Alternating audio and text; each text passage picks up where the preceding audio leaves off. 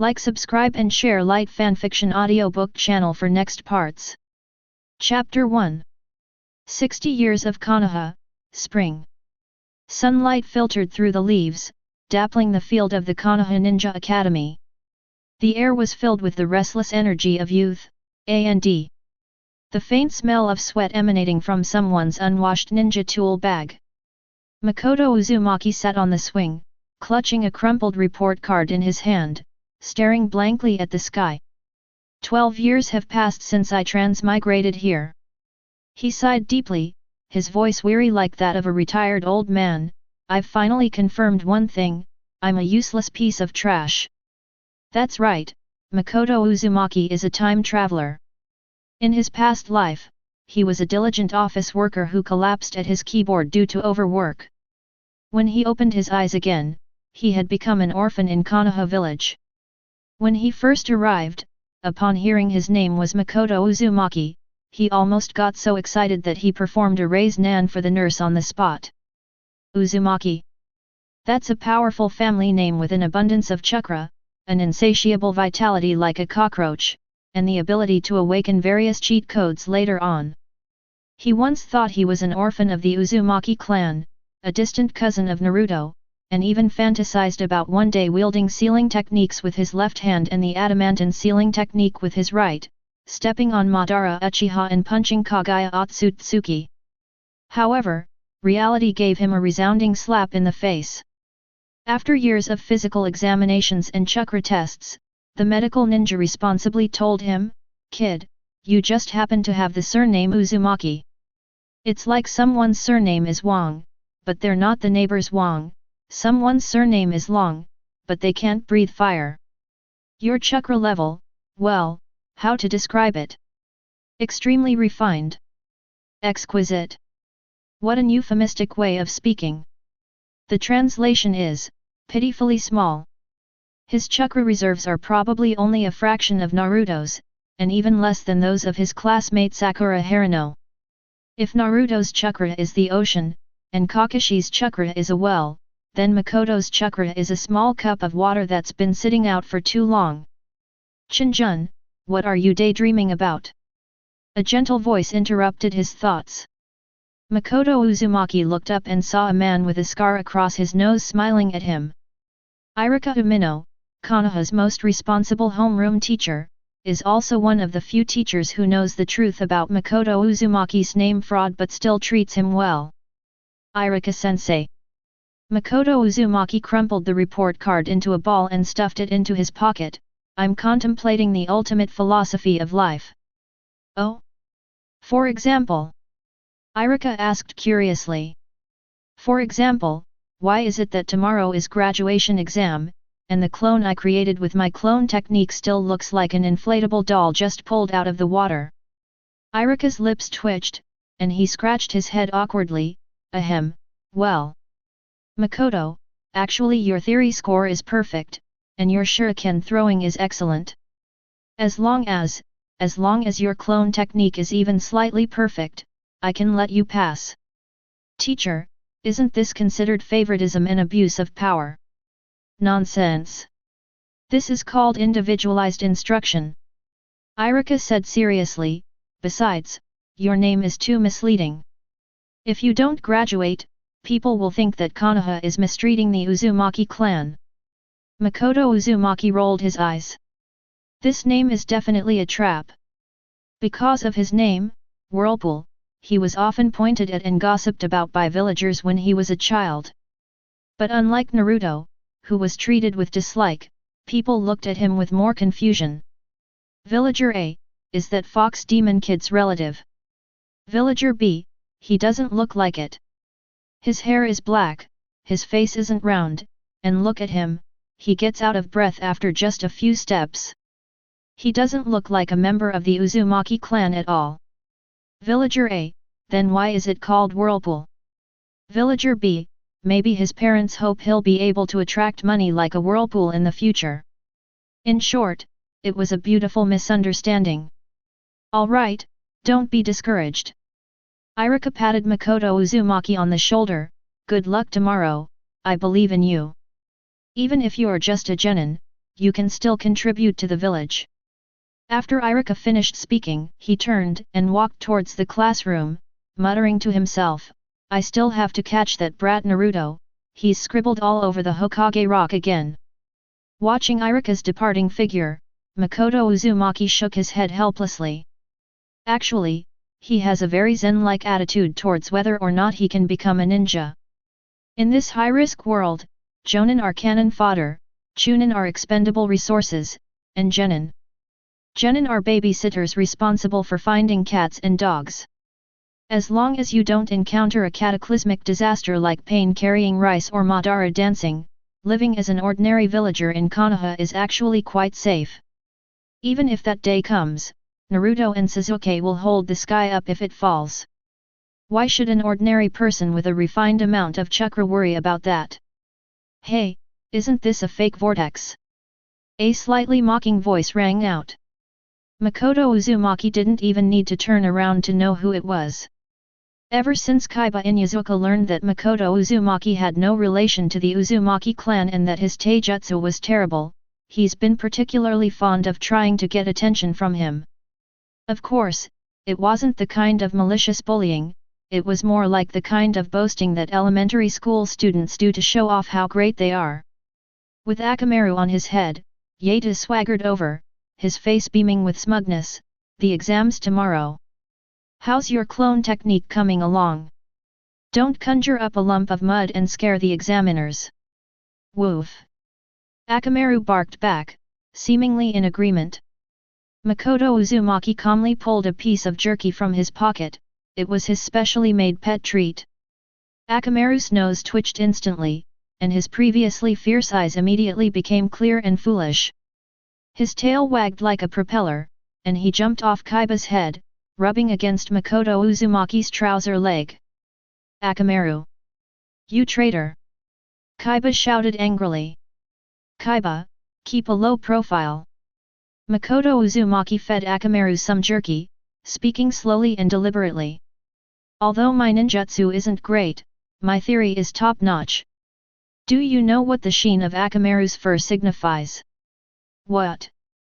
Ya asked instinctively. This suggests it's been consuming too much salt lately, causing some hair loss. I suggest you feed it less leftovers and buy more premium dog food, Whirlpool Makoto said, spouting nonsense with a straight face. Really? Kaiba exclaimed in shock, quickly picking up Akamaru to examine him closely. Akamaru, are you bald? Where are you bald? While Kaiba was caught in self-doubt, Makoto Uzumaki dusted himself off and slipped away. This is Makoto Uzumaki's way of survival, although I can't beat you, I can use my intelligence to fool you. Chapter 2. After leaving the school, Makoto Uzumaki strolled through the streets of Konoha. Although he was a time traveler, he didn't have a system or an old man. For the past 12 years, his only reliance has been the mature mind and way of thinking that he inherited from his previous life, which are ahead of this era. Since I can't be a world-destroying ninja, I'll be a rich ninja. In his spare time, he wrote several light novels titled Intimate. Oh no, I mean the overbearing Naruto falls in love with me and reincarnated into another world as a kunao, and secretly submitted them to bookstores, actually earning a considerable amount of royalties. His personal savings are now greater than those of a typical special jonin. Just as I was thinking of going to Ichiraku Ramen for dinner to celebrate the fact that I probably won't graduate tomorrow, a commotion suddenly broke out ahead. Catch him! Don't let him get away! That belongs to the third generation. A bright orange figure rushed over like a whirlwind, carrying a paint bucket in its hand. It's Naruto Uzumaki, the true member of the Uzumaki clan, the true chosen one, and the true troublemaker. Naruto ran wildly, turning back to make a face, he. You can't catch me. Unfortunately, Naruto didn't look where he was going when he turned his head, and he ran straight into Makoto Uzumaki. As is usually the case, at this point the protagonist should demonstrate amazing reaction speed, either dodging to the side or catching Naruto with one hand, while also showing off. But Makoto Uzumaki is very self-aware. Although his physical abilities were slightly better than ordinary people, he was still no match for ninjas. So he made the most rational choice: he simply lay down. Ouch! Naruto tripped over an obstacle that suddenly disappeared below his sight, sending him flying and rolling several times on the ground before coming to a stop. The paint bucket flew into the air, tracing a graceful arc, and then... splat! It landed precisely on the heads of the two Chuunin who had just caught up. The world fell silent. Makoto Uzumaki lay on the ground, looking at the blue sky and white clouds, thinking, I give myself full marks for this staged accident technique. Ouch! Ouch! Ouch! Naruto rubbed his bottom and got up. Seeing Makoto lying on the ground, he panicked. Ah! Makoto! Are you all right? I didn't mean to. Although everyone in the village hated Naruto, Makoto Uzumaki didn't. Firstly, because I knew the plot, and secondly, because this kid is easy to fool. Makoto Uzumaki often uses expired snacks or scraps of paper he's written on, euphemistically calling them drafts of ninjutsu manuals, to get Naruto's labor, such as running errands for him to buy milk or cleaning for him. In Naruto's eyes, Makoto Uzumaki was a weakling, but also a very knowledgeable and kind person who didn't discriminate against him. It's nothing, just a bit of a backache. Makoto Uzumaki slowly got up, brushing the dust off his clothes. Naruto, you went to the Hokage Rock to do some artistic creation again. Hehe, that's so everyone'll notice me. Naruto grinned sheepishly, scratching his head, his face still covered in paint. By the way, Makoto, are you confident about tomorrow's graduation exam? No, Makoto Uzumaki answered decisively. Hey? What do we do then? Naruto was even more anxious than him. If we can't graduate, we can't be ninjas. I wanted to be in the same class as you. In the same class? Makoto Uzumaki raised an eyebrow. You're overthinking it. You're at the bottom of the class, and so am I. Putting two bottoms together is just to infuriate the teacher, isn't it? But... no buts. Makoto Uzumaki pointed to the two Chuunin charging towards them in the distance, their heads covered in paint buckets, their expressions menacing. I think your most pressing concern right now isn't the exam, but how to survive tonight. Naruto turned around and screamed in fright, Whoa! Help! After saying that, he took off running at an astonishing speed. Makoto Uzumaki smiled as he watched Naruto's departing figure.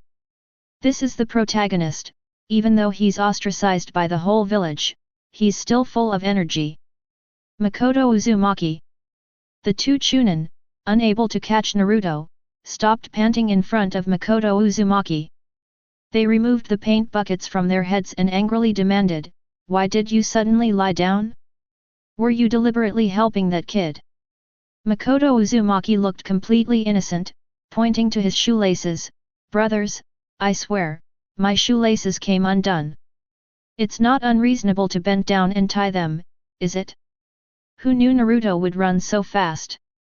The two Chuunin looked down and saw that Makoto Uzumaki's shoelaces were indeed tied properly. Humph! You're lucky. Chuunin knew he was in the wrong, and besides, there was no point in bullying an orphan, so he left grumbling.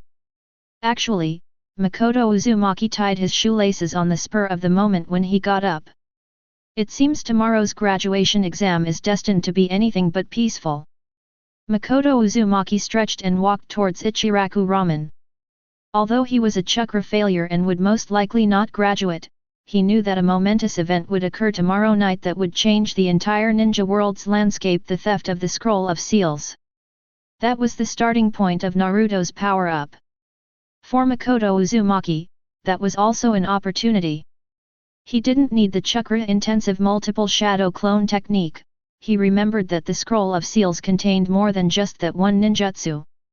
It is said that there are also some auxiliary ninjutsu that do not require much chakra but demand a high degree of control, or the basic principles of sealing techniques. If I could just catch a glimpse of it, even just one glimpse. Forget it, I don't want to think about it anymore. Makoto Uzumaki rubbed his stomach. Nothing's more important than eating. Boss, a bowl of miso shashu ramen, with an egg and a Naruto roll. The next day, at the Ninja Academy. The atmosphere was as somber as if a funeral was being held. One by one, students entered the examination hall. Some came out happily with their headbands, while others ran away dejectedly, crying. Finally, it was Makoto Uzumaki's turn. Upon entering the classroom, Irika and Mizuki sat in the examiners' seats. Shuimu still wore that fake smile, which was nauseating to look at. Makoto Uzumaki, the challenge is the shadow clone technique. Irika looked at him encouragingly, let's begin. Makoto Uzumaki took a deep breath and formed a hand seal. Sheep snake tiger. Clone technique. Bang. A puff of white smoke dissipated. Irika and Mizuki looked closely. Next to Makoto Uzumaki, something appeared. It was indeed a humanoid figure, dressed in the same clothes as Makoto Uzumaki. However, it had no face and lay limply on the ground, like a lump of rice cake melted by the sun. The most outrageous thing was that the lump of rice cake even let out a strange groan. A deathly silence fell over the classroom. Mizuki's lips twitched, as if she was trying to suppress a laugh. Irika covered his face with his hands and let out a desperate sigh. Makoto Uzumaki scratched his head and asked tentatively, Teacher, you see, even though it's ugly, at least it appeared. Wouldn't you call that a kind of abstract art? Failed. Irika's roar echoed throughout the corridor. As he walked out of the school, Makoto Uzumaki looked at Naruto, who had also failed the exam, sitting on the swing. He felt nothing, in fact, he almost wanted to laugh. Sure enough, the script was still the same. This time, however, there was one more person on the swing. Makoto, you died too? Naruto asked with tears in his eyes as he saw Makoto approaching, as if he had found a kindred spirit. Yet. Makoto Uzumaki sat down on the horizontal bar next to him, swinging his legs. But it's okay, life is like an electrocardiogram, if it's all smooth sailing, you're dead. But I want to be Hokage. Naruto clenched his fist. Becoming Hokage and graduating aren't necessarily related, Makoto Uzumaki casually remarked. Did you know the first Hokage ever attend the Ninja Academy? No. He was invincible even before the academy was founded. Really? Naruto's eyes lit up. Of course it's true. Just then, that familiar figure appeared. Mizuki walked up to the two of them with an alluring smile on her face.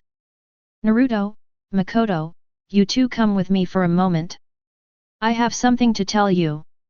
Makoto Uzumaki narrowed his eyes, looking at the non-existent words experience pack on the top of Mizuki's screen, and a slight smile appeared on his lips. They've arrived. A night that changed my destiny, or, a night for watching a play. Chapter 3. As the sun set, it bathed Konoha village in a vibrant orange-red hue. On the school rooftop, the evening breeze made people shiver. Shui Mu sat on a railing, a greasy smile typical of salespeople, full of I'm doing this for your own good attitude. Makoto Uzumaki and Naruto sat side by side. Naruto looked excited, his eyes wide like saucers, while Makoto Uzumaki had a deadpan expression, as if he were listening to a boss giving a year-end summary meeting.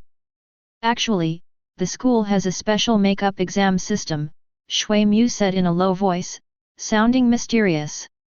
As long as you pass this exam, even if your previous grades were terrible, you can graduate directly. Really? Mizuki-sensei. I knew you were the best to me. Naruto was so excited he almost jumped up. Makoto Uzumaki silently picked at his ear.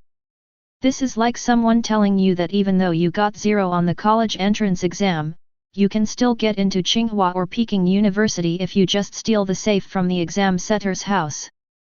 Only a simple-minded person like Naruto would believe such nonsense. Makoto, Why aren't you saying anything? Are you unhappy? Mizuki turned his head, looking at the silent Makoto, a hint of contempt flashing in his eyes. In his view, this fake vortex, which only has a deceptive name, is a perfect scapegoat. If Naruto fails, just blame it on this insignificant orphan, nobody cares anyway. I'm so happy, I'm absolutely thrilled. Makoto Uzumaki said expressionlessly, "Teacher, my heart is practically stopping. This is like a pie falling from the sky, no, a pizza." Mizuki's lips twitched, automatically ignoring Uzumaki Makoto's sarcastic tone, and continued, "The content of this test is to go to the Hokage building and retrieve the Scroll of Seals." The Book of Seals. Naruto tilted his head. "Yes, that's a scroll that records the village's strongest ninjutsu," Mizuki coaxed. "Learning just one ninjutsu from it is enough to pass the exam." "Okay. I'm going right now." Naruto turned and ran. "Wait." Makoto Uzumaki grabbed Naruto by the back of his collar. "Mizuki-sensei, why were we chosen for such an important mission?" Mizuki was clearly prepared, "Because I have faith in your potential. Especially you, Makoto. Although you have less chakra, your theoretical knowledge is solid. I believe you can understand the scroll." Makoto Uzumaki sneered inwardly. "What good would it do me to understand it? With my meager chakra, I couldn't even open the scroll's cover, could I? However, now that the script has been handed to us, it would be impolite not to continue acting. Since the teacher trusts us so much." Makoto Uzumaki sighed, his eyes hardening, "Then let's do it. For Konoha. For graduation." Late at night, at the Hokage building. The third Hokage, Hiruzen Sarutobi, was facing the crystal ball, watching the orange figure darting around the building like a headless fly, while another black-haired figure followed leisurely behind, occasionally straightening a vase that the person in front had kicked over. "Ha, these two little rascals." The third generation exhaled a smoke ring, his eyes deep and thoughtful. There were no secret agents blocking their way. This was a tacitly approved trial, or rather, a sting operation targeting SMTH, Shuemu BBS. "Found it." Naruto, carrying a huge scroll, climbed out of the window, nearly slipping and falling. "Chang! Catch it!" Makoto Uzumaki stood downstairs, helplessly spreading his arms. Bang! The enormous scroll crashed into his arms, nearly breaking his frail old back. "Holy crap, is this thing solid?" Makoto Uzumaki grinned. "Naruto, you carry it, I'll keep watch." "All right." Without saying a word, Naruto picked up the scroll, which was taller than himself, and ran wildly towards the forest outside the village. Makoto Uzumaki followed behind, panting heavily. Although he was there to lie down, at this crucial moment, he also wanted to see what the legendary Book of Seals actually looked like. If it were Naruto from the original story, he would probably just focus on and relentlessly attack the multiple shadow clone technique. But the vortex is different. He has the soul of an adult, he knows what it means to find a bargain. The two arrived at a dilapidated wooden hut deep in the forest. Naruto eagerly unfurled the scroll. "Let me see. The first ninjutsu is multiple shadow clone technique. Looks really difficult. You practice yours." Makoto Uzumaki leaned closer, his eyes quickly scanning the scroll. "I'll see if there are any ninjutsu suitable for the elderly, oh no, for those with chakra shortages. Most of the techniques recorded in the Book of Seals are forbidden arts. What about Reaper Death Seal, Impure World Reincarnation, Mutual Explosion tags?" These techniques made even a glance at them cause Makoto Uzumaki's kidneys to ache. Forget about training, I reckon just forming a hand seal would drain his pitiful chakra, turning him into a dried-up corpse in the process. Aren't there any low-cost, high-reward skills? Undeterred, Makoto continued to tumble downwards. Suddenly, his gaze fell on a line of small print in the corner of the scroll. Precision control of chakra and modification of basic sealing techniques. This is not some world-destroying ninjutsu, but rather some notes on chakra control casually written down by the second Hokage, Tobirama Senju, as well as a few small sealing techniques that do not require a large amount of chakra to activate. For example, how to maximize the power of an explosive tag with the least amount of chakra, or how to create a visual barrier that lasts for 3 seconds using chakra. That's it. The vortex was like a priceless treasure. This is practically tailor-made for a loser like him who makes up for his lack of mana with low intelligence. While Naruto was still scratching his head at the multiple shadow clone jutsu, Makoto Uzumaki had already pulled out his notebook and started frantically copying down that insight. Time ticked by, second by second. Naruto was covered in sweat, still struggling with the unknown seal. Makoto Uzumaki had already closed the notebook and contentedly stuffed it into his underwear, no, into his inner pocket. Naruto, how's your training going? Hehe, I think I'm starting to get the hang of it. Naruto wiped his sweat, his face beaming with confidence. Just then, a sharp whooshing sound came from behind. Chapter 4. Naruto. Makoto. Iruka appeared before the two, covered in sweat and panting, with a few leaves clinging to his clothes, looking quite disheveled. Iruka-sensei! Naruto exclaimed with delight, you've come at the perfect time. I've already learned one ninjutsu, can I graduate now? Iruka looked at Naruto's innocent face, then at Makoto Uzumaki beside him who had an expression that said, I was just passing by, and felt a mix of emotions. Naruto, you.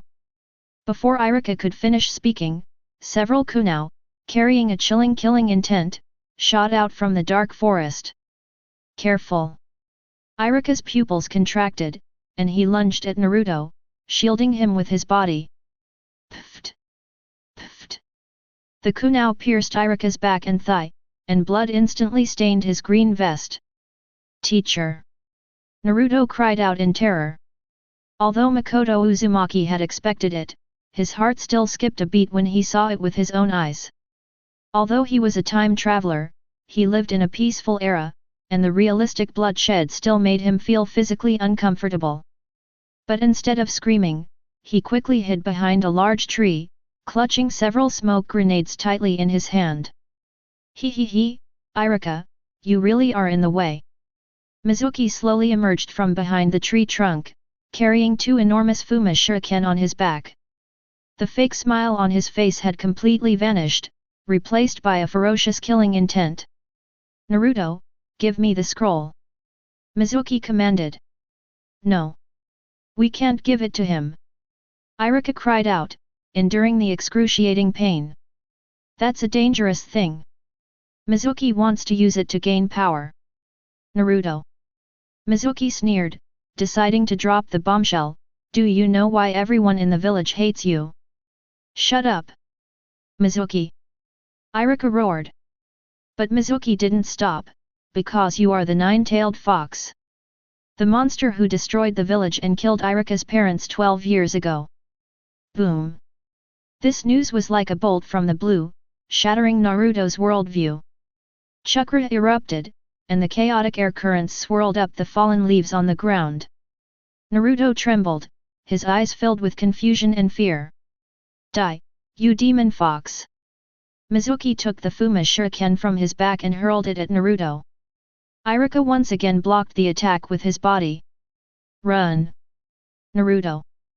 Naruto paused for a moment, then turned and rushed into the forest. Tch, he got away. Mizuki drew his kunai, his gaze shifting to Makoto Uzumaki hiding behind a tree. Since the main culprit is gone, let's deal with you, the witness, first. You're just a piece of trash anyway. Makoto Uzumaki sighed and stepped out from behind the tree. Mr. Mizuki, even though I'm a loser, it's really hurtful to say it so bluntly. Dead men don't need dignity. Mizuki grinned maliciously as he charged forward. Makoto Uzumaki didn't run away. He can't outrun a Chuunin. He calmly took a round object out of his pocket and pulled the tab. Mr. Mizuki, do you know what the precursor to scientific ninja tools was? Shuimu was taken aback. What? That's a specially made chili powder smoke bomb. Bang! A burst of red smoke erupted instantly, accompanied by a suffocatingly spicy smell. Cough cough cough. My eyes. Cough cough. Caught off guard, Shuimu choked, tears streaming down her face, and her vision was completely obstructed. Taking advantage of the situation, Makoto Uzumaki rolled over to Irika's side and dragged him into the bushes. Makoto, you. Irika looked at him weakly. Don't speak, teacher, Makoto Uzumaki whispered. I put some ghost pepper powder in this smoke bomb that I bought from the Ichiraku ramen guy. It'll be enough to give him a hard time. Although this move doesn't cause much damage, it's extremely humiliating and can buy time. That's enough. The rest of the story unfolded exactly as Makoto Uzumaki had anticipated. Irika found Naruto and, with a heartfelt and moving speech, resolved Naruto's inner conflict. When Mizuki finally escaped the torment of the chili powder and, with red eyes, chased after him ready to unleash his fury, he was no longer facing that bewildered underdog. Instead, he was a young man with a determined look in his eyes and a seal made of the character in his hand. Don't touch Irika-sensei! Or I'll kill you! Naruto roared. You? You little fox demon! Shuimu scoffed. Multiple shadow clone technique. Boom boom boom boom boom. White smoke billowed, and the entire forest was instantly filled with orange figures. Hundreds and thousands of Narutos hung in the trees, squatted on the ground, and stood in the water, densely packed together, stretching as far as the eye could see. Each clone emanated a genuine surge of chakra. Shuimu was stunned. Makoto Uzumaki, hiding in the bushes, was dumbfounded. Even though I knew the plot, the 3D IMAX version was still incredibly impressive. Is this a crushing defeat on a chakra scale? Makoto Uzumaki looked at his palm, feeling the pitiful amount of chakra within him, and tears of envy streamed down his face. This is the difference between a pay-to-win player and a free-to-play player. What followed was nothing short of a violent brawl unsuitable for children. 1,000 Narutos ganged up on one Mizuki. The scene was extremely brutal, with screams echoing everywhere. A few minutes later, Mizuki lay on the ground, bruised and swollen, foaming at the mouth, completely unconscious. As the sun rose, its rays pierced through the trees, illuminating Irika, covered in wounds, and Naruto, who wore a silly grin. Irika took off his headband and gently placed it on Naruto's head. Congratulations on your graduation. This scene was heartwarming and touching. Makoto Uzumaki sat on a tree root nearby, holding a blade of grass in his hand, watching quietly. Naruto suddenly remembered something and turned to look at Makoto Uzumaki. Irika-sensei, what about Makoto? He helped too. And he looked at the scroll too. Irika paused for a moment, then looked at Makoto Uzumaki. Indeed, if it weren't for Makoto Uzumaki's despicable, smoking chili bomb, I might have been killed by Mizuki long ago. Moreover, this child's composure in the face of crisis far surpasses that of an average genin. However, rules are rules. Makoto's clone technique. Irika hesitated. Just then, an old voice rang out. Cough cough. The third Hokage, Hiruzen Sarutobi, appeared in the forest sometime during the night, accompanied by several Anbu members. Third generation lord. Irika tried to rise and bow. The third generation waved his hand, indicating that he didn't need to be so polite. He walked up to Makoto Uzumaki, smiling as he looked at the somewhat lazy-looking boy. Makoto Uzumaki, right? Yes, Hokage-sama. Makoto Uzumaki stood up, dusted himself off, and his attitude was neither humble nor excited. That smoke grenade you used just now was quite interesting. The third Hokage said pointedly, and what did you copy onto the scroll? Makoto Uzumaki's heart tightened, but he remained calm on the surface, reporting to the Hokage, I have copied down the second Hokage's insights on chakra control. I think that compared to forbidden techniques that I can't learn, basic theory is more suitable for a useless, ordinary person like me. A hint of admiration flashed in the third generation's eyes. Not greedy, self-aware, calm in the face of danger, and somewhat clever. Although his chakra reserves are pitifully low, his brain is sharp enough to make him a ninja. Konoha needs more than just a cannon like Naruto, it also needs calm, reliable cogs in the machine like Shikamaru, or this kid. Since you participated in this special exam and helped your comrades defeat the traitor Mizuki, the third Hokage said, pulling a spare headband from his pocket and handing it to Makoto Uzumaki, I will also make an exception and allow you to graduate. Makoto Uzumaki paused for a moment. He looked at the headband that gleamed with a metallic sheen, and a strange feeling suddenly welled up inside him. I just wanted to relax and be a couch potato, how did I end up becoming a ninja out of nowhere? Is this considered an easy win? Thank you, Hokage-sama. Makoto Uzumaki took the headband and casually tied it around his arm. But let's make this clear first, I only take on missions to find cats and dogs. Don't bother me with anything involving fighting or killing, I'm squeamish about blood. The third generation laughed heartily, that's a headache for the teachers leading the teams in the future. On the way back to the village, Naruto excitedly touched his headband, chattering incessantly, Makoto. We've both graduated. That's great. Do you think we might end up in the same class? Probably not. Makoto Uzumaki yawned. You're the Nine-Tails Jinchuriki, and I'm short on chakra. Putting you with me would be a huge waste of resources. What kind of Jinchuriki? It's nothing, just complementing your boundless energy. Makoto Uzumaki looked up at the rising sun and touched the small notebook in his arms filled with the second Hokage's insights. Although the process was a bit bumpy, the result was pretty good. With this little notebook, perhaps in this high-risk world, even a salted fish like him can turn over a little and blow a bubble. Let's go, Naruto. Where to? Let's go eat Ichiraku ramen. It's your treat this time, after all, those 1,000 clones you created earlier blinded me, you owe me compensation for emotional distress. Hey? But I don't have any money. No money? Then use your seduction skills to pay off your debt to Uncle Ichiraku. UBD, Makoto. I'm going to beat you up. The sounds of the boys playing and laughing gradually faded away on the streets of Konoha in the early morning. 60 years of Konoha, spring. Makoto Uzumaki was officially forced to become a genin. Chapter 5. A clear morning in Konoha, filled with birdsong and the fragrance of flowers. With huge dark circles under his eyes, Makoto Uzumaki drifted into the classroom like a lost soul. He barely slept a wink last night. It wasn't because of excitement, but because the little notebook left behind by the second Hokage, Tobirama Senju, was just too hardcore. That wasn't some ninja technique manual at all, it was a book called Introduction to Chakra Fluid Mechanics and Calculus. In his notes, Tobirama explained in detail how to release ninjutsu with minimal energy consumption by calculating the cross-sectional area of the meridians and the flow rate of chakra. It even contains a large number of formulas and force analysis diagrams. As expected of a master of forbidden techniques, even writing a reflection is like writing a thesis.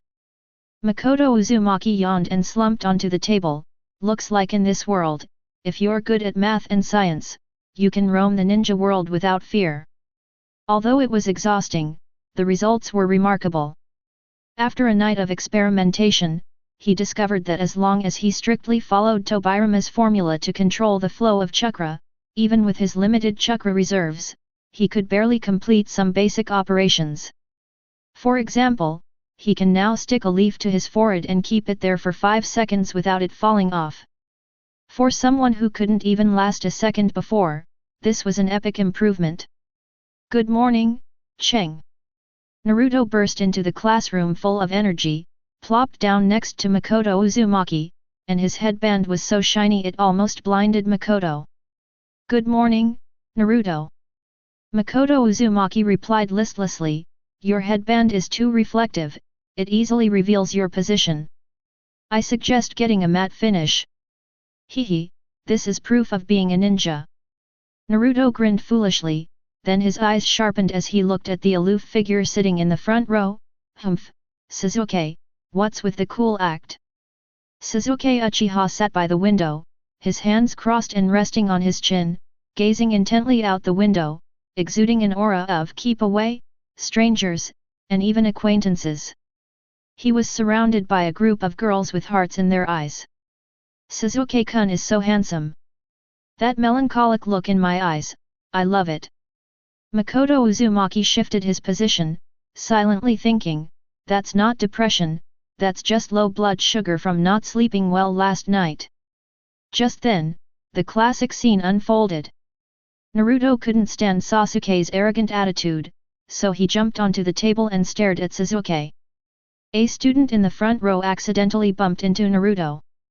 "It's like fate is at work." Naruto leaned forward, catching Sasuke off guard. Their faces drew close in a flash, their lips meeting precisely. Smack! The air froze. The screams of all the girls in the class caught in their throats and turned into terrified gasps. As a bystander watching closely, Makoto Uzumaki neither screamed nor vomited. He simply took out the half-eaten steamed bun from his pocket, took a bite, and then clapped. Slap, slap, slap. The crisp applause sounded particularly jarring in the deathly silent classroom. Naruto and Sasuke separated as if electrocuted, both covering their mouths and retching violently. "I'm going to kill you, Naruto." Sasuke's killing intent almost materialized. "Ugh! My first kiss was with this BD." Naruto was in agony. "Makoto! Why are you clapping?" Naruto roared back in indignation. "I'm marveling at the greatness of friendship." Makoto Uzumaki swallowed his steamed bun, spouting nonsense with a straight face. That kiss shattered the barriers of class, dissolved the divide between genius and underdog. This is a momentous chapter in Konoha's history, I suggest it be recorded in the annals. "I'm going to kill you." Naruto and Sasuke roared in unison. After the farce, Irika walked in with the class assignment list. The classroom fell silent instantly. This was a pivotal moment that would determine their fate. "Congratulations on becoming a fully fledged ninja. Next, we will be assigning you to teams of 3. Irika began reading the list. Class 1, Class 2. Makoto Uzumaki listened listlessly. He didn't really have any expectations about the class assignments, as long as he wasn't assigned to the frontline suicide squad. Ideally, I'd be assigned to Team 10, lying down with Shikamaru watching the clouds. That would be my dream life. Team 7, Naruto Uzumaki, Sakura Haruno, Sasuke Uchiha. Naruto cheered, "Yay! I'm in a group with Sakura." Sakura cheered, "Yay! I'm in a group with Sasuke." Naruto said dejectedly, "Ugh! I'm in a group with Sasuke." Sasuke scoffed, "TCH, a drag-on. A classic love triangle." Just when everyone thought the assignments for Team 7 were finished, Irika paused, looking at Makoto Uzumaki in the corner with a somewhat complicated expression. "And due to the odd number of graduates this year, and considering certain special circumstances, Class 7 will be an exception, with a quota of 4 students." Irika took a deep breath and uttered the name, 4th member, Makoto Uzumaki. Quiet. A deathly silence. Makoto Uzumaki dropped the steamed bun in his hand. His eyes widened, and he pointed to his nose. "Teacher, did you mispronounce it? Or were you sleepy from grading papers last night? You put me in Class 7? Do you think the atmosphere in this class isn't tense enough, and you want me to be the catalyst? This is the Hokage's decision." Irika shrugged helplessly. "Makoto, you have to believe in yourself. You're the, lubricant for this group." What the hell is lubricant? Makoto Uzumaki was in despair. What does it mean to hang out with the main characters? This means encountering Zabuza on his way out, Orochimaru during the Chuunin exams, and later, the Akatsuki, Madara Uchiha, and Kagaya Otsutsuki. This isn't a ninja squad, it's a direct route to the underworld. Great, Makoto. We're in the same group. Naruto was overjoyed, rushing over to hug Makoto's neck. We, the Uzumaki duo, are going to dominate the ninja world. Sasuke glanced at Makoto Uzumaki and coldly uttered 2 words, a burden. Sakura looked disgusted, having 2 drags on was annoying enough, now there are 3. My Sasuke-kun. Makoto Uzumaki picked up the steamed bun from the ground, dusted it off, and said with a vacant look in his eyes, destroy it. I'm tired. At noon, the other classes were led away by their instructors, Chuunin. Only 4 students from class 7 remained in the classroom. Naruto, always restless, slipped the blackboard eraser under the door and pulled a classic prank. How could something like that possibly fool a Chuunin? Sasuke said dismissively. I also think it's a bit childish, Sakura agreed, but she was actually looking forward to it. Sitting in the corner, holding the notebook, Makoto Uzumaki said without looking up, I bet 5 cents he'll fall for it. Hey? Makoto, are you insulting the intelligence of a Chuunin? Sakura rolled her eyes. No, I'm betting on Jounin's twisted sense of humor. Makoto Uzumaki turned a page. For some notorious latecomers, this kind of low-level trap is actually a way of greeting them. The words had barely left his mouth. A hand pushed the door open. Smack! The blackboard eraser landed precisely on a head of silver hair, sending chalk dust flying. Kakashi, with his white-gray hair and dead fish eyes, scanned the 4 people in the classroom. Naruto burst into laughter, ha ha ha ha. I told you he'd fall for it. Sasuke and Sakura were dumbfounded. Kakashi dusted off his hair, his gaze lingering on Makoto Uzumaki for a second, seemingly somewhat surprised by the boy's composure. Well, Kakashi began lazily, my first impression of you guys was rather unpleasant. Chapter 6. Rooftop. A gentle breeze blew by as the 4 people sat on the steps, Kakashi leaning against the railing. All right, let's start with some self-introductions, Kakashi said. Introduce yourself? What do you need to say? Sakura asked. What they like, what they dislike, their future dreams, hobbies, etc. Then why don't you demonstrate first, teacher? Naruto suggested. Me. Kakashi pointed to himself, my name is Hatake Kakashi. Things I like and dislike? I don't want to tell you. My future dreams? I haven't thought about them. Interests? I have quite a few. All we got was the name. Sakura complained. All right, next one. Kakashi pointed at Naruto. Naruto immediately adjusted his headband. My name is Uzumaki Naruto. I love instant noodles, and I especially love the Ichiraku ramen that Irika-sensei treated me to. What I hate is waiting 3 minutes for instant noodles. My dream is to surpass all the previous Hokage and have the entire village acknowledge my existence. Very energetic. Kakashi nodded, then looked at Sakura. Sakura hesitated for a moment, then looked at Sasuke. My name is Harano Sakura. Things I like, well, people I like are. Looks at Sasuke, blushing. My future dream is. Screams. I hate Naruto. Naruto. Then, Kakashi looked at Sasuke. Sasuke's aura instantly darkened. My name is Uchiha Sasuke. I hate many things, and I like nothing. I have one ambition, to revive the Uchiha clan, and I must personally kill that man. The atmosphere instantly plummeted to freezing point. Naruto and Sakura were both startled. Kakashi narrowed his eyes, finally looking at the boy who had been watching the clouds from the side. The last one, the extra one, it's your turn. Makoto Uzumaki sighed and slowly sat up straight. My name is Makoto Uzumaki. Although my surname is Uzumaki, I'm not related to Naruto, and I can't make Rasengan. What I like is money, especially a pension I can receive without having to work. Also, a safe home front, and ramen with 2 eggs. What I hate are overtime, business trips, dangerous missions without any pay, and those extremists who are always talking about destroying or saving the world. Interest is about figuring out how to do the most with the least amount of chakra, commonly known as energy conservation.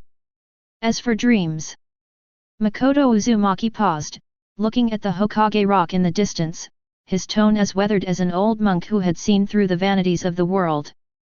My dream is to live to 60 and retire, then use my savings to buy a piece of land, grow some vegetables, raise a dog, and finally pass away peacefully in my sleep. I absolutely do not want to die on the battlefield, and even less so in a mysterious way, with my body never found. Quiet. Once again, there was a deathly silence. Naruto's mouth dropped open. Makoto, your dream, it's so unambitious. Sasuke frowned, seemingly disgusted by such a lack of fighting spirit. Kakashi's one exposed dead fish eye lit up slightly. In this class filled with hot-blooded idiots and vengeful teenagers, a realist who just wants to collect his pension has somehow snuck in? Interesting. All right, you four. Kakashi scratched his head. Your personalities are quite diverse. The mission begins tomorrow. Kakashi's tone shifted, becoming serious. First, a survival drill. A drill? We've done that many times at school. Sakura asked, puzzled. This is no ordinary drill. Kakashi let out a sinister laugh. This is an extremely difficult test with a 66% failure rate. If you fail, you'll be sent back to school to repeat a year. What? Naruto and Sakura were shocked. Sasuke clenched his fist. Only Makoto Uzumaki remained calm, even showing a hint of anticipation. Send him back to school to repeat a year. Makoto Uzumaki raised his hand to ask, Teacher, if I repeat a year, does that mean I won't have to do dangerous missions anymore? Can I still use my school cafeteria card? Kakashi's lips twitched slightly. Is this kid serious? No. Kakashi ruthlessly shattered his illusions. If you fail, not only will you not become a ninja, but you'll also be disqualified from graduating this year, which means, you'll become unemployed. Makoto Uzumaki's face instantly fell. Being unemployed means having no income, which means having no money for ramen, no money for books, and eventually starving to death on the streets. All right. Makoto Uzumaki sighed, pulled an energy bar from his pocket, and took a bite. Looks like I'll have to be a little resilient tomorrow for the sake of my retirement fund. Remember, assemble at the 3rd training ground at 5 o'clock tomorrow morning. Kakashi turned to leave, then turned back and added, also, don't eat breakfast, you'll throw up. Watching Kakashi vanish in an instant, Makoto Uzumaki silently swallowed the energy bar in his hand. Not eating breakfast. Makoto Uzumaki sneered, then said to the 3 people beside him, take my advice, you absolutely must eat your fill tomorrow. Not only that, but bring your own lunchbox. Trust me, you can't beat a capitalist on an empty stomach. Hey! Naruto looked completely bewildered, but the teacher said. You believe what the teacher says? Makoto patted Naruto on the shoulder, speaking earnestly, this is the first lesson for a ninja, information tact. That white-haired guy doesn't look like a good person. Sasuke stood up, gave Makoto Uzumaki a cold look, and turned to leave. Humph, boring. Watching the 3 disperse, each lost in their own thoughts, Makoto Uzumaki lay back down on the steps, gazing at the clouds drifting across the sky. Steal the bell. He touched the notebook in his pocket. Although we can't beat Kakashi, if there are 4 of us, maybe we can try out that ultimate underhanded tactic. Makoto Uzumaki closed his eyes, his mind beginning to conjure up the chaotic morning that was destined to follow. The youth of Konoha, it's really enough to make you go bald. Chapter 7. Inside the training ground, a gentle breeze stirred up a few fallen leaves, creating a desolate atmosphere. The midday sun was a bit dazzling, but for the members of Class 7, their mood at that moment was even more desolate than those few fallen leaves. The current situation is appalling. Naruto was hanging upside down from the tree, like a dried-out piece of jerky, cursing under his breath, "Damn it! Put me down! I'm going to fight that white-haired guy to the death." Sasuke was buried in the ground, with only his head showing the legendary heart-slaying technique. This Uchiha clan prodigy looked utterly humiliated.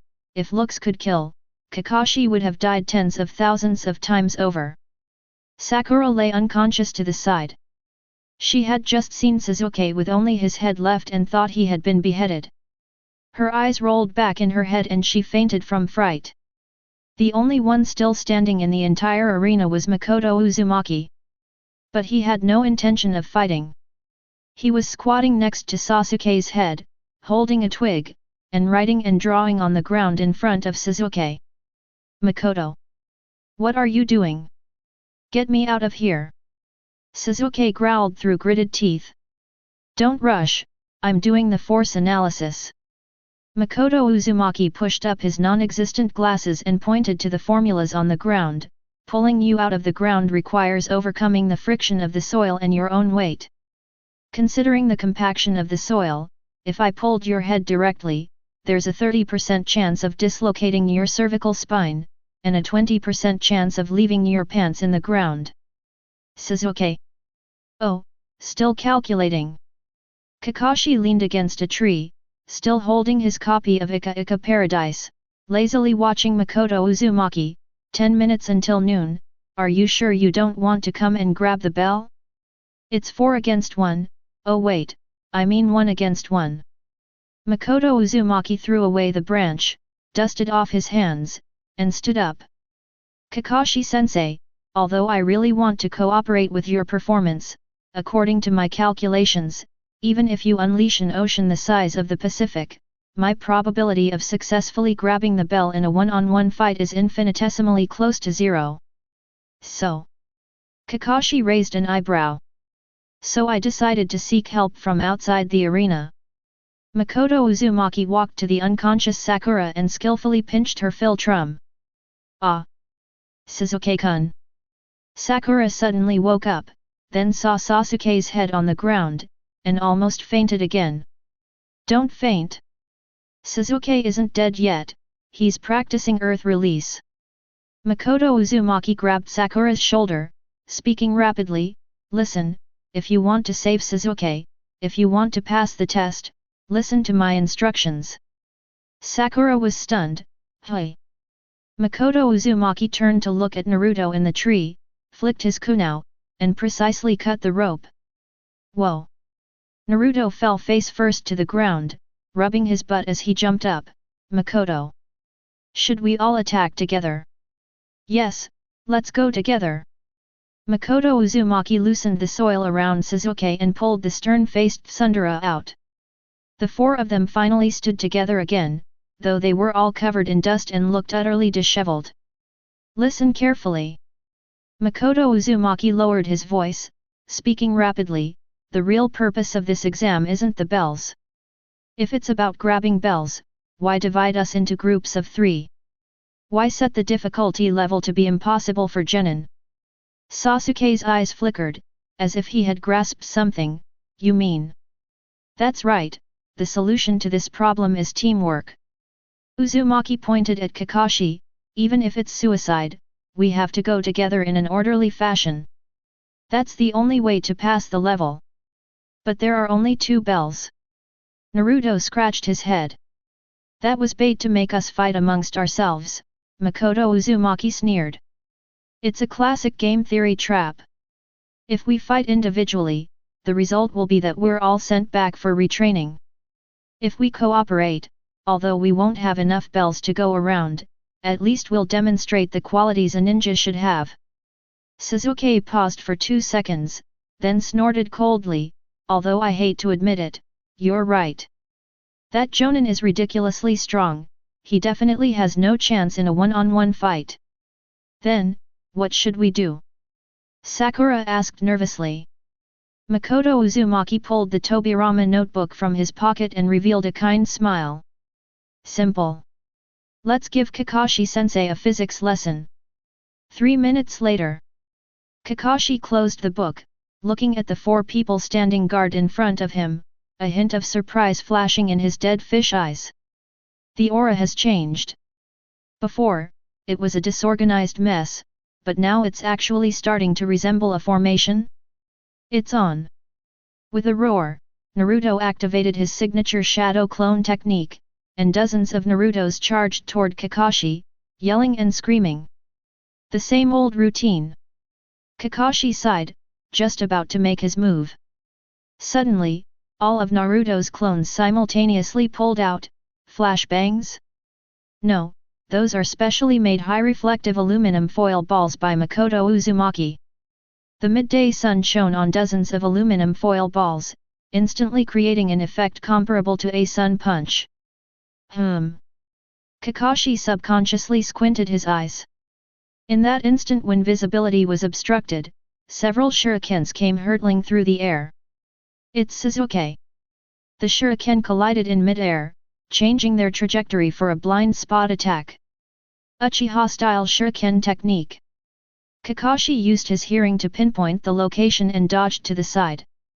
But the moment he landed, the ground beneath his feet suddenly collapsed. A trap. Kakashi was startled. This is no ordinary trap. The bottom of the pit isn't covered in spikes, but rather coated with oil. This is the absolutely smooth zone that Sakura just set up, following Makoto Uzumaki's instructions, using her power and the cooking oil he brought. The friction disappeared instantly. Even a Jonin, with no foothold and slipping underfoot, froze for a moment. "Now! Makoto!" Sasuke shouted. Makoto Uzumaki did not rush forward to snatch the bell. He stood 10 meters away, his hands forming a hand seal, but it wasn't some kind of ninjutsu. Instead, he was pulling a steel wire as thin as a spider's thread. The steel wire was connected to a huge rock on a tree branch above Kakashi's head, which was where Naruto's clone had just hung. Gravitational potential energy is converted into kinetic energy. A giant boulder came hurtling down. "Good teamwork." A hint of appreciation flashed in Kakashi's eyes. He forcibly twisted his body in mid-air, activating the substitution technique. Bang! The boulder crashed into the wooden stake, sending sawdust flying everywhere. The smoke and dust cleared. Kakashi stood on a tree branch not far away, the bell in his hand jingling. "Time's up!" The alarm clock rang. The 4 of them collapsed to the ground, panting heavily. It failed. Even after taking into account friction, optical interference, and gravitational acceleration, the gap in strength remains insurmountable. "Damn it! I was so close." Naruto pounded the ground, his face full of resentment. Sasuke clenched his fist, his nails digging into his flesh. Sakura's eyes were red, and she looked like she was about to cry. Makoto Uzumaki, sprawled out on the ground in a completely unladylike manner, looked at the blue sky and white clouds, and let out a long sigh. "I'm exhausted. This amount of exercise is excessive. I'm going to apply for workers' compensation." Chapter 8. 10 minutes later. 3 wooden stakes, 3 people tied up. Naruto, Sasuke, and Sakura were tied to a wooden stake. Only Makoto Uzumaki wasn't tied up, because Kakashi said, "You're the only one who realized teamwork and organized a tactic, even though the tactic was despicable and almost ruined my hairstyle, but let's just say you don't have to be tied up." Kakashi stood before them, his tone terrifyingly serious. "All 3 of you are unqualified. As for Makoto..." Kakashi glanced at Makoto, who was sitting on the ground opening a deluxe bento box. While you're intelligent, as a ninja, you lack the will to win. You're not qualified.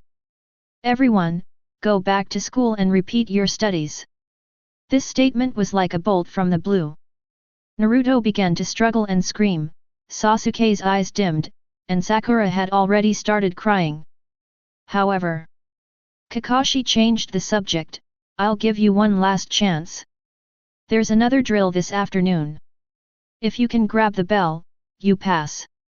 But until then, these three are not allowed to eat. Kakashi pointed at the three bound men, his eyes icy. This is punishment. Makoto, if you dare feed them, you'll immediately lose your right. Do you understand? After saying that, Kakashi vanished in an instant. The four people were left looking at each other in bewilderment. Glug glug. Naruto's stomach rumbled like thunder. Damn it! I'm so hungry. Naruto said dejectedly. Sasuke gritted his teeth and turned his head away, while Sakura was also dizzy from hunger. An enticing aroma wafted through the air. It tasted like braised pork, tamagoyaki, Japanese rolled omelette, and fried shrimp tempura. Makoto Uzumaki, carrying a bento box bigger than his face, picked up a piece of braised pork and shook it in the sunlight, the juices glistening. It smells so good, exclaimed Makoto Uzumaki. Naruto's saliva was practically flowing like a river. Makoto, UBD. Makoto Uzumaki sighed, stood up, and walked over to Naruto. Open your mouth. Hey! Naruto was taken aback. What do you mean Open your mouth. Makoto Uzumaki picked up a piece of meat and stuffed it directly into Naruto's mouth. Naruto's eyes widened, and he mumbled, but the teacher said. The teacher said no feeding, so you really won't eat. Makoto Uzumaki rolled his eyes. Your stomach is growling like thunder, how are you going to hide this afternoon? This is called eliminating noise hazards. He picked up another piece of fried shrimp and held it to Sasuke's mouth. Sasuke turned his head away. I don't need your charity. This isn't charity, it's strategic resource allocation, Makoto Uzumaki said with a straight face, spouting nonsense. Your chakra's depleted, isn't it? Without replenishing carbohydrates and protein, you won't even be able to activate your Sharingan this afternoon. How are you going to cooperate with me? Do you want to hold me back? The phrase holding them back hit Sasuke's sore spot perfectly. Sasuke, his face dark, took a big bite of the fried shrimp, chewing with gritted teeth as if he were chewing Kakashi's flesh. And you, Sakura? Makoto Uzumaki shoved a tamagoyaki into Sakura's mouth. Stop looking, eat up. You'll have the energy to chase Sasuke if you're full. Sakura blushed and obediently opened her mouth. The four of them, under the strict order against feeding each other, openly and legitimately held a picnic. Delicious. Makoto, your cooking is so good. Naruto was so moved that he burst into tears. Nonsense, this is the result of 5 years of honing my culinary skills for my retirement. Makoto Uzumaki snorted smugly. Just then, a sudden gust of wind arose, and dark clouds gathered. A terrifying killing intent enveloped the entire area. Kakashi appeared before everyone, accompanied by lightning effects, his hand seals suggesting he was about to unleash some S-rank forbidden technique. You guys! Kakashi's voice was deep and hoarse, like a demon from hell. How dare you disobey my orders? Naruto trembled with fear, Sakura screamed, and Sasuke prepared for battle. Only Makoto Uzumaki remained calmly tidying up his lunchbox, even licking his chopsticks. Are you prepared to be punished? Kakashi approached step by step. Naruto shouted with his eyes closed, we wanted to eat it ourselves. It has nothing to do with Makoto. Punish me if you must. No, I was the one who started it. Sasuke actually spoke up. I ate some too. Sakura shouted. Seeing these three guys who used to dislike each other now actually protecting each other, Kakashi's lips curled up slightly beneath his mask. But he maintained his terrified expression and moved closer to them. In this ninja world, those who break the rules are called trash. Kakashi paused, his one eye curving into a crescent shape, his murderous aura instantly dissipating, and he transformed into that lazy old man. But, a person who doesn't cherish their companions is worse than trash. Sunlight pierced through the dark clouds and shone on the four people. Kakashi gave a thumbs up, revealing his signature squinty-eyed smile. You've passed. Why? Naruto was stunned. Sasuke was stunned. Sakura was also stunned. We passed. Naruto asked incredulously, but we failed to get the bell, and we disobeyed orders. Previous graduates were eliminated because they were either too obedient or only cared about themselves, Kakashi explained. Ninjas must indeed follow the rules, but above the rules, the lives of your comrades are paramount. You did that. Very good. Naruto cheered and jumped for joy, even wanting to leap up and hug Kakashi, but unfortunately he was still tied up. Sakura burst into tears of joy, and although Sasuke didn't say anything, his tense shoulders relaxed. All right, dismissed. Kakashi turned around. Team 7, the mission officially begins tomorrow. Teacher. Makoto Uzumaki timidly raised his hand. What's wrong, Makoto? Kakashi was in a good mood. Now that they've passed, could we put them down for a bit? A&D. Makoto Uzumaki pointed to the empty lunchbox. I didn't eat a single bite myself while feeding them. Could you reimburse me for lunch this afternoon? Ichiraku ramen will do. Kakashi stiffened for a moment, then scratched his head. Well. Teacher suddenly remembered he has something urgent to attend to, so I have to go. Bang. A puff of smoke, and Kakashi made his escape. You cunning adult! Naruto roared. Stop yelling, idiot! Sasuke, though still bound, had a barely perceptible smile playing on his lips. We're ninjas now. Makoto Uzumaki sighed and resignedly walked over to untie them. Yes, they're ninjas. He looked at these three future legends, tears welling up in his eyes. My retirement life is completely ruined. Under the setting sun, the shadows of Class 7 were stretched very long. Although the road ahead is full of family drama and all sorts of world-destroying ninjutsu, at least for now, they have learned to share the same bento box. That's enough. I guess so. Chapter 9. Becoming a ninja means embarking on a path filled with glory, bloodshed, and legend. At least that's what Naruto thinks. However, reality is often like a fireball with insufficient chakra. Not only does it fail to erupt, it also chokes you half to death. A week has passed since Class 7 was formed. During this week, Konoha village was free of weeds, the garbage in several rivers was cleaned up, and even the sweet potato field next door was turned over. Is this what they call a ninja? Naruto slammed the hoe he was holding onto the ground and roared at the sky, I'll defeat the bad guys. I'll save the world. I don't want to be loosening the soil for sweet potatoes here. Sasuke silently wiped his sweat. Although he tried his best to maintain the aloofness of the Uchiha clan, the mud on his trousers and a patch of soot on his face betrayed his disheveled state. He scoffed, You're the worst worker, stop complaining and hurry up and finish your work. Sakura sat exhausted on the edge of the paddy field, waving her hand weakly, Naruto, stop arguing, I'm about to run out of chakra. At the other end of the field, Makoto Uzumaki was sitting on a small folding stool he had somehow acquired, holding a homemade model of an automatic soil loosening machine based on the lever principle, and was making final adjustments. According to my calculations, by utilizing this fulcrum and using Naruto's shadow clones as a power source, we can increase our soil loosening efficiency by 300% this week. Makoto Uzumaki adjusted his sunglasses, his face serious. This is scientific farming. Makoto. Why are you sitting there? Naruto yelled, pointing at him. I'm the technical advisor, Makoto Uzumaki said matter-of-factly. And I'm monitoring the surrounding environment to prevent enemy ninjas from ambushing our sweet potatoes. Who would steal sweet potatoes? Just then, a lazy voice came from the tree. Wow, everyone's really motivated. Kakashi, hanging upside down from a tree branch, still clutching his ever-present copy of Ika Ika Paradise, said, "You did a good job on today's mission.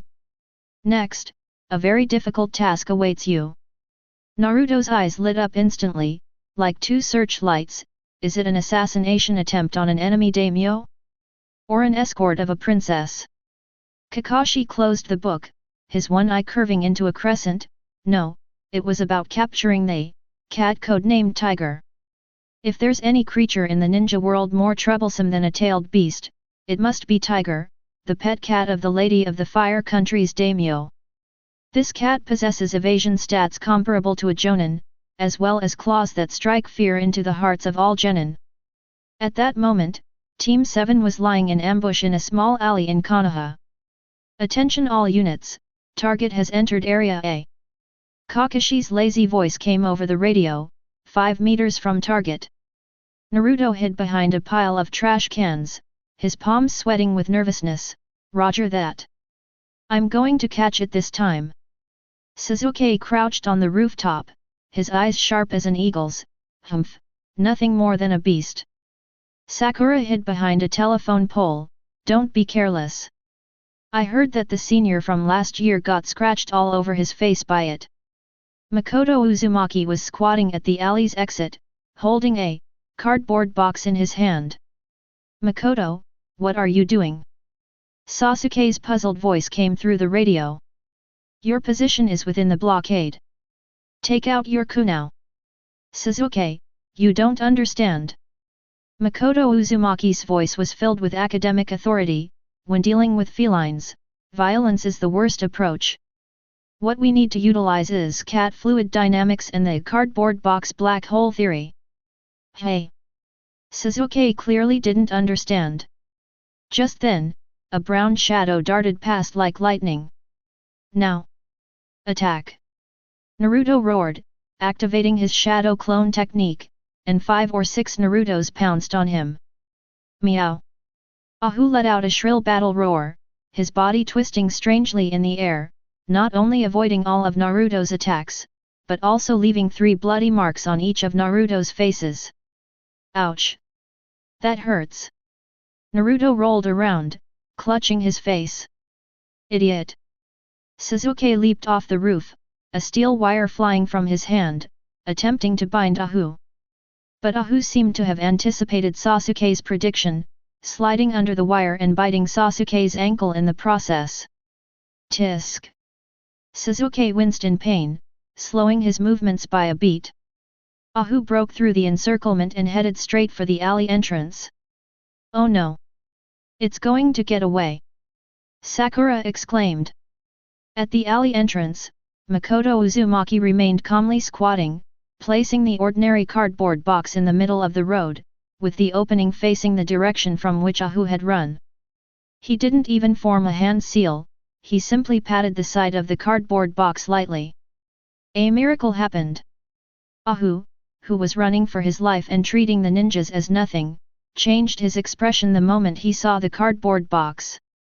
It was a desire deep within our genes, an irresistible instinct. It braked suddenly, leaving 2 trails of dust on the ground, then gracefully walked to the cardboard box, sniffed it, and then with a slurp. Ahu crawled into the cardboard box, curled up into a ball, and made purring noises, looking as peaceful as an angel. The entire room fell silent. Naruto, his face covered in scratches, stared in disbelief. What kind of ninjutsu is this?" Sasuke stared at the wire in his hand, lost in deep self-doubt. Could this be a secret technique never recorded in the Uchiha clan's history? Makoto Uzumaki sealed the cardboard box with tape, picked it up, and shook it. "No, this is called the no cat can resist a cardboard box technique." Mission accomplished. Chapter 10. The Hokage's Office. Oh ho ho ho! My little tiger. Mom was so worried about you. Madame Daming, that plump woman with exaggerated makeup, was clinging tightly to Ahu, rubbing her face frantically against the cat. Ahu let out a desperate cry, his eyes filled with longing for freedom. Seeing this, everyone in Class 7 understood why the cat had run away from home. Well done, Team 7. The third Hokage, Hiruzen Sarutobi, took a puff of his pipe, smiling as he looked at the task list. A few more tasks to go: help Uncle Yoshisaku babysit his child, go to the next village to buy sweet potatoes, and help Miss Akane find her lost earring. Don't want? Naruto finally snapped. He formed a large X on the ground. I'm not looking for cats anymore. And I don't want to take care of kids. I want more challenging missions. The kind that go whoosh, bang, missions that get my blood pumping. Teacher Irika slammed his fist on the table. Idiots. You've only just become genin, D-rank missions are your foundation. But I've had enough. Naruto threw a tantrum, sitting on the ground. That cat is stronger than me. And Makoto always finds weird ways to slack off, while I'm the only one suffering. That's wisdom, Naruto, Makoto Uzumaki corrected from the side. Moreover, from an economic perspective, D-rank missions have low risk and stable returns, making them the best way to accumulate retirement funds. While C-rank missions offer more money, the expected return is actually negative when you factor in the probability of medical and funeral expenses. The third Hokage paused for a moment, looking at Makoto Uzumaki. This kid, his way of thinking is quite unique. I don't care. I'm going to do a big mission. Naruto continued his tantrum. The third Hokage looked into Naruto's blue eyes, which were filled with resentment and longing, remained silent for a moment, and then revealed a kind smile tinged with calculation. All right. Since you insist.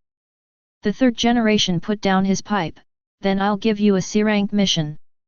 Really? Naruto instantly revived. Go protect someone. The third Hokage called out to the door, come in. The door was pulled open. An old man, his face flushed and wearing glasses, carrying a bottle of liquor, staggered in. He let out a hiccup, his eyes blurry with drunkenness as he glanced around at the four boys in the room. What's going on? The old man took a sip of his drink, his face full of disdain. Why are they all just little brats? Especially that shorty, he looks like a complete idiot. Can he really protect me? Naruto looked left and right. Shorty? Who's shorty? Then he gestured to show his height. Sasuke is taller than him, Makoto is taller than him, and Sakura is taller than him. I'm going to kill him. Naruto roared, ready to charge at the client and fight him to the death.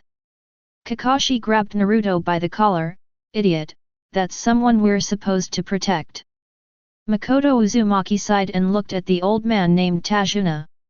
This is the one who started the Land of Waves arc, and also the culprit who turned what should have been a C-rank escort mission into an A-rank or even S-rank difficulty mission due to false information. Sir, Makoto Uzumaki stepped forward, smiling politely. According to Konoha's mission management regulations, if you conceal the true risk level of a mission, resulting in ninja casualties, we have the right to impose huge compensation, or even abandon the mission midway. Are you sure you're just guarding against ordinary bandits? Dazner's body visibly stiffened, cold sweat trickling down his forehead, but he quickly concealed it, shouting, Enough, enough. I'm just a bridge builder. What big risks could there be? Are you taking it or not? I'll accept. Of course I'll accept. Naruto was still excited and didn't catch Makoto's hint at all. Kakashi gave Makoto Uzumaki a deep look, seemingly sensing something, but still smiled and narrowed his eyes. Since the Hokage has given the order, then we will accept it. I am Kakashi Hatake, and they are my subordinates. Humph, hopefully it'll be of some use. Tazna snorted and turned to leave. The next morning, at the gates of Konoha. Let's go. Naruto, carrying a huge backpack, excitedly rushed out the gate, shouting at the outside world, "This is my first time leaving the village. The air outside is so different." Sakura was also a little excited, but she still tried her best to maintain a ladylike image. Sasuke, as always, had his hands in his pockets, with an expression that said, "It's no big deal." Only Makoto Uzumaki was carrying a backpack twice the size of Naruto's, and a first aid kit in his hand. "Makoto, are you moving?" Sakura couldn't help but tease. This is the wisdom of survival. Makoto Uzumaki patted the enormous backpack.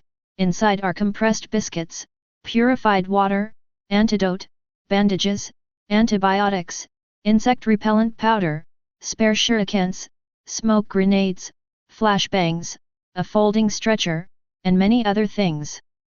"A stretcher?" Naruto exclaimed in surprise, "What do we need a stretcher for?" "Just in case." Makoto Uzumaki watched Tasunade's retreating figure, his eyes filled with a deep sense of unease. "I have a feeling we'll desperately need medical supplies on this journey." "Tch, coward," Sasuke scoffed. Makoto Uzumaki didn't refute, but silently calculated in his mind. "Soon, we will encounter those two ghost brothers, Mingtu and Yetu." That was a Chuunin from Kirigakure, skilled in using poisoned chains. Although Kakashi could definitely handle it, in order to avoid dying inexplicably in this cruel ninja world, Makoto Uzumaki decided to play it safe. "Kakashi-sensei," Makoto Uzumaki suddenly spoke. "What's wrong?" "There are quite a few puddles around here," Whirlpool said, pointing to a puddle on the road ahead. "It hasn't rained for the past few days." Kakashi's eyes narrowed for a moment, then he regained his lazy composure. "Ah, maybe someone spilled water." But there was a hint of approval in his gaze as he looked at Makoto Uzumaki. "This kid has an unusually sharp eye for observation, unlike what you'd expect from a genin." Just as everyone was passing by that puddle, whoosh! Two dark figures emerged from the water, and chains with barbs coiled around Kakashi, who was walking at the front, like venomous snakes. "What?" Sakura exclaimed in surprise. "First one, solved." Two ninjas wearing gas masks suddenly pulled on the chains. Puff! Kakashi's body was instantly shredded. "Teacher!" Naruto stood frozen in shock, his mind going completely blank. "Who is the second one?" The two enemies locked their gazes on Naruto, who was still in a daze, and suddenly sprang into action, charging towards him with murderous intent. Sasuke had already moved, the shuriken in his hand was ready to be unleashed. Meanwhile, Makoto Uzumaki had already retreated behind Tsunade the moment the water splashed, and skillfully pulled out a riot shield from his backpack. Protecting the client is the top priority.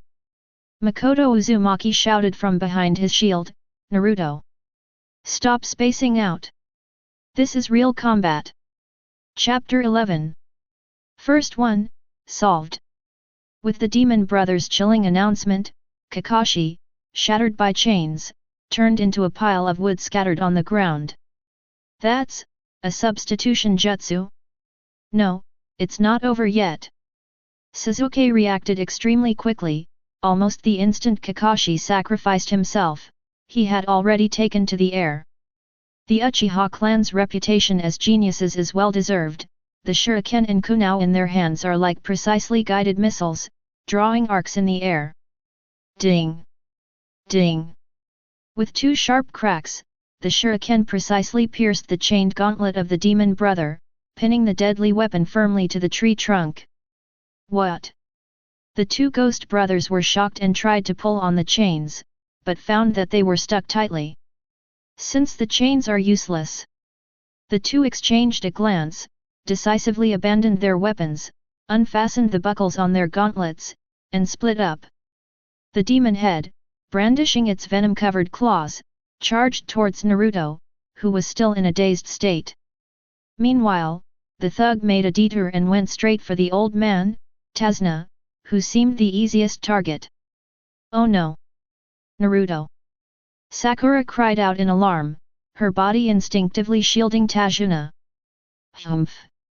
Sasuke snorted coldly, preparing to land and save Naruto, but found that he couldn't possibly take care of both at the same time. Just then, a voice that was unusually calm rang out. According to Article 5 of Chapter 3 of the Konoha Ninja Wartime Emergency Manual, in the event of a surprise attack, the personal safety of VIP clients should be prioritized. Makoto Uzumaki remained standing in front of Tazuna, holding up that incongruous riot shield. Faced with the aggressive business leader charging towards him, he remained completely calm, even taking the time to adjust his glasses. Die, you brat! Yetioyu's claws slashed fiercely at the shield. Innocent. Makoto Uzumaki pressed a red button on the shield handle. Sizzle. A thick, orange-red, high-pressure spray shot out from the nozzle on the front of the shield, precisely covering Yetioyu's face. That wasn't chakra, nor was it any kind of ninjutsu.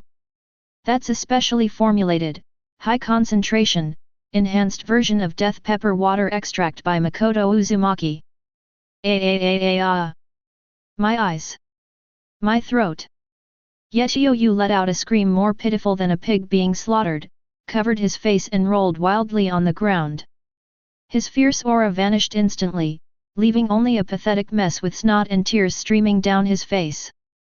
Meanwhile, on the other side, Sasuke had already landed in front of Naruto, kicking away the claws of the Dark Lord. Then, Kakashi appeared like a ghost, easily locking the necks of the two enemies with his arms, one in each hand. The battle ended too quickly, like a tornado.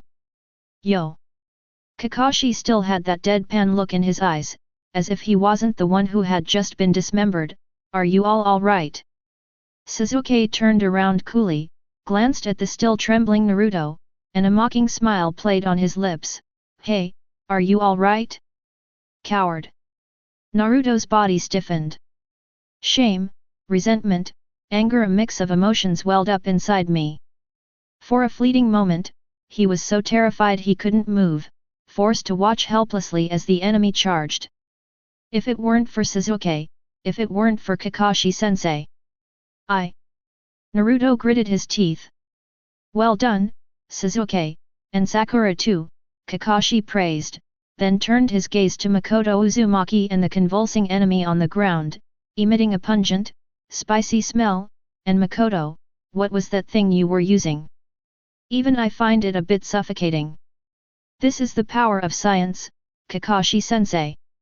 Makoto Uzumaki pulled a gas mask from his backpack, put it on, and said in a muffled voice, high-concentration capsaicin is incredibly effective against enemies who don't wear masks or whose masks are too breathable. By the way, if you don't wash it off promptly, this stuff will continue to burn your skin for about 3 days and 3 nights. Kakashi's lips twitched slightly. You're really well prepared. After all, I'm just a support staff member. Makoto Uzumaki put away his shield and walked over to Tazuna. Mr. Tazuna, are you all right? The security service we just received was complimentary and free of charge. Tazuna wiped the cold sweat from his brow, glanced at the screaming ninja on the ground, and swallowed hard. And nothing, it's all right. At this moment, Kakashi walked up to the two subdued Kirigakure Chuunin and began interrogating them. The Chuunin of Kirigakure are known for fighting at any cost, Kakashi said calmly. It seems our mission is more than just guarding against gangsters. His gaze sharpened as he looked directly at Tazuna. Mr. Tazuna, I think we need to talk. This is no longer a C-rank mission, it's B-rank, and might even escalate to A-rank. Dazner lowered his head guiltily. Just then, Naruto suddenly yelled, Ah! My hand! Everyone looked over and saw a wound on the back of Naruto's hand, a scratch from the claws of the demon lord. The blood around the wound had turned black. That's poison. Kakashi frowned. We must release the poisoned blood immediately, otherwise. Let me. Naruto suddenly drew a kunai, his eyes becoming incredibly determined. He was fed up with being mocked by Sasuke, fed up with always holding others back, and fed up with his own weakness. I swear.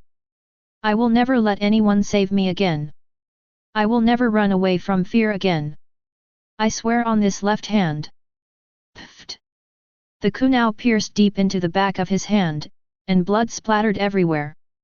I will protect you and help you complete the mission. Naruto struck a cool pose, letting the blood flow freely, his eyes burning with determination. The entire room fell silent for a second. Then, what are you doing, you idiot? Sakura screamed. You'll bleed to death.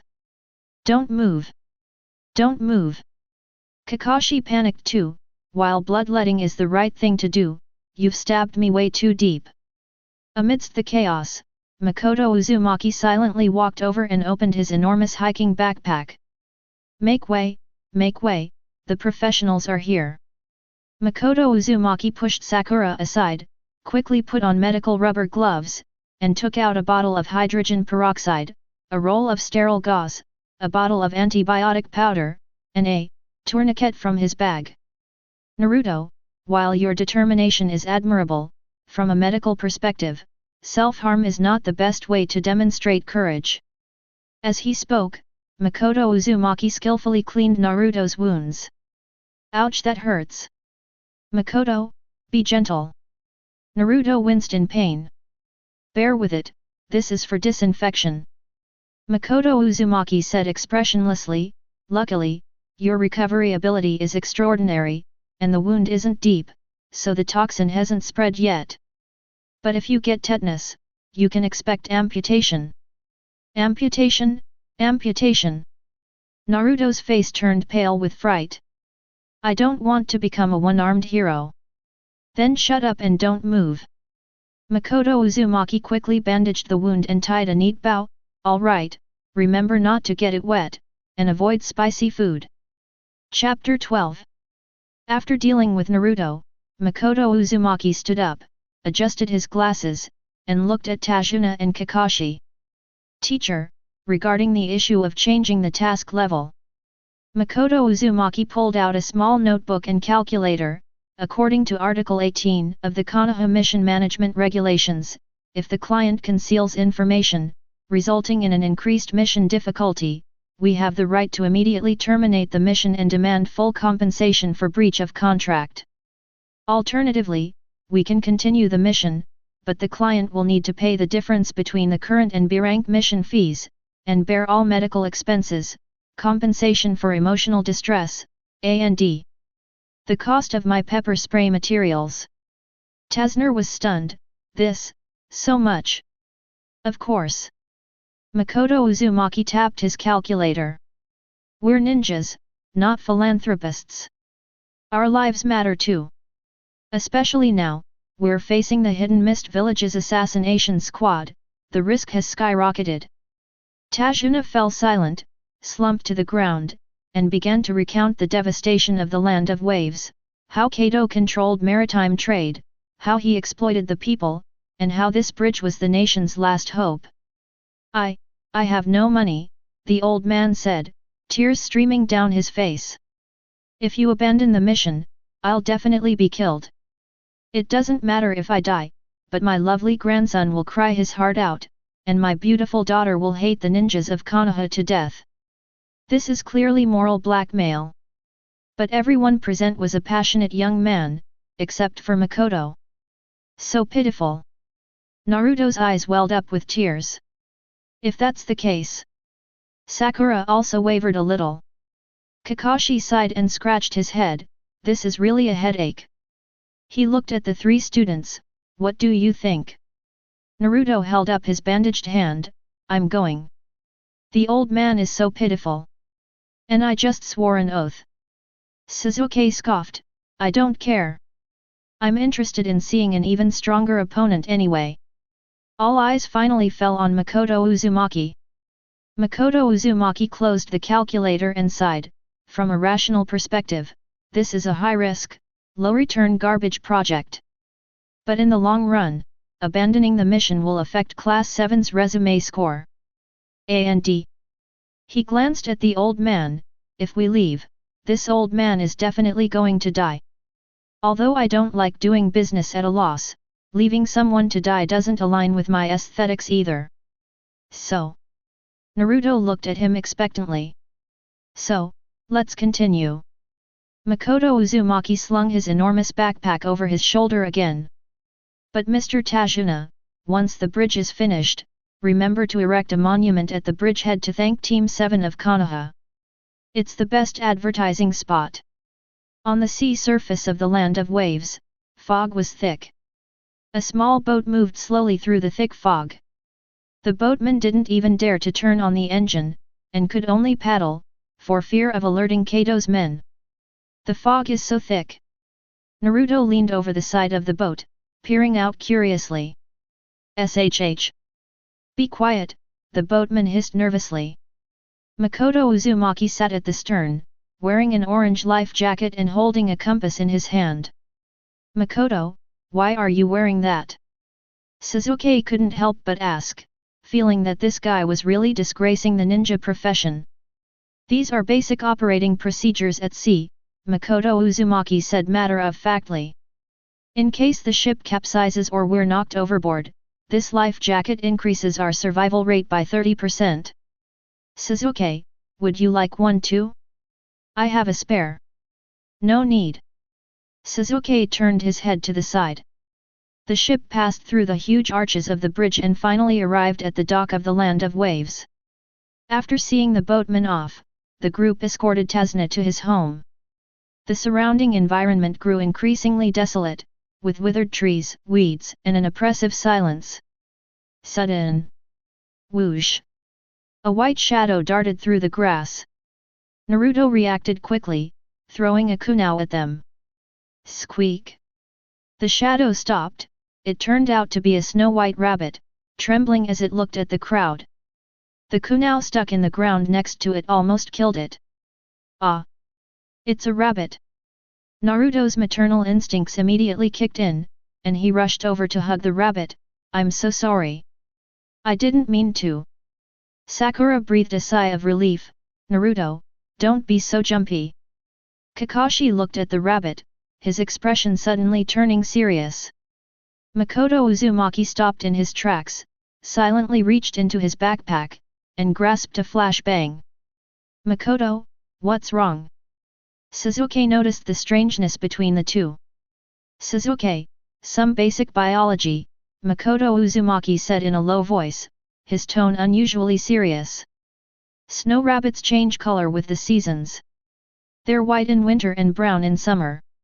It's summer now, but this rabbit is white." Sasuke was taken aback. That rabbit was specifically designed for use in the substitution jutsu in the snow. Because it's been kept indoors and kept out of the light, its fur hasn't returned to its original color." Makoto Uzumaki stared at the woods in the distance. "In other words, someone's here." "Get down!" Kakashi suddenly roared. Almost simultaneously, a shrill sound like the air being torn apart rang out. An enormous, exaggeratedly large sword, spinning with the force to cut through everything, flew out of the forest, heading straight for everyone's heads. Is this what they call a C-rank mission? As Makoto Uzumaki crouched down, he watched the large sword glide past his scalp and sighed helplessly. "Goodbye, Mamakai Zabuza." The broadsword struck the tree trunk with a loud thud, and a man, shirtless and with bandages wrapped around his face, stood steadily on the hilt of the sword, his back to the crowd. A murderous gaze pierced through the mist, locking onto Class 7. Chapter 13. The air seemed to freeze. The enormous guillotine was deeply embedded in the tree trunk. On the hilt, the man known as the Hidden Mist Demon, Zabuza Mamakai, stood with his back to the crowd, radiating a suffocating sense of oppression. Naruto's legs trembled with fear. Sakura gripped her kunai tightly, her knuckles turning white, and even the usually arrogant Sasuke broke out in a cold sweat. This is a true jonin, a monster who kills without hesitation. However, in this somber atmosphere, an untimely voice rang out, carrying a hint of regret and heartache. "Sir, don't you think it's very irresponsible of you to stand like that, handling the blade. Makoto Uzumaki adjusted his glasses, pulled a notebook from the side of his backpack, and muttered to himself as he took notes, the executioner's blade, the one that cuts down the head of the tree trunk. Although it has the property of absorbing blood to regenerate, putting your entire weight on the end of the hilt's torque puts a huge strain on the metal fatigue at the point where the blade contacts the tree trunk. And he looked up, his face earnest as he gazed at Zabuza's retreating figure. You're not wearing a shirt. According to the fieldwork safety regulations, this makes you highly susceptible to insect bites or scratches from branches, and could even lead to tetanus. I suggest you wear a reflective vest next time you go on a mission. The entire hall fell silent. Zabuza's previously murderous back seemed to stiffen for a moment. He slowly turned his head, his eyes fierce as if he wanted to devour someone. Kid, are you trying to teach me how to do things? No, I was just conducting a routine safety hazard inspection. Makoto Uzumaki closed his notebook, his face righteous. After all, everyone has a responsibility for safe production. Humph, a brat who only knows how to talk big. Zabuza sneered, suddenly drew his greatsword, and in a flash, landed on the water's surface. He formed a hand seal with one hand, and the surrounding mist began to thicken rapidly. Ninja art, hidden mist technique. The already somewhat hazy woods were instantly swallowed up by a thick, white fog. Visibility dropped rapidly, people could no longer be seen beyond a few meters. Everyone be careful. He's an expert in silent killing techniques. Kakashi immediately shielded everyone in front of him, while also pulling up his headband to reveal his crimson Sharingan. Throat, spine, lungs, liver, carotid artery, subclavian artery, kidneys, heart. Zabuza's sinister voice echoed from all directions, like the whisper of death. Where do you want me to attack? This fear of not seeing the enemy caused Sasuke's body to tremble violently. He felt like a lamb to the slaughter, his life constantly threatened by the sharp blades lurking in the darkness. I'm going crazy, this murderous aura. Sasuke's hand, gripping the kunai, trembled, and he even felt an urge to end his own life to escape his fear. Sasuke, don't worry, Kakashi's gentle voice came through the phone. I will protect you all. I will never let my comrades be killed. That's right, Sasuke. Makoto Uzumaki's voice followed, accompanied by the sound of a zipper being unzipped. Furthermore, according to probability, in this level of visibility, his error rate for accurately hitting your carotid artery is at least 15%. To further reduce that probability, I prepared this. Click. A crisp click of the switch. The next second, two beams of light pierced through the thick fog like sharp swords. Those were two enormous, industrial-grade, even somewhat insanely powerful searchlights. Holding up the two small, sun-like lamps, Makoto Uzumaki activated the strobe mode and waved them wildly at the surrounding mist. Ah! My eyes! Naruto screamed, clutching his eyes. Makoto! What are you doing? Sakura was also shaken so badly that tears streamed down her face. This is tactical interference, Makoto Uzumaki explained calmly, wearing sunglasses. Although the fog scatters light, this high-lumen blast will cause the enemy's pupils to frequently contract and dilate, resulting in visual fatigue and temporary blindness. Simply put, it's blinding them. A muffled groan could be faintly heard from within the fog, suggesting that someone was having a mental breakdown due to the sudden light pollution. You brat! Zabuza's voice sounded somewhat annoyed.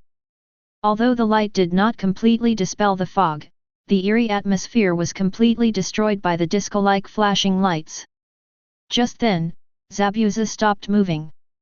Despite the strong light interference, he, as an elite jonin, still managed to lock onto his target using his hearing. How naive! Zabuza appeared instantly in the middle of the group, brandishing his great sword and charging straight at Tsunade. Ding! Kakashi, wielding a kunai, desperately blocked the large sword. Since you enjoy playing with light so much, then I'll take care of you first. Zabuza kicked Kakashi away, then turned and charged straight at Makoto Uzumaki. Makoto! Run! Naruto shouted. Facing the whistling blade hurtling towards him, Makoto Uzumaki did not run. He calmly pressed a red button on the searchlight, then hurled the light at Zabuza. Overload mode, start. Boom! The searchlight exploded in mid-air. Although the power was not great, the light that burst forth at that moment was like a supernova explosion, forcing even Kakashi's Sharingan to close. Zabuza was also momentarily stunned by the sudden flashbang. In that instant, Kakashi adjusted his stance and charged forward again. The two fought from land to water, their chakra surging and water splashing everywhere. However, Old Ginger is still spicier. Because Kakashi was distracted by protecting the students, he ultimately fell into Zabuza's trap. The water prison technique. With a low shout from Zabuza, a giant water sphere trapped Kakashi firmly inside. Zabuza reached one hand into the water sphere to maintain his ninjutsu, a victorious grin spreading across his face. Humph, is this Konoha? Nothing special. Zabuza created a water clone, which looked at the three genin and a support staff member on the shore. Alright, now it's time for the brutal slaughter. The water clone grinned maliciously as it approached the crowd. Just as Naruto was about to rush forward, he was kicked away by the water clone, and his headband fell to the ground. Stop dreaming, you little brats playing ninja games. Zabuza stepped on Naruto's headband, his tone dripping with sarcasm. A sense of despair spread once again. The strongest Kakashi-sensei has been captured, how could they possibly defeat this monster? Run! Take Mr. Tashina with you and escape! Kakashi shouted from inside the water dungeon. Escape? Where can we escape to? Makoto Uzumaki sighed, kicked the broken searchlight aside, and then took out a fire extinguisher from his backpack. No, that's not an ordinary fire extinguisher. The bottle has a skull drawn on it and the words high-pressure quick-drying cement powder written on it. According to Chapter 7 of the Konoha Ninja Wartime Emergency Manual, when a captain is captured, team members are obligated to rescue him. If rescue is not possible, their own survival should be the priority. Makoto Uzumaki aimed the fire extinguisher nozzle at the approaching water clone. Naruto, Sasuke, you have 10 seconds to devise a strategy. I'll buy you some time. After saying that, Makoto Uzumaki suddenly pulled the trigger. Sizzle! A plume of grayish-white dust erupted like a giant dragon, directly engulfing the water clone. What is this? Poison gas! The water clone instinctively raised its hand to shield itself. No, it's science! Makoto Uzumaki shouted. What does water plus cement equal? It equals concrete, you idiot! Although the water clone is maintained by chakra, it is still water in essence. When encountering this specially formulated quick-drying cement powder, although it cannot completely solidify, it does indeed make its movement extremely slow and viscous. Damn it! My body has become heavier, the water clone roared, trying to rush forward, but found that its legs felt as heavy as lead, and its once smooth movements became like dancing a robot. Now! Naruto! Sasuke! Naruto watched as Makoto Uzumaki desperately sprayed cement powder to buy time, and the fear in his eyes finally dissipated. I won't lose to Cheng, this support staff member! Naruto roared and charged at Sasuke. Sasuke! No further words were needed, the genius and the underachiever achieved perfect understanding at that moment. Wind Demon Shuriken Shadow Windmill. Sasuke leaped into the air, and a giant shuriken flew towards Zabuza's body with a whooshing sound. This is such a childish trick. Zabuza maintained the water prison with one hand, easily catching the shuriken with the other. However, the second shuriken followed closely behind, hidden in the shadow of the first. Humph, still too green. Zabuza jumped up to dodge. Just then, the second shuriken that flew over turned into Naruto with a bang. Take this! Naruto hurled the kunai in his hand at Zabuza's hand that was maintaining the water prison. What?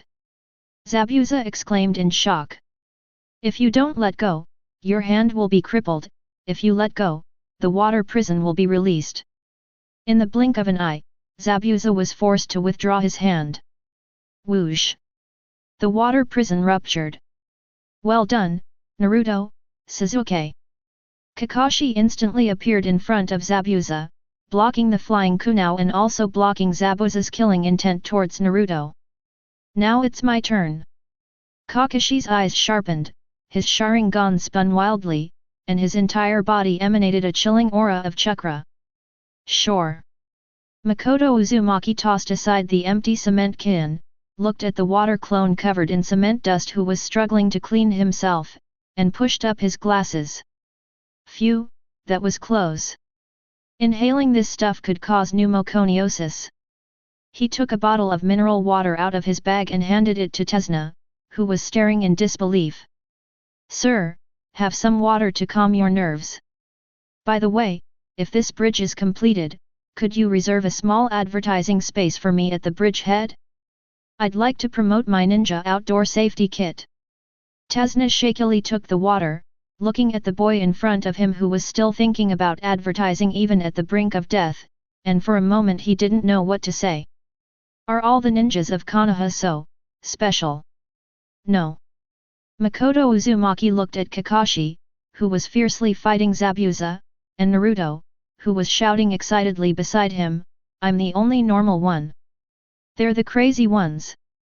At this moment, in the center of the battlefield, Kakashi has completely overwhelmed Zabuza. Water release, water dragon bullet technique. Two enormous water dragons collided in mid-air, creating a spectacular scene. Makoto Uzumaki silently took out his camera and snapped a picture of the water dragon. Is this the power of a B-rank ninjutsu? The energy consumption is too high, it doesn't align with the principles of energy conservation and emission reduction. He shook his head, then noted down the energy consumption of this mission in his notebook. Enhanced Death Pepper Spray X1. Industrial Grade Searchlight X1. Quick Drying Cement Powder X1. Naruto's Blood X several milliliters. Kakashi's Chakra X large amount. Looks like I'll have to ask the Hokage for a proper reimbursement when I get back. Just as Kakashi was about to deliver the final blow to Zabuza, several senbon needles flew from afar and precisely pierced Zabuza's neck. Zabuza collapsed to the ground. A boy wearing a mask from the Mist Shadow Pursuit Squad appeared on a tree branch. Thank you. I've been looking for an opportunity to kill Zabuza. The young man's voice was clear and melodious. Kakashi stepped forward and checked Zabuza's pulse, dead. Naruto was still shouting and yelling in frustration, questioning how that guy, who looked even smaller than him, could kill Zabuza. Makoto Uzumaki stood behind, his brows slightly furrowed, staring thoughtfully at Zabuza's corpse. Inducing a state of suspended animation by inserting 1,000 needles into the neck, this technique is indeed medically feasible, but it carries extremely high risks. He didn't expose him on the spot. After all, Team 7 is already at its limit. Kakashi has exhausted his chakra. If that masked boy turns on them now, and Zabuza is resurrected, the probability of their team being wiped out is 99.9%. Since they want to put on an act, let's play along. Makoto Uzumaki yawned and lifted his heavy backpack up a bit. That's a wrap, everyone. I'd like to eat seafood rice, a specialty of the land of waves, Mr. Tajuna. You'll treat me, won't you? Watching the masked boy take Zabuza's body away, Kakashi finally breathed a sigh of relief, then rolled his eyes and collapsed to the ground. Kakashi-sensei. Amidst the chaos, only Makoto Uzumaki calmly pulled out a folding stretcher. Don't panic, it's just hypoglycemic shock caused by chakra depletion. Take him away, next. Chapter 14. Tasner's house is a typical seaside wooden cabin, though simple, it exudes a sense of everyday life. At this moment, this sense of everyday life was overshadowed by a strong smell of medicine and Makoto Uzumaki's incessant mutterings. Due to a lack of specialized medical equipment, only basic vital sign monitoring can currently be performed. Makoto Uzumaki held a stethoscope made of a funnel and rubber tubing against Kakashi's chest, while a stopwatch was in his other hand, heart rate 58 beats per minute, breathing steady. Apart from chakra depletion causing meridian spasms, there's basically nothing wrong. I must say, is this the physical condition of an elite jonin?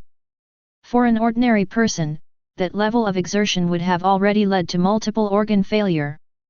Kakashi, lying in the bedding, twitched his eyelids and struggled to open his dead fish eyes. Water, water. Here's a mixture of saline and glucose. It might not taste great, but it's the most efficient for absorption. Makoto Uzumaki quickly handed over a bamboo tube with a hollow reed stick inserted inside as a straw. Kakashi took a sip, his brow furrowing slightly.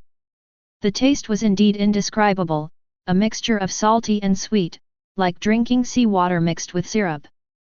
How long have I been asleep? Kakashi asked weakly. About 18 hours. Sakura said anxiously from the side, Teacher, you're finally awake. You scared us to death. Naruto and Sasuke also gathered around. Although Sasuke still maintained a cool demeanor, the concern in his eyes was undeniable. Kakashi struggled to sit up, but Makoto Uzumaki pressed his shoulder down. According to the Wounded Personnel Care Manual, you should rest in bed for now. Furthermore, given your reckless actions during this mission emptying your mana bar without backup, I suggest you write a self-criticism of at least 5,000 words and submit it to the Hokage. Spare me.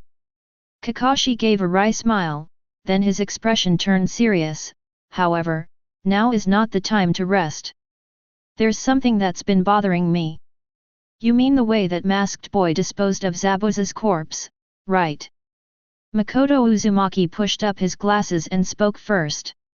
Kakashi paused, then nodded approvingly, that's right. You noticed that too. I knew something was wrong right away, Sasuke interjected. That boy was using a senbon, 1000-stick weapon. Senbon are extremely low-damage weapons, usually used for acupuncture or restraint. Unless you precisely pierce a vital point, it's very difficult to kill someone with a single blow. Furthermore, Makoto Uzumaki pulled out a notebook, flipped to a page with anatomical diagrams. That boy was too eager to take the body away. If it were to destroy evidence, they would usually cut off the head on the spot, since a whole body is too heavy and would easily reveal their location. But he struggled to carry the entire person away. This doesn't conform to the efficiency principles of the body disposal team. There's only one conclusion, Kakashi said in a deep voice, Zabuza is still alive. The air in the room froze instantly. What? Naruto yelled, clutching his head. That guy without eyebrows isn't dead yet. Not only is he not dead, but that masked boy is probably his accomplice. Kakashi sighed. This is troublesome. I'm immobilized now, if they attack again. According to medical common sense, while a state of suspended animation can fool bodily functions, the damage to the body is real, Makoto Uzumaki calmly analyzed. Zabuza will need at least a week to recover his fighting ability. In other words, we have a 1-week window of opportunity. A week? Kakashi pondered. In that case, I'll be giving you all special training this week. Special training? Naruto's eyes lit up. Is it some kind of super powerful ninjutsu? No, it's the foundation. Kakashi struggled to sit up. Your chakra control is terrible right now. It's like having a full tank of gas but driving a leaky tractor. The next morning, in the forest, Kakashi, leaning on his cane, looked at the 3 genin in front of him, as well as a support staff member who was measuring the diameter of a tree. Today's practice is tree climbing. Climbing trees. Naruto looked disappointed. I've been doing that since I was 5. You're not allowed to climb trees using your hands. Kakashi pointed to the soles of his feet. Gather chakra in your feet, attach yourself to the tree trunk, and use that to counteract gravity. Kakashi demonstrated it once, hanging steadily upside down on the branch.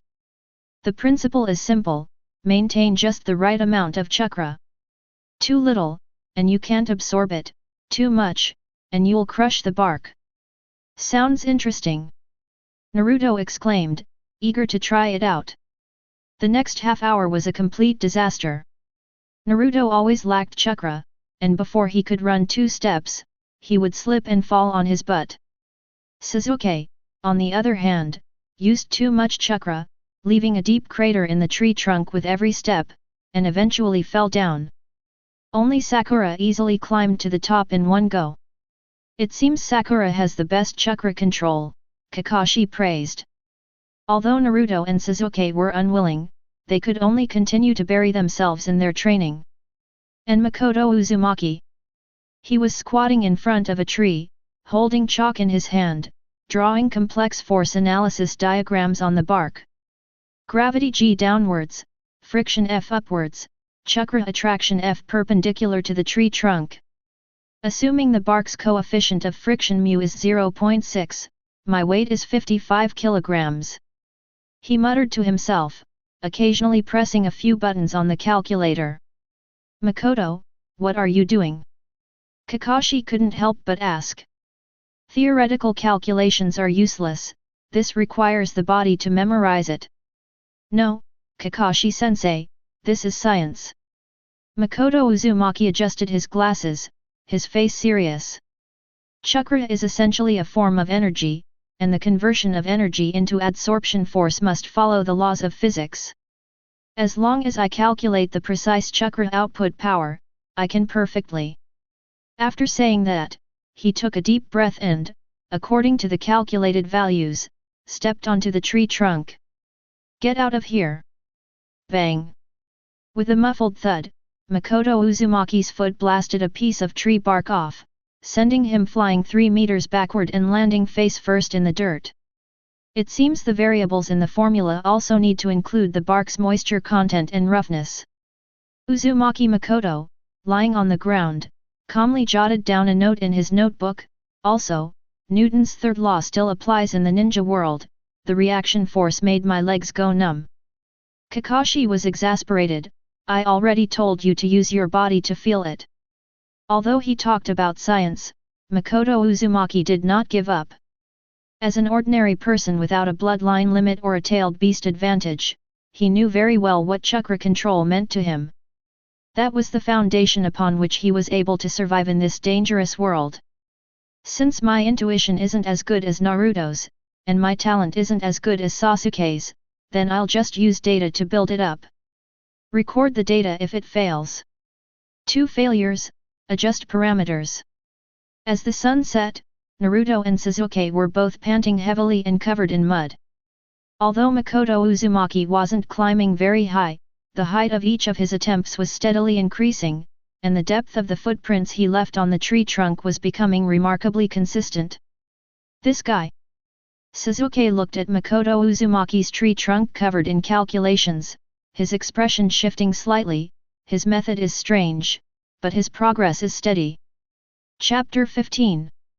That evening, at the Tazna family home. The atmosphere at the dinner table was somewhat tense. After a day of intensive training, everyone was starving and was wolfing down their food. Just then, a little boy walked in. It was Tazna's grandson, Inari. He wore a fisherman's hat, his eyes were gloomy, and he looked coldly at Naruto and the others who were eating and drinking heartily. You will die. Naruto nearly spat out his food. What did you say? Kato is invincible. Ira said, her head bowed, her voice filled with despair. No matter how hard you try, you will all be killed in the end. In this country, resistance is pointless. Kid, who do you think you are? Naruto slammed his fist on the table and stood up. I'm going to be Hokage. That Gato guy, I'll definitely beat him to a pulp. Naruto? That kind of foolish dream. Inari laughed sarcastically, only a fool would believe in the existence of heroes. Naruto was enraged and was about to rush forward to argue when he was stopped by a hand. Whirlpool Makoto slowly swallowed the fish in his mouth, wiped his mouth with a napkin, then turned around and looked at Ira. Little friend, your point of view is very interesting. But before refuting it, I'd like to correct a conceptual error you have. Makoto Uzumaki pulled a copy of the agency contract he had signed with Tashuna from his backpack. We are not heroes, we are the service provider. The entire room fell silent. Yi was stunned. Hey! A hero is a title based on moral impulse and self-sacrifice, often accompanied by high risk and zero reward. Uzumaki pointed to the contract terms, and we are registered ninjas of Konoha, commissioned by Mr. Tashuna, receiving payment for providing security services. This is a commercial contractual relationship. He stood up, walked over to him, and looked down at him, his glasses reflecting the light. Now that we've signed the contract and received the deposit, fulfilling that contract is our professional obligation. Whether our opponent is Gato or Zabuza, if they hinder the project's progress, they are preventing us from receiving the final payment, and therefore they are our enemies. This has nothing to do with heroism, it's a serious matter of reputation and money. Makoto Uzumaki patted Isamu's hat, his tone relaxed yet carrying an undeniable logic, so, don't look at us like we're characters in a tragic drama. We're not here to die, we're here to work. If we die before finishing our work, that's a serious breach of contract, and it'll earn us a bad review on our memorial stone. Yi's mouth dropped open, she was completely baffled by this theory of the corporate slave. He had prepared a whole host of lines about despair and pain, but at this moment, he couldn't utter a single one. And Uzumaki pointed to the dark sea outside the window. You say Kado is invincible? From an economic perspective, Kado monopolizes the maritime trade of the Land of Waves, but maintaining this monopoly requires paying exorbitant mercenary fees and henchman wages. His business model is built on fear, and fear is the most fragile currency. Once someone breaks this fear, his cash flow will dry up, and his vast business empire will collapse instantly. Simply put, he's a bubble that's all bark and no bite. Just pop it, and he's finished. After finishing his speech, Makoto Uzumaki sat back down, picked up his bowl, and said, "All right, that concludes my speech. By the way, Aunt Tsunami's fish was delicious. If you don't mind, I'd like another bowl." Naruto blinked. Although he didn't quite understand the economics part, he thought Makoto's last few lines were incredibly cool. That's right. That Gato is a bubble. I'll pop him! Naruto shouted, waving his chopsticks. He stared blankly at the group of strange people. The older guy with glasses, though his words were cold and detached, all about money and contracts, somehow seemed more reliable than those empty platitudes. Humph, do as you please. Inari pulled her hat down, turned and ran back to her room, but her steps seemed lighter than when she came. Kakashi looked at Makoto Uzumaki, a hint of a smile appearing in his single eye. "Makoto, you're really gentle with children." "I'm just stating the facts," Makoto Uzumaki shrugged. "For someone in despair, it's better to tell them about concrete interests than to instill vague hopes. After all, shared interests are the strongest bond." And Makoto Uzumaki glanced at Naruto, who was fighting Sasuke for the last piece of meat. One hot-blooded idiot is enough. There always needs to be someone clear-headed in the team to keep things in check, isn't there? It's late at night. After everyone had gone to sleep, Makoto Uzumaki went outside alone. He looked at the kunai in his hand, its blade already somewhat dull, and then at his hand covered in wounds. Theory is ultimately just theory. He sighed, gathered his chakra in his feet once more, and walked towards the large tree that he had covered with formulas. Although he claimed to be a service provider, or the other party, for the money, he knew very well that in this cruel world, without sufficient power, one didn't even qualify to be a service provider. Zabuza, Haku, and the upcoming decisive battle at the bridge. Makoto Uzumaki adjusted his glasses, his gaze appearing exceptionally resolute in the moonlight. Since I'm also part of this script, I absolutely cannot allow any plot-driven deaths. Even if it means throwing money at them and using advanced technology, I will bring these idiots back to Konoha unharmed. He took a deep breath and lunged up the tree trunk. This time, he climbed 1 meter higher than during the day. Very good, friction coefficient correction complete. Continue. Chapter 16. A thin layer of mist hung over the forest in the early morning, and dew clung to the tips of the leaves, trembling as if about to fall. For Makoto Uzumaki, this was not just a scenic view, but also a challenge to the maintenance of ninja tools in a high-humidity environment. He was applying rust preventive oil to his kunao, his movements meticulous. Based on the muscle soreness recovery curve, today should be the stiffest day for Naruto and Sasuke. Makoto Uzumaki put away his kunao, glanced at his two teammates still fast asleep, and adjusted his glasses. It's also the best time to break through their bottlenecks. He didn't wake them, but instead walked alone into the depths of the forest. Although his chakra control training is progressing well, he still needs to find some herbs. As a half-baked medic and logistics manager in the team, stockpiling supplies is his obsession. After walking for a while, he stopped in a wide-open meadow. There's already someone there. It was a girl wearing a pink kimono, with long black hair, squatting on the ground collecting herbs. The morning sunlight filtered through the leaves and fell on her, creating a scene as beautiful as a painting. Makoto Uzumaki paused for a moment. As a time traveler who had thoroughly read the original novel, he naturally knew who this was. Mizuki Haku, Zabuza's tool, is also one of the most heartbreaking characters in the Land of Waves arc. Should I pretend I didn't see anything and slip away quietly, or should I go up and make myself known? Makoto Uzumaki's brain raced. Just then, a rustling sound came from the bushes.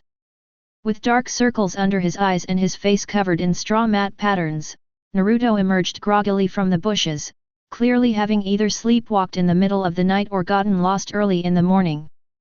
"Ah, who are you?" Naruto rubbed his eyes, looking at the pretty older sister in front of him. Bai turned her head, revealing a gentle smile. "I'm gathering herbs." "Herbal medicine?" Naruto asked curiously, leaning closer. Makoto Uzumaki sighed and stepped out from behind the tree. Now that the protagonist had triggered the plot, what if Naruto said the wrong thing and got killed if a supporting character didn't keep up? Although Haku was gentle, he was, after all, from the opposing camp. "Good morning," Uzumaki Makoto greeted politely, his gaze sweeping over the basket in Shiro's hands. "Plantain, hemostatic herbs, and is this wild datura? This is a raw material for a powerful anesthetic." Bai's eyes narrowed slightly, but his smile remained. This young man with glasses knows a lot. "My friend is injured and needs these." "A friend?" Makoto Uzumaki adjusted his glasses, the lenses reflecting a white light. "Judging from the proportions of these herbs, your friend has likely suffered a severe knife wound, accompanied by muscle spasms due to damaged meridians. If not treated promptly, it may leave lasting effects." Haku gave Uzumaki Makoto a deep look. "Are you a ninja too?" "Makoto Uzumaki, a genin from Konoha." Makoto pointed to his headband. "Although my name contains Uzumaki, it has nothing to do with that famous longevity clan, it's purely coincidental. Currently, I'm mainly responsible for data analysis and logistical support within the team." "Data analysis?" Bai seemed intrigued by the term. "Let's not talk about that." Naruto interrupted casually. "Sis, what are you doing so early?" "I'm working for someone who's very important to me." Haku looked at Naruto, his eyes softening. "Do you have someone very important to you?" Naruto paused for a moment, his mind flashing back to Iruka-sensei, Kakashi, Sasuke, though annoying, Sakura, though violent, and the always eccentric Makoto in front of him. Yes. Naruto nodded emphatically. I'd do anything for them. Then you'll become very strong. Bai smiled as he stood up, picking up his basket.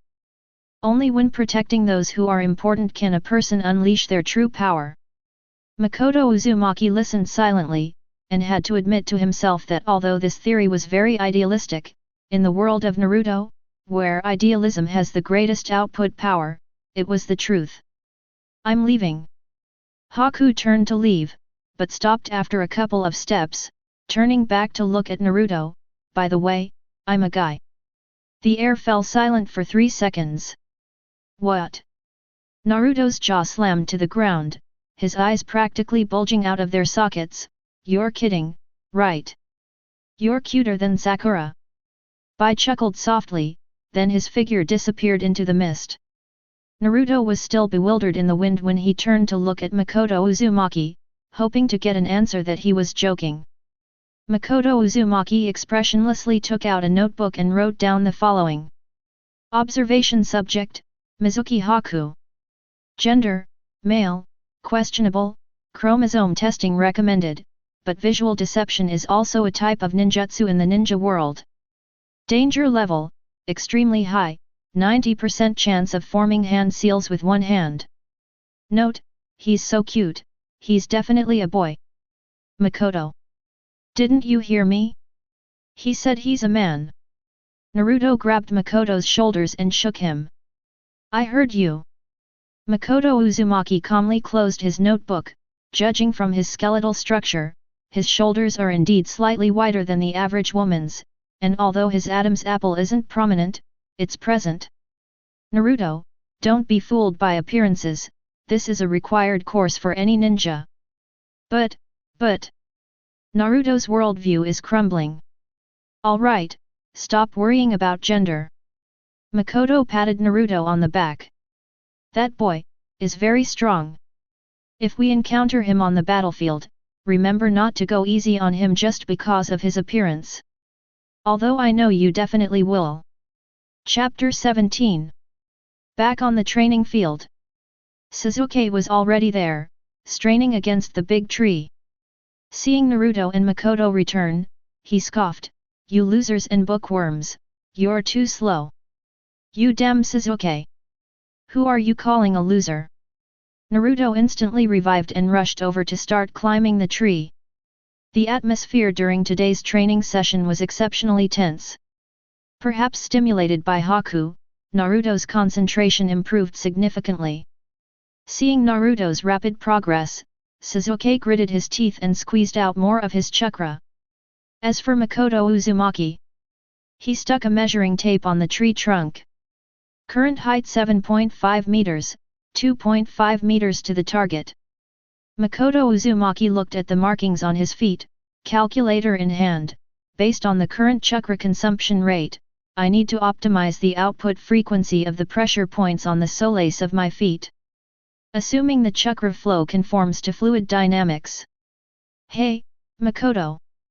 Kakashi walked over, leaning on his cane, looking exasperated. Could you please stop making climbing trees look like you're building a machine? You're ruining the whole vibe around here. Kakashi-sensei, this is scientific cultivation, no, scientific ninjutsu. Makoto Uzumaki corrected. Since I don't have their bloodline that allows me to become stronger in a burst, I can only win through precision. Even a 0.1% increase in efficiency adds up to a huge advantage. Kakashi looked at this strange student, and although he made sarcastic remarks, he was actually quite surprised. Makoto Uzumaki's talent was indeed unremarkable, and his chakra reserves were only average. However, his almost obsessive rational analysis and data-driven management allowed him to keep up with Naruto and Sasuke's pace. That's a talent too, Kakashi thought to himself. Finally, as the sun was about to set, Naruto and Sasuke reached the top of the tree almost simultaneously. They glanced at each other from the highest branch, turned their heads away with mutual disdain, but both had a smile on their lips. Makoto Uzumaki stopped a meter below the treetop. What's wrong? Can't get up? Sasuke mocked from above. No. Uzumaki Makoto calmly pulled out a pair of binoculars and observed the distant bridge across the sea for a moment. This position offers the best view, and the foliage provides some cover, making it suitable as a sniping or reconnaissance point. While the view is wider further up, it's also easier to be spotted. As a prudent ninja, I don't aim for the highest, I only aim for the most suitable. TCH, an excuse. Sasuke said this, but didn't say anything more. The three of them helped each other back to Tajina's house. During dinner, Dazner announced some news. The bridge will be completed tomorrow. The old man's voice trembled slightly, a mixture of excitement and fear. Everyone understands what this means. The day the bridge is completed will be the day Gato loses his patience, and the day Zabuza attacks again. The atmosphere at the dinner table was somewhat heavy. Ira kept her head down, eating her rice, but her eyes kept sneaking glances at Naruto. Everyone. Makoto Uzumaki put down his chopsticks, breaking the silence. He took out 3 pieces of paper from his ninja tool bag and handed them to Naruto, Sasuke, and Sakura respectively. What's this? Sakura asked, taking the item with a puzzled look. Draft of the decisive battle plan and risk mitigation guidelines for the Land of Waves. Makoto Uzumaki adjusted his glasses. Based on my assessment of Zabuza and that masked boy's combat strength, and our current relative strengths, I have formulated 3 battle plans.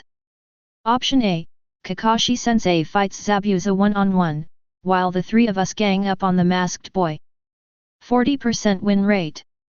Option B, Kakashi-sensei holds Zabuza back, Sasuke and Naruto restrain the masked boy, and I'll ambush Gato. 30% chance of winning. Option C, if uncontrollable factors arise, we will immediately escort Mr. Dazner to jump into the sea for evacuation, using the makeshift oxygen tanks I have prepared for diving to escape. Survival rate, 90%. Hey! Option C is such a coward. Naruto protested. This is called a strategic retreat, Makoto Uzumaki said seriously. And I've also prepared some small props. He opened his backpack, which was filled with all sorts of strange things, specially made smoke bombs made from a mixture of chili powder and pepper powder, tripwires wrapped with extremely thin steel wire. There were even a few makeshift landmines modified from detonating tags. Listen, we're ninjas, not samurai. Makoto Uzumaki looked at his stunned teammates. As long as we win, whether it's throwing lime or kicking in the groin, it's a reasonable tactic. Especially against an assassin of Zabuza's caliber, talking about martial ethics is irresponsible towards your own life. Sasuke glanced at those despicable, no, practical tools, and his lips twitched. What on earth is going on in your head, you idiot? The will to survive. Makoto Uzumaki answered confidently. Kakashi looked at the table full of bizarre props and couldn't help but laugh. Well, while the methods are a bit unique, Makoto is right. In tomorrow's battle, we'll utilize every resource available. He stopped smiling, and his one eye sharpened. Tomorrow is the final battle. Everyone, get your spirits up. Oh! Naruto shouted, raising his fist. Chapter 18. The morning sunlight failed to penetrate the thick fog of the Land of Waves. In Tajina's room on the 2nd floor, Naruto was still sleeping like a log, even scratching his belly and muttering, "Ramen, one more bowl." Makoto Uzumaki stood by the bed, looking at this savior who was destined to be late, and pushed up his glasses. As is customary in storylines, the protagonist always makes their grand entrance last and steals the spotlight, Makoto muttered to himself, holding a plastic bag full of water hanging directly above Naruto with a tiny hole punched in the bottom, right in front of Naruto's nostril. According to calculations, after about 30 minutes, the frequency of water droplet accumulation will reach a critical value, directly causing a localized downpour for Naruto. Sleep well, you unpredictable ninja. Makoto stuck a note that read, "Come to the bridge now, or I'll dock your pay on Naruto's forehead, then turned and left the room. Downstairs, Kakashi, Sasuke, and Sakura were already fully prepared and ready to go. Where's Naruto? Sakura asked. He's undergoing deep chakra replenishment training, Cheng said with a straight face, spouting nonsense. Simply put, he's sleeping in. Don't worry about him, he'll be there soon. Kakashi gave Makoto a deep look, seemingly seeing through his trick, but didn't expose him. Let's go, I have a bad feeling. Coincidentally, according to Murphy's Law, a bad feeling usually means things will get worse. Makoto checked the local specialties in his ninja tool bag and caught up with the group. The bridge reeked of a suffocating stench of blood. Before they even reached the center, they saw the workers lying on the ground. Although not in mortal danger, he has clearly lost the ability to move. What's going on? Tazna covered his mouth in horror. Don't panic, it's still within the controllable range of Plan C. Makoto Uzumaki calmly pulled several cans of spray from his backpack and distributed them to Sakura and Sasuke. This is a high-concentration menthol spray. If you encounter the hidden mist technique, apply a little under your eyes to stimulate the tear glands and nerves, prevent eye strain, and refresh your mind. What do you take ninjas for? Sasuke said with disdain, but he still obediently accepted it. Just then, the surrounding fog suddenly thickened. It was as thick as milk, so thick you couldn't see your hand in front of your face. They're here. Kakashi's voice deepened, his headband pulled up to reveal his crimson Sharingan, protect Tajuna-san. Form the swastika formation. He. We meet again, Kakashi. Zabuza's signature chilling laughter echoed from all directions, laced with intense killing intent, and those brats, that kid with glasses, your little gadgets won't save you this time. Makoto Uzumaki sighed and pulled a notebook from his pocket. Record, the villain dies because he talks too much. Zabuza-san, according to the principle of sound wave diffraction, although your voice has been diffused by chakra, the high-frequency part is significantly attenuated at a 45-degree angle to the left front. So, you're over there, right? As soon as he finished speaking, Makoto raised his hand and fired a kunai with an explosive tag attached to it without hesitation to the left front. Boom! An explosion rang out, briefly dispersing the fog and revealing Zabuza's slightly bewildered figure. TCH, brat! Zabuza vanished into the mist in a flash. Water release, water clone technique. In an instant, more than a dozen Zabuzas burst out of the mist, wielding their executioner's blade and slashing at the crowd. Sasuke! Kakashi shouted. Leave it to me.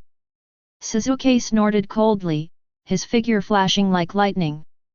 After several days of tree climbing training, his speed and chakra control have made a qualitative leap. Amidst the flashing swords and clashing blades, the water clones transformed into bursts of water. So strong! Sakura exclaimed. Makoto Uzumaki stayed by Tajuna's side the whole time, clutching a seemingly ordinary umbrella tightly in his hand. This is his modified Senbon defense umbrella, with a steel plate lining the canopy. Don't be careless. Makoto stared into the depths of the fog. The real trouble isn't Zabuza, but that. Just as Sasuke finished off the last water clone, the temperature in the air suddenly dropped. A masked figure appeared silently in front of Sasuke. The water is devoid of moonlight. I don't want to kill you. Bai's voice remained gentle, but the Senbon needles in her hand gleamed coldly. Please stop resisting. Enough with the nonsense.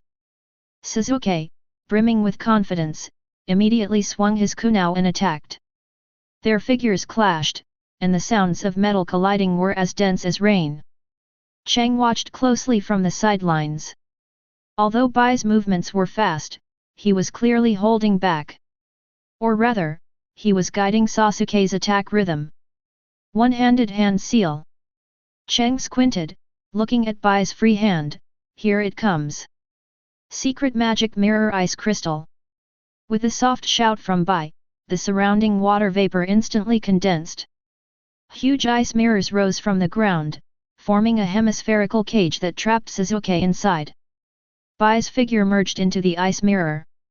The next second, countless white figures appeared in the mirror at the same time, their senbon needles raining down on Sasuke. Sasuke's painful screams echoed from within the ice array. Sasuke! Sakura cried out and tried to rush over. Don't go! That's suicide! Kakashi, entangled with Zabuza and unable to break free, shouted, Makoto! Cover Sakura and Tajuna! Makoto Uzumaki stared at the indestructible ice mirror, his mind racing. This is way beyond the scope of physics. This doesn't conform to the rules of physics. Light reflection is one thing, but how can a physical object move at the speed of light between mirrors? Does this involve space-time jumps or quantum entanglement? Never mind, let's try physical defense penetration first. Makoto pulled a sealed ceramic jar from his ninja tool pouch and shouted at the ice mirror, Sasuke! Cover your mouth and nose. Close your eyes. Although he didn't know what Makoto was going to do, Sasuke, who was in a vulnerable position, subconsciously did as he was told. Cheng suddenly threw the pottery jar into the crack of the ice mirror, and at the same time shot out an explosive tag to detonate the jar. Bang!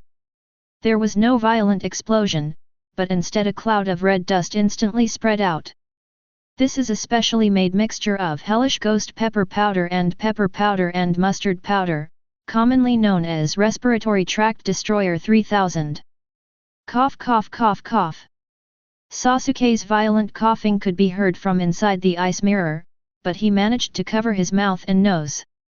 Bai, who merged into the ice mirror, moved extremely fast, but still needed to breathe. The white reflection in the mirror paused noticeably for a moment, followed by a suppressed cough. It works. Biological weapons truly are a godsend. Cheng was overjoyed. But the next second, a gust of cold wind burst out from inside the ice array, instantly scattering the chili powder. A very creative tactic. Bai's voice turned colder, but this kind of trick is useless against ice release. Thousands more bullets rained down, this time even more densely than before. Clearly Bai was getting angry too. Just as the situation reached a stalemate, a sudden smoke bomb exploded at the bridgehead. Chapter 19. Yo! The main character has arrived.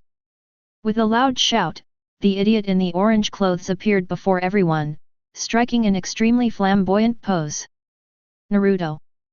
Sakura exclaimed in surprise. Sorry, I'm late. Naruto scratched his head, looking at the ice mirror in front of him. What's this? It looks so cool. Makoto Uzumaki covered his face in anguish. This idiot, instead of launching a sneak attack, he had to shout and expose his position. Is this what they call unexpectedness? Zabuza saw Naruto and casually threw a few shuriken. Careful! Haku unexpectedly shot out 1,000 shojin from the ice mirror, blocking Zabuza's shuriken. This guy is my prey, Bai said calmly. Before Naruto could even figure out what was going on, seeing Sasuke trapped inside, he impulsively cried out, Sasuke! I'm here to save you. Then, under Makoto Uzumaki's despairing gaze, Naruto did not choose to attack the ice mirror from the outside, but instead, rushed directly into the ice mirror's encirclement and stood beside Sasuke. Hehe, I'm in. Are you alright, Sasuke? Naruto asked, his face pleading for praise. Sasuke looked at Naruto like he was an idiot. You complete moron. Are you even a ninja? You should be attacking from the outside. What are you doing in here? Buy one get one free. Makoto Uzumaki sighed deeply outside, then scribbled heavily on his notebook. Tactical assessment, negative. Note, never try to predict Naruto Uzumaki's actions using logic. Now look what's happened, both of their key players are locked up. Outside, only Kakashi, who was being held back by Zabuza, Sakura, whose combat power was almost zero, Tsunade, and himself, a support-type character, remained. It seems I can only rely on myself.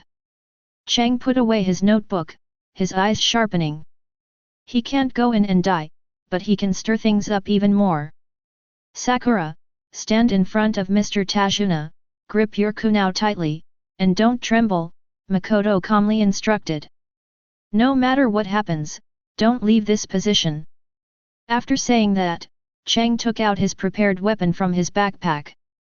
That wasn't a ninja scroll, nor was it some kind of divine weapon. It was actually a bundle of modified fireworks. To be precise, it was a cheap firework he bought at the market in the Land of Waves, filled with a mixture of magnesium and aluminum powder that he had mixed himself. Since we can't see it, then nobody should see it. Makoto lit the fuse and threw the bundle of fireworks directly into the battle between Zabuza and Kakashi, as well as towards the direction of the ice mirror. Crackle! Boom! Boom!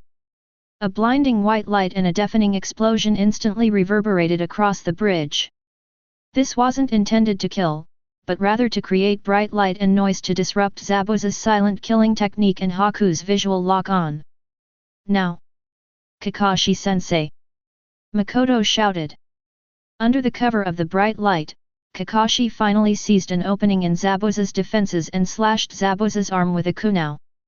Inside the ice mirror, Bai was also momentarily blinded by the sudden burst of light, causing a slight disruption to his attack rhythm. A good opportunity. Although Sasuke was also shaken and his eyes were watering, he activated his Sharingan, and his dynamic vision allowed him to catch that moment of pause. Fireball technique. A huge fireball hurtled towards the ice mirror. Although it failed to melt the ice mirror, it caused the temperature inside to rise sharply, interfering with Bai's movement trajectory. Damn brat! Zabuza roared in fury. He abandoned Kakashi, turned, and charged at the bespectacled man who had been causing trouble. I'll kill you first. The murderous aura pressed down on them as if it were a tangible force. As Makoto Uzumaki watched the massive guillotine slash towards him, his calves began to tremble. This is an absolute difference in strength, any clever tricks pale in comparison to absolute power. But he did not back down. Because he had calculated the distance. 3, 2, 1. When Kakashi appeared just in time in front of Makoto, blocking the executioner's blade with a kunao. Sparks flew everywhere. Well done, Makoto. Kakashi's voice, though tired, was full of appreciation. Your support was timely. Now, leave the rest to me. Makoto Uzumaki plopped down on the ground, his back soaked with cold sweat. That scared me to death. He pushed up his slipped glasses, his hands still trembling slightly. This kind of life-threatening work is definitely not suitable for a data-driven player like me. Inside the ice mirror at this moment, Naruto and Sasuke were riddled with thorns, and their chakra was about to run out. But Chang knew that the real turning point was coming. That red chakra, filled with a violent aura, is awakening within Naruto's body. 9 tails. Makoto muttered to himself, staring at the ominous red light emanating from the cracks in the ice mirror. Cheat code successfully renewed. The battle from now on is no longer Newton's responsibility, but Kishimoto's. Chapter 20. The air became thick and sticky, as if even breathing carried the smell of rust. Makoto Uzumaki hid behind Tsunade, pushed up his glasses, and the reflection in the lenses showed a scene that shattered his worldview. The once indestructible ice mirror cage, which even fire-based magic couldn't melt, was now trembling. A stream of red chakra, like boiling magma, overflowed from the crevice. It was a collection of pure malice and hatred. This amount of chakra, it's like a nuclear reactor leaking. Makoto looked at the simple chakra test strip in his hand. The strip hadn't even been tested yet. It had already turned black and curled up just from being near the energy particles in the air. Naruto.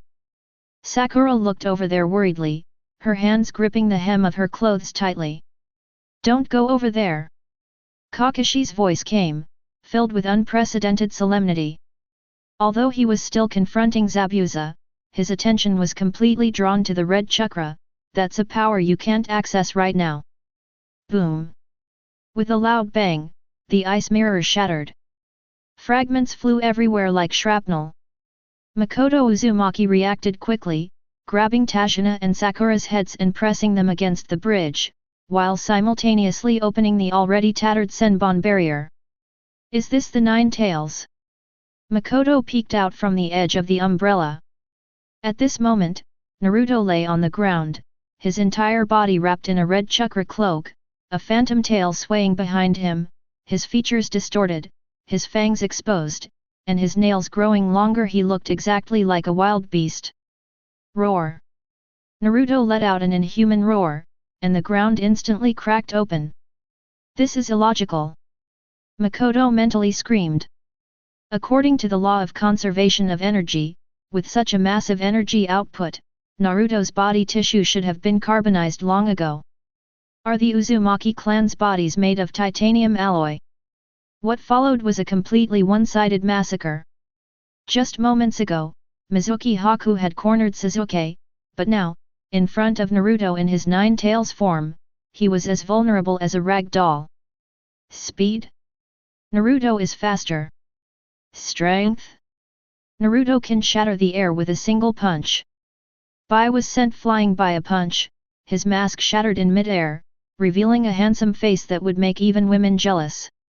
Naruto rushed forward, ready to deliver the final blow, but his fist stopped a centimeter away from Haku's face. The red chakra gradually faded, and Naruto's eyes regained a sliver of clarity. You are, from that time. Naruto was stunned. Looks like my cheat experience card expired. Makoto Uzumaki breathed a sigh of relief, wiping the cold sweat from his brow. Thank goodness! If the fighting had continued, this unfinished bridge would have become a dangerous structure. On the other side, Kakashi clearly realized that he had to end the battle quickly. Zabuza, your future is only death. Kakashi summoned 8 ninja dogs from the scroll, using their keen sense of smell to bite Zabuza's limbs, fixing him in place within the mist. It's over. A dazzling blue light shone from Kakashi's hand. It was the hissing sound of high-intensity lightning chakra concentrated at a single point, like 1,000 birds singing in unison. Reikari. Looking at the ball of blue light, Makoto Uzumaki couldn't help but sigh. Although the principle is probably to use high-frequency current to stimulate cell activation and generate high-temperature cutting force, the visual effect is truly perfect. An S-rank ninjutsu, well deserved of its name. Kakashi transformed into a bolt of lightning and charged towards the immobilized Zabuza.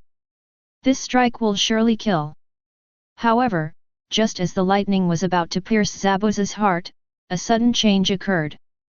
Haku, who had already given up resistance and was kneeling before Naruto begging to be killed, suddenly vanished. Pfft! The sound of a sharp blade piercing flesh was particularly jarring on the silent bridge. The fog dissipated. Everyone was stunned. Kakashi's hand pierced through a person's chest. But that person wasn't Zabuza, it was Shiro who stood in front of him. Blood dripped down Kakashi's arm. This. Kakashi's pupils contracted sharply. Is this, a ninja's tool? Makoto Uzumaki watched this scene. Although he already knew the plot, witnessing this kind of self-sacrifice without hesitation still made him feel an indescribable heaviness in his heart. In this world, human life is sometimes less valuable than a blade of grass. Zabuza looked at Haku, who was standing in front of him, a hint of surprise flashing in his eyes, but it was quickly covered by coldness. Without the slightest hesitation, he raised his executioner's blade, ready to cleave Haku and Kakashi in two. UBD! Naruto roared. Kakashi, carrying Haku's corpse, jumped backward, avoiding the attack. Bai's body slid down softly, her clear eyes had lost their luster, but a satisfied smile remained on her face. To die protecting someone important. Makoto murmured softly, the notebook in his hand becoming slightly deformed from his grip. Just then, a burst of noisy footsteps broke the somber atmosphere. Chapter 21.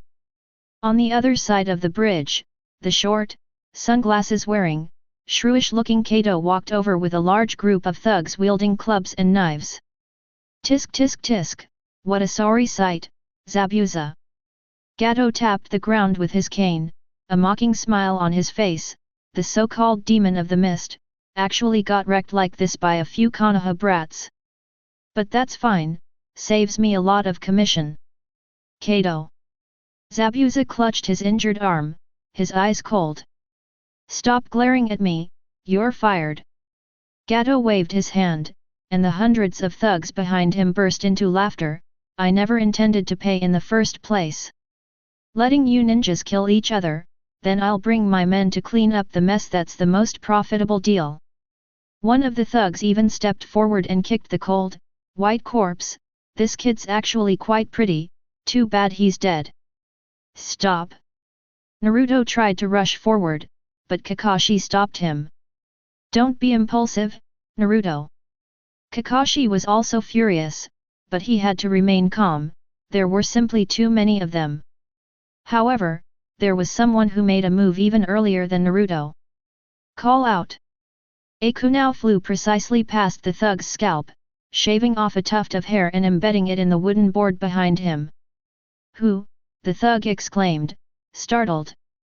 Everyone turned around and saw Makoto Uzumaki standing there, holding a bottle filled with a special spray, his usual carefree smile gone.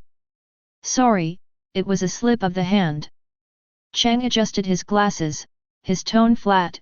However, although I'm a civilized person who upholds science and reason, I still feel physically nauseous at the thought of such tasteless acts as desecrating corpses. You stinky four-eyed BD, do you want to die? The thugs yelled. Want to die? Cheng sneered, pulling a huge black sphere labeled danger from his backpack. According to my calculations, if I detonate this compressed canister filled with high-purity methane and detonators, this bridge will most likely collapse, and we'll all fall into the sea to feed the fish. Want to try? It's physics-based mutual destruction. The thugs were intimidated by the dangerous-looking black ball and hesitated to approach. Actually, it was just a watermelon painted black and stuffed with some flour. However, this does not preclude its use for psychological warfare deterrence. At this moment, Naruto finally erupted. He pointed at Zabuza and, with tears streaming down his face, shouted out his famous talk no jutsu, a powerful verbal attack. That guy died because of you. He loved you so much, you were the most important person to him. But you didn't feel anything at all? Are ninjas really destined to become emotionless tools? Naruto's cries echoed across the bridge. Every word struck Zabuza's seemingly hardened defenses like a heavy hammer. Little brat. Zabuza lowered his head, his body trembling slightly. A tear slid down the face of the man known as the demon and fell to the ground. Stop talking. Zabuza looked up, his face already streaked with tears. Your words cut my heart open. He ripped off the bandages from his face, revealing a face full of scars, yet bearing a resolute smile. Kakashi, lend me your kunai for a moment, Zabuza said, his arms already crippled by Kakashi, making it impossible for him to lift them. Kakashi silently pulled out a kunai, about to throw it. Etc. Makoto Uzumaki suddenly interrupted. He strode forward, but instead of giving Zabuza the kunai, he slipped the special spray bottle into Zabuza's belt and then helped him put the kunai in his mouth. What is this? Zabuza asked vaguely. A high concentration of adrenaline mixed with painkillers, plus a little stimulant, Makoto said in a low voice, in a tone only Zabuza could hear. While it won't heal your hand, it will allow you to feel no pain for the next 5 minutes, so you can move even if you are hacked to pieces. This is my small tribute to this tragic hero. Zabuza paused for a moment, then a wild glint flashed in his eyes. Ha, thanks, four-eyed brat. You're welcome. Remember to give me a 5-star review. Chang took a few steps back.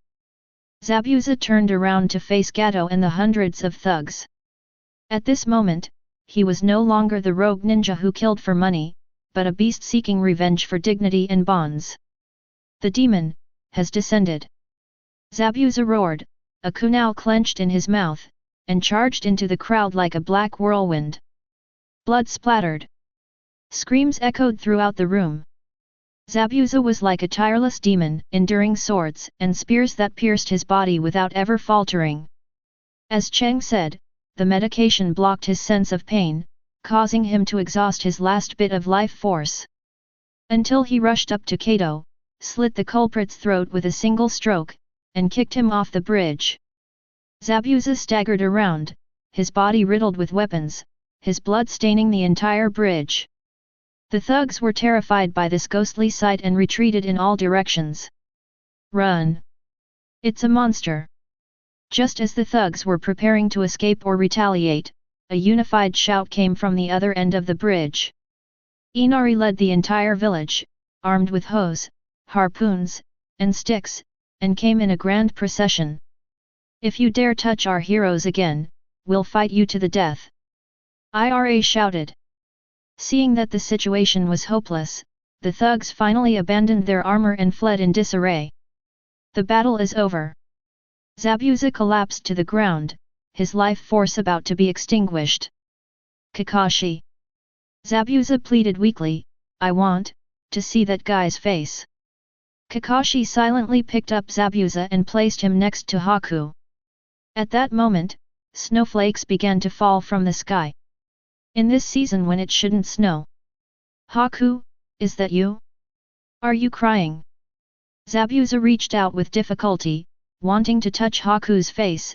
If I could, I really want to go to the same place with you. Makoto Uzumaki stood to the side, watching this scene, silently taking off his glasses and wiping away non-existent fog.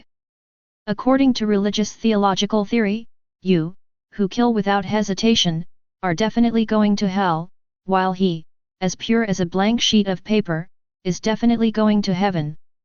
Makoto silently scoffed to himself, his eyes reddening slightly. However, if it were you too, perhaps God would grant you a special exception. Sasuke! Just then, Sakura's delighted cry rang out. Sasuke, who had been lying unconscious on the ground, woke up. Great! I knew Sasuke was tough. Chang immediately put on a relaxed expression and ran over. Quick, let me check if he has a concussion. This is a work injury, we need to get reimbursed by the Hokage. The thick fog over the land of waves has finally dissipated. Sunlight shone on the unfinished bridge and on the two bodies nestled together, creating a poignant and tragic scene. Chapter 22. The sea breeze in the land of waves still carried a salty, damp smell, but the oppressive stench of blood in the air had dissipated. On a small hill overlooking the sea, two simple graves stand quietly. There was no tombstone, only the broken piece of the decapitation sword stuck in the ground, like a silent grave digger. While from a materials science perspective, leaving such a large piece of special steel with extremely high carbon content exposed to the open air would easily lead to oxidation and rust, it certainly has a certain artistic merit. Makoto Uzumaki adjusted his glasses, holding a bunch of wild flowers he had just picked from the roadside, and gently placed them in front of the grave. Naruto stood to the side, his eyes red-rimmed, clearly having just finished crying. Although Sasuke turned his head away to look at the sea, his clenched fists betrayed the turmoil in his heart. Sakura clasped her hands together and prayed silently. Teacher! Naruto sniffed, turning to look at Kakashi, is this really the only path for a ninja? Kakashi gazed at the two graves, his eyes deep. Ninjas cannot be measured by conventional standards. Each has their own ninja way. My ninja way is... Naruto clenched his fist and shouted at the sea, I absolutely refuse to become like that. I will forge my own ninja way. I will become a super powerful Hokage, so that no one will have to make such a tragic choice again. Very energetic. Uzumaki Makoto clapped his hands, then pulled a notebook from his bag, recorded, Uzumaki Naruto established core values on XX day in the land of waves. By the way, does your ninja way include repaying the ramen money borrowed from teammates on time? Naruto's enthusiasm faltered for a moment. Makoto I'll definitely pay you back when I become Hokage. That's the bad debt provision. Cheng sighed and closed his notebook. After bidding farewell to Zabuza and Haku, Team 7 embarked on their journey home. But before leaving, there was one last thing. The cross-sea bridge was finally completed. The magnificent bridge spans the strait, connecting the land of waves with the mainland, and also connecting Hope. Dazzner and all the villagers stood at the bridgehead to see him off. Thanks to you all, this bridge was able to be built, Dazzner said emotionally. But this bridge doesn't have a name yet. I want to name it after the hero who changed our destiny. All eyes were on Naruto. Let's call it Naruto Bridge. Tajuna announced loudly. Hey? Using my name? Naruto pointed to his nose, his face filled with incredulous surprise.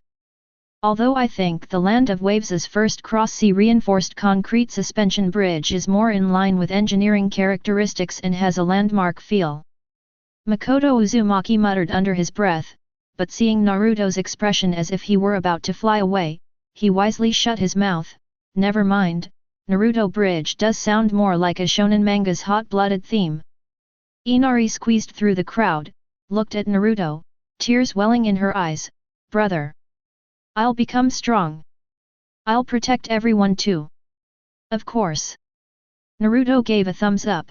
If anyone dares to bully you in the future, just say my name.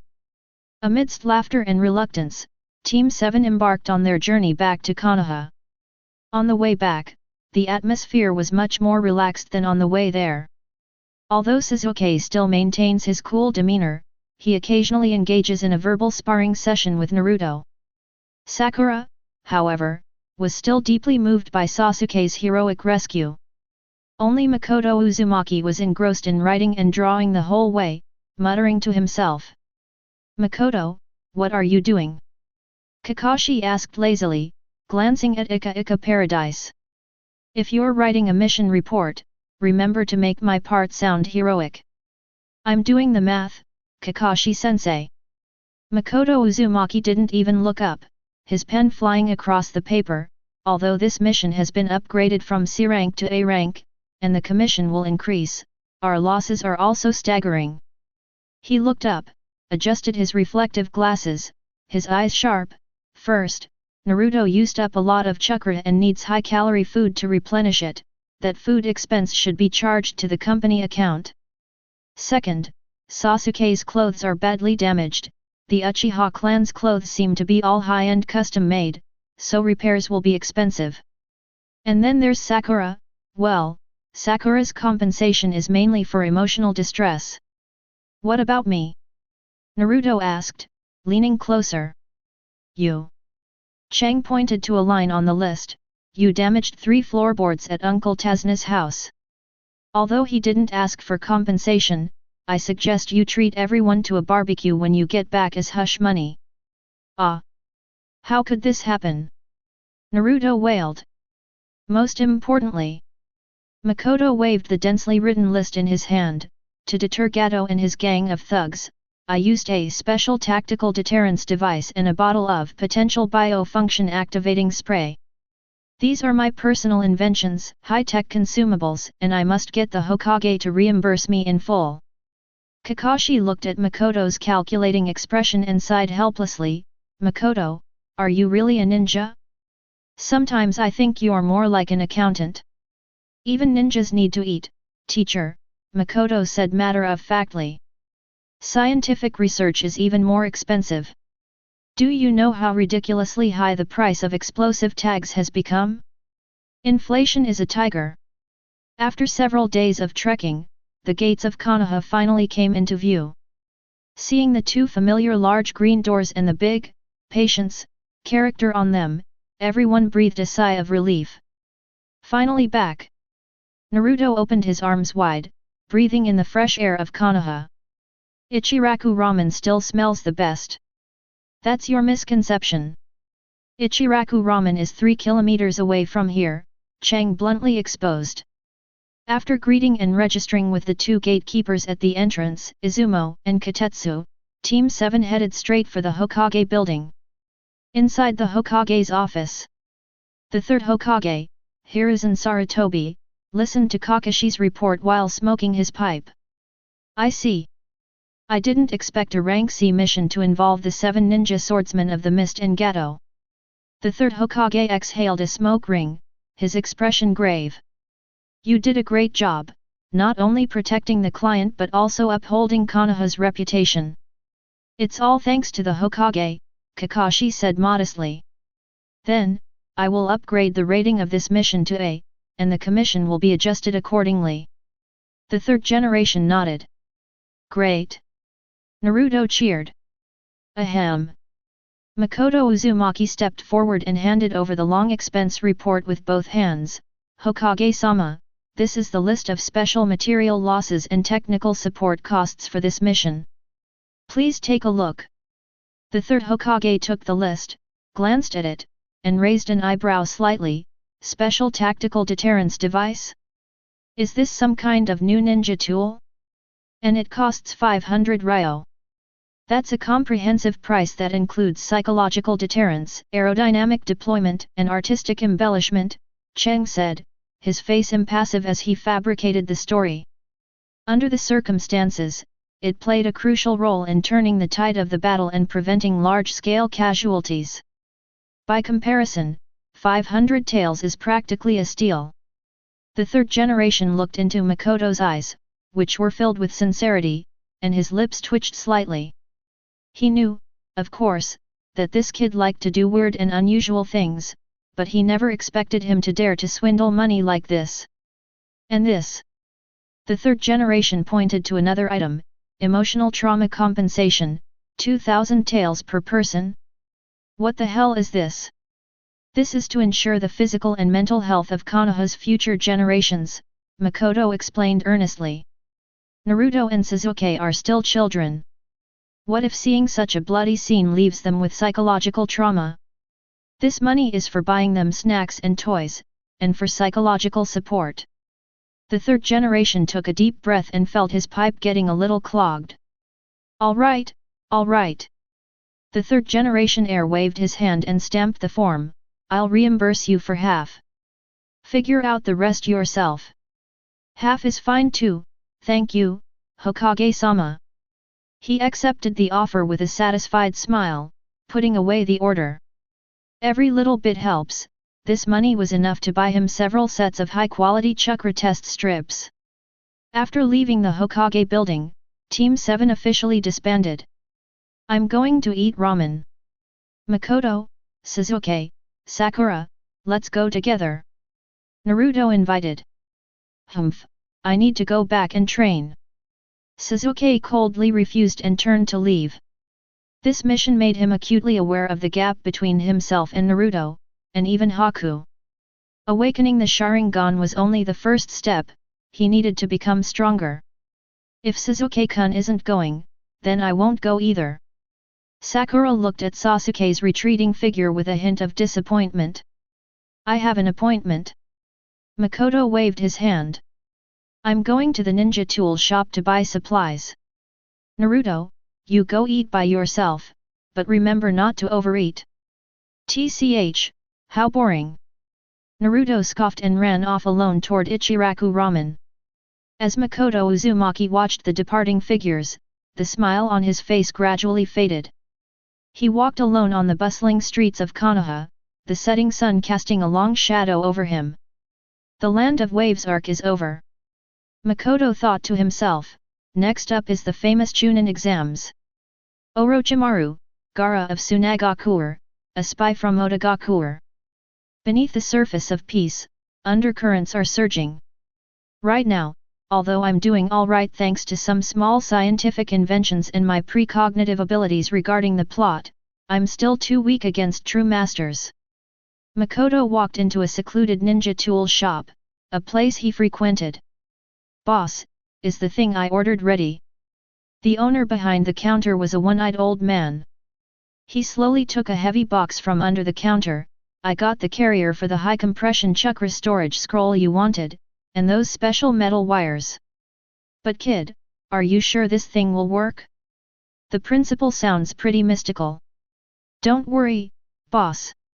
Chang opened the box, a glint of shrewdness flashing in his eyes as he looked at the gleaming metal wire inside. "In this world, science is the primary productive force.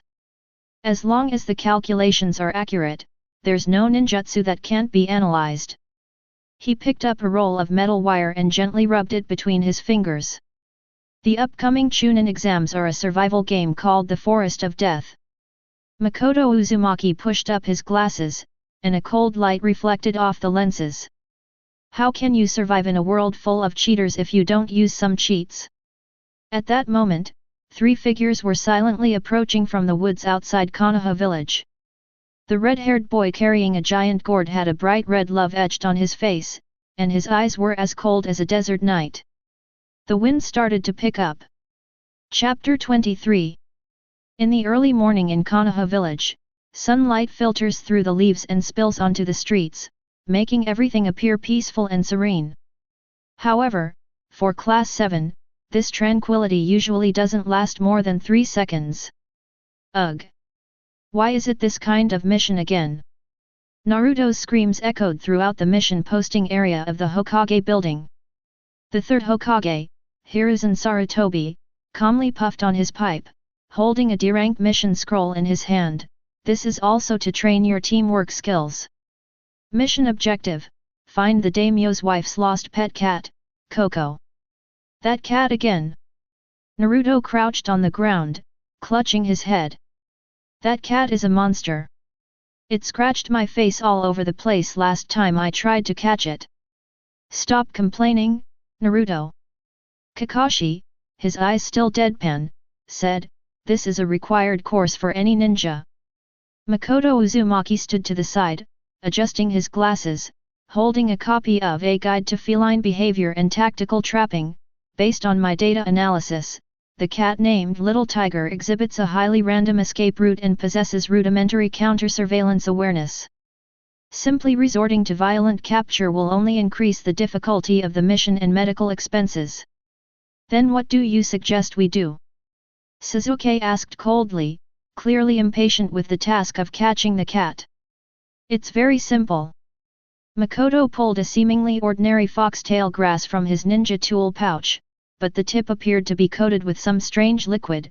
"This is my specially made catnip concentrate attractant stick, all natural and harmless, with a fatal attraction to felines. As long as you wave it at a frequency of 3.5 times per second, it will produce a special pheromone diffusion effect." "Is it really a good idea for you to use that talent for catching cats?" Sakura couldn't help but complain. As it turns out, the power of science is immense. 20 minutes later, in a grove of trees outside Konoha village, the demon cat, Tiger, who struck fear into the hearts of countless genin, was now lying on its back, rubbing against Makoto Uzumaki's trouser leg with a dazed expression, purring softly, completely defenseless. Target captured. Chang calmly picked up the cat and put it in the cage. 23 minutes, 7 minutes ahead of schedule. Efficiency improved by 30%. Naruto stared in disbelief. "Brother Makoto, you're amazing. Can you teach me that move?" "Sure, if you can memorize this book, Fundamentals of Organic Chemistry." Chang waved the thick book in his hand. Naruto immediately backed down. "Then let's forget about it." Back at the Hokage building, the daimyo's wife hugged and kissed Kotora passionately. The suffocating embrace made Kotora scream even more pitifully than when he was captured. Seeing this, the entire Class 7 couldn't help but shudder. "All right, that concludes today's mission." Kakashi announced the dismissal. "There are no missions for the next few days, you are free to do as you please." "That's awesome!" Naruto cheered. "I'm going to train. I'm going to become stronger. I'm going to train too." Sasuke turned and left, his eyes resolute. Then I'll. Sakura was about to say she would follow Sasuke, but she found that Sasuke had already walked far away, so she could only sigh helplessly. As Makoto Uzumaki watched the group disperse, he knew in his heart that the real storm was about to break. I guess Kakashi-sensei will give us the recommendation letter for the Chuunin exams soon, I thought to myself. Before that, I need to finish that. In the following days, although Konoha village appeared calm on the surface, many unfamiliar faces appeared in secret. Makoto didn't run around the streets like Naruto, nor did he lock himself in the training ground like Sasuke. He spends most of his time in Konoha's library or holed up in his small laboratory. That afternoon, Cheng was walking home, carrying several salted fish he had just bought as experimental materials.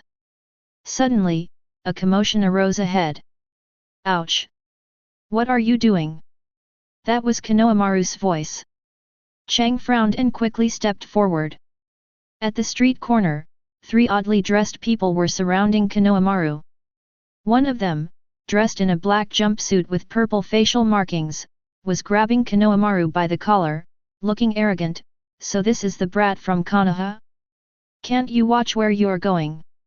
It was Kankuro, with Temari standing beside him, while Gaara, the red-haired boy carrying a gourd, stood on a tree branch not far away, coldly watching everything.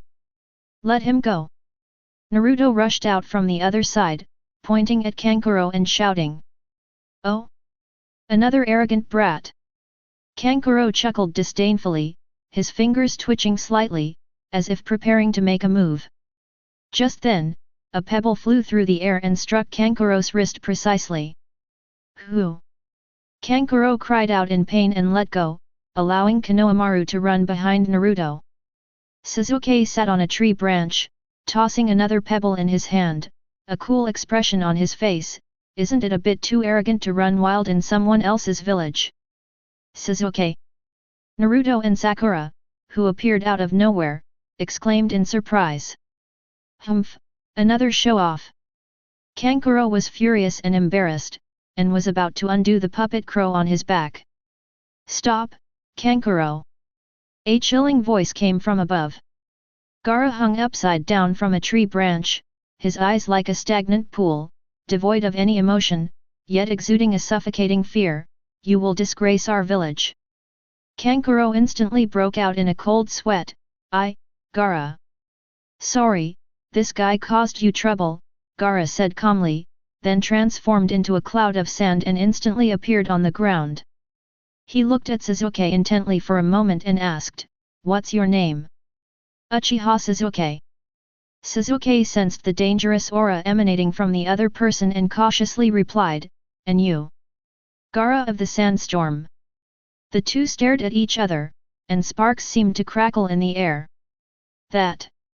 Just as tensions were about to rise, an untimely voice broke in. Makoto Uzumaki, carrying a salted fish, squeezed out from the back of the crowd, adjusted his glasses, and said, I'm sorry to interrupt your loving gaze, but according to Article 34 of the Konoha Public Security Regulations, engaging in fights or intimidating minors in public without cause is punishable by a fine and reprimand. All eyes immediately turned to Cheng. Kankuro's eyes widened, and who are you? Holding, a salted fish. This is specially pickled herring, rich in amino acids, making it an excellent biological weapon. No, I mean food. Makoto explained seriously, then looked at Gaara, my friend carrying the gourd. Although your dark circles are quite heavy, looking like hormonal imbalance caused by chronic insomnia, I suggest you drink more hot water and avoid staying up late, it's bad for your skin. The entire hall fell silent. Naruto and Sakura were so shocked their jaws nearly dropped. What is Brother Cheng saying? That red-haired guy looks absolutely terrifying. Gaara's cold eyes turned to Makoto. In that instant, Cheng felt an intense killing intent lock onto him. But he didn't back down, he simply maintained that rational smile, the reflection from his glasses obscuring his eyes. Interesting, Gaara said in a low voice, the killing intent in his eyes slowly fading. What's your name? Makoto Uzumaki, Makoto pointed to his headband, a Konoha genin who believes in science. Makoto Uzumaki. Gaara repeated, then turned and left with Kankuro and Temari. Let's go. Watching the Sand Village trio leave, Naruto finally breathed a sigh of relief, patting his chest. That scared me to death. That guy with the gourd had such scary eyes. Makoto nii, how dare you talk to him like that? According to game theory, against an opponent with such an extreme personality, showing weakness will only hasten death. A degree of unpredictability can actually increase the chances of survival, Chang calmly analyzed, then handed the salted fish to Naruto. This fish is for you. Take it home and make soup, it'll calm your nerves. Hey? Really? Thank you, Makoto nii. Naruto immediately perked up. Sasuke jumped down from the tree, looked at Makoto, and frowned slightly. Were you provoking him just now? No, I'm collecting data.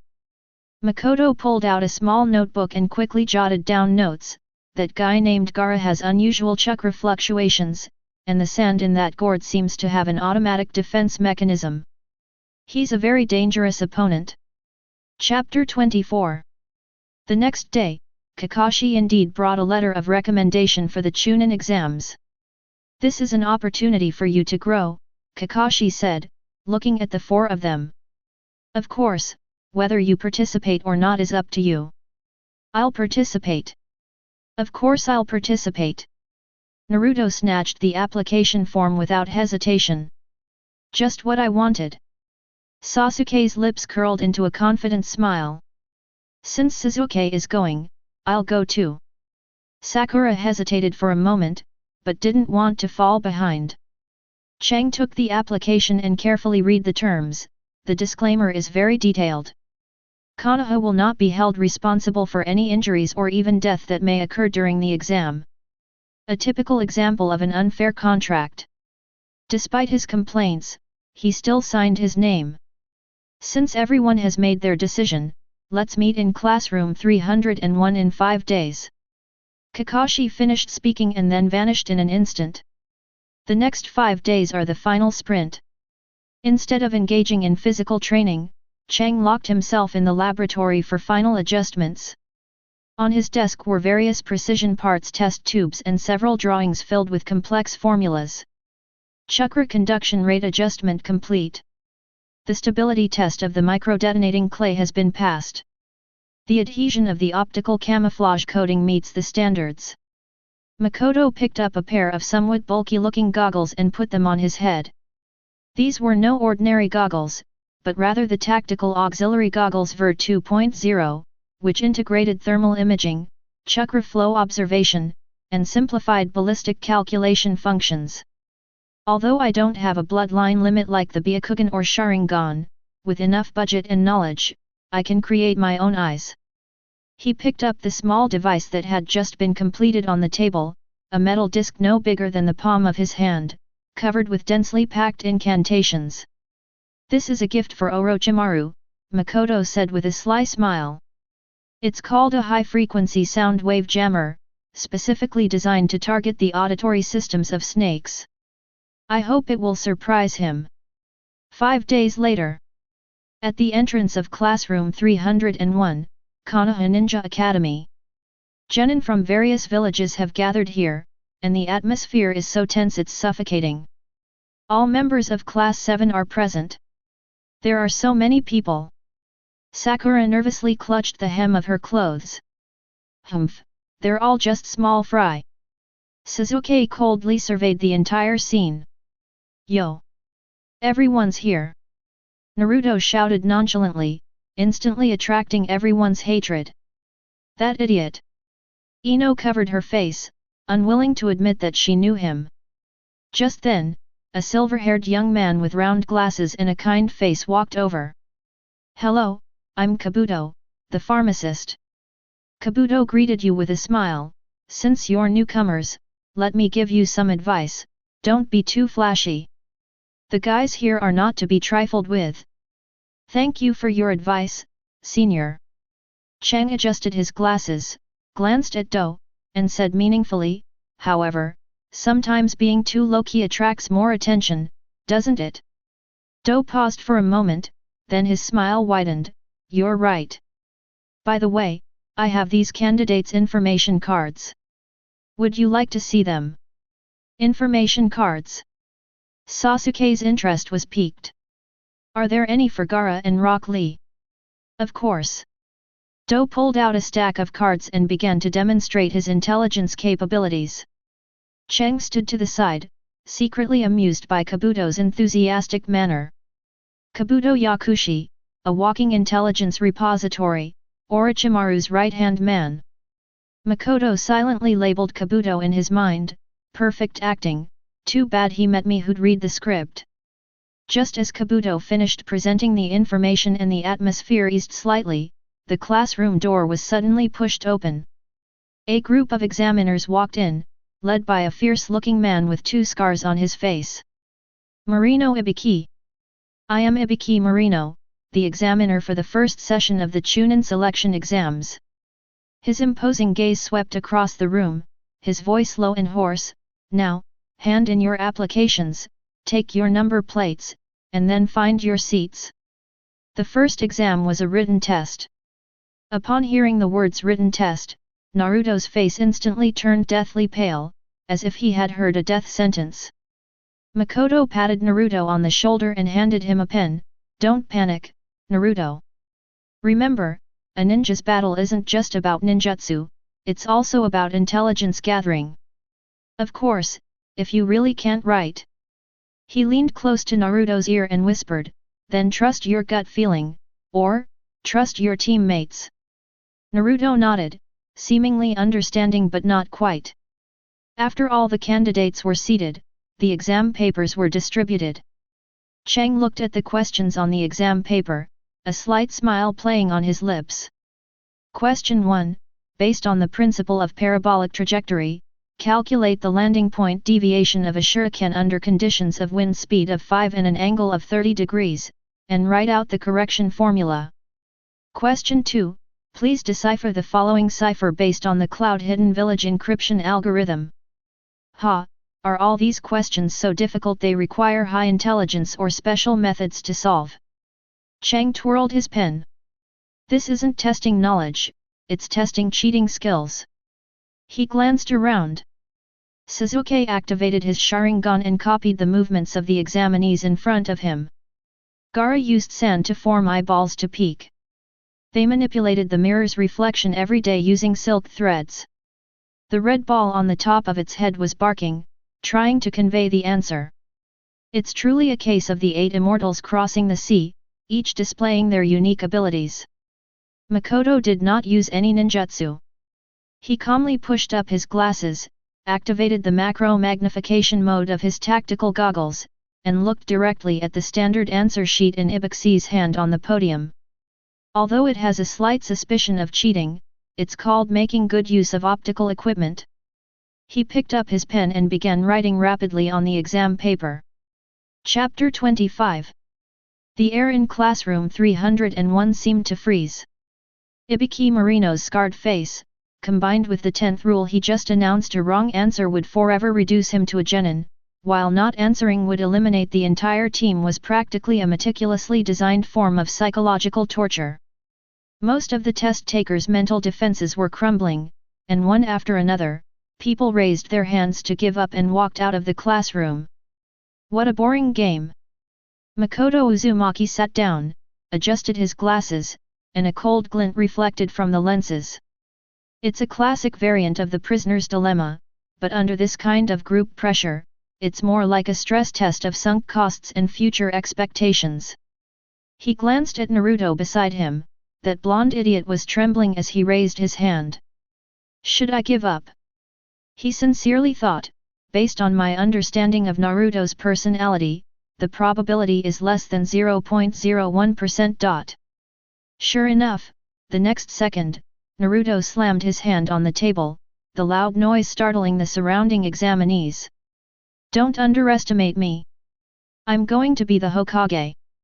Even if I'm just a genin for the rest of my life, I'll grit my teeth and keep taking the exam. Naruto's roar echoed in the classroom, like an invisible shockwave that instantly shattered the fear that permeated the air. The candidates, who had been hesitant, regained their determination. Makoto watched this scene and quickly jotted down notes in his notebook. Naruto Uzumaki, his unique skill talk no jutsu boosts the morale of the entire group. The effect is significant, but the underlying principle is unclear. It's suspected to trigger a surge of passionate emotion through high-decibel sound wave resonance. Ibiki looked at Naruto, a barely perceptible smile playing on his lips, an interesting brat. In that case, I declare that everyone who remains here has passed the first test. As Ibiki revealed the truth about the 10th question, cheers and wails erupted in the classroom. Just then, a sharp crack came from the window, followed by a dark figure bursting through the window along with a huge curtain. This is not the time to be happy. I am the examiner for the second exam, Mitarashi Anko. A purple-haired female ninja, wearing a mesh bra and a trench coat, struck an extremely exaggerated entrance pose. The entire room fell silent. Ibiki peeked out from behind the curtain, looking exasperated. Red Bean, you're going too far. You're too slow, Ibiki. Red Bean pouted, looking at the remaining number of people. So many people are left? Looks like this year's candidates have quite a bit of backbone. But it's all right, in the next exam, I'll eliminate more than half of them. She licked her lips, revealing a chilling smile. Come with me to the 44th training ground, also known as the Forest of Death. The outskirts of the Death Forest. A massive barbed wire fence completely surrounded this primeval forest, and the roars of wild beasts emanating from within were chilling. Hongdu gave everyone a consent form. Because the upcoming exams might kill people, I need to get a disclaimer first, Hongdu said with a smile. Naruto, holding the consent form, mimicked Anko's expression with a defiant look. Chang took the pen and carefully read the terms. The method of handling the body, the ownership of the belongings, Konoha's disclaimer, this legal document is written flawlessly. It seems Konoha's legal department is very efficient. After signing, Class 7 received the Heavenly Scroll. Listen carefully. With Kakashi absent, the task of strategizing naturally fell to Makoto and Sasuke. Makoto took out a spray bottle and sprayed Naruto and Sakura vigorously. Cough cough. What is this, Makoto? It stinks. Naruto protested, pinching his nose. This specially formulated, potent insect repellent spray is a mixture of pyrethroids and an extract from the feces of some wild animal. Chang calmly explained, the most dangerous creatures in the Death Forest aren't tigers or lions, but rather those poisonous insects and leeches carrying unknown viruses. If you don't want sores on your butt, you'd better stand still. Although Sasuke looked disgusted, he still let Makoto spray him all over. With the gates opening, the second round of the Chuunin exams officially began. As soon as we entered the forest, the light dimmed instantly. Huge trees blocked out the sun, and a damp, decaying stench filled the air. This place feels so eerie. Sakura gripped her kunao tightly, looking around warily. I need to pee. Naruto suddenly said. Sakura punched Naruto on the head, idiot. Bear with it. Or go take care of it in those bushes over there. Naruto covered his head and ran into the bushes. A few minutes later, Naruto returned. Hehe, that feels much better, Naruto said with a grin. Sasuke and Makoto both stopped in their tracks. Sasuke instantly activated his Sharingan and kicked Naruto away. Sasuke-kun! What are you doing? Sakura exclaimed. Look closely, Sakura. Makoto adjusted his glasses, the tactical goggles in his hand flashing red. According to thermal imaging, Naruto's body temperature is 3.5 degrees Celsius lower than normal, and his chakra flow is extremely erratic. Most importantly, Chang pointed to Naruto's left leg. When Naruto went in just now, the ninja tool pouch was on his right leg, but this guy's on his left. Only an incompetent stuntman would make such a basic mirror error. Naruto, who had been kicked away, twisted in midair and transformed into a rain ninja wearing a breathing mask. TCH, got caught. Rain ninja sneered, forming hand seals, water release, water candy barrier. A thick liquid gushed from his mouth, engulfing the three of them. A mere trick. Sasuke was about to form hand seals to use fire release. Save your chakra, Sasuke.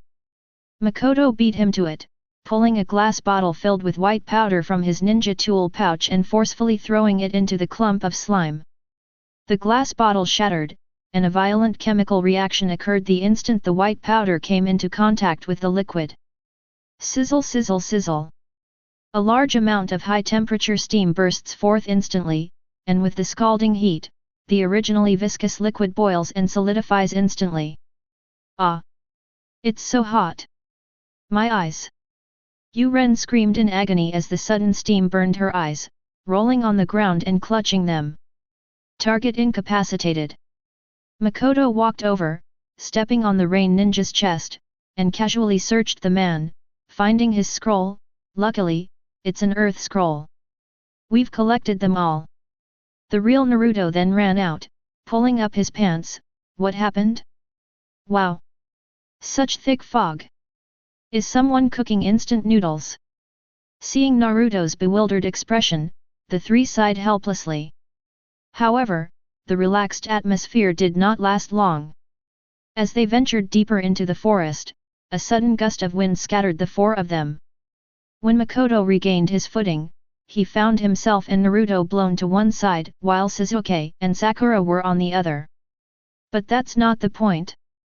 The key point is that a suffocating, cold, and viscous killing intent enveloped the entire area as if it were a tangible force. Even the usually oblivious Naruto was now frozen in place, cold sweat pouring down his face. What is this feeling? I can't move. Cheng's tactical goggles were alarming rapidly, the data stream on the lenses was so fast it was almost invisible. Warning! Extremely high chakra level detected. Warning! Biohazard level, level S. On Sasuke and Sakura's side, a grass ninja wearing a straw hat slowly emerged from the tree trunk, its long tongue licking its lips, its eyes revealing greed and mockery. That's the look in a predator's eyes when it looks at its prey. Orochimaru. Makoto's throat went dry. Although he already knew the plot, when actually facing these legendary Chuunin, the primal fear was still hard to suppress. Sasuke was completely consumed by fear at this point, and even began to hallucinate, seeing himself die a horrible death. He trembled, trying to hand over the scroll and beg for mercy. No. I can't let him succeed. Makoto took a deep breath, forcing his reason back to his mind. According to the plot, Orochimaru's goal is to plant a cursed seal on Sasuke. I can't beat him, but I must buy some time, or annoy him a bit.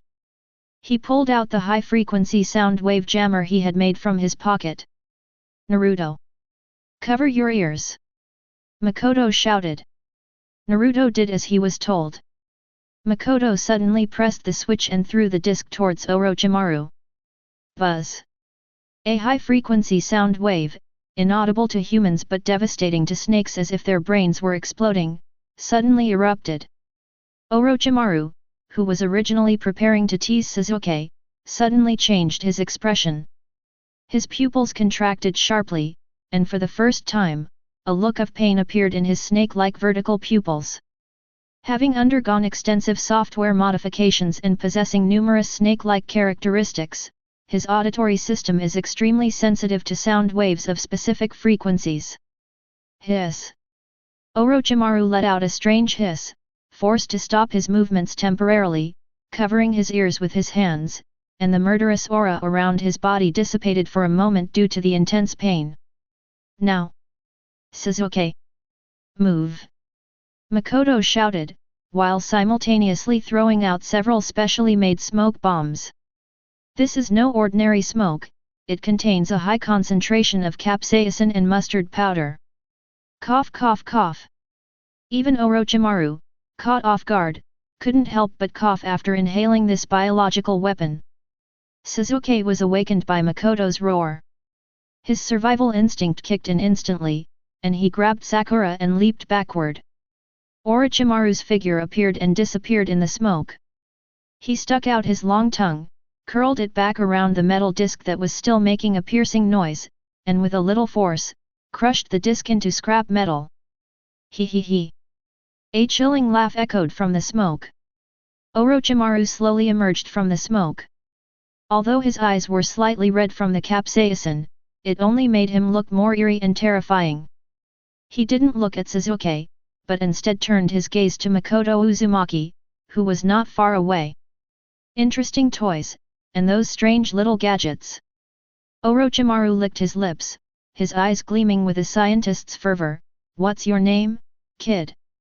Staring at him with those golden, snake-like eyes, Makoto felt like a frog being dissected on a dissection table. But he still forced a smile, adjusting his glasses and forcing a smile that looked more like a grimace. Makoto Uzumaki. A genin who believes in science. Science. Orochimaru seemed quite interested in the word, talking about science in this world full of ninjutsu. You're interesting. More interesting than that Uchiha brat. Suddenly, Orochimaru's neck stretched out with lightning speed, instantly covering a distance of tens of meters. Chang had no time to react. Although I'd like to talk to you more, you're not the main character today. Orochimaru's head brushed past Makoto, whispering in his ear, as punishment for disturbing my fun, and also as a reward. I hope you survive. The next second, Orochimaru locked onto Sasuke again. Sasuke-kun. I have a gift for you. The pace of the battle quickened instantly. Naruto unleashed the Nine Tails chakra and charged forward, only to be easily knocked away by Orochimaru's Five Elements seal. Sasuke used his Sharingan and fire release techniques with all his might, but he still appeared inexperienced in front of the Chuunin. In the end, those terrifying teeth still bit into Sasuke's neck. Sasuke collapsed to the ground in agony, the black cursed seal markings beginning to spread.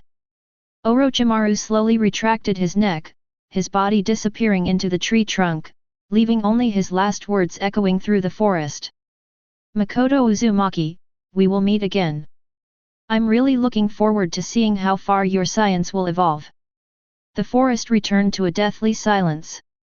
Chang slumped to the ground, panting heavily, his back soaked with cold sweat. Damn, is this the difference in strength? Makoto looked at the broken remote control in his hand and gave a wry smile. Looks like my scientific ninja tools need an upgrade. At least an automatic defense system and an anti-biofield should be added. He glanced at the unconscious Naruto and Sasuke, and at Sakura, who was trembling with fear beside them. All right, stop crying, Sakura. Makoto stood up, brushed the dust off his clothes, and his eyes regained their composure. The real test is just beginning. We have to survive the remaining 4 days in this enemy-strewn forest with these two wounded. He took out a roll of bandages and several bottles of medicine from his bag. First, we need to give them first aid. Based on my observation, Sasuke's current condition is an acute viral infection accompanied by a gene mutation. Hopefully he can pull through. Chapter 26. The nights in the Death Forest are damp, cold, and filled with a sinister sense of being watched. The roots of a huge ancient tree have been hollowed out to create a temporary shelter. Makoto Uzumaki was busy at the cave entrance, holding a few plants that looked like weeds in a pile of unknown powder. Inside the cave, Sasuke had a high fever, his brows furrowed, and the cursed seal on his neck throbbed slightly as if it were alive. Naruto lay sprawled out to one side. Although his chakra was disrupted by the Five Elements seal, the Uzumaki clan's constitution allowed him to sleep like a log, occasionally smacking his lips. Sakura was restless, clutching a damp towel tightly in her hand, wiping Sasuke's sweat every now and then. Makoto, is Sasuke really all right? Sakura's voice trembled with tears. His body is burning up. From a biological perspective, Fever is proof that the immune system is engaged in a fierce battle against an invading virus, Makoto said without turning his head, fiddling with a makeshift mortar and pestle in his hands. Although the contents of the gift Orochimaru gave us are unknown, as long as Sasuke's willpower is strong enough, plus a little external assistance, he won't die. External assistance. Here, drink this. Makoto handed Sakura a bowl of greenish, bubbly and strangely bubbly paste. Sakura's face turned pale. What is this? Won't giving Sasuke this hasten his death? This is a modified version of Makoto's specially formulated high-energy nutritional supplement. Makoto adjusted his glasses and explained seriously, the ingredients include hemostatic herbs gathered from the forest, soldier ration powder, protein-rich insect larvae extract, and a touch of menthol for added energy. Although the appearance and taste are indeed a bit counterintuitive, for Sasuke right now, this is the best fuel to replenish his stamina. Sakura looked at the bowl of food, hesitated for a long time, but in the end, for the sake of love, she pinched her nose and forced Sasuke to drink it. Surprisingly, after finishing this bowl of culinary abomination, Sasuke's previously rapid breathing calmed down somewhat, although his expression looked like he was having a nightmare. Alright, next is the defensive setup. Cheng clapped his hands, stood up, and walked to the cave entrance. He took out a roll of extremely fine, transparent silk thread from his ninja tool pouch and began to weave it among the trees around the cave entrance. Is this just ordinary steel wire? Sakura asked. No, this is a special alloy thread coated with fluorescent powder and a strong adhesive, Makoto said while working. The formula for this adhesive was inspired by Spider-Man, by some kind of tarantula. Once it's stuck, you can't escape unless you tear off your skin. As for the fluorescent powder, it's so that even an ordinary person like me without eye powers can see the enemy's movements. After setting the trap, Cheng sprinkled some powder in several key locations. What is this? Concentrated skunk secretion extract crystals. Makoto grinned mischievously. If anyone steps on it, the smell, tisk tisk, is enough to make even the most sensitive ninja dogs lose their sense of smell instantly. Its psychological impact on humans is also S-rank. Sakura watched as Makoto skillfully set up these insidious, scientific traps, and suddenly realized that this teammate, who usually seemed so gentle and weak, was actually a little more terrifying than Orochimaru. Sakura, you take care of them and keep an eye on the trap triggers over there. I'll go keep watch a little further away. Makoto pointed to a tall tree not far away. If any enemies break through my lines, I'll signal you. What is the signal? You'll hear a loud bang, accompanied by a very artistic explosion. It's late at night. Makoto sat on a thick tree branch, holding a monocular telescope, cautiously observing his surroundings. According to the original storyline, the Sound Ninja Trio should be arriving soon. Cheng thought to himself, Dosu, Zaku, and Kin, these three, though cannon fodder, will still be quite troublesome against Sakura and Rock Lee alone before Sasuke wakes up. He touched his ninja tool pouch, it was nearly empty. The previous battles had used up too many of his special tools. Just then, a slight rustling of leaves caught his attention. Through his homemade night vision filter, Makoto saw three figures leaping swiftly between tree trunks like squirrels, heading straight for their hiding place. You're here. Cheng's lips curled into a slight smile, perfect timing to test the power of our new product. At this moment, in front of the cave, Sakura was fighting off sleepiness when suddenly, several senbon needles shot out from the darkness and stuck to the ground at the entrance of the cave. Who? Sakura suddenly stood up, gripping her kunao tightly. Three figures landed on the open ground. TOS, covered in bandages with only one eye showing, Sak, hands in his pockets, looking arrogant, and Kim, with her long, flowing hair. Oh, isn't this the little girl from Konoha? Zack sneered. Hand over Sasuke, and we might consider leaving you a whole corpse." Sakura gritted her teeth and stood in front of the cave entrance. "Don't even think about it. Then don't blame us for being impolite." Sakura raised his hands, the wind holes in his palms pointing at Sakura, air slash. However, just as he was about to launch the air wave, pfft! With a soft sound, a plume of yellowish-green smoke suddenly rose from beneath Sak's feet. Immediately afterwards, an indescribable stench erupted. It smelled like 100 rotten eggs and a rotten durian had been microwaved for 3 days and 3 nights. Ugh! Sak, who had been so aggressive, instantly lost his composure, covering his nose and kneeling on the ground, tears and snot streaming down his face. What the hell is this? My nose! My lungs!" Jin, standing nearby, was also suffocated by the stench and retreated repeatedly, exclaiming, "It stinks! Is this really a trap? How disgusting!" Only Tos, whose body was wrapped in bandages, seemed to have some resistance to the smell, but even he was momentarily stunned by the sudden biochemical attack. "Now, Sakura!" Cheng's voice came from above. Immediately afterwards, several round objects fell from the tree, landing right in the middle of the sound ninja trio. "Is it one of those stink bombs again?" Toth jumped back warily. "No, this time it's at the physical level." Boom! Boom! Boom! The spheres suddenly exploded, but instead of producing flames, they burst into a bright flash and a tremendous noise. "My eyes! My ears!" Jin screamed, covering his ears and crouching on the ground.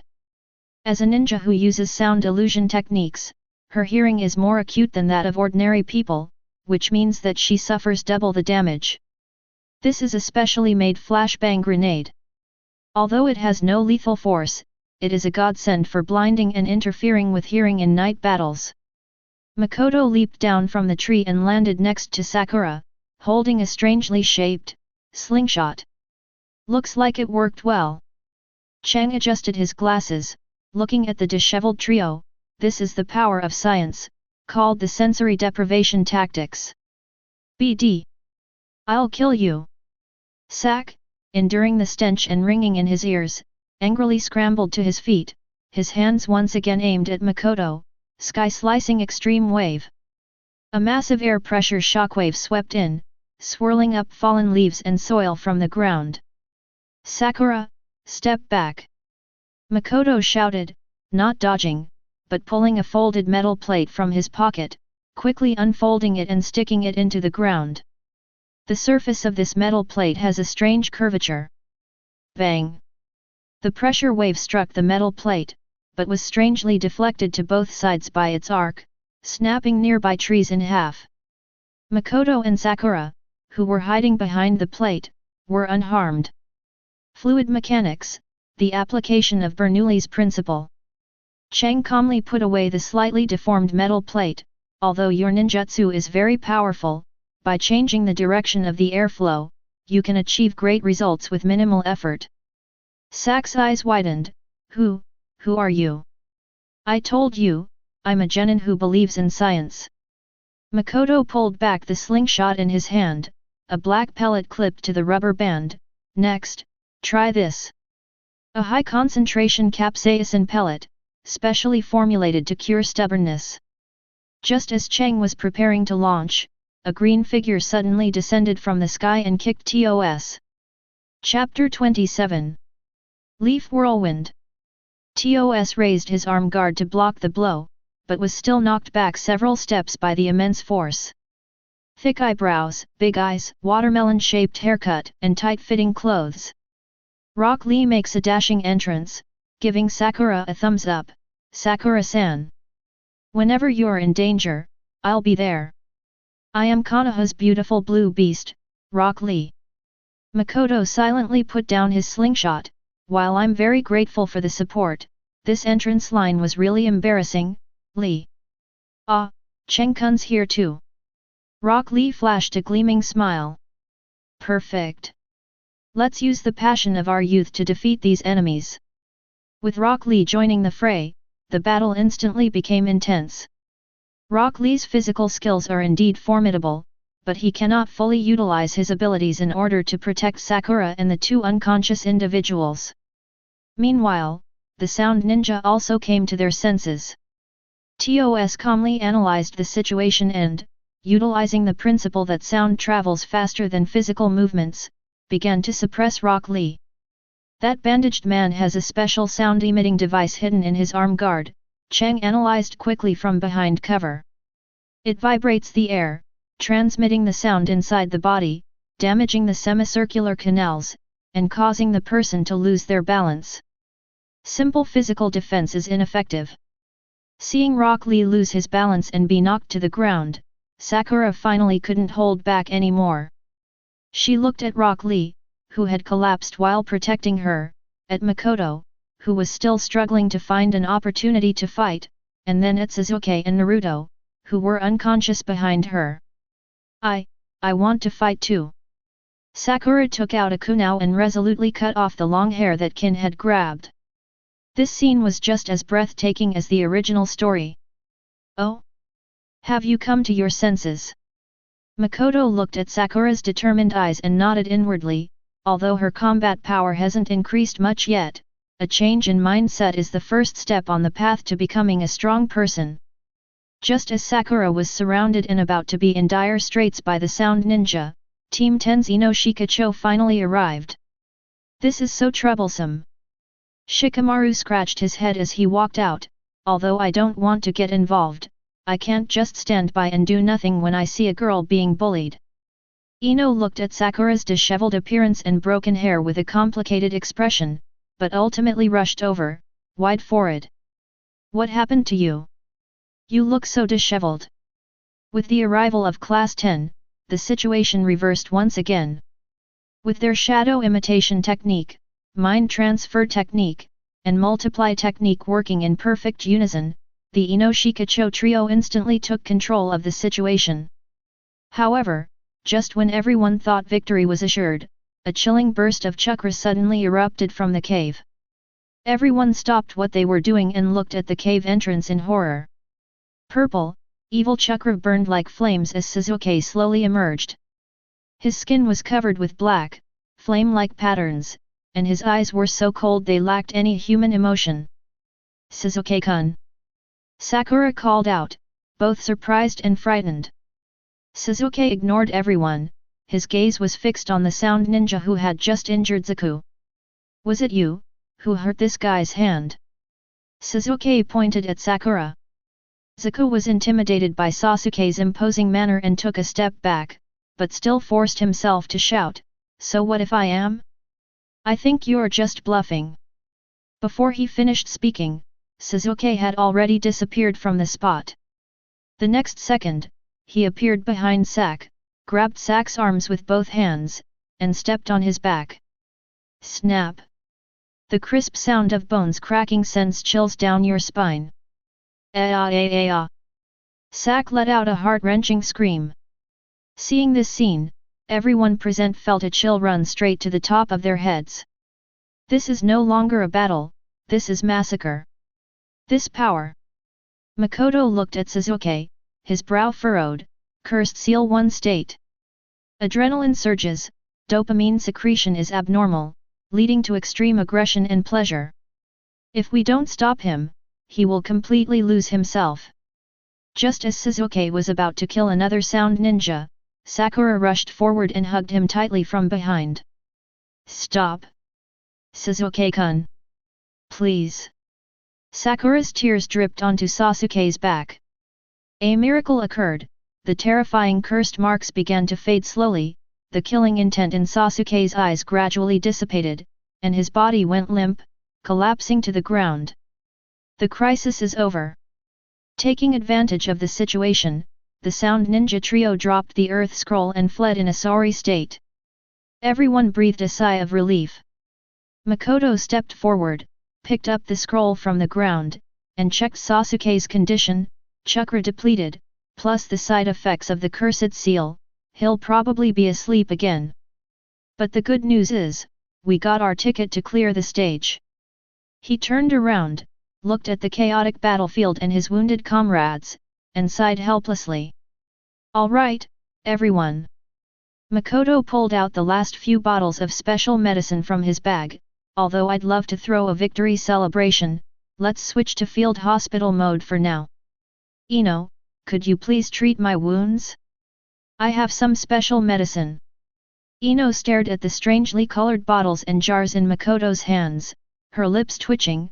"These, can they really be used? Trust in science." Makoto revealed a tired but confident smile.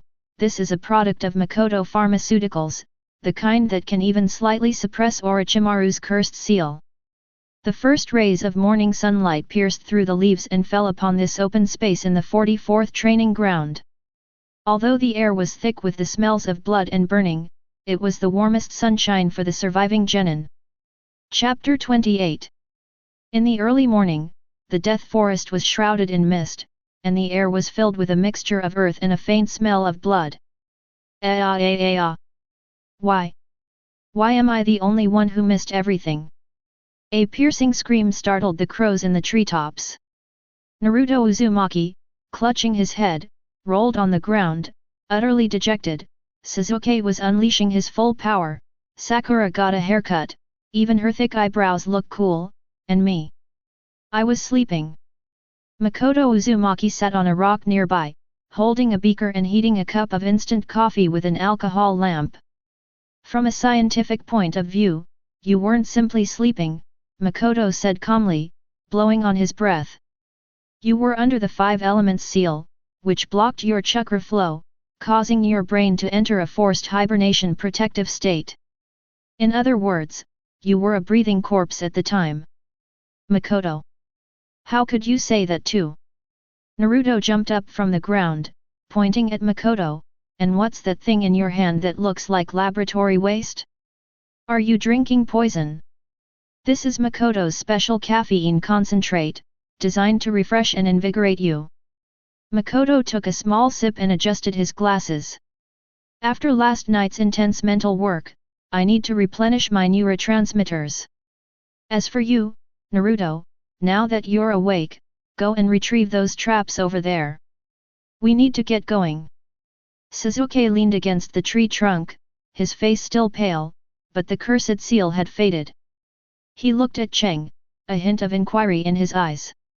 Although he was in a daze last night, he vaguely remembered that this bespectacled guy had been giving orders. "Hey, Four Eyes." Sasuke spoke coldly, "That guy from last night, thanks." Cheng paused for a moment, then gave a professional, fake smile. "Young Master Uchiha's gratitude is priceless. However, more than verbal thanks, I'd like you to reimburse me for the materials used last night. Those flashbangs were quite expensive." Just then, the bushes not far away suddenly moved. "Who?" Sasuke instantly became alert, his hand landing on his ninja tool pouch. A young man with round glasses, a silver ponytail, and an innocent-looking smile emerged from the bushes. Don't be nervous, I mean no harm." The young man raised his hands, indicating that he was unarmed. "I came looking for my companions, but I got lost. I saw smoke over here, so I came to check." Yakushi Kabuto. A beam of white light reflected off Cheng's glasses. According to the original storyline, at this point in time, this famous triple agent, dream-fulfilling master, and reanimation enthusiast of the ninja world should have already set his sights on Sasuke. "I am Kabuto Yakushi, and also a Konoha genin participating in the exams." Kabuto approached with a smile, his gaze sweeping over the crowd before finally settling on Sasuke. "It seems you've been through a fierce battle. Don't come any closer." Naruto warily blocked his way. "Who knows if you're an enemy?" "Hey, don't be so fierce." Do pulled a few scrolls from his bag. "Actually, I wanted to ask if you guys are also on your way to the tower? There are a lot of traps in this area, so if possible, I'd like to travel with you and look out for each other. I have quite a bit of information about this forest." Naruto and Sakura exchanged a glance, clearly somewhat tempted. After all, they're not in good shape right now, so having an experienced guide would make things much safer. In his heart, Makoto silently awarded Kabuto an Oscar. The acting, the micro-expressions, the perfectly nuanced timidity and sincerity. If I hadn't read the script, I probably would have been fooled too. Intelligence. Makoto stood up, dusted himself off, and walked over to Kabuto. Since you're a senior, we're naturally happy to welcome you.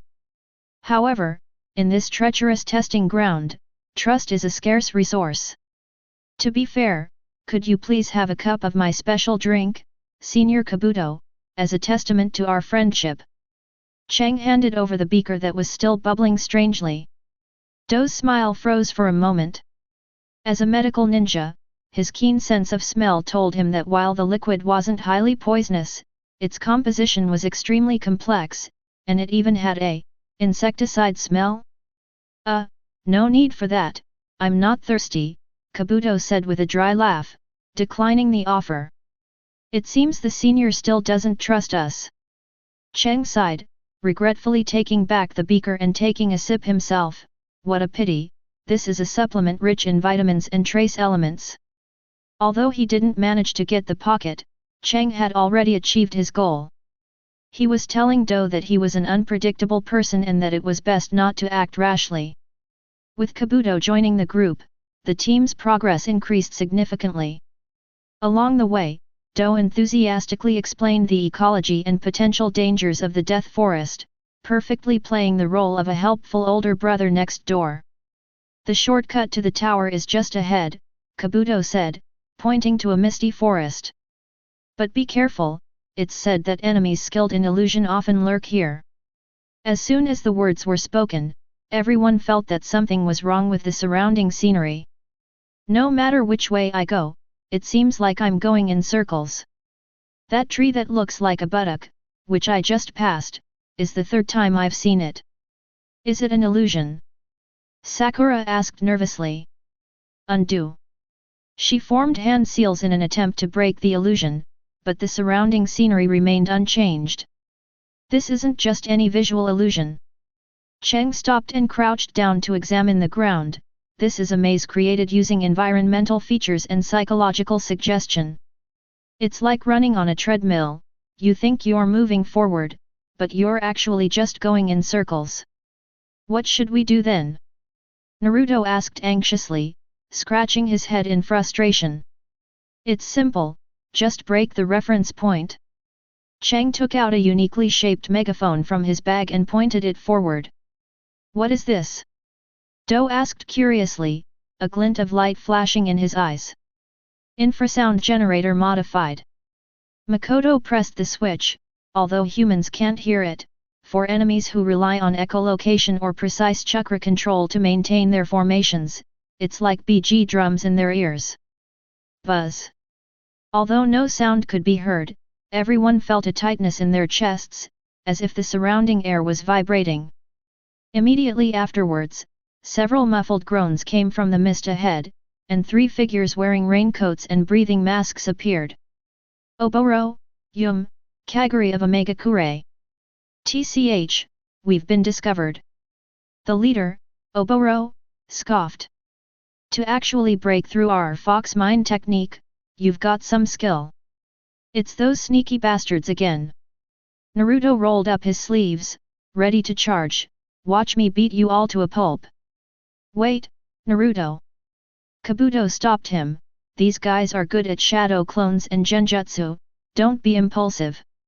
However, Naruto paid no heed and immediately created several shadow clones to rush forward. Battle is imminent. Chapter 29. The Rain Ninja Trio proved to be a formidable opponent. They used mud to create numerous earth clones, blurring the lines between real and fake, causing Naruto and Sasuke's attacks to frequently miss. Moreover, even if these clones are scattered, they will turn into mud and reform themselves, just like cockroaches that can't be killed.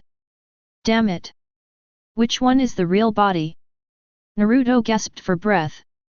Sasuke activated his Sharingan, trying to discern the flow of chakra, but the Rain Village's chakra was evenly distributed in the soil, making it difficult to pinpoint. Kabuto appeared to be helping to block the attacks, but in reality, he was observing Sasuke's movements. It's about time this farce ended. Cheng stayed at the very back, holding something that looked like a temperature gun, scanning the battlefield. According to the second law of thermodynamics, energy conversion is always accompanied by heat loss. Makoto pushed up his glasses, a smile playing on his lips. While chakra can be disguised, body temperature is difficult to completely conceal, especially during such strenuous activity. He raised the temperature gun in his hand and pointed it at a tree on the left, a bush on the right, and a spot on the ground. Naruto. 3 meters behind that big tree on your left. Sasuke. The bush is on your right. Sakura. Throw an explosive tag at your feet. Although the three did not understand why, they carried out the order without hesitation because they trusted Cheng. Go to hell. Fire release, great fireball technique.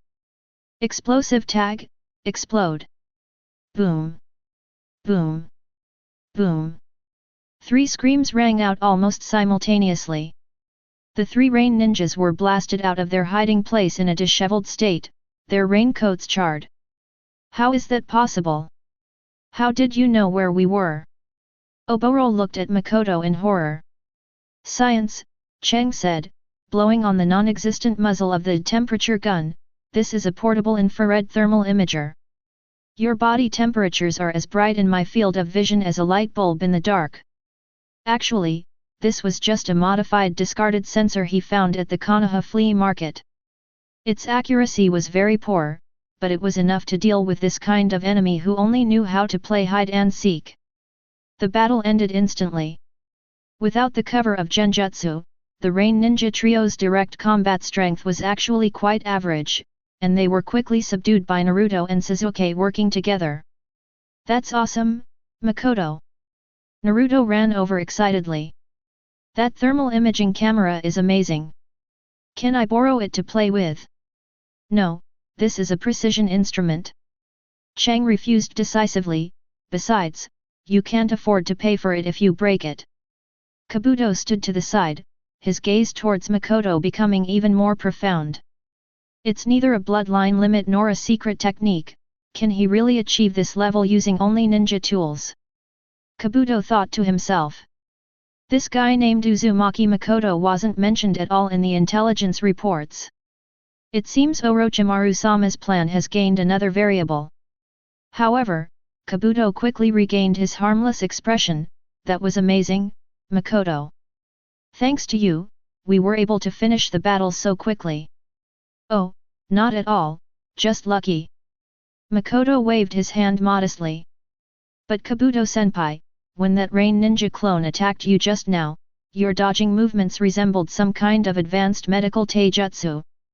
It seems you're quite the hidden master. Kabuto's pupils contracted slightly, then he laughed, haha, is that so? Probably just an instinct honed from running away.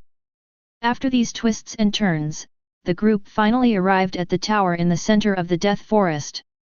Pushing open the heavy door, the room was empty except for a painting hanging on the wall, which contained a riddle about heaven and earth. Now that we have gathered all the heaven and earth scrolls, let's open them, Sasuke said, holding up the 2 scrolls. Wait. Cheng suddenly pulled an umbrella out of his bag, opened it, and put on a gas mask. What are you doing? Sakura asked, completely bewildered. According to Murphy's Law, there's always a reason behind everything. Makoto's voice sounded muffled through the gas mask.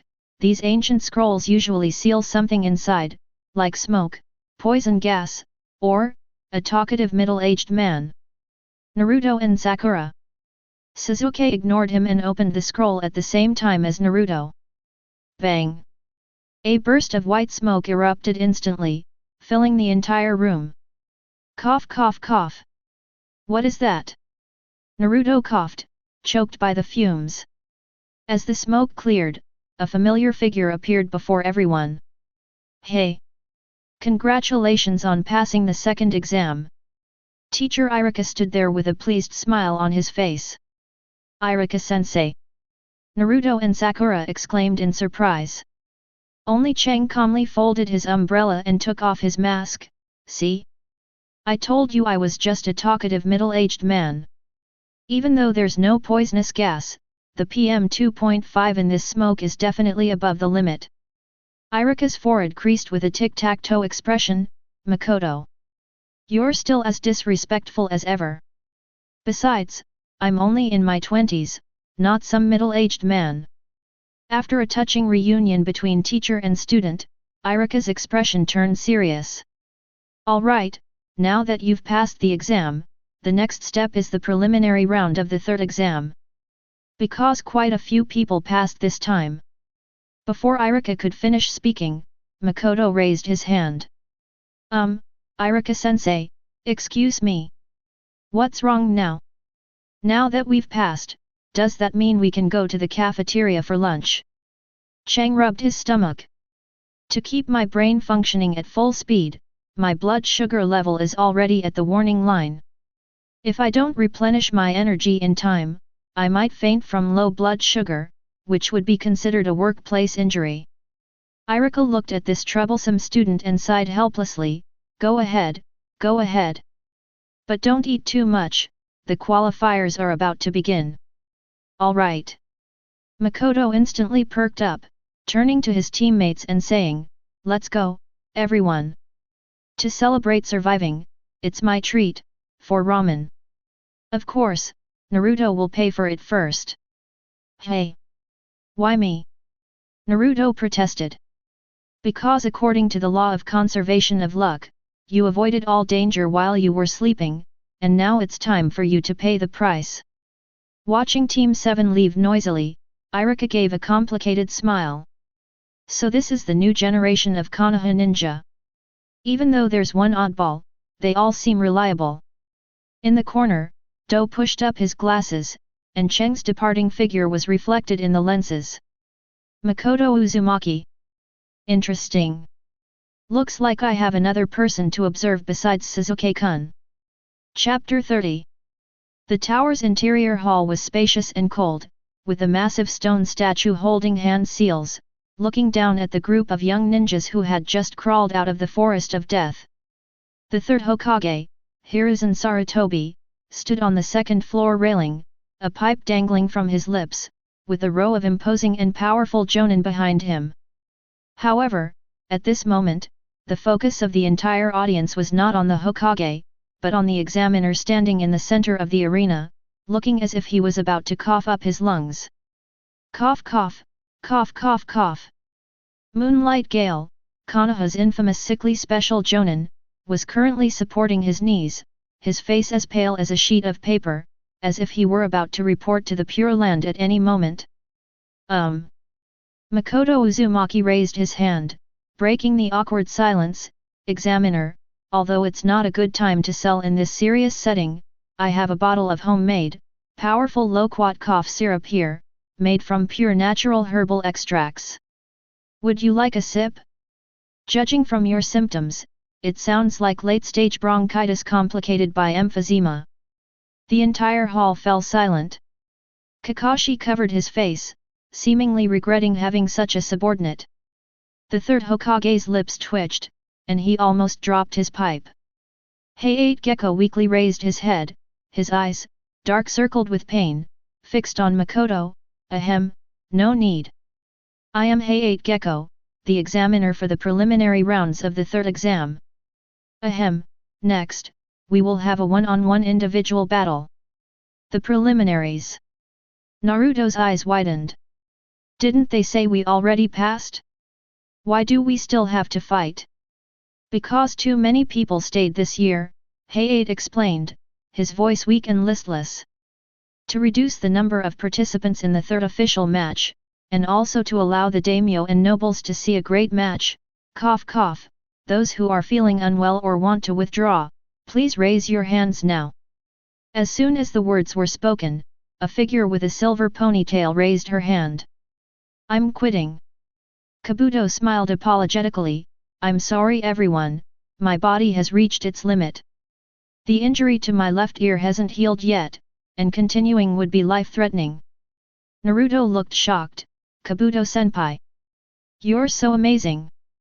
Chang stood to the side, adjusted his glasses, and a wise glint flashed across his lenses. That's what they call cutting your losses, Naruto, Makoto said in a voice only Team 7 could hear. Kabuto-senpai is a shrewd investor. He's gathered enough data know, experience. Staying would not only expose his hand but also expose him to uncontrollable risks. This act of cashing out at the peak is something every every ninja should learn from. Sasuke glanced coldly at Kabuto, his hand clutching the cursed seal on his neck, his expression pained. Sasuke, you should quit too. Sakura anxiously clutched Sasuke's sleeve, that cursed seal. Shut up, Sakura. Sasuke gritted his teeth, I need to confirm my current capabilities.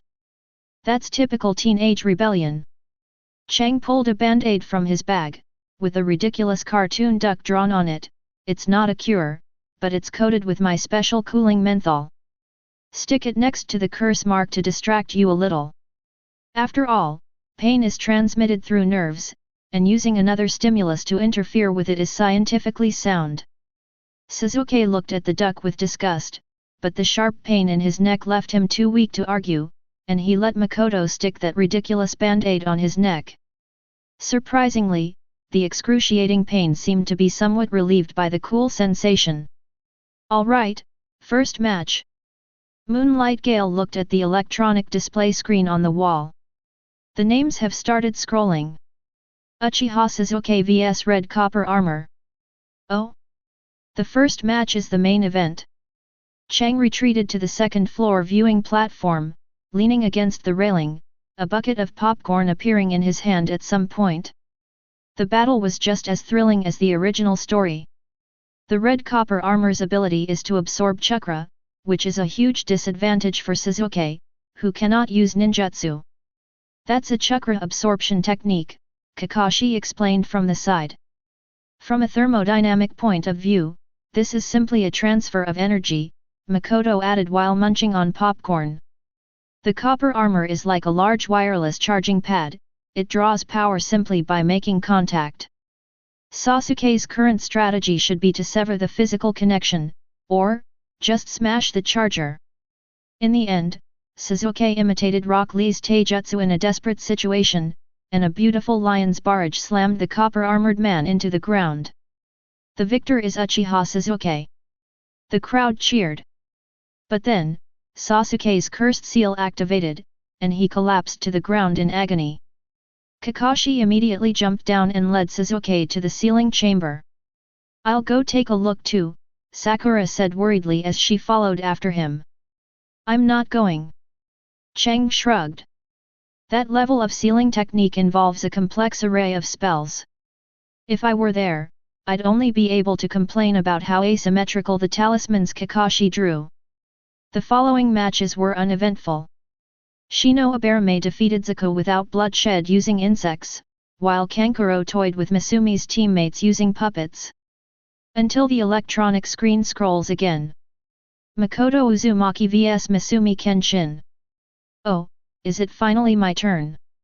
Makoto clapped the popcorn crumbs off his hands, adjusted his headband, and slowly walked down the stairs.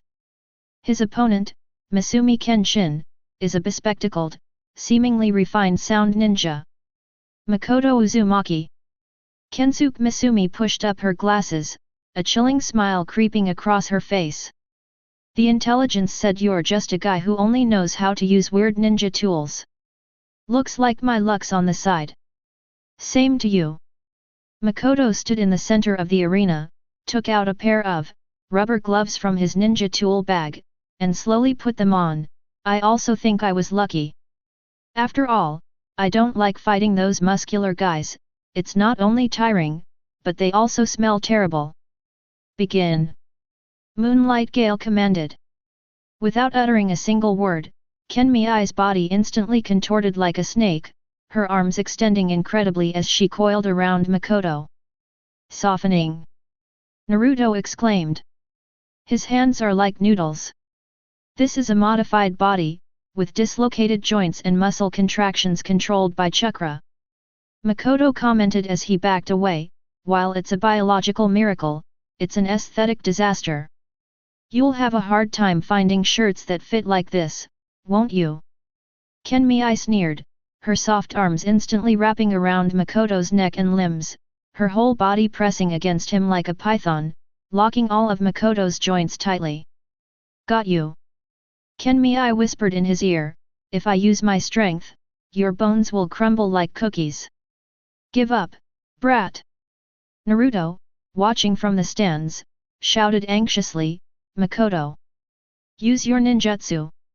Or that thermal imaging camera thing.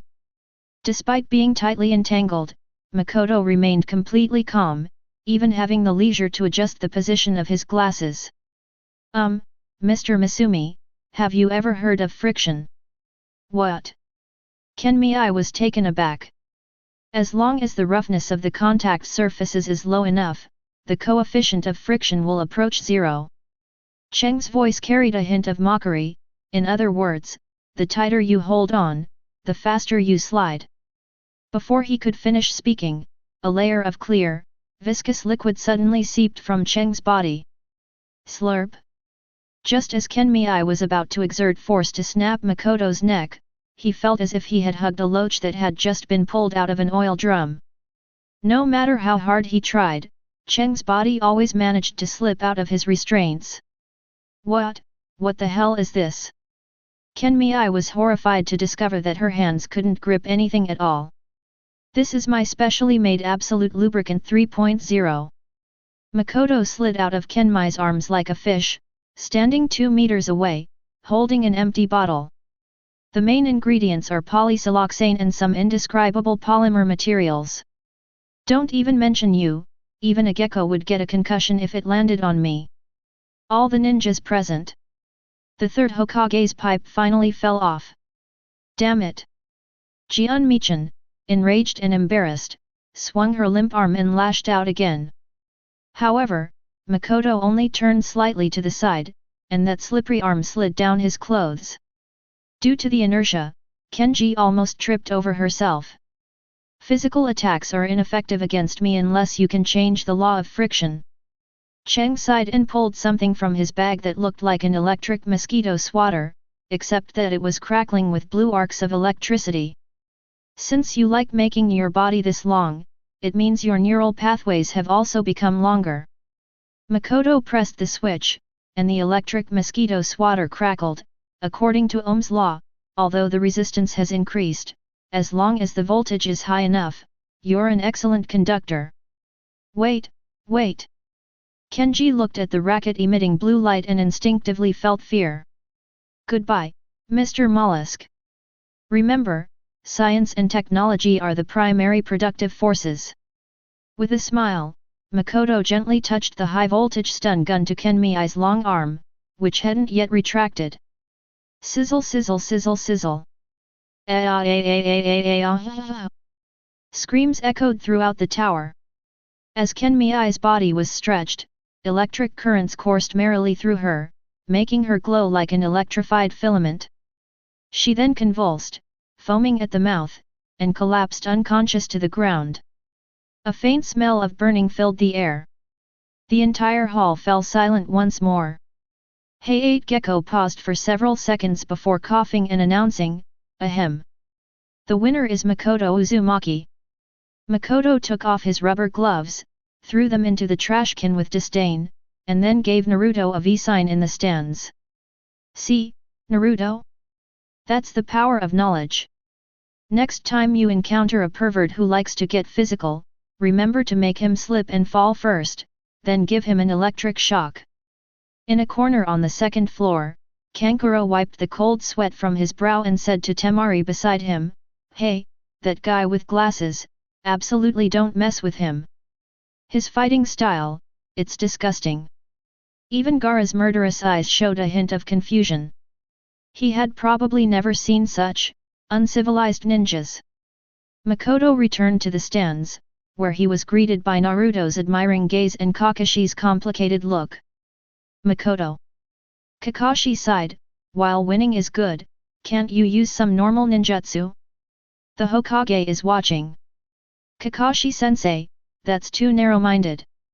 Makoto pushed up his glasses and spouted nonsense with a straight face.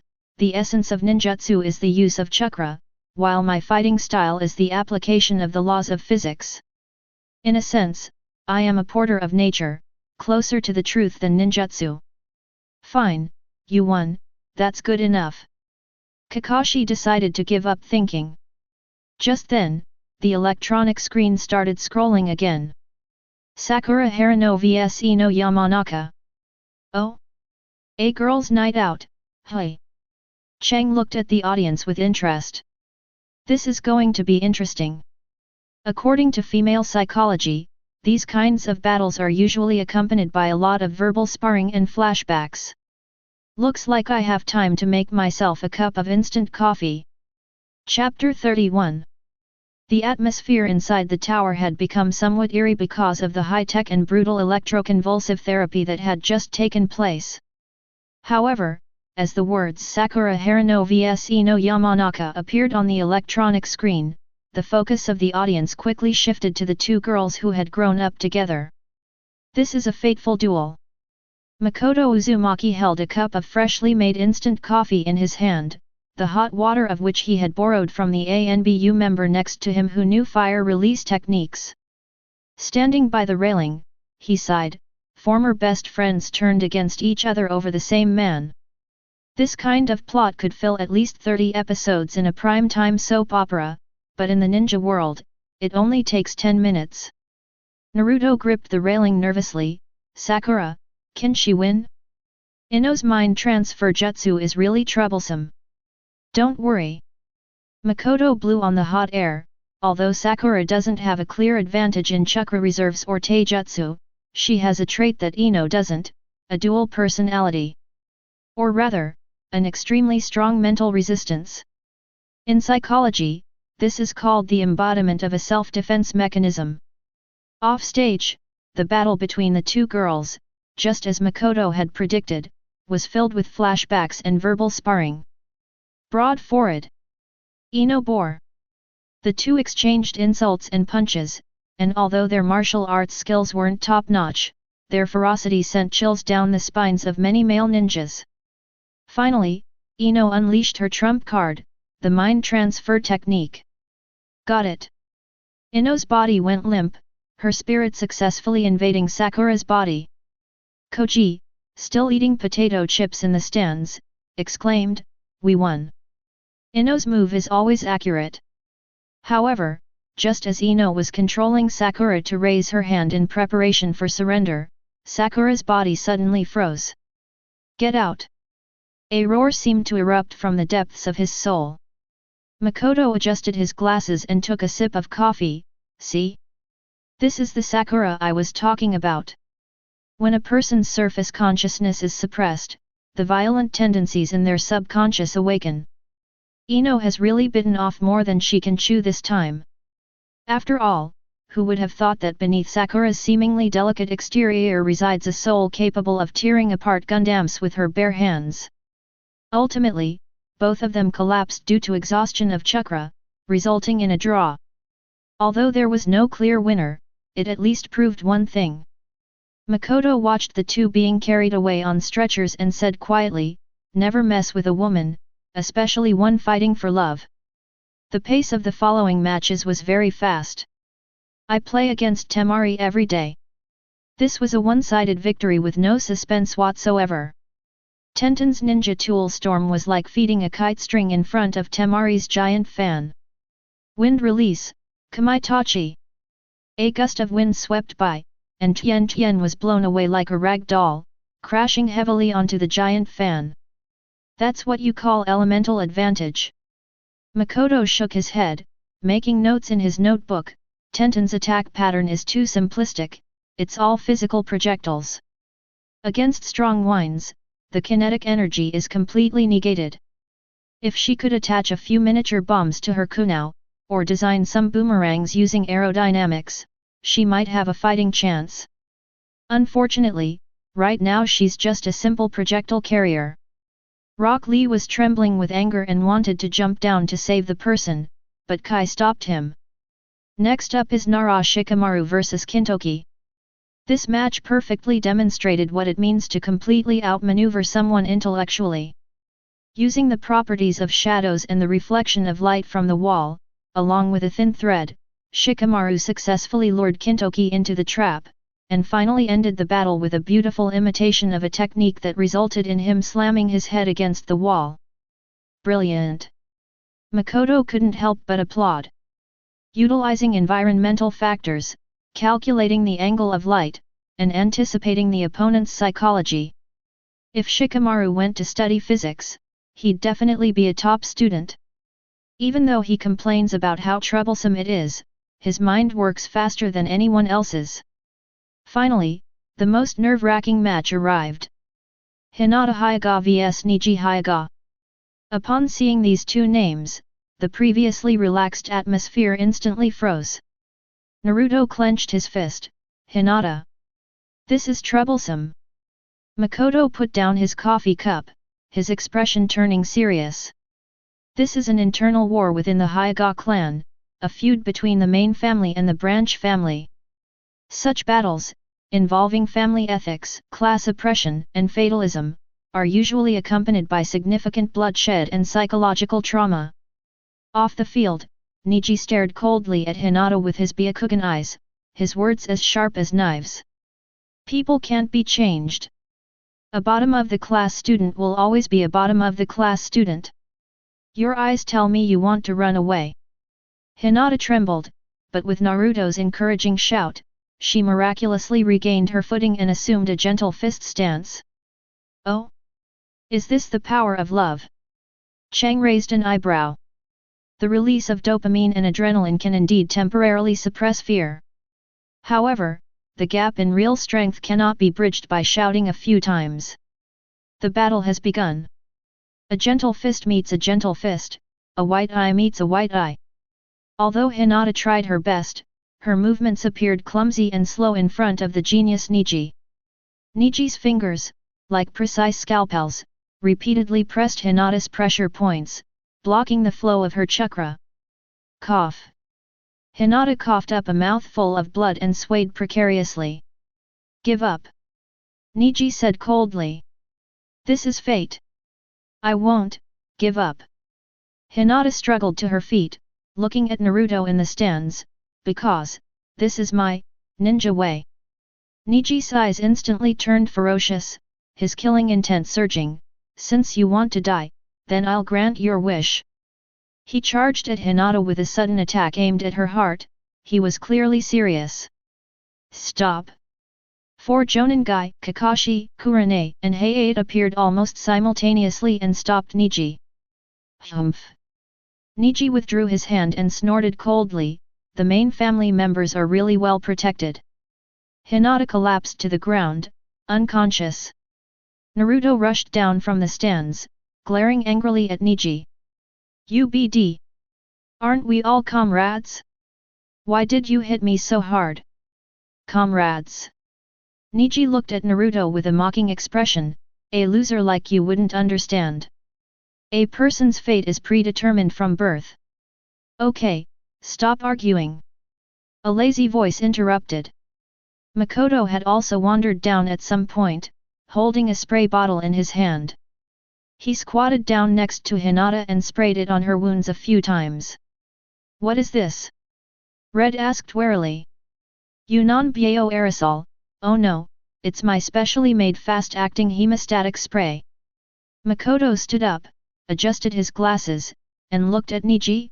Niji-kun, although I don't intend to interfere in your family affairs, from a genetic point of view, you and Hinata share extremely high genetic similarities. Your hatred for her is actually no different from hating yourself. Niji frowned. What do you know? You're just an outsider. I may be an outsider, but I understand science. Makoto pointed to Niji's forehead, though it was hidden by his headband. You keep emphasizing the fate of the caged bird, believing that the division of the family was a sacrifice to protect the main family. But that's actually a logical trap. The entire hall fell silent, even the third Hokage pricked up his ears. What are you trying to say? Niji asked coldly. What I want to say is that the so-called cursed seal is essentially a form of coercive neural control technique. Cheng's tone was calm, as if lecturing. It can indeed control your life and death, but that doesn't mean it can control your thoughts and future. You feel bound by fate because you've accepted this premise. If you could step outside this framework, for example, research how to break this technique. Niji was stunned. Breakthrough? That's something the Hyuga clan has been working on for hundreds of years. Just because it hasn't been cracked for centuries doesn't mean it's unbreakable. Cheng shrugged. Scientific progress is about constantly challenging authority. If you used the energy you spend complaining about fate to study the principles of sealing techniques, neurology, and chakra deconstruction, you might be free by now. Frankly, your behavior of venting your anger on a weak little girl is quite degrading. This isn't fighting against fate, it's impotent rage. Niji's pupils contracted sharply, as if a sore spot had been hit. You. All right, the match is over. Gecko Hayate quickly stepped in to smooth things over. The winner is Hyuga Niji. Niji gave Makoto a deep look, then turned and left, but his retreating figure seemed to show a hint of more hesitation than before. Naruto carried Hinata on his back and, as he passed Makoto, whispered, Makoto, you explained it perfectly. Although I didn't quite understand the neurology part, I think you totally confused him. That's a game-changing attack, Naruto. Makoto patted Naruto on the shoulder. Sometimes, reasoning is more effective than fists. Of course, the prerequisite is that you have enough knowledge. The final match was Gaara vs Rock Lee. This match was dubbed the pinnacle of the qualifiers. When Lee finally shed the several-ton weight on his legs and was almost out of sight, when he activated the 8 gates and launched Gaara through the air like a ball, the entire tower erupted in cheers. That's what you call a genius who works hard. Looking at Lee, whose skin had turned red after opening 5 gates, Makoto's eyes showed a rare hint of admiration. Although this kind of practice, which overdraws one's life force, is extremely discouraged in medicine, it's damn cool. However, the ending was still cruel. Gaara's sand coffin ended Lee's dream. Even while unconscious, Xiao Li remained standing. It was both a physical instinct and a miracle of willpower.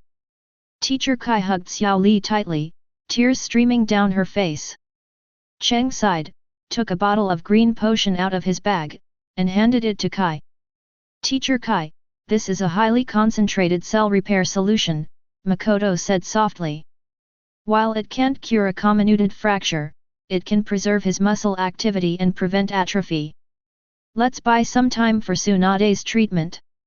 Kai paused for a moment, took the medicine, and nodded emphatically, thank you. Is this what youthful friendship is all about? No, this is not free. Cheng said expressionlessly, extending his hand. Of course, considering how hard Xiao Li worked, I'll give you a 20% discount. The qualifiers are finally over. Everyone gathered in the center of the hall to hear the third Hokage announce the arrangements for the third exam. The third official exam will be held in 1 month. The lottery results are in. Naruto Uzumaki vs Niji Hyuga. Makoto Uzumaki vs Toshinari. Tasukina. Makoto looked at the slip of paper in his hand, recalling for a moment, oh, that sound ninja captain with his face covered in bandages and a sonic amplifier in his hand. Makoto. Your opponent looks really strong. Naruto leaned closer. That sonic attack is really hard to dodge. A sonic attack. Makoto chuckled, a knowing smile playing on his lips. Naruto, do you know the best way to deal with sound? What is it? To plug your ears. No, Cheng pointed to his head, it's about creating a vacuum. Sound can't travel in a vacuum.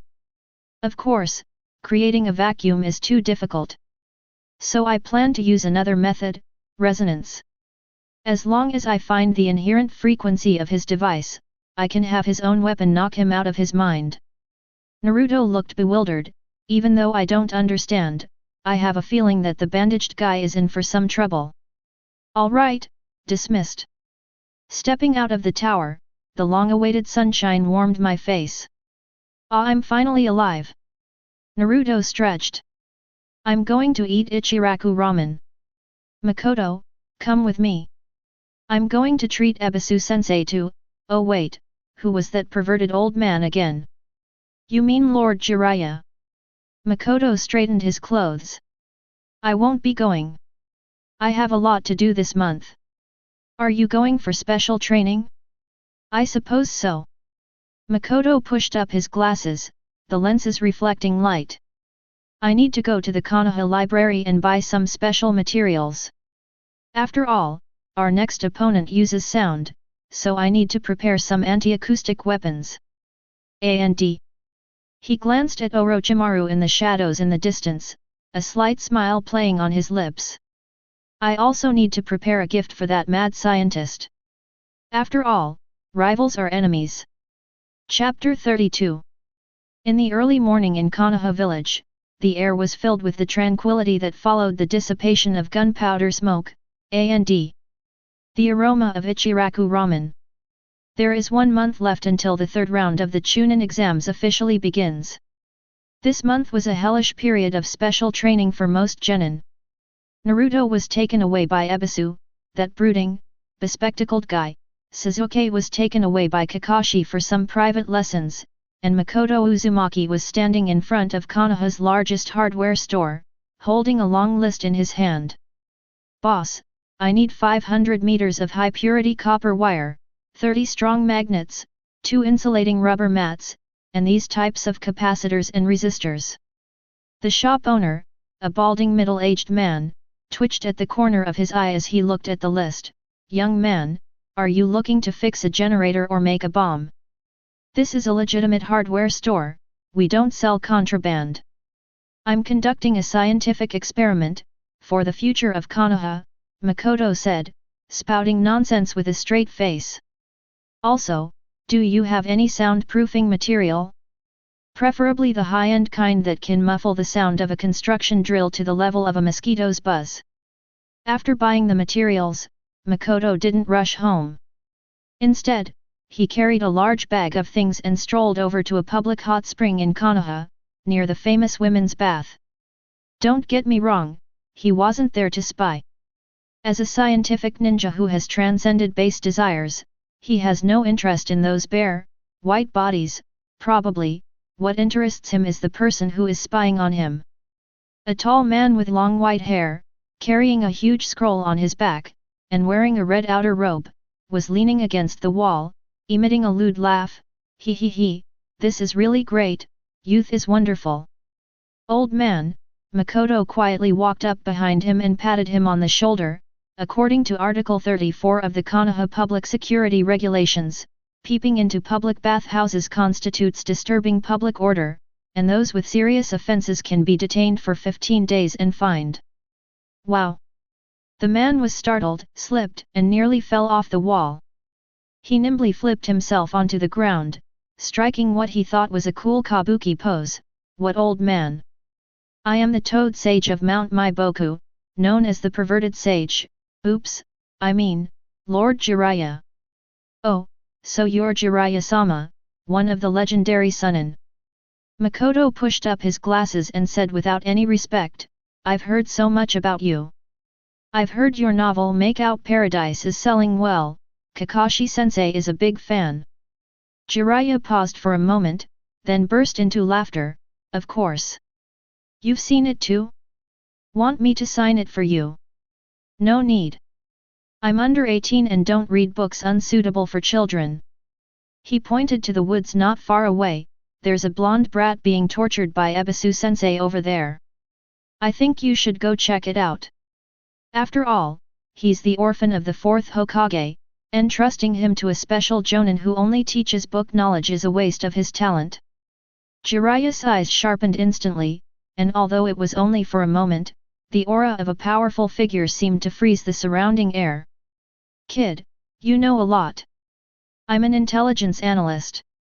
Makoto shrugged. Naruto's chakra control is terrible because there are two conflicting chakra within him. Ebisu's conventional teaching methods won't work on him. Only someone like you, with an equally vast amount of chakra and mastery of sealing techniques, can teach him. Besides, isn't that why you returned to the village? Jiraiya stared at Makoto for a moment, then suddenly grinned, reverting to his usual sly demeanor. Young people these days are really unlovable. All right, since you've caught me, I'll reluctantly go check on that brat. But... He rubbed his hands together, looking at Chang expectantly. You said you're in intelligence? Do you know which hot spring around here has the best scenery? Makoto sighed and pulled a map from his pocket. This is a map I compiled called Analysis of Konoha Hot Spring Water Quality and Visibility, originally intended for geothermal energy research. I'm giving it to you. Good lad. He's got potential. Jiraiya exclaimed, as if he had found a treasure. He snatched the map and vanished from the spot in an instant, leaving only a gust of wind behind. With Jiraiya's storyline resolved, Naruto's power-up has been successfully renewed. Makoto turned and walked towards his secret base, an abandoned warehouse located on the edge of Konoha. Chapter 33. For the next 2 weeks, Chang practically lived in the warehouse. His opponent is Tasukina, the captain of the Sound Village. This guy's attack method is very simple but disgusting. He uses a special device on his arm to emit ultrasonic waves, which are directly transmitted through bone to attack the opponent's inner ear vestibule, disrupting their sense of balance. This attack is undefendable, even plugging your ears won't help. If conventional defense methods fail, then we have no choice but to resort to unconventional methods. Cheng, wearing goggles and holding a soldering iron, was soldering on a complex circuit board.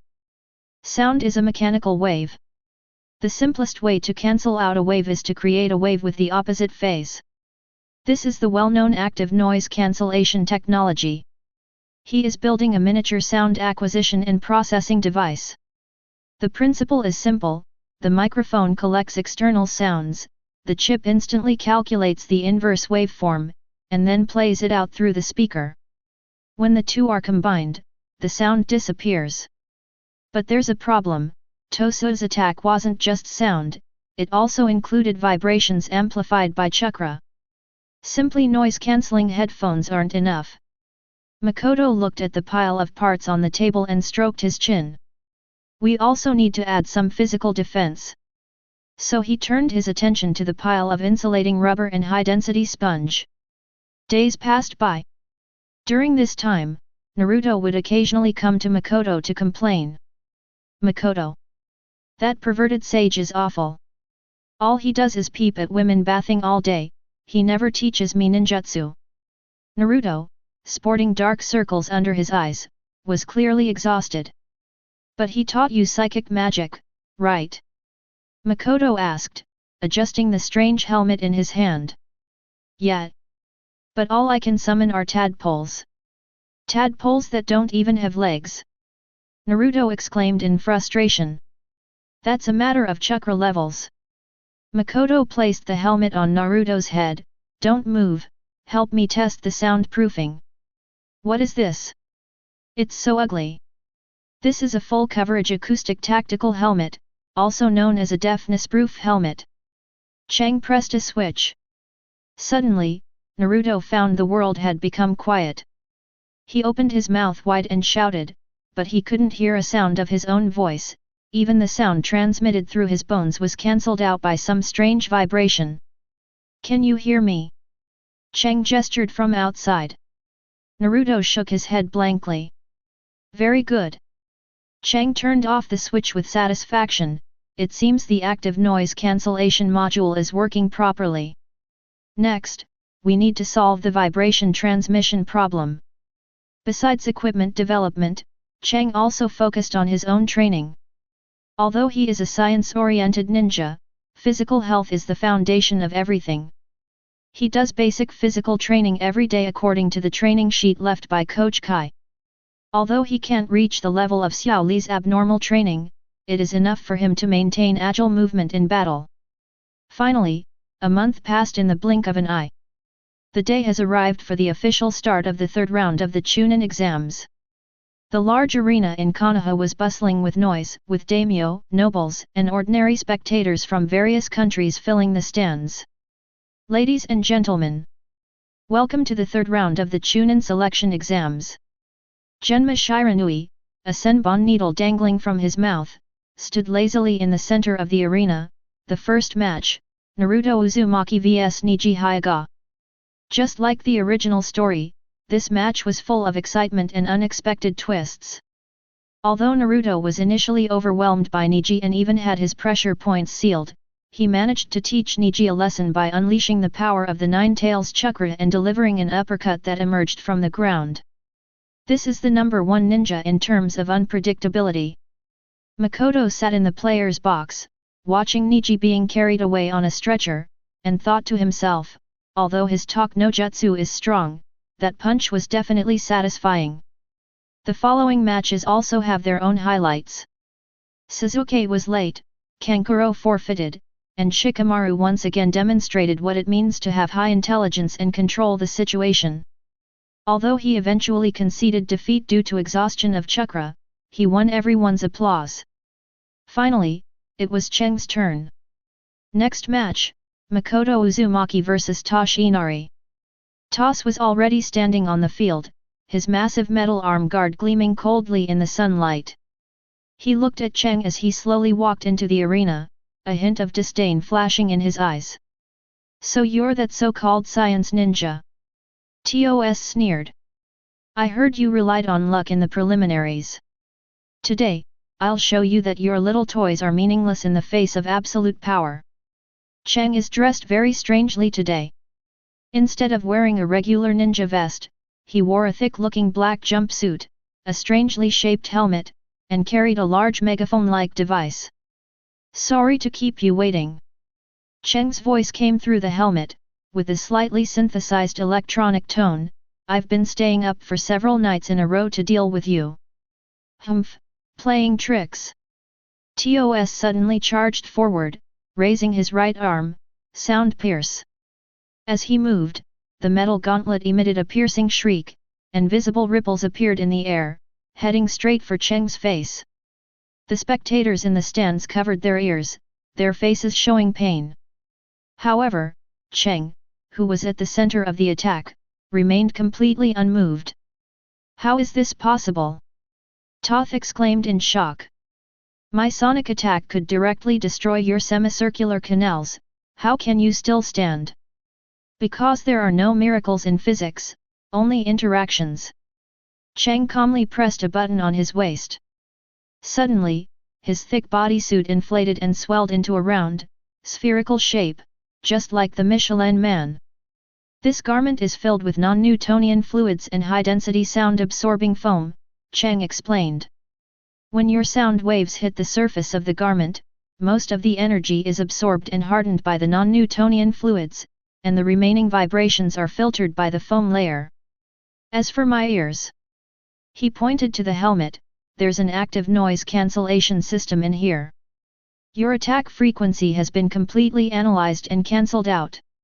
Simply put, your voice sounds like a mosquito buzzing to me now." Toss, enraged, retorted, "Don't look down on me." He frantically waved his arms, trying to break through Cheng's defenses with stronger sonic and physical attacks. But Cheng was like a roly-poly toy, no matter how much he was hit, he only wobbled and didn't suffer any real damage. "Are you done?" Cheng's voice remained calm. "Then it's my turn." He raised the megaphone in his hand and pointed it at Tos. "This is called a directional sonic weapon, commonly known as an infrasonic cannon." Cheng revealed a devilish smile. "Since you like playing with sound, then I'll let you experience what real vibration is like." Buzz. There was no harsh sound, only a deep, unsettling wave that instantly enveloped Tos. Infrasound, with a frequency below 20 Hz, is inaudible to the human ear, but can cause resonance in human organs. T's face turned deathly pale instantly. He felt his stomach churning, his heart pounding, and his eyes trembling in their sockets. Ugh! TOS collapsed to his knees, vomiting uncontrollably.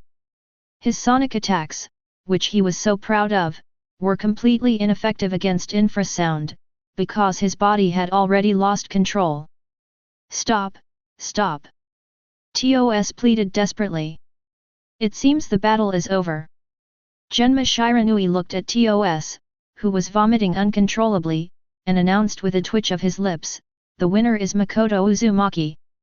Chang turned off the horn, took off his helmet, and let out a long sigh of relief. Phew, this outfit was so hot. I'll have to add an air conditioning system next time. The stands were completely silent, then erupted in a strange burst of applause. Everyone's gaze towards Makoto changed. This wasn't a ninja, he was practically a walking arsenal. Back in the stands, Naruto looked at Makoto with admiration. That was amazing. Can I borrow that infrasound cannon to play with? No, that thing is too dangerous. It could easily cause me internal injuries, Chang refused. Just then, the atmosphere in the arena suddenly changed. The match between Sasuke and Gaara is about to begin. But more importantly, Makoto keenly sensed an unusual fluctuation of chakra in the air. The number of ANBU members in the stands seemed to have increased, and Orochimaru, disguised as the Kazekage, had an increasingly sinister look in his eyes. Is it finally about to begin? Makoto watched the feathers slowly drifting across the sky. They were a harbinger of illusion. The Konoha Crush Plan. Chang gripped the megaphone tightly, his eyes sharpening. Although I'm just a researcher, since I'm making a living in this village, I should at least pay some rent. He glanced at Koji, who was eating potato chips not far away, and then at the nervous Shikamaru. Hey everyone, get ready, Makoto whispered. It might be a little noisy later, remember to plug your ears. Hey? What do you mean? Shikamaru was taken aback. Before he could react, a huge explosion rang out outside the village, and a giant three-headed serpent spirit beast crashed through the wall. At the same time, the spectators in the stands fell into a deep sleep, and Yakushi Kabuto activated the Nirvana abode technique. This is the signal. Chang took a deep breath, pulled several pairs of specially made earplugs from his bag, and tossed them to his companion. Put these on. We need to get to work. Chapter 34. The Konoha arena was now in complete chaos. The white feathers falling from the sky are not romantic special effects, but rather the medium for the large-scale illusion technique, Nirvana abode. People in the audience collapsed like dominoes, snoring all around, creating an extremely awkward scene, if you ignored the sound ninja and sand ninja who suddenly appeared. Untie! Sakura Haruno formed hand seals and immediately dispelled the illusion. She had just breathed a sigh of relief when she saw Makoto Uzumaki next to her holding a strange little black cube and sticking it to his neck. Sizzle! A flash of blue electricity struck, and Chang shuddered, a few strands of his hair standing on end, his eyes instantly clearing. What are you doing? Sakura stared in disbelief. A portable electric shock wake-up device. Makoto rubbed his neck, grimacing as he said, pain is the fastest physical way to stimulate the nervous system and break free from genjutsu interference. Although it hurts a bit, it's 0.5 seconds faster than disrupting chakra flow. You're really tough on yourself. At this moment, Kakashi and Guy were standing back to back in the center of the arena, surrounded by a circle of enemy ninjas whose fates were unknown. Sakura! Wake up Naruto and Shikamaru! Kakashi casually deflected 2 kunai while ordering, and Makoto, you come here too. Sakura immediately rushed towards Naruto and punched him without hesitation, causing Naruto to wake up with a scream. Meanwhile, Makoto walked over to Shikamaru, who was still pretending to be asleep, and raised the stun gun in his hand. This is so annoying. I'm awake. I'm awake. Shikamaru immediately opened his eyes, staring in horror at the sparking object. Don't point that thing at me. The group quickly gathered around Kakashi. Listen up, this is an A-rank mission. Kakashi summoned Pakun, a pug with a paw-like texture. Sasuke has gone after Gaara of the Sand Village. The situation is dangerous. Your mission is to track Sasuke down, stop him from advancing alone, and provide support if necessary. But teacher, here. Sakura looked at the chaotic venue with some concern. Leave this to us Jonin, Kakashi said seriously, then looked at Makoto. Makoto, your strange inventions might prove surprisingly effective in tracking and skirmishes, so you'll join the team. Shikamaru will command, and Naruto will, keep them energized. Woof. Come with me, I can smell Sasuke's scent, it's a little faint, but I recognize his shampoo. Pakun jumped onto a tree and dashed out first. Walk. The 4 people and 1 dog quickly left the arena and disappeared into the dense forest outside Konoha village. In the forest, dappled shadows of trees. Everyone was rushing along at full speed, but Cheng seemed a bit out of place. Although he was quite fast, the backpack on his back emitted various clanging sounds of metal, making it sound like a mobile hardware store. Makoto, could you please be a little quieter? Shikamaru couldn't help but complain, that sound is like a sitting duck in the forest. Don't worry, this is tactical interference, Cheng said, panting. And according to the Doppler effect, by the time the enemy hears the sound, we're no longer in our original position, probably. Just then, Parker, who was running in the lead, suddenly stopped and raised a chubby paw. Stop. Something's wrong. Everyone slammed on the brakes. What's wrong, dog? Naruto asked. There's someone tailing us, Puck said seriously. 2 teams of sound ninja, 8 people in total. And they're very fast, rapidly approaching us. Shikamaru's face instantly darkened. He quickly calculated the distance and speed between the 2 sides in his mind. No, at this rate, they'll catch up. We need someone to stay behind as bait and hold them off. The atmosphere suddenly became heavy. This is the world of ninjas, where sacrifice is the norm for missions. I'll go. Shikamaru sighed, a resolute glint in his eyes. This is the perfect place for an ambush. It'll be troublesome, but it's better than total annihilation. No. We're all going together. Naruto shouted immediately. Don't be naive, Naruto. Shikamaru interrupted him, this is war. Cheng suddenly raised his hand, interrupting the somber atmosphere. Although I'm sorry to interrupt your farewell, I don't think we've reached the point where we need to die. Everyone looked at him. Cheng took off his backpack and pulled out a bunch of colorful jars and several rolls of what looked like fishing line. Shikamaru, your shadow imitation technique can control enemies, but it has a time limit, and it's quite difficult against 8 people, right? Makoto said, starting to string a line between 2 trees. If you could instantly disable half of their fighting ability, or severely hinder their movements, wouldn't you be confident you could escape unscathed?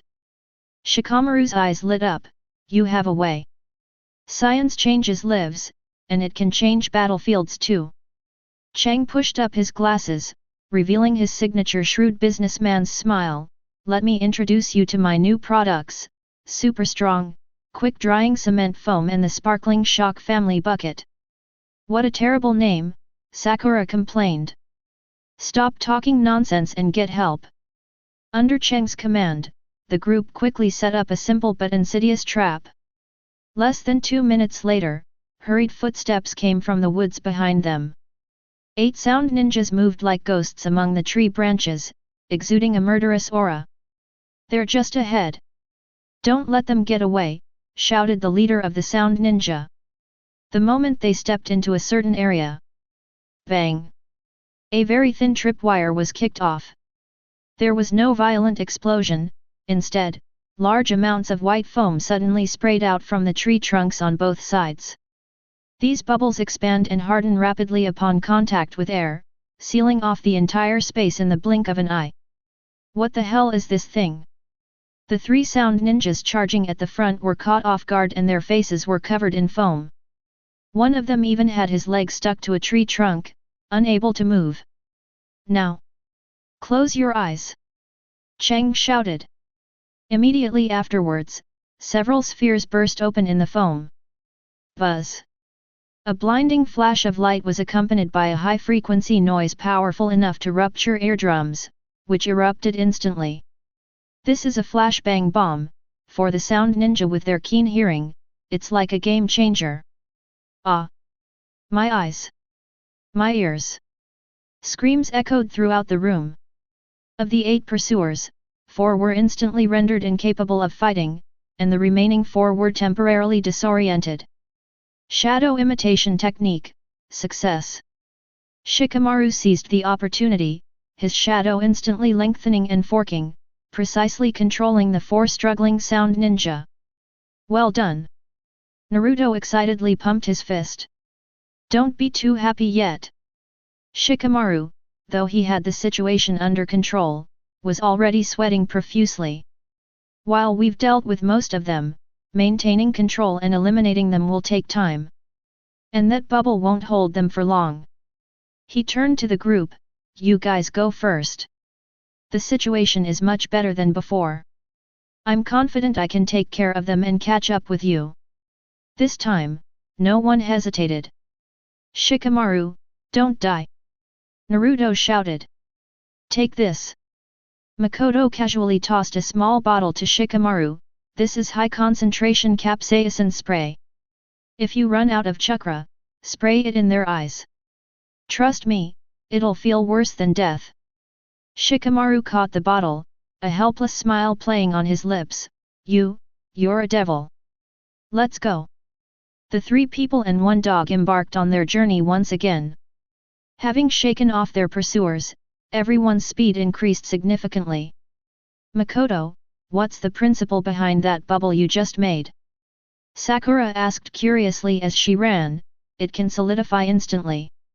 It's an improved version of polyurethane foam, with some chakra-conducting metal powder added, making it as hard as rock, Chang explained. It was originally intended for quickly repairing city walls, but I didn't expect it to be so effective at sticking people to things. You shouldn't go into renovations anymore, it's too dangerous. As they ventured deeper into the forest, an unsettling atmosphere began to permeate the air. It was a scent of chakra filled with violence, bloodshed, and madness. That's terrifying chakra. Naruto couldn't help but shudder. This feeling is like that tenant in your belly, right? Makoto whispered. Naruto looked at Makoto in surprise. How did you know? Just a guess, Chang said, offering no further explanation. As a time traveler, he certainly knew what awaited them ahead. Finally, they burst out of the woods and came to an open riverbank. The sight before them made everyone gasp. Sasuke was kneeling on a tree branch, his body covered in wounds, the patterns of cursed seals crawling across half his face, making him appear to be in great pain. Opposite him, the red-haired boy Gaara, who used to carry a gourd, had now transformed into a half-human, half-beast monster. Half of his body was covered by sand, which transformed into a giant raccoon paw, with a thick tail trailing behind him. In those yellow beastly eyes, there was only pure killing intent. Uchiha Sasuke, you will die here. Gaara's voice became hoarse and distorted, as if he were a demon crawling out of hell. Sasuke! Sakura screamed and rushed over, standing in front of Sasuke. Idiot! Run! Sasuke shouted with difficulty. Gaara let out a sinister laugh, and his massive sand claw lashed out at Sakura. Get out of my way! Die! At the critical moment, an orange figure flashed by, and Naruto kicked away the sand claw, saving Sakura. Are you all right, Sakura? Naruto struck a cool pose. Naruto. Meanwhile, Makoto was hiding behind a rock, observing Gaara through a telescope. This is a bit beyond the scope of what's expected. Chang muttered to himself. This kind of morphological change doesn't conform to the law of conservation of mass. Where did the sand come from? Chakra materialization? Or some kind of high-density nanomaterial. Parker, trembling beside him, said, "Hey, aren't you going to help? That's a monster." "I'm a researcher, not a combatant," Cheng said matter-of-factly, then pulled a huge rocket launcher from his bag. No, it was actually a modified chakra-boosted air cannon with an astonishing caliber. However, in order to collect valuable tailed beast data and incidentally save my teammates, I have no choice but to reluctantly intervene. Makoto aimed the cannon at Gaara's massive sand claw and began frantically pouring chakra into it. Target locked. Wind release, high-pressure air bomb, fire. Boom. A visible burst of compressed air shot out like a cannonball, striking Gaara's arm precisely. The immense impact shattered the sand-covered arm, sending sand flying everywhere. Gaara cried out in pain, looking incredulously in Makoto's direction. "Who?" Cheng peeked out from behind the rock, pushed up his reflective glasses, and the air cannon in his hand, still emitting smoke, looked particularly conspicuous. "Sorry to interrupt your reunion," Makoto shouted. "But I must remind you, according to the Konoha Environmental Protection Law, littering near water sources is punishable by a fine." The entire room fell silent. Naruto and Sasuke both looked at him with an expression that seemed to say, "Are you an idiot?" Gaara's rage instantly shifted to Makoto, "I'm going to kill you. Looks like the negotiations failed." Makoto calmly tossed the air cannon aside and shouted to Naruto, "Naruto! It's your turn now. I'll handle the long-range fire support and data recording, you be the meat shield. Go for it, future Hokage." "It sounds awful, but leave it to me." Naruto gritted his teeth, forming hand seals, multiple shadow clone technique. The battle has begun in full force. Chapter 35. The forest was deathly silent, the air thick with tension and oppression, as if time itself had stopped flowing.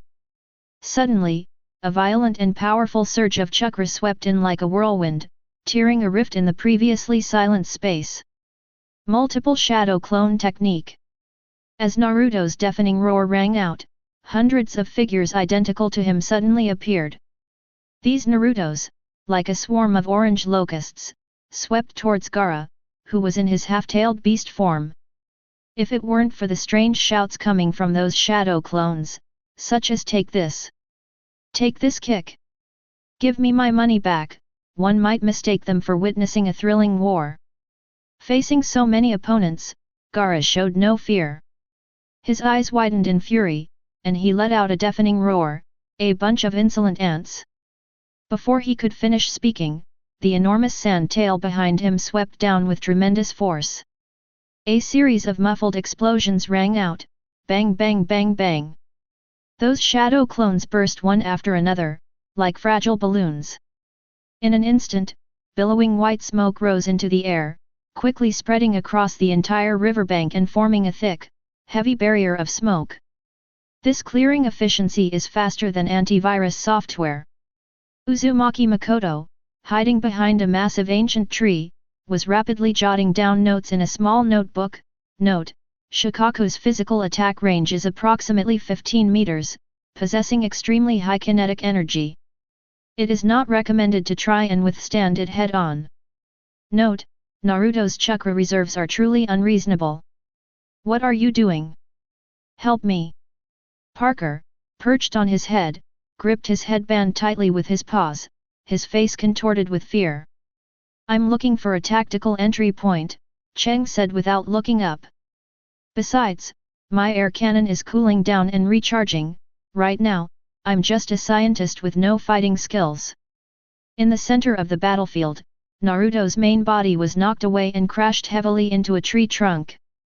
But like an unkillable cockroach, he immediately sprang up and charged forward again. Sasuke leaned against a tree, watching Naruto's retreating figure with a complex expression.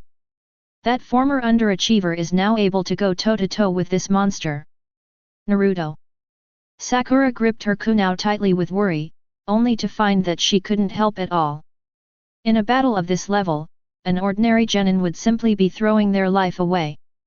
Roar! Gaara's body underwent further mutations, sand began to cover his entire body, and his size rapidly expanded. The enormous raccoon head gradually took shape, saliva dripping from its sharp fangs. The art of feigning sleep. As Gaara formed hand seals, his upper body emerged from the giant tanuki's forehead, then his head lolled to the side, and he fell asleep. The next second, the giant tanuki, Shikaku, opened its eyes completely. Ha! I'm finally out! I'm finally free! Shikaku let out a deafening, shrill laugh, the madness of someone finally being able to get out and breathe after being locked up for too long. It took a deep breath, and its belly swelled up like a balloon. Wind release, air bullet practice. A massive high-pressure cyclone roared out, snapping trees and cracking the earth in its path. Whoa! How am I supposed to fight this? Naruto covered his head and ran away. Makoto watched the hurricane graze his scalp, slicing through a small hill behind him, and adjusted his glasses. That power is roughly equivalent to 2 tons of TNT. Looks like conventional weapons are useless. We're going to die. We're going to die. Parker yelled above his head. Calm down, buddy. Makoto pulled a huge scroll from his backpack. Since they've deployed a Gundam, we have no choice but to summon monsters too. At this moment, Naruto was also forced into a desperate situation. He bit his finger, drew blood, and slammed it against the ground. Spiritual communication. As the huge plume of smoke dissipated, a giant red toad carrying 2 short knives and smoking a pipe made its grand entrance. It's you again, you brat? What trouble is it this time? Buntao looked at Naruto above him with displeasure. Game of Bunta. That one. That tanuki monster is trying to kill us. Naruto shouted, pointing at Shikaku on the other side. Bunta turned his head, and his huge toad eyes met Shikaku's crazed, beastly gaze. Yo, isn't this Shikaku? Bunta exhaled a smoke ring. It's been a long time. Still looks as punchable as ever. You stinking toad. I'll tear you to pieces. Shikaku and Bunta were clearly old acquaintances, and seeing enemies together, Shikaku lunged at Bunta. 2 giant beasts were wrestling in the forest, causing the earth to tremble and the river to flow backward. This isn't a ninja battle at all, it's like something out of a monster movie. Wow, that's amazing. Sakura was stunned. However, the situation in the war is not optimistic. Shikaku is, after all, a tailed beast, possessing unlimited chakra and the ability to control sand. Although Gamabunta was strong, he was at a disadvantage fighting in the absence of water, and with the added responsibility of protecting Naruto, he gradually fell into a disadvantageous position. Kid! This won't do! Gamabunta shouted while fending off Shikaku's wind release techniques, we have to wake that sleeping Jinchuriki. Once he's awake, Shikaku will be suppressed. I want to too. But I can't get close at all. Naruto was sweating profusely with anxiety. Shikaku is surrounded by a dense sandstorm, and anything that gets close will be shredded. At this point, we need some scientific assistance. A voice suddenly echoed across the battlefield through a loudspeaker. Everyone looked up and saw that Makoto Uzumaki had somehow climbed to the top of the tallest tree, holding a device that looked like a rocket launcher, but this time the front end wasn't fitted with a cannon, but rather a huge, metal grappling hook. Makoto! What are you doing? Naruto shouted. I'm creating an opportunity for you. Makoto shouted. Listen up, Naruto. According to the principles of fluid dynamics, while wind release can defend against physical attacks, its defensive power decreases against objects vibrating at high frequencies. Furthermore, Shikaku's sand, while hard, has extremely poor electrical conductivity. What are you saying? I don't understand. Naruto shouted in despair. That means I'm going to give this raccoon dog an electrotherapy treatment. He pulled the trigger. Sizzle boom. The enormous metal claw shot out, carrying a long steel cable. But this was no ordinary grappling hook, the tip of the hook was spinning at high speed, emitting a piercing buzzing sound. This is precisely the high-frequency vibration armor-piercing hook developed by Chang to counter defensive enemies. The grappling hook precisely pierced through Shikaku's outer wind-style defenses. Although most of its kinetic energy was blocked by the sand, it still firmly gripped Shikaku's massive sandy shoulder. What is that? It itches. Shikaku waved his hand, trying to pull the hook off. Now. Pikachu, no, high-voltage capacitor bank, discharge. Chang suddenly pressed the red button on his backpack. His backpack instantly unfolded, revealing a dense array of battery packs. This is all the wealth he has accumulated over the past few months. Following the steel cable, an astonishing blue electric current instantly flowed into Shikaku's body. Although this amount of electricity was not enough to cause a fatal injury to the massive tailed beast, the thermal effect and muscle spasms generated by the current passing through the impurities in the sand caused Shikaku's movements to freeze for a moment. It's so numb. What the hell is this feeling? Shikaku yelled, his prepared air training bullets being interrupted, exploding into a muffled fart inside his mouth. An opportunity. Wen Tai, with his seasoned experience, instantly seized this opening. Naruto. Heal. Good. Smoke billowed up, and with Naruto's chakra assistance, Gamabunta instantly transformed into a giant fox. The nine-tailed fox suddenly pounced, biting Shikaku tightly and pinning its arms down with its claws. Go wake him up! Wen Tai roared. Naruto leaped down from the top of Kurama's head, heading straight for Gaara, who was sleeping on Shikaku's forehead. Don't even think about going there. Although Shikaku was under control, it could still manipulate the surrounding sand. Countless sand shuriken flew towards Naruto. It's not over yet. At the top of the tree, Chang discarded the burnt-out battery pack and now held an extravagantly designed sniper crossbow. This is the last shot, it has to hit. He took a deep breath and aimed at the sand flying towards Naruto. Specially designed liquid nitrogen freezing arrow. An arrow radiating a chilling aura was shot out, exploding in midair and turning into a cloud of white, frozen vapor. The sand froze instantly upon contact with the freezing air and fell off. Although it only blocked part of it, that's enough. With astonishing willpower, Naruto endured the remaining sand and charged towards Gaara. Wake up! That corrective iron fist, imbued with friendship, passion, and the spirit of you'll taste loneliness too, slammed heavily into Gaara's face. Pfft! Gaara, who was fast asleep, suddenly opened his eyes, and the huge red mark on his face was clearly visible. No! Shikaku let out a final, unwilling roar as its massive body began to collapse, turning into a sky full of yellow sand. The giant tanuki disappeared, and Naruto and Gaara simultaneously lost their support and plummeted from the sky. Gamabuntai reacted quickly, sticking out his tongue to wrap around Naruto and placing him on a tree trunk. Gaara, on the other hand, crashed heavily onto a branch on the other side, unable to move. The battle is over. The forest was a mess, as if it had just been hit by a typhoon. Chang slid down from the tree, his legs still trembling. That move just now may have looked cool, but it actually exhausted all his energy and reserves. Phew! Is this what an A-rank mission is like? This is absolutely terrifying. Makoto plopped down on the ground, panting heavily. I have to get the Hokage to reimburse me for the materials when I get back, especially that high-voltage capacitor bank, it was really expensive. Naruto was crawling on the ground, slowly making his way towards Gaara. Why? Gaara lay there, staring blankly at the sky. Why would you fight so hard for someone else? Because they're the comrades who pulled me out of hell. Naruto said, panting, so I will never allow you to hurt them. Makoto didn't interrupt this classic verbal sparring session.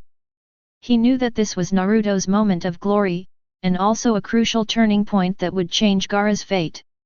He walked over to Sasuke and Sakura. Although Sasuke looked unwilling, he could only admit that he was currently inferior to Naruto. Sakura, on the other hand, had an expression of relief, as if she had just escaped a disaster. Looks like we survived. Chang handed each of them a bottle of water, although it was a bit thrilling. Those strange weapons of yours. Sasuke looked at Makoto, a hint of inquiry in his eyes. Are they also ninjutsu? No, that's science. Makoto pointed to his head. Knowledge is power, Uchiha-kun. If you want to study physics in the future, I can give you a 20% discount on tutoring. Sasuke snorted coldly and turned his head away, but did not refute. Just then, a rustling sound came from the bushes not far away. Temari and Kankuro finally arrived. Upon seeing Gaara lying on the ground, they immediately rushed over, watching Naruto and the others warily. Take him away. Naruto lay on the ground, too exhausted to fight anymore. We're not fighting anymore. Temari and Kankuro were stunned, not expecting the other party to let them go so easily. They set up Gaara, who was deeply shaken and whose worldview was being reshaped, gave Naruto a long look, and then quickly retreated. Watching the three sand ninja members walk away, Makoto finally breathed a sigh of relief. Mission accomplished. He collapsed onto the grass, watching the dark clouds gradually dissipate in the sky. Although I didn't capture Orochimaru, at least I preserved Konoha's future, and my life. Woof. I want payment too. I want premium dog food.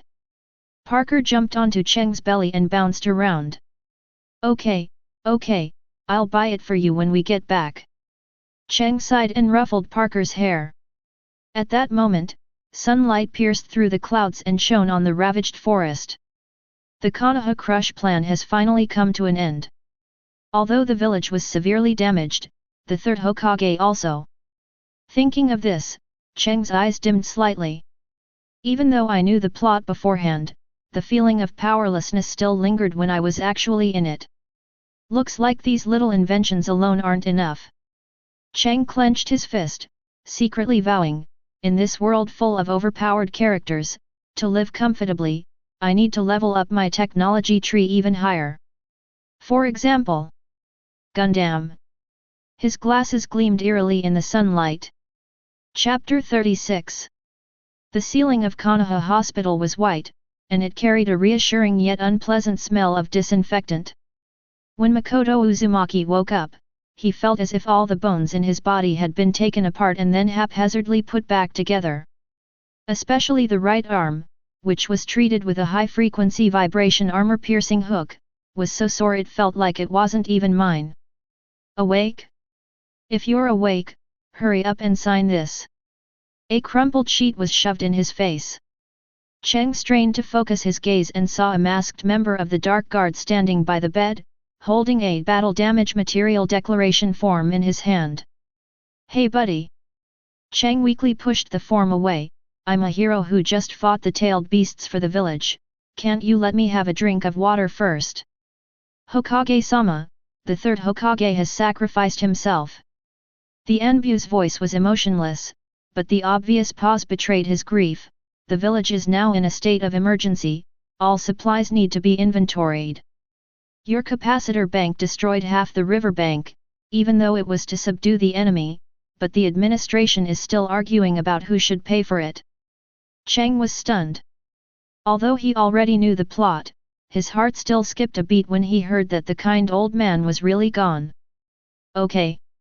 Cheng sighed, took the pen, and signed his name crookedly. It's on me, anyway, I probably won't be able to pay off the mortgage in this lifetime. The members of the Secret Service put away the order and vanished in an instant. The ward fell silent. Snoring came from the bed next to his. Makoto turned around and saw Naruto lying there sprawled out, his body wrapped in bandages, sleeping like a log. This guy's recovery ability is truly enviable. Cheng looked at Naruto with envy. I'll have to stay in bed for 3 more days, but this guy will probably be bouncing around eating ramen tomorrow. 3 days later, at the Konoha cemetery.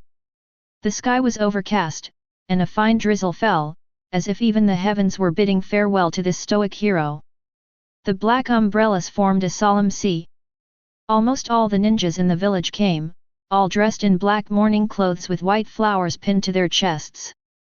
Cheng stood at the back of the crowd, without holding an umbrella.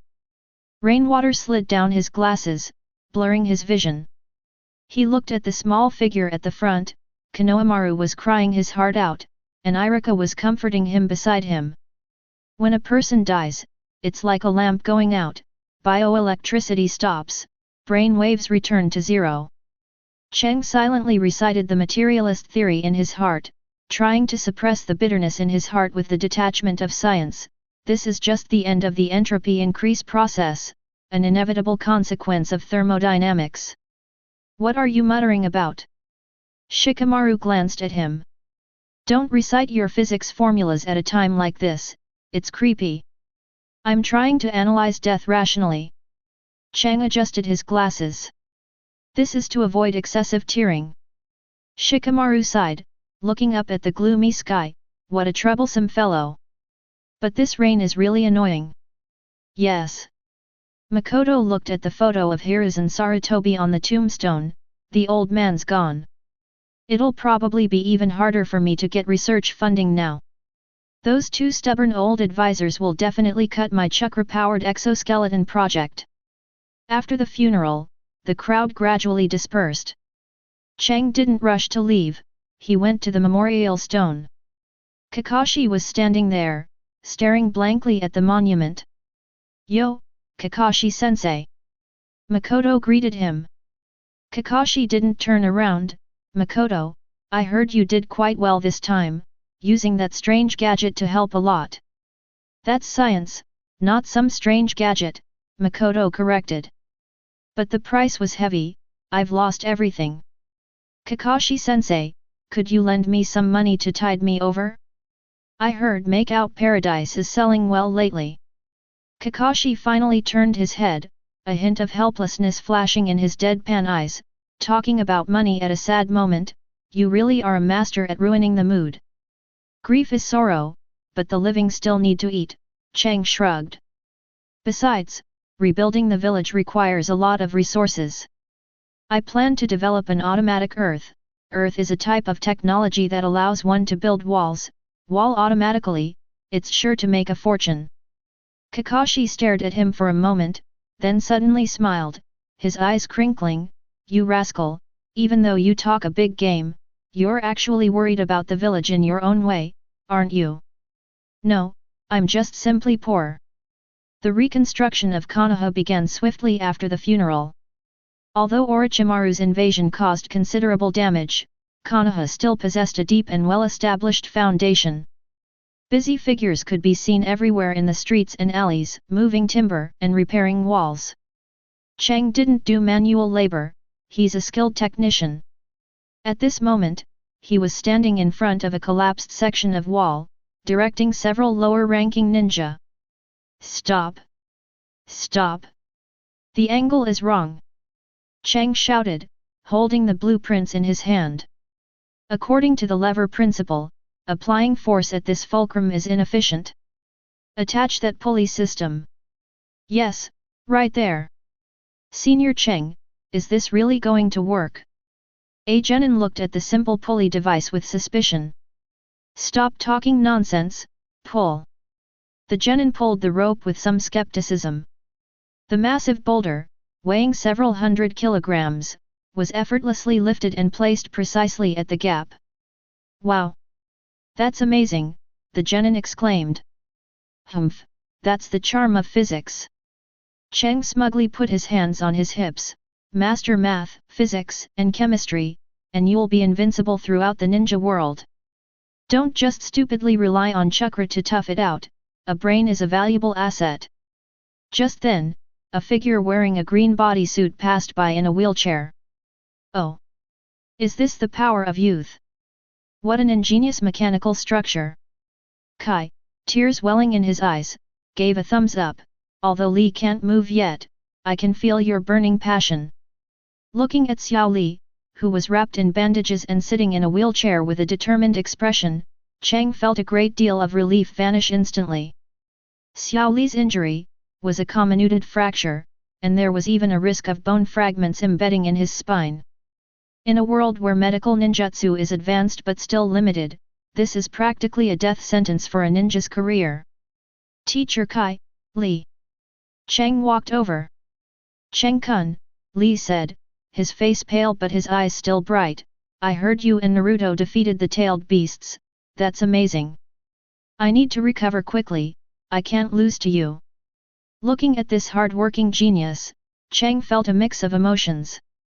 He knew that Tsunade could cure Li after she returned, but the success rate of that surgery was only 50%. Li, you'll get better, Chang said earnestly. If medicine can't cure you, I'll build you a full-body powered armor. Even without chakra, I can still make you punch through rocks. Really? Little Li's eyes lit up. What kind of training is that? Does it require running upside down several times? No, that's an expensive form of training. Chang patted Xiao Li on the shoulder, so your task now is to focus on healing and not move around too much. After bidding farewell to his passionate master and apprentice, Chang continued to wander around the village, looking for business opportunities along the way. He stopped in front of a dumpling shop. It wasn't because he wanted to eat dumplings, but because he saw two extremely incongruous figures. Although they wore straw hats and ordinary travel cloaks, their unique aura and the oppressive feeling of keeping strangers at bay instantly set off Cheng's radar. Especially noticeable was the faintly visible red cloud pattern on the collar of a black robe beneath the half-exposed face of one of the figures. Holy shit! Cheng cursed inwardly, cold sweat instantly breaking out on his back. Itaki Uchiha, Kisame Hashigaki. These two S-rank rogue ninjas arrived so quickly? In the original story, it was shortly after the third Hokage's funeral, I didn't expect it to be today. Cheng's first reaction was to turn and run. Just kidding, his meager technological skills are a joke in the face of the Mangekyo Sharingan. One look from him is enough to make him experience being stabbed in the whole family for 72 hours straight. But reason made him freeze in place. Running now would only attract attention. Boss, 2 skewers of 3 colored dumplings, please. Cheng braced himself and walked into the shop, finding a corner furthest away from the two people to sit down. He was gambling that Ataka's current target was only Naruto, and that he didn't want to cause a big scene in the village. The two mysterious men ignored Cheng. Kisame was devouring dango, while Ataka quietly sipped his tea. Big brother, these dumplings are too sweet, Kisame complained. I don't like sweets. That's because you have no taste, Ataka said calmly. Makoto sat in the corner, his hand holding the dumpling trembling slightly. This is a top-tier conversation in the ninja world. If I could record it and sell it to information brokers, no, that would get me killed even faster. Just then, Kakashi appeared at the shop entrance. Asuma, Kurane, you're here. Kakashi didn't go into the shop, but greeted the two people standing outside. Cheng breathed a sigh of relief, the original plot had been triggered. Asuma and Red have their eyes on these two. The two mysterious men put down their teacups and got up to leave. As Ataka passed by Makoto, he paused slightly. Cheng felt a chill run from his tailbone straight up to the top of his head. He stared intently at the dumpling in his hand, as if it were some priceless treasure, holding his breath. Fortunately, Ataka didn't linger and walked straight out of the store. After they had walked away, Cheng realized that his clothes were soaked through. This is too exciting. This is inhuman. Makoto stuffed a dumpling into his mouth, but couldn't taste anything. Monsters of this level should be left to the overpowered ones. I'm just a weak scientist. He quickly paid the bill, decided to go home immediately, locked the doors and windows, and casually planted 2 landmines near the entrance. However, fate seemed determined not to let him go. Just as he turned the corner, he bumped into a white-haired middle-aged man who was peeping into the women's bathhouse. He. What a magnificent view! The middle-aged man let out a lewd laugh, while he was writing something down in a small notebook with a pen in his hand. Lord Jiraiya! Makoto called out tentatively. The middle-aged man suddenly turned around, striking an exaggerated pose. Since you've asked so sincerely, I'll mercifully tell you. I am the Toad Sage of Mount Maiboku. All right, I know who you are. Makoto interrupted his spell-casting animation. The third Hokage's funeral has just ended, and you're here gathering material. Isn't that a bit inappropriate? Jiraiya's playful smile vanished, his eyes deepening. Keep your sadness inside. Besides, I'm not just gathering material. He looked in a certain direction from the village, the very direction where Itaki and Kisame had disappeared. You felt it too, didn't you? That unsettling aura. Jiraiya looked at Makoto. I'm just an inventor, I don't know anything. Chang immediately feigned ignorance. All I know is that my funding application is still being held up by the administration department. Jiraiya grinned, patted Makoto on the back, almost making him vomit blood. Stop pretending, brat. Naruto mentioned you to me, saying you used some strange lightning to paralyze Shikaku. A very interesting idea. That's science, Chang emphasized again. Whatever it is, as long as it protects the village. Jiraiya turned around, waving his hand behind his back to Makoto. I'm taking Naruto out of the village to find an even more troublesome woman to become Hokage. In the meantime, I'll leave the village's troublemakers to you young people. Makoto sighed as he watched Jiraiya's departing figure. Looking for Tsunade, that means the battle of the three legendary Chuunin is about to begin. Chang stroked his chin, then suddenly remembered something. Wait, if Tsunade comes back, can I get a discount on my medical bills? And, if I could get some data on Tsunade's superhuman strength, or Orochimaru's data on his body modifications. His gaze gradually turned fervent. Looks like I can't just sit idly by. I need to hurry up and finish the chakra booster, otherwise I won't be able to keep up with the update speed. Chang turned and ran towards his basement. Although the outside world is dangerous, the Akatsuki organization has begun its operations, and Sasuke is about to defect. For Makoto Uzumaki, as long as he still has a wrench and blueprints, life must go on. After all, in this world where ninjutsu is everywhere, he is the only man who firmly believes in E=mc superscript 2. Chapter 37. The morning sun shone on the streets of Konoha, but it did not bring much warmth to Makoto Uzumaki. At this moment, he is sitting at his desk at home, worrying about a financial statement with a serious deficit. To fight Shikaku, I scrapped 3 sets of high-capacity capacitors, 2 superconducting coils, and the servo motor for my beloved high-frequency vibrating armor-piercing hook. Makoto pushed up his glasses, his calculator clicking away. If you don't count the village's pension and mission bonuses, I'm not only penniless now, but also in debt. He sighed, picked up a piece of scrap metal from the table, the remains of a piercing hook. Scientific research really is a bottomless pit. Looks like I need to find a side hustle. Makoto stroked his chin. How about developing a self-heating lunchbox specifically for ninjas? Or selling chakra-powered automatic foot baths to the nobles of the daimyo's mansion?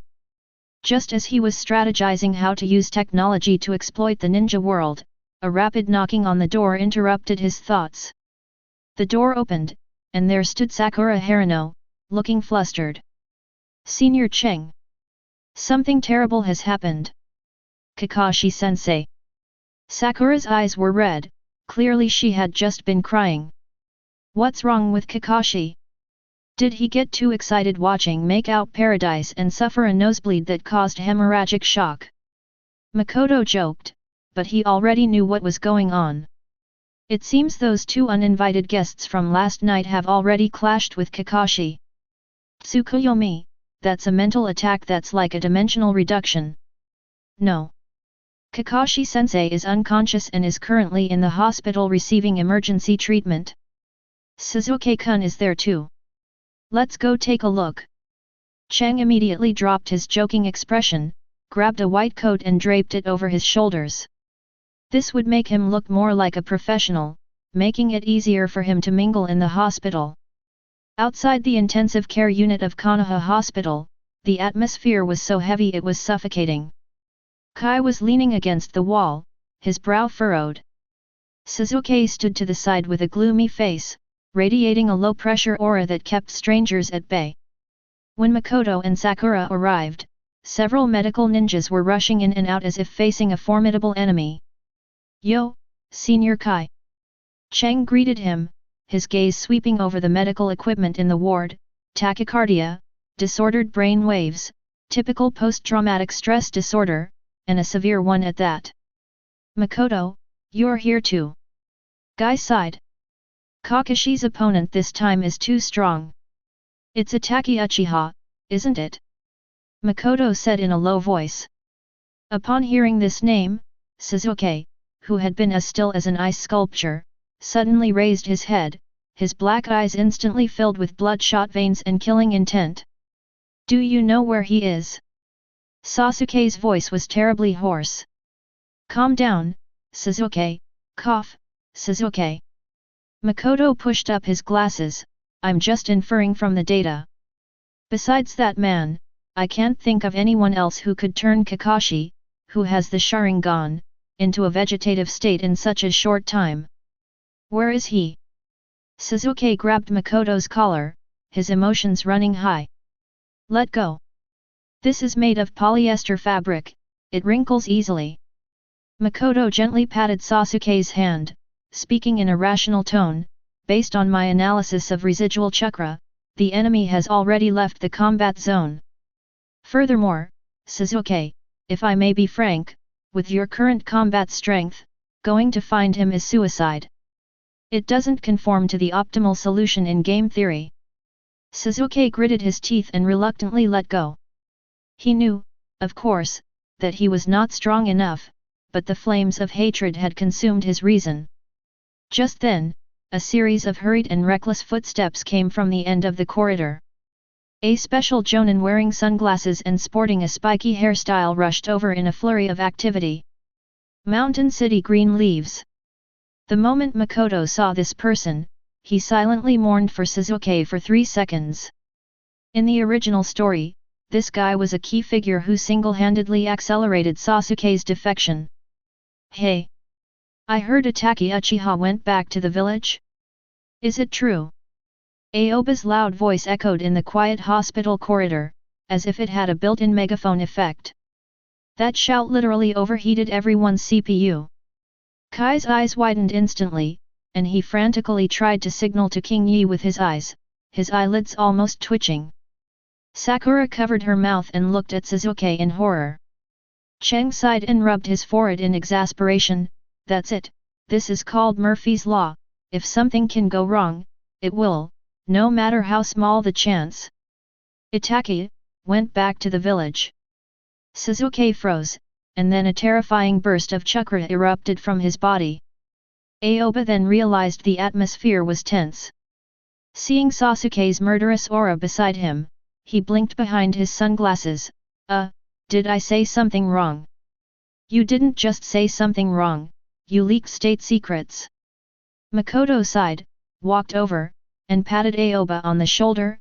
"Aoba-senpai, if Konoha had an award for best sixth man of the opposing team, I would definitely vote for you." "Where is he?" Sasuke roared again, this time at Aoba. I heard they're looking for Naruto." Aoba answered instinctively. "Naruto?" Sasuke's pupils contracted. He remembered the time when Jiraiya took Naruto out of the village for training.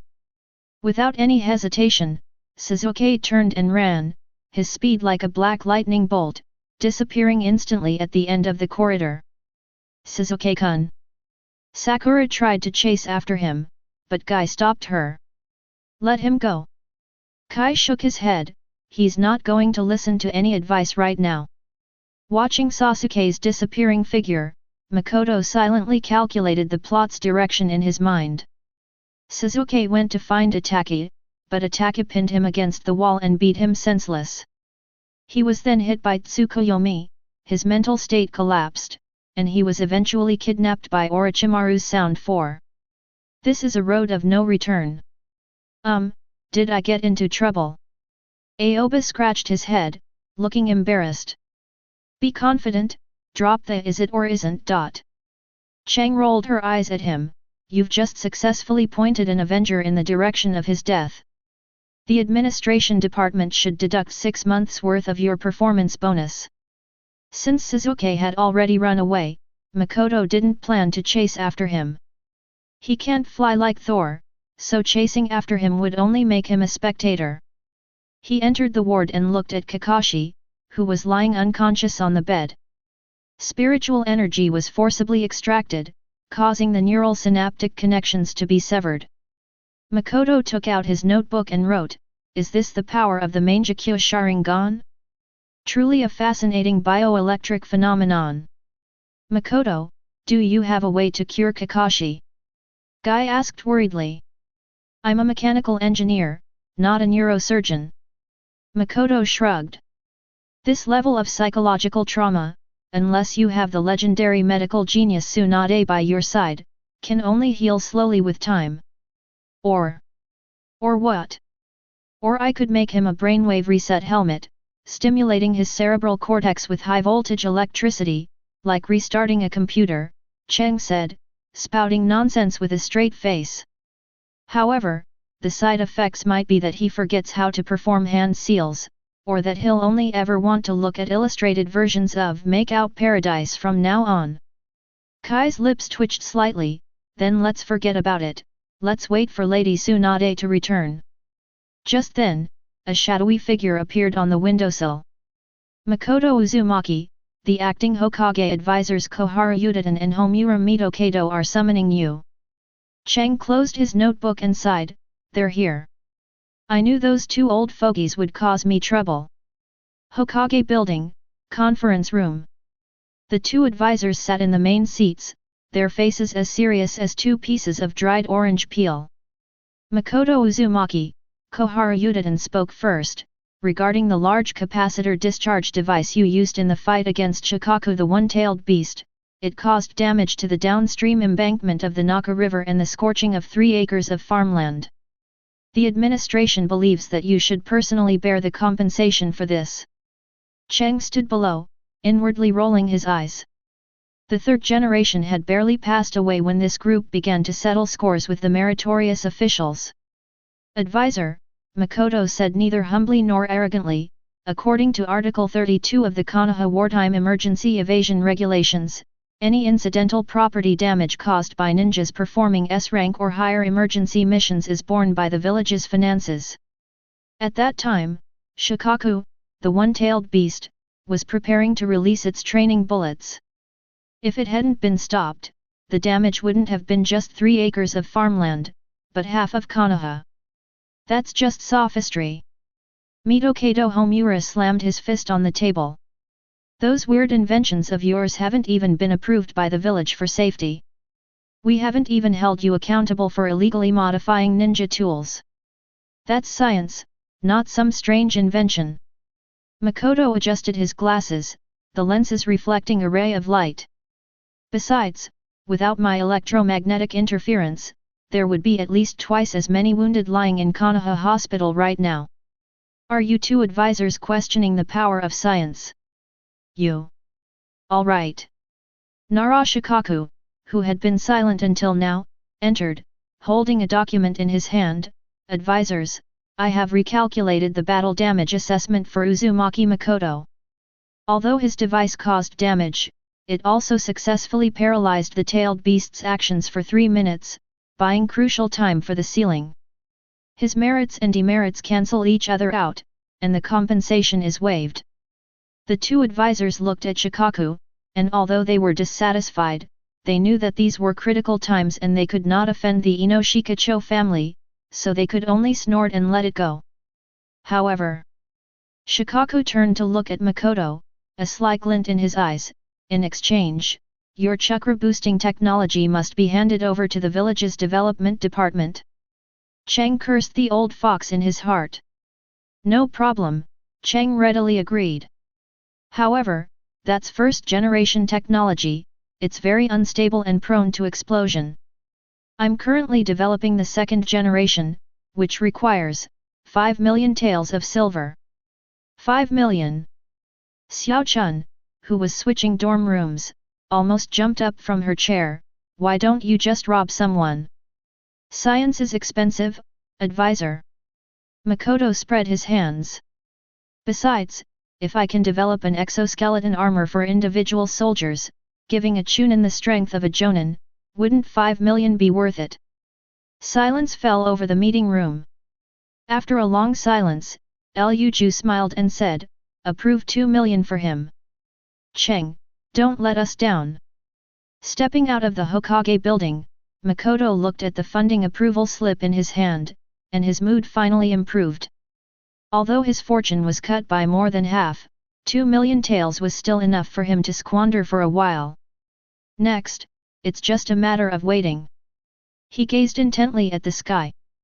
Naruto went with Jiraiya to find Tsunade, Sasuke went to his death, and Kakashi lay low.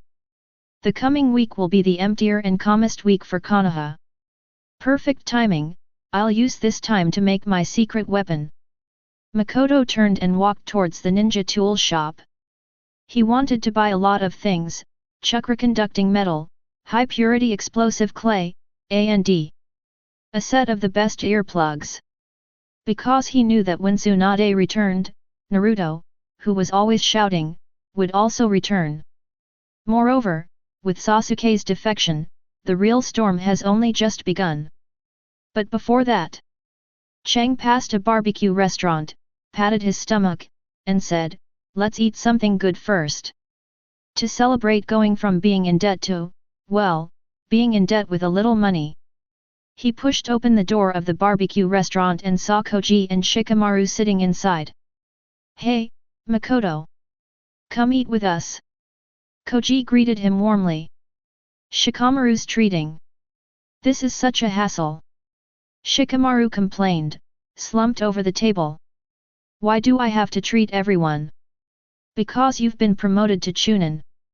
Makoto walked over with a smile and sat down without any hesitation.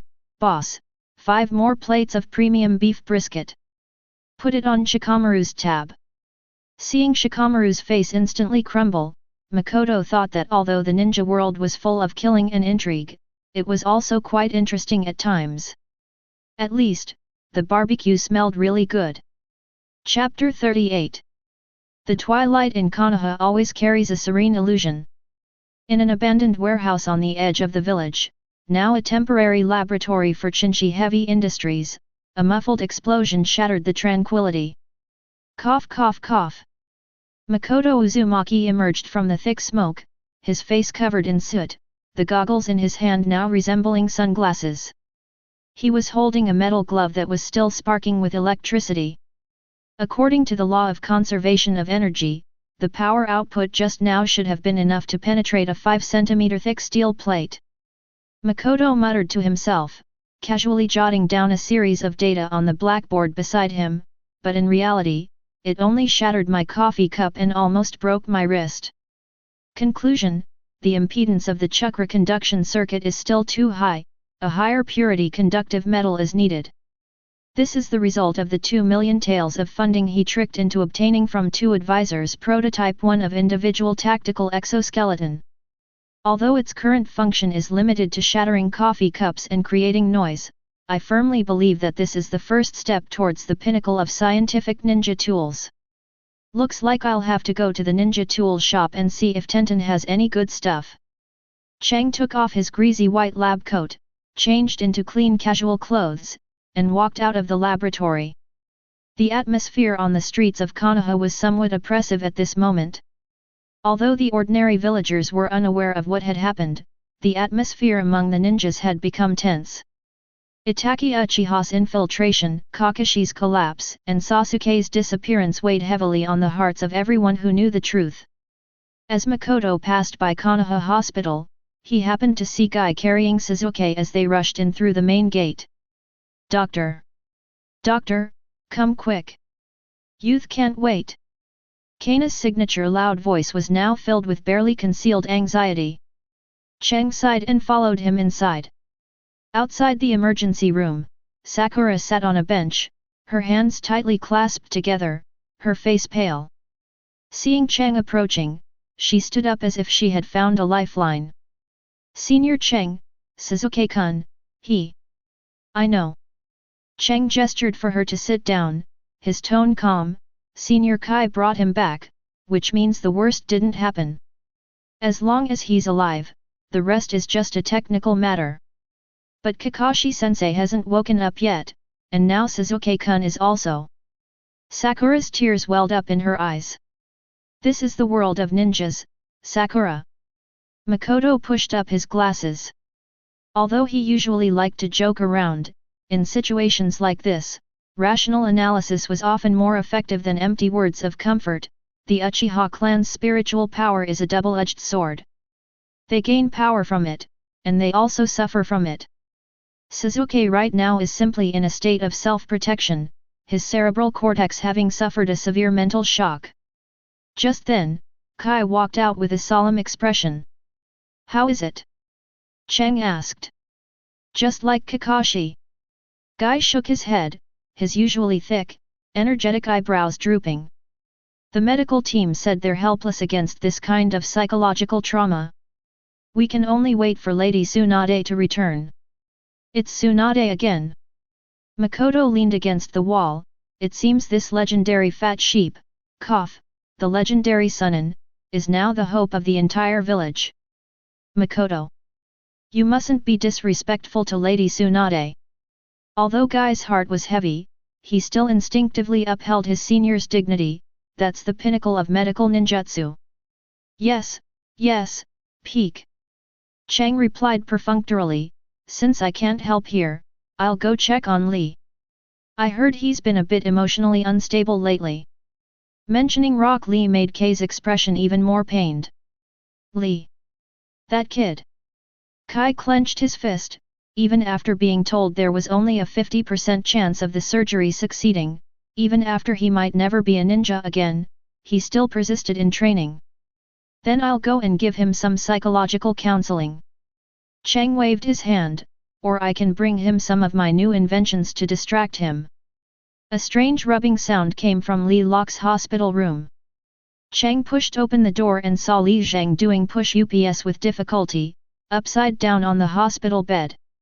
Sweat dripped down his cheeks onto the sheets, forming a small puddle. 998, 999. "Li, according to my calculations, the pressure on your spine has already exceeded the critical value by 15%. Cheng found a chair, sat down, and started peeling an apple. "If you continue like this, before Tsunade even returns to perform surgery, you'll have to go to the orthopedics department to get a spinal implant." "Senior Cheng." Li sat bolt upright, his eyes blazing with fury. "Physical pain cannot stop youth. If I don't train, I feel like I'm betraying my ninja way. Your way of ninjutsu is to work hard, not to self-harm." Makoto handed him a peeled apple. "Eat it, get some fructose. A lack of sugar in the brain can easily lead to logical confusion, although I think your logic is already a bit unique." Li took the apple and took a big bite. "But, Senior Cheng, I'm scared. What if the surgery fails?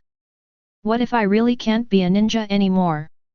Looking at this usually overly enthusiastic young man, who was now showing signs of vulnerability, Cheng sighed.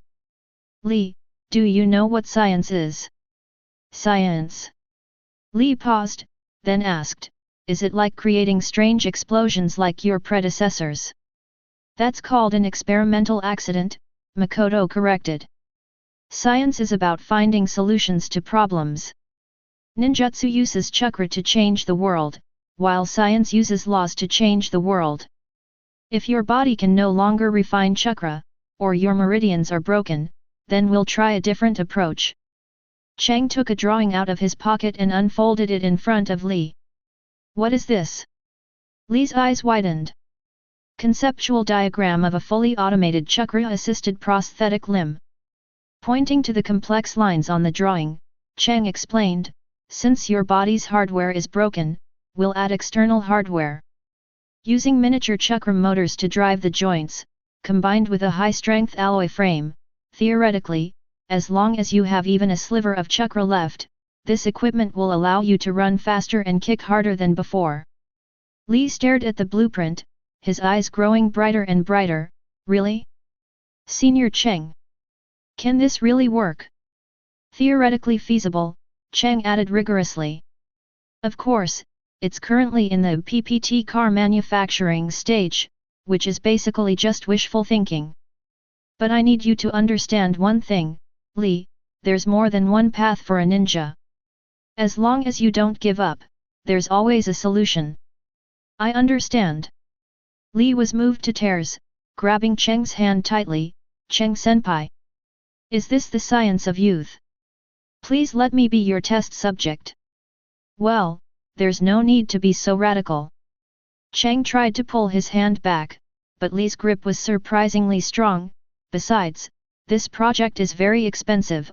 I'm currently short about 30 million taels of startup capital. I'll work hard to complete tasks and earn money. Li shouted. You should focus on recovering first. Cheng finally pulled his hand back, feeling like his knuckles were about to shatter.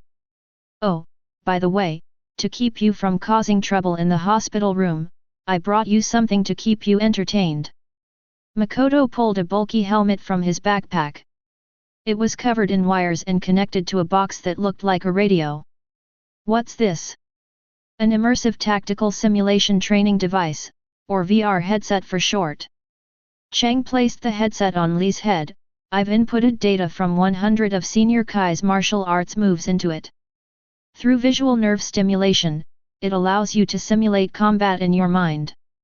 This way, you don't need to move your body, yet you can train your reflexes. Great! Li excitedly pressed the switch.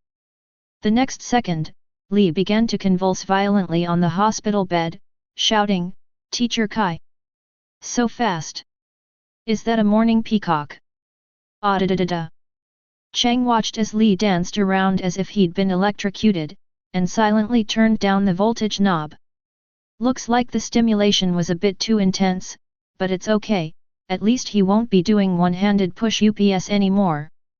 Just then, the ward door was pushed open, and Tian walked in. Seeing Li, wearing a strange helmet, thrashing about on the bed like a salted fish, and Cheng, calmly recording data beside him, Tian was stunned. Senior Cheng, what are you doing to Li? A new type of rehabilitation therapy, he said, spouting nonsense with a straight face, is called shock therapy. It uses high-frequency visual stimulation to make him forget the pain in his body. But Li looks like he's in a lot of pain. No, that's excitement. Cheng pointed to the drool dripping from Li's mouth. Look, he's drooling with joy.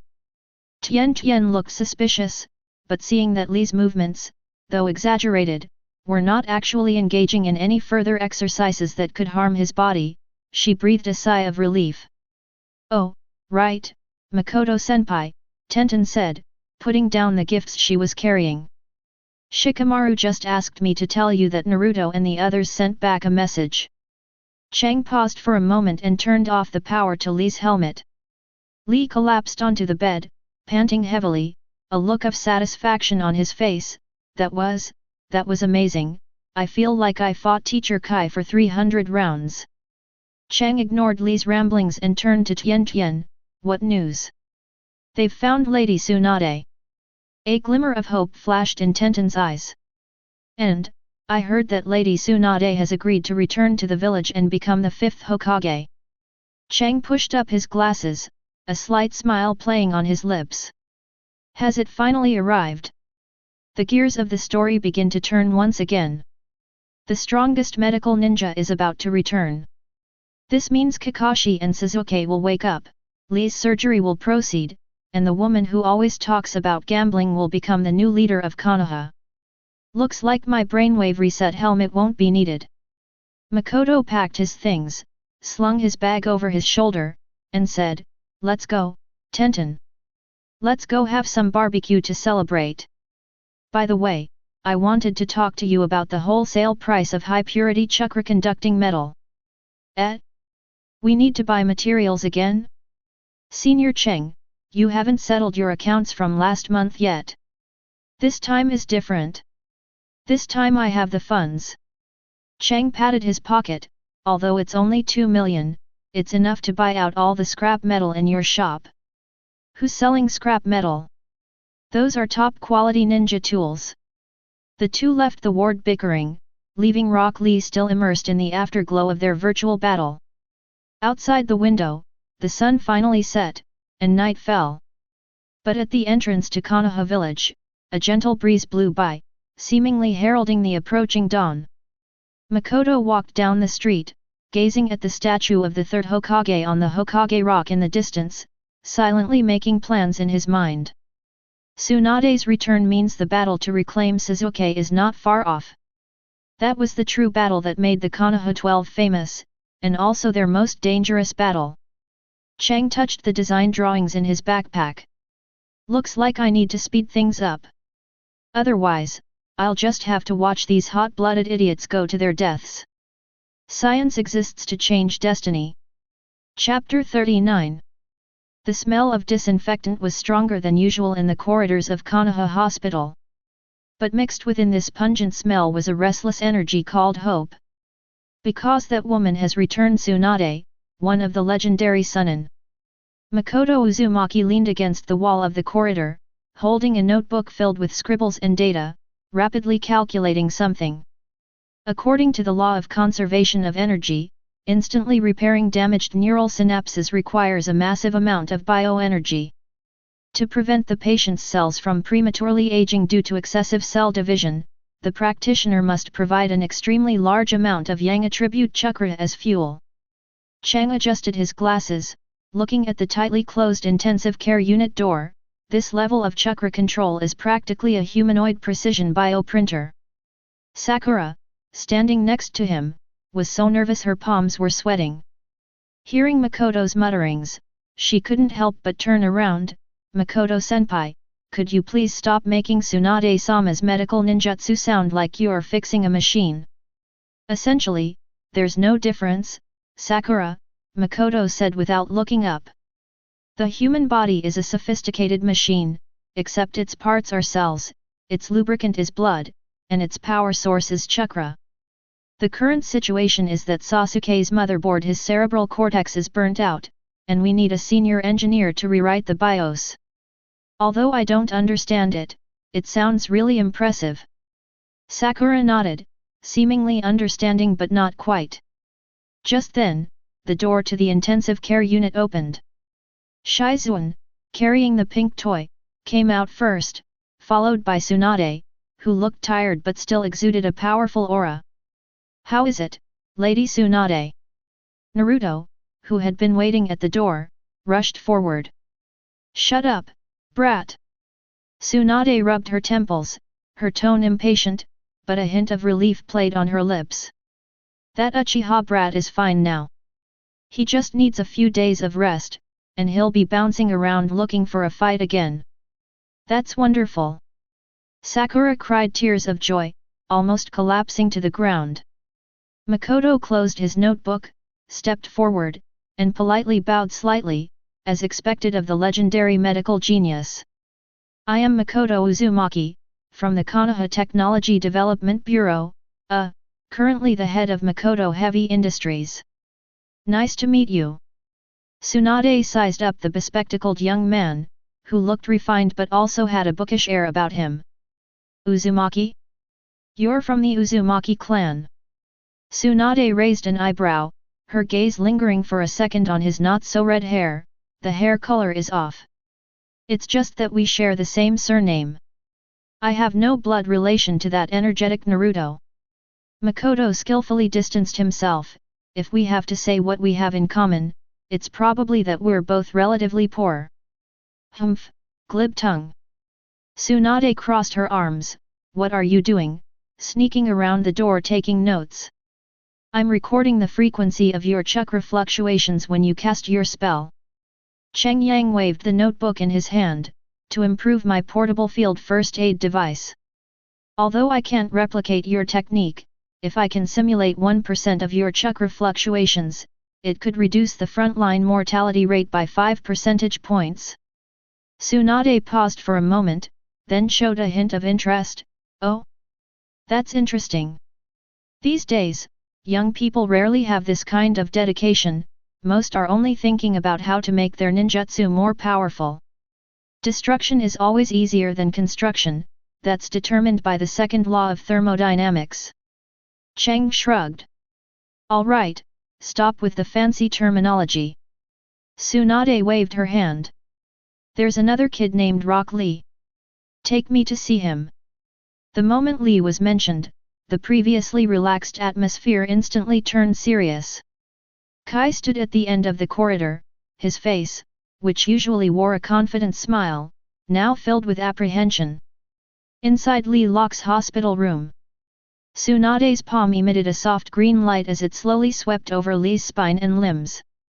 As the examination progressed, her brow furrowed more and more deeply. The room was so quiet that the only sound was the beeping of the electrocardiogram monitor. After a long while, Tsunade withdrew her hand and let out a long sigh. The situation is worse than I imagined. Tsunade's voice was cold and realistic. Bone fragments have invaded his nervous system, and his meridians are severely damaged. Without surgery, he'll be stuck as an ordinary person for the rest of his life. If he has surgery. She paused, then looked at Kai and Lee. The success rate is only 50%. 50%? Lee's voice trembled. And besides, if you fail, it won't just be that you can't be a ninja anymore, Tsunade cruelly declared. You will die. A deathly silence enveloped the ward. For a teenager who dreams of proving that hard work can surpass genius, this is undoubtedly the cruelest verdict in the world. That. An untimely voice broke the silence. Cheng raised his hand, like a primary school student asking a question in class. Although it's impolite to interrupt this sad atmosphere, may I say something? All eyes were on him. Kai, as if grasping at a straw, cried out, Makoto. Do you have any ideas? It's not a solution, just an alternative. Cheng pulled a huge roll of blueprints from his backpack, spread it out on the hospital bed with a whoosh, and covered Lee's legs directly. What is this? Tsunade frowned as she looked at the densely packed mechanical structures on the blueprints. Exoskeleton-assisted power armor mod 2, Makoto said, pointing to the blueprints. Lady Tsunade, if we can't repair Lee's body from a biological perspective, we can try to solve the problem from a mechanical engineering perspective. He pushed up his glasses, his eyes burning with fervor. This equipment uses chakra-conducting metal as artificial nerves, replacing muscle power with miniature hydraulic rods. As long as Lee's chakra circuits are connected to this system, even if his spine is broken, this armor can support him to stand, and even run faster than before. Tsunade squinted, carefully examining the blueprints. As a top-tier medical ninja, she had an excellent understanding of human anatomy and quickly grasped the underlying principles. You want to replace his bodily functions with machines. Tsunade scoffed. A bold idea. But do you know the risks involved? How do you deal with the rejection reaction from the neural interface? How do you handle the delay in chakra transmission? If the system overloads during battle, he'll instantly turn into mincemeat in a pile of scrap metal. The rejection reaction can be controlled with my special nutrient solution. Although it tastes like expired foot bath water, it works very well.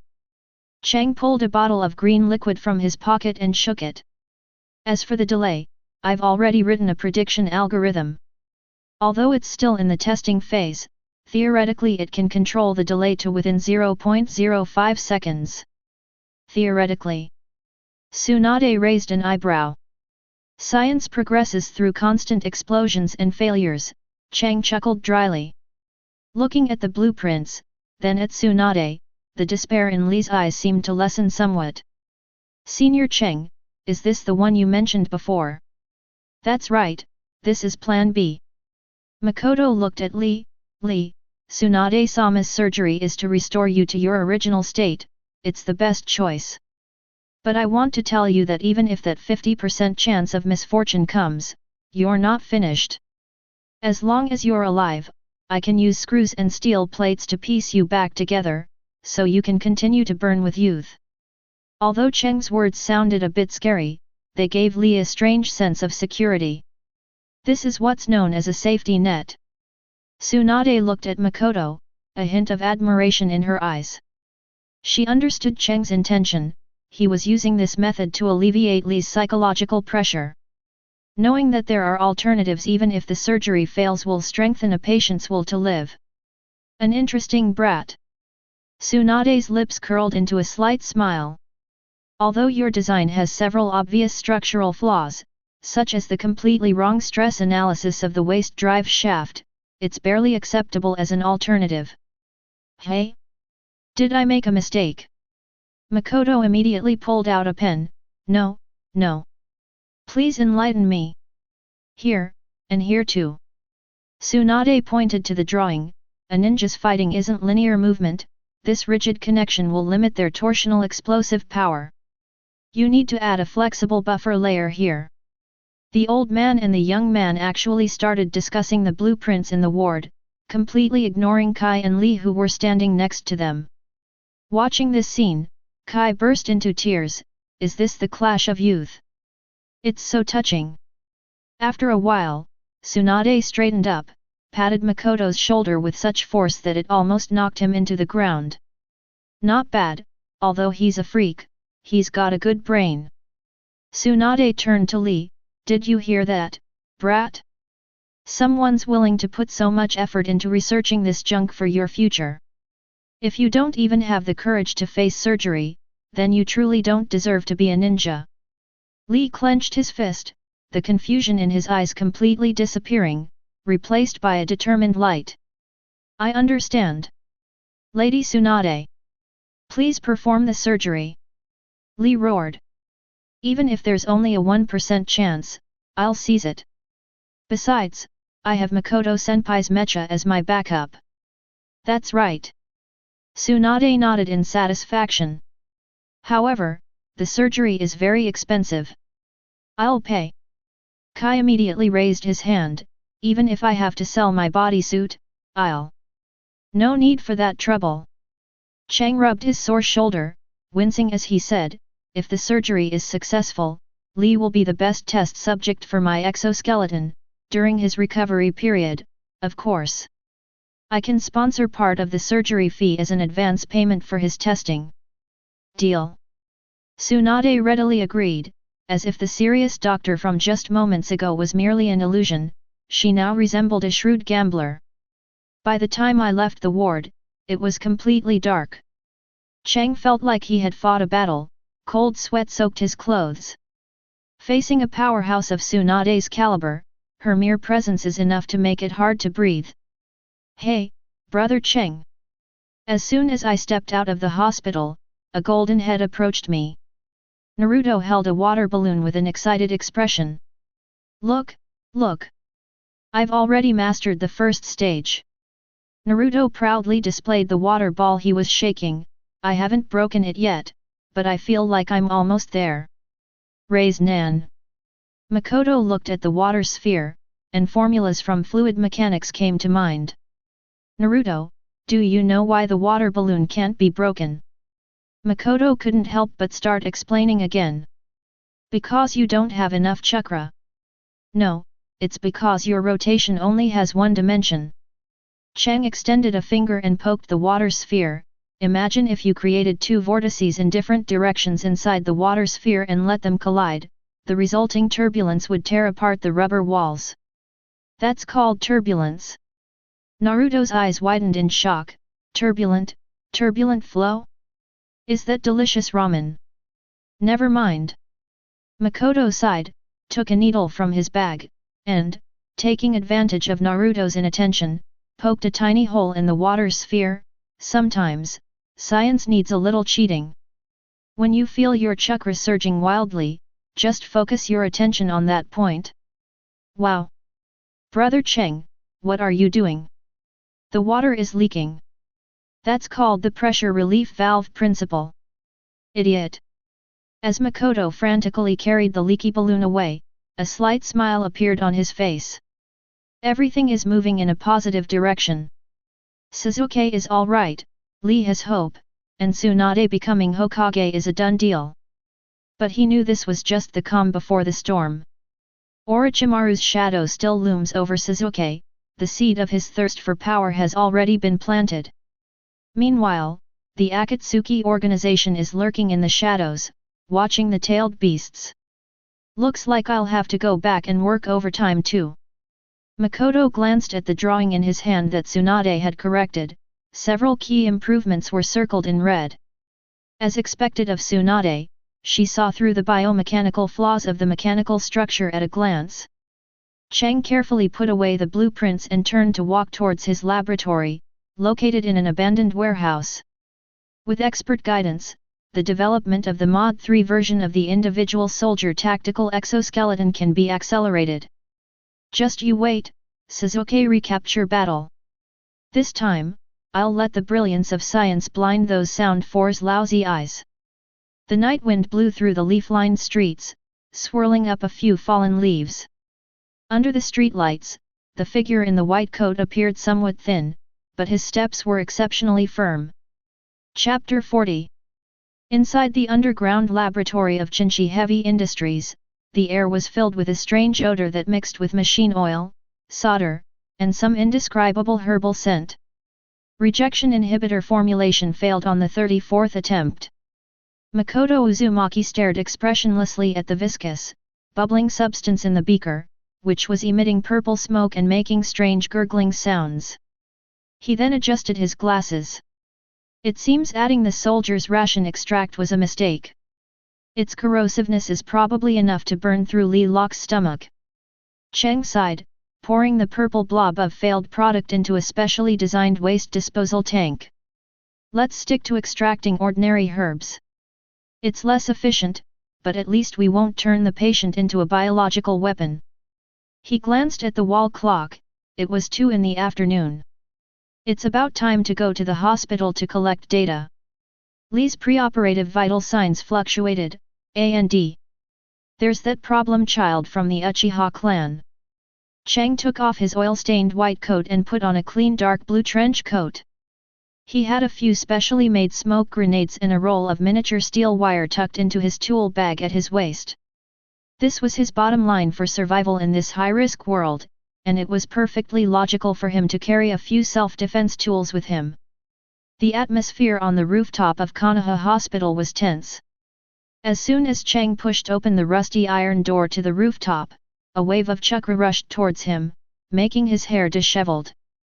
I say, are you guys doing some kind of new rehabilitation training? Cheng leaned against the door frame, looking at the two people facing off. On one side was Sasuke Uchiha, who had just recovered from his injuries and whose eyes were so sinister they looked like he wanted to devour someone. On the other side was Naruto Uzumaki, who looked bewildered but was unwilling to give in. As for Sakura Harano, she was standing in the middle, crying and bewildered, trying to get them to stop. A typical fight triggered by excessive hormones during puberty. Get out of my way, you four-eyed frog! Sasuke glanced coldly at Makoto, his Sharingan eyes swirling with Tomo, filled with a menacing aura. This is between him and me. Although I'd love to correct you, genetically speaking, my vision is perfectly fine. I wear glasses just to appear more academically authoritative. Cheng shrugged. But considering your current adrenaline levels, I'll let it slide. Makoto-senpai. Stop them. Sakura saw Makoto as if he were her savior. Stop? Why stop? Makoto pulled a portable anemometer from his pocket and calmly held it up in the air. This is rare real-world data. The Uchiha clan's lightning release chakra nature transformation, compared to Naruto Uzumaki's high-density chakra sphere. From the perspective of energy conservation, this is a spectacular collision of kinetic and electrical energy. Is this the time to talk about this? Sakura screamed in despair. Just then, Sasuke made his move. Chidori! The piercing bird cry instantly tore through the air, and blue-white lightning gathered in his hand, like a raging beast. Rasengan! Naruto was not to be outdone, the blue orb in his hand spun rapidly, emitting a teeth-grinding buzzing sound. The two rushed towards each other at the same time, and it looked like they were about to collide. Based on the current acceleration and distance, the impact point will occur in 1.5 seconds. Makoto calmly observed the scene, even taking 2 steps back to hide behind a pillar supporting the water tower. The shockwave is expected to shatter all glass within a 10-meter radius. Sakura, I suggest you crouch down and protect your head. Stop it! Sakura rushed forward without hesitation. Tisk, the variables have increased. Chang frowned slightly, his hand already reaching for the tool bag at his waist. Although he didn't want to get involved in the battle, it would be a waste of medical resources if Sakura rushed into her death. However, he didn't need to take action. A white figure flashed by, grabbing Naruto and Sasuke's wrists with both hands and using a clever twist to fling them toward the water tanks on either side. Boom! Boom! 2 loud bangs rang out, and the 2 huge metal water tanks were instantly pierced, splashing water everywhere. Kakashi Hatake squatted on the water pipe, looking at the 2 problem students with a helpless expression. What are you two doing? Phew! Kakashi-sensei, your timing for entering is always so perfect. Makoto emerged from behind a pillar, shaking the water droplets off his hands. If you had been 0.5 seconds later, I would have had to consider using a tranquilizer dart to forcibly shut down these 2 berserk bio machines. Kakashi glanced at Makoto, a hint of surprise flashing in his deadpan eyes. Makoto? What are you doing here? I'm here for a follow-up call. He gestured towards Sasuke, and also to check on the mental state of my potential clients. Currently, they seem extremely unstable. Sasuke crawled out of the rubble, panting heavily. He looked at Naruto with resentment. With that last strike, his Chidori pierced deep into the water tank, twisting the metal wall into a large crater. Naruto's Rasengan only appeared to leave a shallow dent on the surface of the water tank. Humph!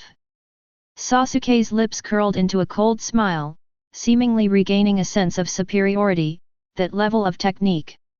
However, as he turned to leave, Cheng's voice drifted over softly. Wow, is this the cavitation effect in fluid mechanics? It's spectacular!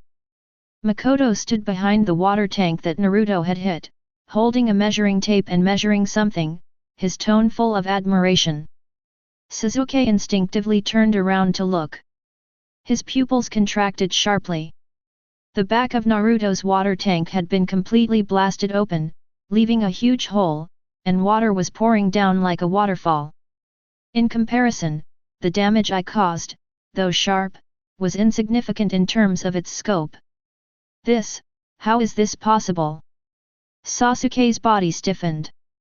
From a purely physical destructive standpoint, the Rasengan utilizes the centrifugal force and internal turbulence generated by its high-frequency rotation, causing devastating damage to the internal structure of objects, Makoto explained, recording data while analyzing like a commentator. The Chidori, on the other hand, is a high-density thrusting attack, focusing on penetrating power. If the opponent is wearing heavy armor, the Chidori is more effective, but against hollow objects like this, the Rasengan is clearly superior.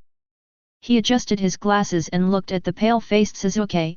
Simply put, your techniques are point attacks, while Naruto's are area of effect bursts.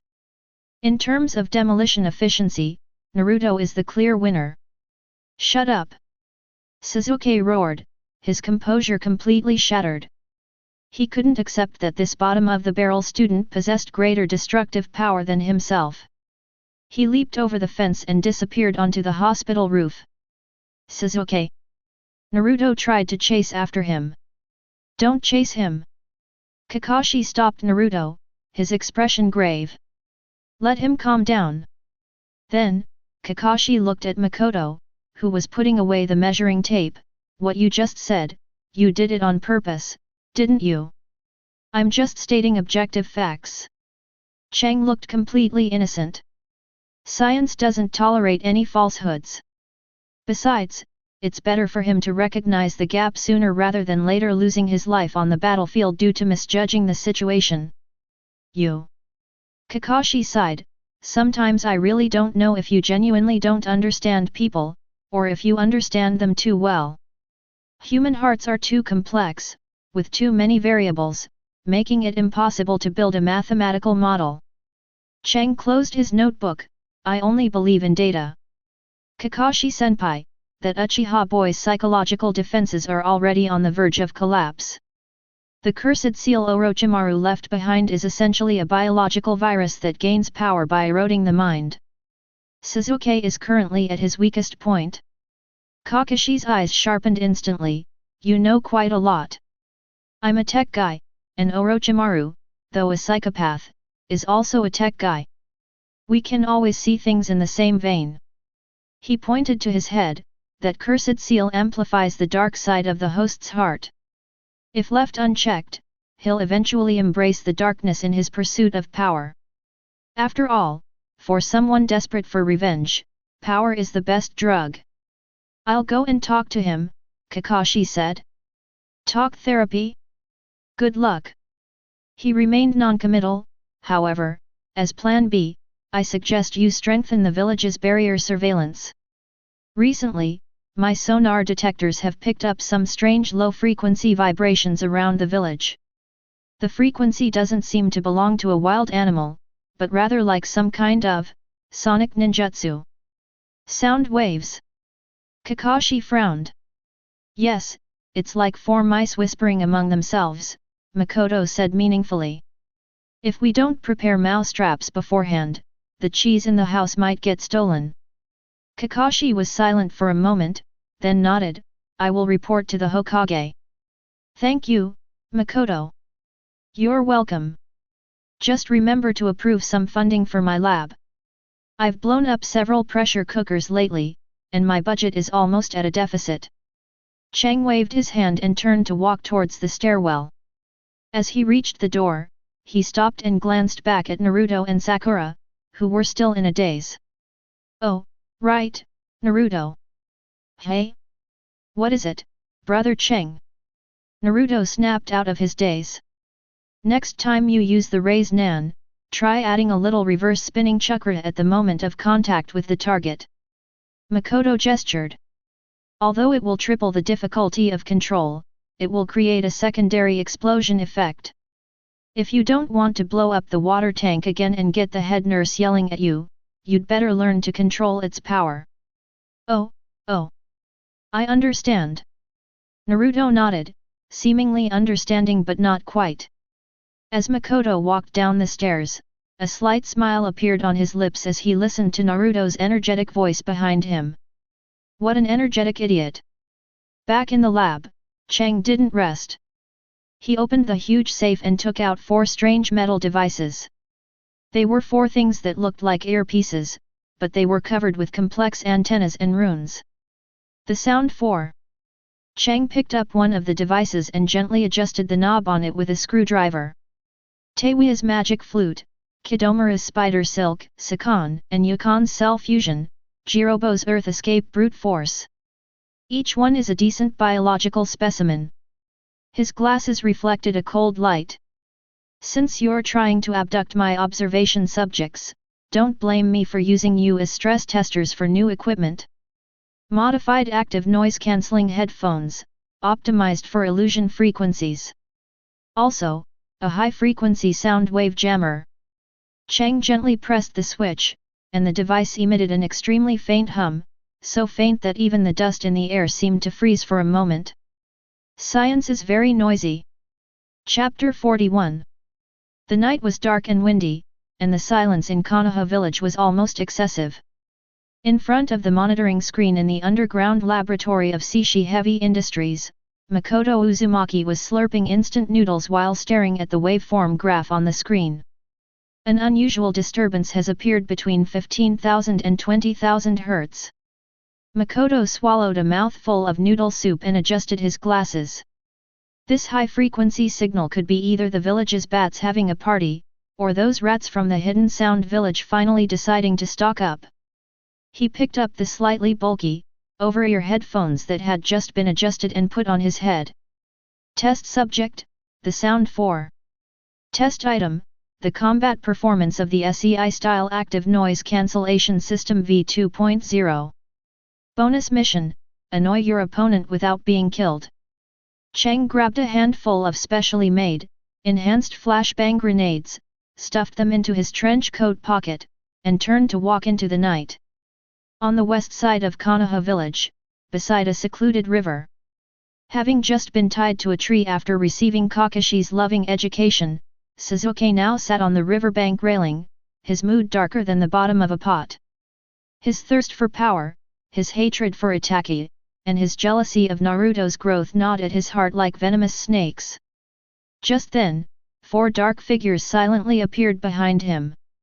Uchiha Sasuke, we are Orochimaru-sama's subordinates. Teiwa, Jirobo, Kidomaru, and Sakan struck a classic villainous entrance pose, looking down at Sasuke. Get out of my way. Sasuke spat out the 2 words coldly, his mood so bad that he had no intention of paying any attention to this group of strangely dressed people. Still got a tough tongue. Sakan chuckled, hanging upside down from the tree branch. If you want power, come with us. Lord Orochimaru can give you everything you desire.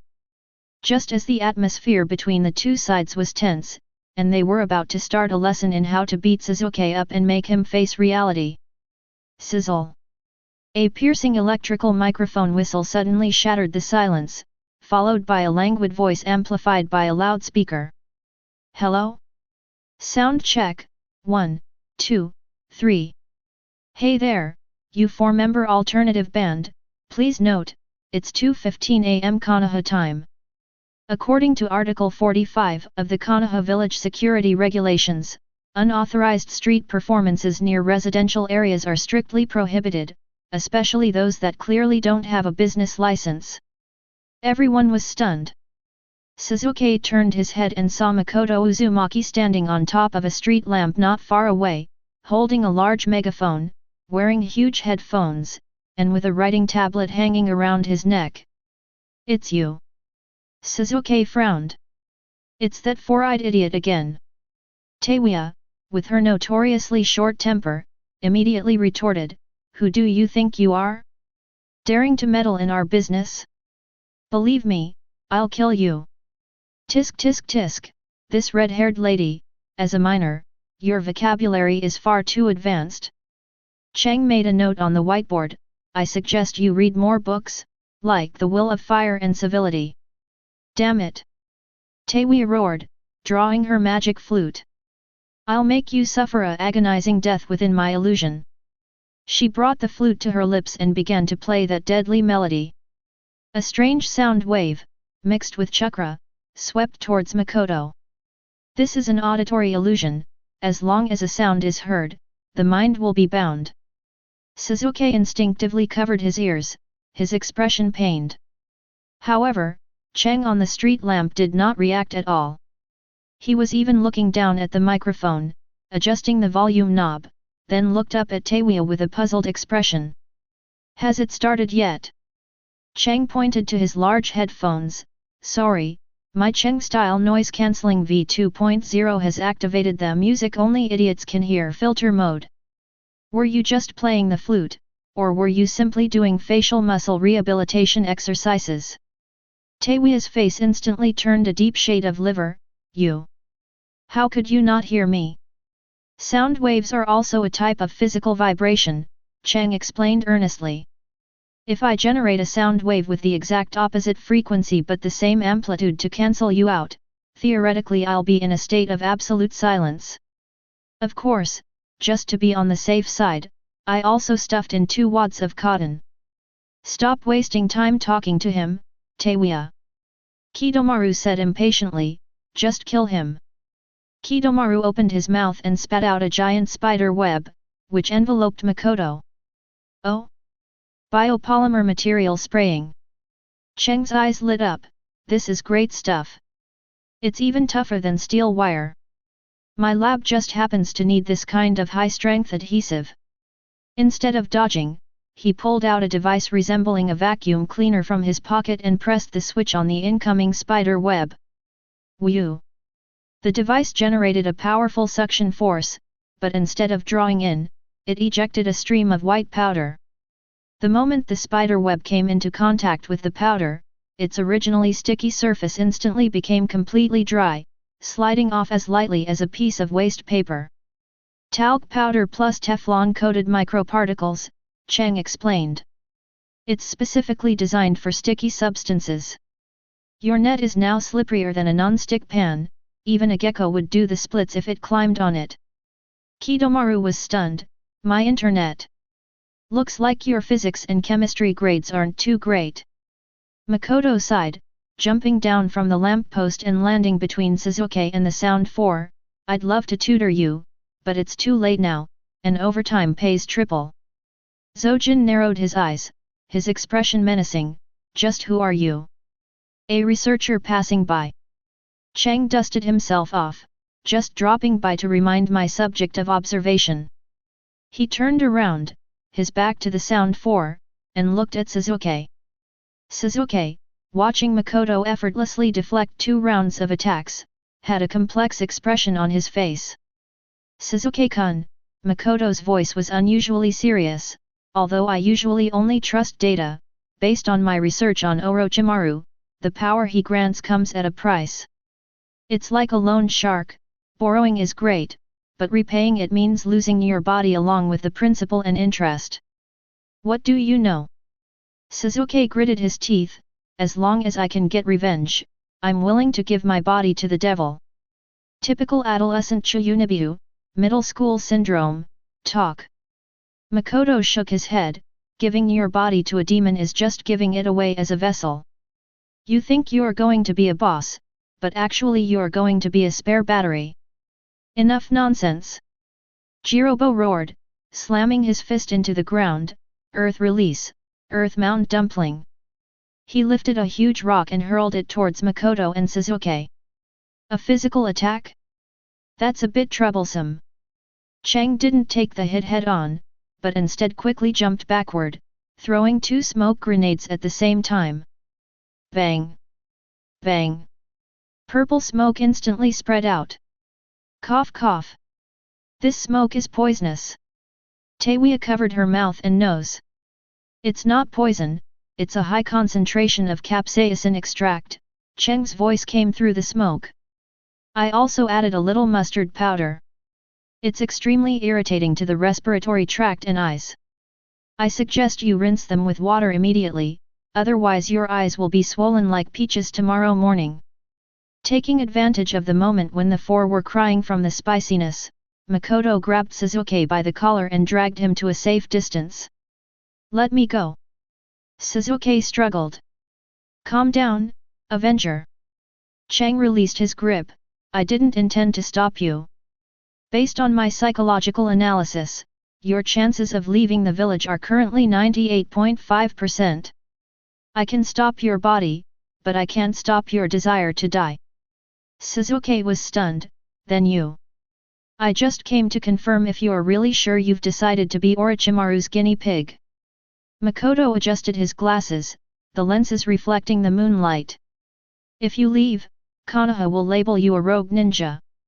That idiot Naruto will definitely be crying and begging to bring you back, and it'll be another messy farce. That's my business.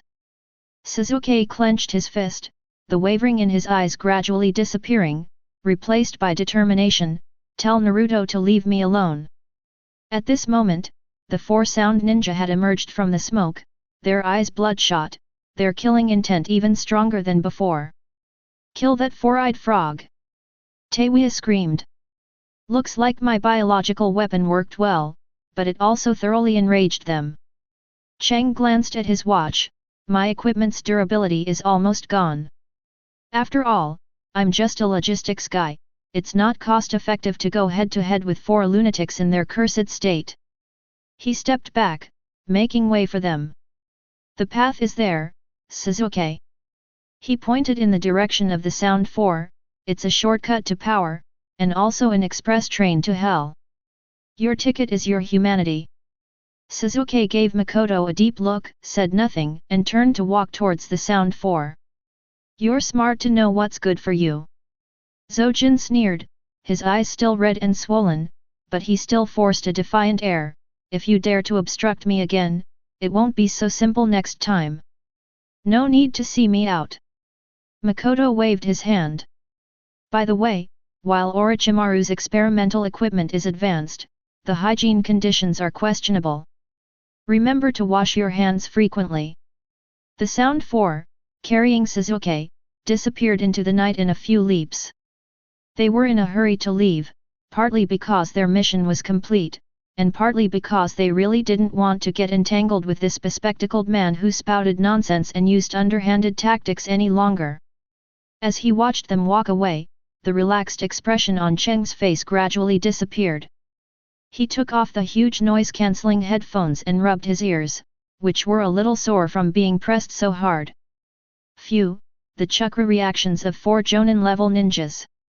If they had really activated their cursed seal state and fought desperately, my reserves wouldn't have been enough. Cheng took a miniature voice recorder out of his pocket and pressed the stop button.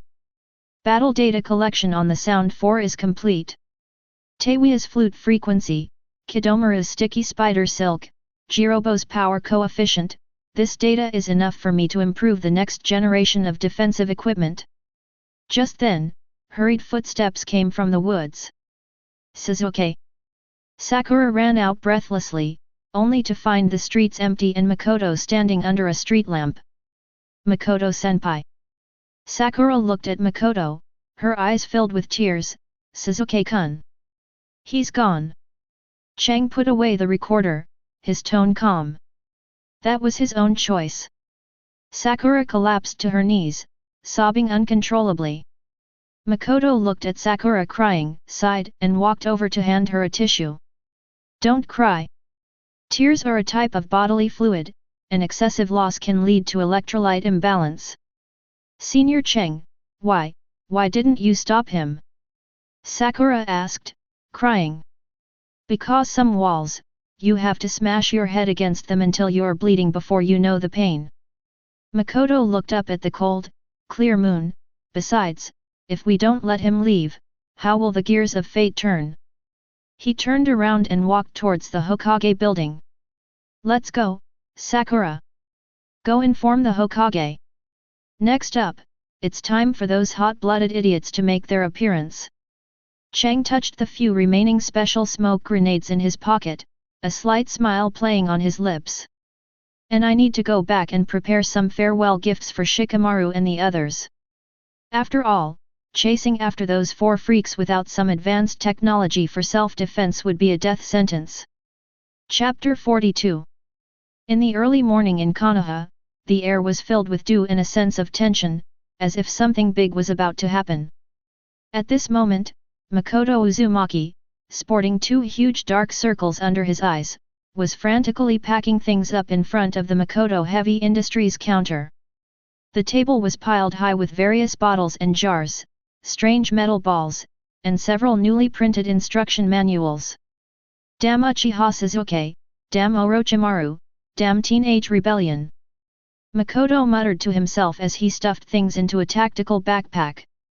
Causing trouble in the middle of the night, forcing me to rush out a Sasuke retrieval support kit. I'm definitely asking Tsunade for reimbursement for this overtime pay. If she shortchanges me by a single penny, I'll go paint the Hokage rock. The data on the Sound 4 collected last night has been analyzed. Although Cheng himself was a complete weakling, he firmly believed that science and technology were the primary productive forces, especially in this world where overpowered characters were everywhere, and overwhelming equipment was the only way out for ordinary people. At the gate of Konoha, Nara Shikamaru looked at his team members, who had assembled in front of him, with a look of utter exasperation on his face. Uzumaki Naruto, Hyuga Niji, Inuzuka Kaiba, and Akimichi Koji, who was stuffing potato chips into his mouth. Listen carefully, this mission is extremely dangerous. The enemy is a master who can take Sasuke out of the Leaf Village's barrier. Shikamaru was giving a pre-battle pep talk. Hey everyone, good morning. A slightly tired voice interrupted Shikamaru's speech. Everyone turned around and saw Makoto Uzumaki carrying a huge backpack and holding a steaming cup of instant coffee, slowly walking over. Brother Cheng. Naruto's eyes lit up. Are you coming with us to bring Sasuke back? No. Cheng refused decisively, taking a sip of coffee. I'm a researcher, and I'm a Class I protected animal in Daxia. That kind of physically demanding work, like fighting and running 300 miles through the forest, isn't for me. I'm just here to deliver packages. A package? Ya looked at him suspiciously. We're on an urgent mission, we don't have time to receive packages. It's tactical support equipment, Makoto corrected, tossing the massive pack on the ground with a dull thud. Based on my brief encounter with those 4 offbeat bands last night, I've prepared some small gifts for you. Of course, you'll need a receipt, remember to ask the Hokage for reimbursement when you get back. Shikamaru raised an eyebrow. Targeted equipment? You ran into them last night. Not only did we encounter them, but we also took the opportunity to test their data. Cheng opened his pack and began distributing equipment like a street vendor. First up is Koji. Makoto handed Koji a huge lunchbox with the Makoto Heavy Industries logo on it. Koji's eyes instantly lit up like stars. Is it food? These are high-compressed military rations, braised beef flavor, Cheng explained. 1 pill has the calories of 3 bowls of ramen, and I've added a special gastric mucosa protectant. If you have to take any heavy medications later, remember to take this first. It'll save you half a month in the hospital afterwards. Koji was moved to tears. Brother Cheng, you're such a good person. Next up are Kaiba and Akamaru. Makoto pulled out a small device that looked like a gas mask, along with goggles for dogs. What's this? Ya picked it up and examined it. I didn't get a good look at that guy named Sakon and Yukon last night, but he seemed pretty good at close combat. And that 4-armed guy spits slime. These goggles are for Akamaru, they protect against wind, dust, and saliva. He pointed to the mask. As for this, it's an olfactory overload protector. If the enemy attacks with poison gas or stink bombs, this thing can save your dog-like nose and temporarily enhance your combat abilities. After all, your nose is more sensitive than radar, it'd be a real problem if it got damaged. Kaiba chuckled and put the goggles on Akamaru. Thanks. You look pretty cool. Woof. Akamaru barked happily.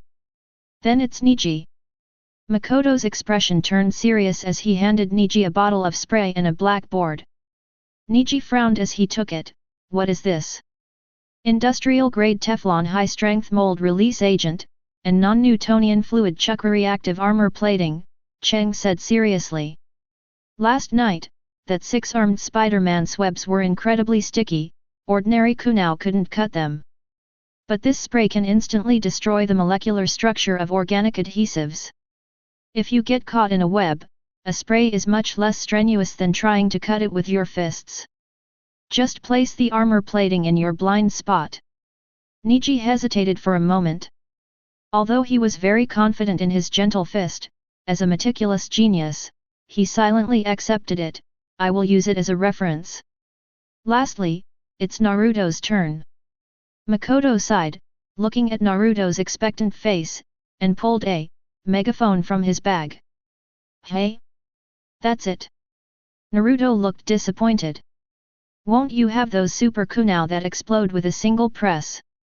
Your chakra reserves are terrifyingly high, you don't need any of those fancy things. Makoto shoved the megaphone into his hand. This is the Talk no Jutsu Enhancer 3000.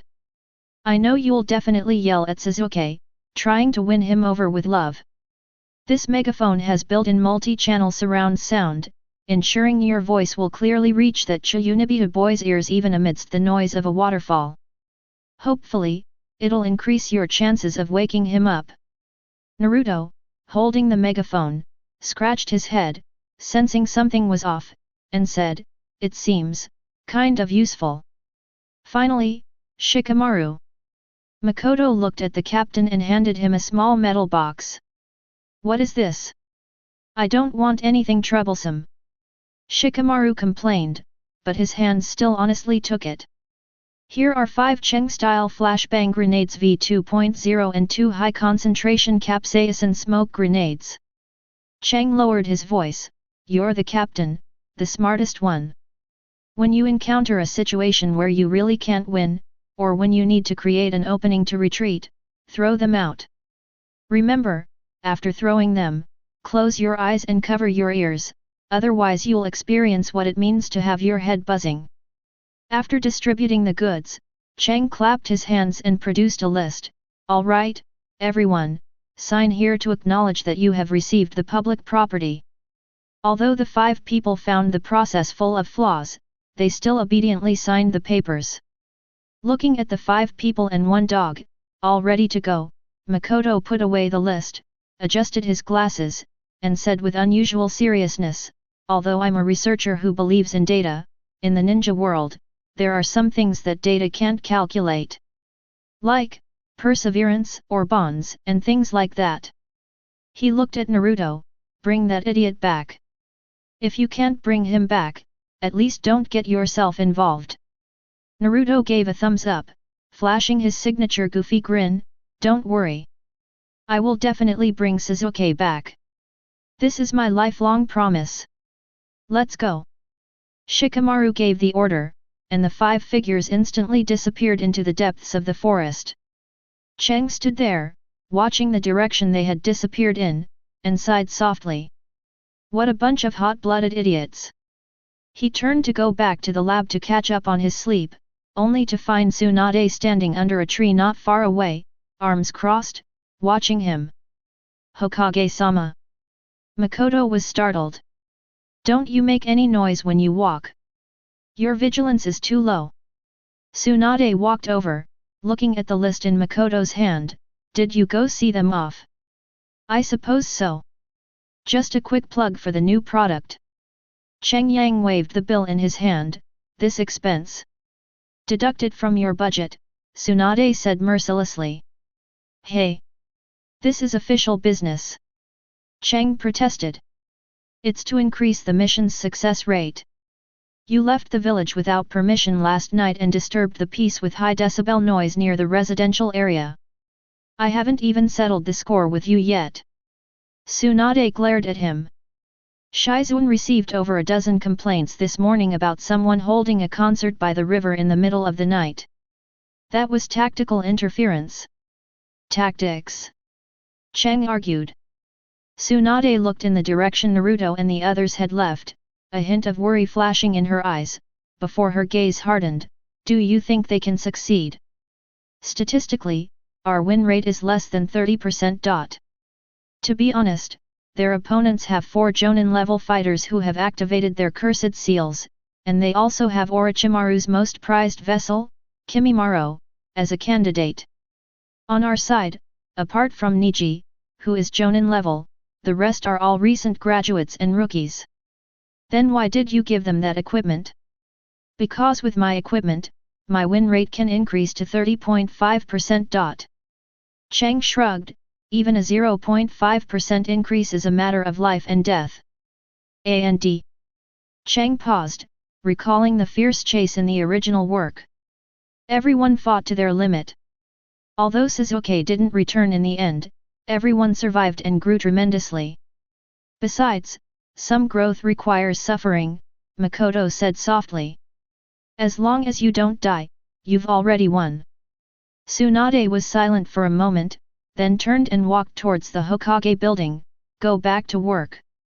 The medical team is on standby, hopefully your little gadgets will help them bleed less." "Yes, sir." Cheng gave a perfunctory bow. Back in the lab, Makoto didn't go to sleep. He sat at his workbench, looking at a map of Konoha on the wall. The reinforcements from Tsunagakure should already be on their way, but just to be on the safe side, I still need to prepare a plan B. He pulled open a locked drawer, inside which were several tubes of green reagents labeled Cell Activating Agent, Liloc's special modified version. That guy Li just had surgery. If we don't give him some strong medicine, he'll just be throwing his life away if he runs out. Makoto picked up the reagent and shook it. Although he managed to hold on for a while in the original story using Drunken Fist, since I'm here, we have to make Konoha's beautiful blue beast last a little longer. Cheng yawned, put his goggles back on, and picked up the welding torch. Sigh, this is the life of a busybody. Why do I have to act like a savior when I'm clearly meant to be a comedian? Sizzle sizzle. Blue sparks flew again in the dimly lit basement. Meanwhile, in the distant forest, a chase involving bonds and destiny has begun. The megaphone in Naruto's arms was making a slight rattling sound as he ran. Chapter 43. Konoha Hospital, 3rd floor of the inpatient department. The air here is always filled with a mixture of disinfectant and lily scents, and it's so quiet it makes you want to sleep. Of course, this is on the premise that we ignore the noise coming from Ward 302, which sounds like a construction crew tearing down a wall. 998. 999. 1000. Wearing a white lab coat he'd casually borrowed, with non-prescription glasses perched on his nose, and holding a report titled On the Application of Chakra-Conducting Metal in Prosthetics, Makoto Uzumaki pushed open the door to room 302 with a blank expression. Having just undergone a highly complex surgery that would be recorded in Konoha's medical history, Rock Lee, his entire body wrapped in bandages, was lying upside down on the bedside table with one hand, sweat pouring down his face, leaving a puddle on the floor. Lee Jun. Makoto pushed up his glasses, his tone completely flat. If I remember correctly, Lady Tsunade's medical orders were absolute bed rest, not demolition work in the ward. Ah! Mr. Cheng. Xiao Li rolled over and landed steadily, showing no signs of having just been pulled back from the brink of paralysis. He gave a thumbs up, his teeth gleaming. I'm feeling my body after surgery. This is the revival of youth. Although the wound still hurts a bit, my blood is boiling. That's the pain of a wound reopening, not the heat of blood. Makoto sighed, walked to the bedside, and looked at the disheveled bedding. I know what you're thinking. Naruto and the others are gone, and you can't sit still, right? Lee's expression instantly turned serious, the fire in his eyes subsiding slightly, replaced by unwavering resolve. Sasuke is my comrade, and so is Naruto. Everyone is fighting desperately, I can't just lie here enjoying comfort. Even if I can only move one leg, I'll crawl over there. I knew it. Makoto tossed the report aside and pulled a sealed scroll from his pocket. That's why I'm not here to advise you. It's pointless to try and stop an idiot from going to his death, you'd be better off buying him insurance. What's this? Xiao Li asked curiously, leaning closer. Cheng formed a hand seal, and with a bang, a bunch of high-tech looking equipment appeared on the hospital bed. This is the exclusive DLC pack for Chinchi Heavy Industries Azure Beast. Cheng began to introduce it one by one. He picked up a pair of dark green leg guards. They looked thin and light, but their surface shimmered with a metallic sheen. These are aerodynamic, streamlined weight-bearing leg guards. I know you like weights, but these aren't just heavy. They have built-in microchakra vents that automatically reduce air resistance by releasing air when your running speed exceeds a certain threshold. Simply put, wearing them will make you run 10% faster than usual, and with less effort. Xiao Li was so moved that tears streamed down his face. Mr. Cheng. You actually did this for me. Don't rush to cry, there's more. Makoto picked up a roll of green bandages. This is a memory metal fiber bandage. Your lotus flower puts a lot of strain on your body. This bandage automatically tightens when you spin at high speed, like an exoskeleton, fixing your muscles and bones to prevent you from falling apart before you even hit an enemy. This is amazing. It's practically made for youth. Xiao Li exclaimed excitedly, trying to hug Cheng, but Chang dodged away in disgust. Finally, this is it. Chang pointed to a bottle on the table that looked like a medicine. That was left behind by Tsunade. It was actually a bottle of high-proof sake, but Li, being so naive, always thought it was medicine. Chang looked at the bottle of wine, a moment of hesitation flashing through his mind. In the original story, it was because Li mistakenly drank this bottle of wine that he was able to unleash his amazing drunken fist technique, which allowed him to hold off Kimimaro. If I tell him now that it's alcohol, or switch it with real medicine, could it create a butterfly effect, causing Li to be instantly killed by Kimimaro? After all, while a sober Li is strong, without the unpredictable power of drunken fist, it would be very difficult for him to hold out until Gaara arrives against a monster like Kimimaro. Science is important, but sometimes metaphysics works better, Chang muttered to himself. He picked up the bottle and, with a straight face, spouted nonsense. Li, this is Lady Tsunade's specially made powerful cell-activating oral liquid. It might taste a bit strong, but when you feel your body reaching its limit, or when facing an invincible enemy, drink it all in one go. Remember, drink it all in one go. Yes. I will definitely follow the doctor's orders. Li solemnly took the bottle and carefully placed it into his ninja tool pouch. This is a token of Lady Tsunade and Mr. Makoto's kindness, I will not waste it.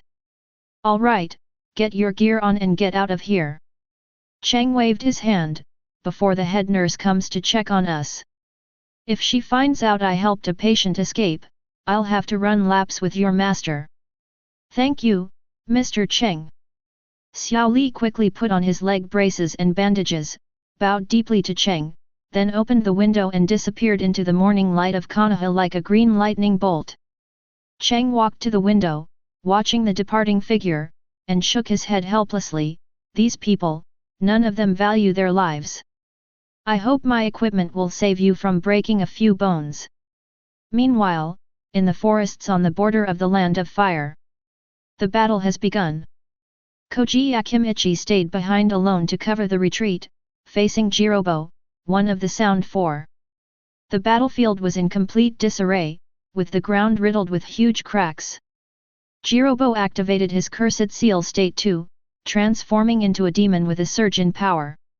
You fat pig, your chakra is all gone, isn't it? Just let me drain it dry. Jirobo charged forward with a savage grin. Koji was panting heavily, clutching the Akimichi clan's secret three-colored pill tightly in his hand. According to tribal rules, eating red chili pepper balls grants a 100-fold increase in strength, but at the cost of an extremely high mortality rate.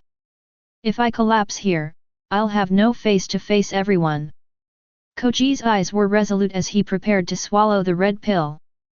Suddenly, he remembered the large lunchbox that Makoto Uzumaki had given him before he set off. By the way, Brother Cheng said that you should eat something before taking the medicine. Although this logic seemed utterly absurd in a life-or-death battle, Koji, driven by his obsession with food and curiosity about the seemingly high-class lunchbox, inexplicably opened it. Inside was a fist-sized black meatball, emitting a rich aroma of braised beef. High-compression military ration pills. Koji swallowed hard, and the instant Jirobo rushed in front of him, he bit into the large pill. Gurgle. The moment the meatball entered my stomach, a warm current exploded within me. It wasn't just heat, it was more like a gentle film that quickly enveloped his stomach wall and meridians. This is... Koji was surprised to find that his body, which had been in excruciating pain from taking the first 2 pills, had actually received some relief. What are you eating?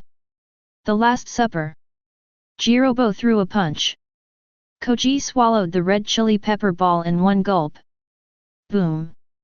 Red chakra butterfly wings suddenly unfurled behind him, and terrifying chakra surged into the sky. In the past, swallowing the red pill would immediately cause excruciating pain, as if being torn apart. But this time, thanks to the special medicine in the braised beef-flavored military ration pill, the pain was reduced by 30%. It still hurts, but I can control this power even more perfectly now. Koji roared, gathering chakra in his fist. Unlike in the original story, his movements were not distorted by pain, instead, they became more precise and swift. Butterfly bullet burst. This punch, carrying the glory of the Akimichi clan and the tiny but crucial technological support from Makoto Uzumaki, slammed hard into Jirobo's face. The scene returns to Konoha. After seeing Xiao Li off, Cheng didn't rest. He was squatting in the backyard of Jinshi Heavy Industries, fiddling with a huge radar-like object. Based on the timeline, the three siblings from Tsunagakure should have already entered the Land of Fire. Makoto looked at the three green dots flashing on the radar screen. They're moving fast. It seems Gaara is eager to see Naruto. What are you doing? A lazy voice came from the top of the wall. Makoto looked up and saw Genma Shiranui holding a senbon needle in his mouth, looking at him with a curious expression. As a special jonin, he had just finished his shift and was taking a break.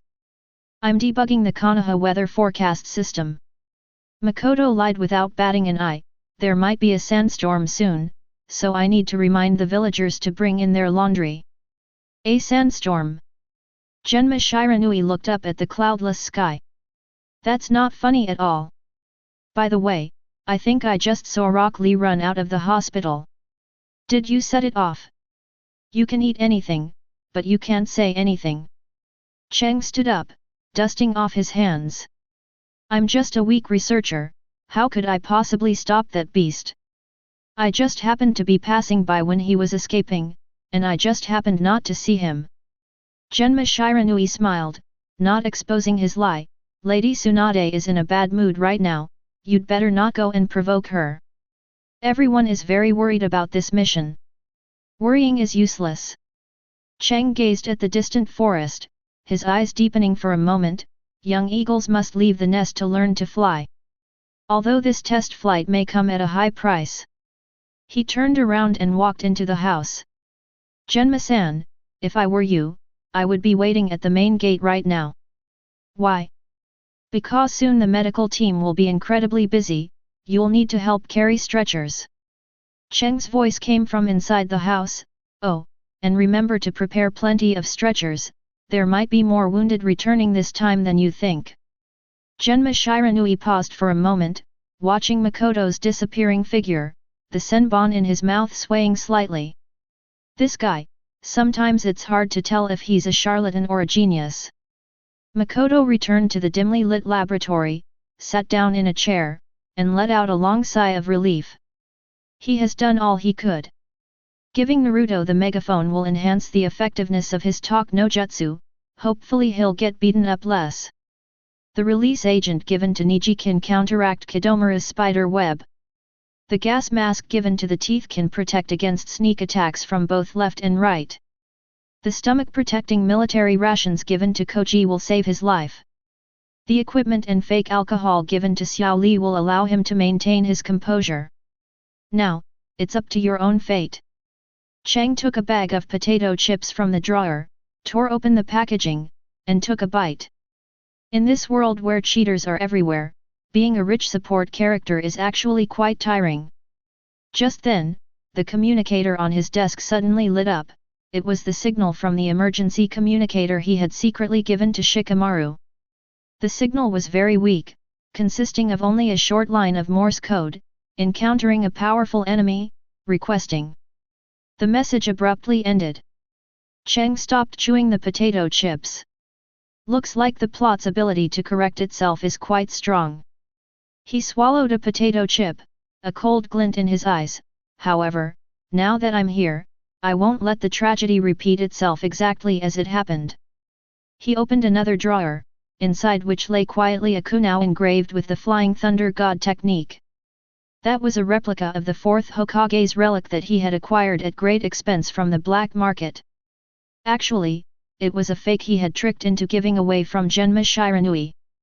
Although it couldn't teleport, it contained his most powerful invention to date. Although I don't want to get involved myself, if it really comes down to it. Cheng's fingers tapped lightly on the table. This is the last trump card for players who spend real money. Chapter 44. Deep in the dense forest on the border of the land of fire, sunlight was cut into dappled patches by the thick canopy of trees. For Hyuga Niji, the current situation is anything but bright, it's downright bleak. His opponent, Kidomaru, one of the Sound Four, was hanging from a treetop like a real spider, his 6 hands busy at work, chewing something incessantly, and then spitting out a huge and extremely sticky chakra spider web with a pui. The soft fist style, 8 trigrams 64 palms. Niji moved with lightning speed, his palms flashing as he tried to cut the approaching spider silk. However, those spider silks were ridiculously tough, even when the flow of chakra was cut off, the remaining stickiness was like snot that couldn't be shaken off. Useless, useless. Kidomaru laughed triumphantly, my spider silk is made from a special mixture of bodily fluids and chakra. Once you get even a little bit on it, you won't be able to escape. Besides, I've already seen through your weakness the blind spot of my Byakugan. Niji's heart sank. Indeed, in the previous exchanges, the opponent seemed to be intentionally or unintentionally targeting his blind spot behind him. Just then, a huge spider web descended from the sky, covering an extremely wide area and almost blocking all of Niji's escape routes. It's over. Arcane spider binding technique. Niji was preparing to tough it out when he suddenly remembered the small bottle that Makoto Uzumaki, who looked like a shrewd businessman, had given him before they set off. Niji, I know you Hyuga clan members are quite traditional and like to catch attacks with your bare hands. But sometimes, technology changes lives. What's this? Chinchi Heavy Industries Silky Smooth Release Agent. Originally designed for releasing industrial molds, I've discovered its remarkable effectiveness on chakra-bound materials. Simply put, once you spray it on, you're like a reincarnated eel, nothing can stick to you. Niji initially refused, feeling it would damage the Hyuga clan's reputation. But at this moment, looking at the disgusting spider web that was spreading all over the place, Niji did not hesitate to pull out the spray bottle. Sizzle! He quickly sprayed himself with the product, which had a faint lemon scent. The next second, the spider web fell and wrapped Niji tightly. Ha ha ha ha! Got it! Kidomaru excitedly jumped down from the tree, a golden longbow materializing in his hand. Dai, Konoha's genius. However, just as he drew back the bowstring to its fullest extent, Niji, who was wrapped up like a dumpling, suddenly moved. Niji, like a slippery fish, slid out of the extremely sticky spider web with a whoosh, his movements so smooth they almost defied the laws of physics. Not a single spider web clung to him, he looked completely refreshed, and even reflected the sunlight thanks to the spray. What? Kidomaru's 6 eyes widened like saucers, his jaw nearly dropping to the ground. This is impossible. My spider silk can even stick to an elephant. Niji elegantly adjusted his collar, inwardly astonished by the device's effectiveness, but maintaining a cool and aloof demeanor. The Hyuga clan's gentle fist technique can release chakra from all the body's pressure points, forming a protective barrier. Of course, using external force as a supplement is a reasonable tactic. Stop lying. That's not chakra at all. It's lemon-flavored. Kidomaru roared. Further words are pointless. Niji assumed a fighting stance. Since your bindings are ineffective, it's my turn. Kidomaru gritted his teeth and immediately activated his cursed seal state 2. His skin turned black, a third eye grew on his forehead, and his aura instantly surged. Since I can't stick to you, I'll just shoot you from a distance. Kidomaru leaped back to the high place, drew back the huge bone bow, and a giant spiral arrow materialized. This time, he aimed precisely at Bai Yan's blind spot, directly behind the first thoracic vertebra. You can't dodge this arrow. 100% hit rate. The arrow came hurtling through the air with a piercing whistle. Niji had already sensed the trajectory of this attack. In the original story, he could only take the arrows head-on with his body and save his life by releasing chakra to slightly deflect them. But now, Niji reached deep into his ninja tool pouch, where there was a strange metal plate. Niji, if you encounter a long-range sniper, especially one of those sneaky types who like to aim for your back, stick this inside your shirt on the back. Is this a chest protector?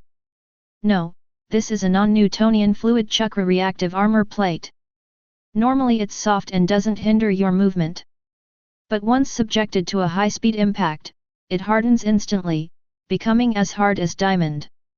Remember, make sure to apply it to a hard-to-reach area. Although the name is long and strange. Niji took a deep breath and, instead of turning around to take the hit like in the original story, poured a large amount of chakra into the plate behind him.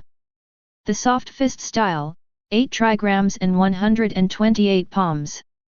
Niji faced the enemy head-on, his hands becoming blurry as he frantically attacked the other interfering arrows fired by Kidomaru. The fatal arrow, aimed precisely at a blind spot, struck him hard in the back. Pfft! The immense impact caused Niji to stagger forward, a trickle of blood escaping from the corner of his mouth. It hit. It went right through the heart. Kidomaru exclaimed in ecstasy. However, the scene of Niji collapsing and dying that was expected did not occur. Niji steadied himself and patted his back with his other hand. The so-called reactive armor plate had shattered, but the deadly arrow hadn't pierced his body, the arrowhead had only slightly penetrated his flesh and gotten stuck in the hardened plate. It hurts so much, I think I broke 2 ribs. But compared to having one's heart pierced, this wound is nothing short of a miracle. How is this possible, my full force attack? Kidomaru completely broke down, his mentality collapsed. Niji pulled the arrow from his back, his eyes as cold as knives. Your game is over.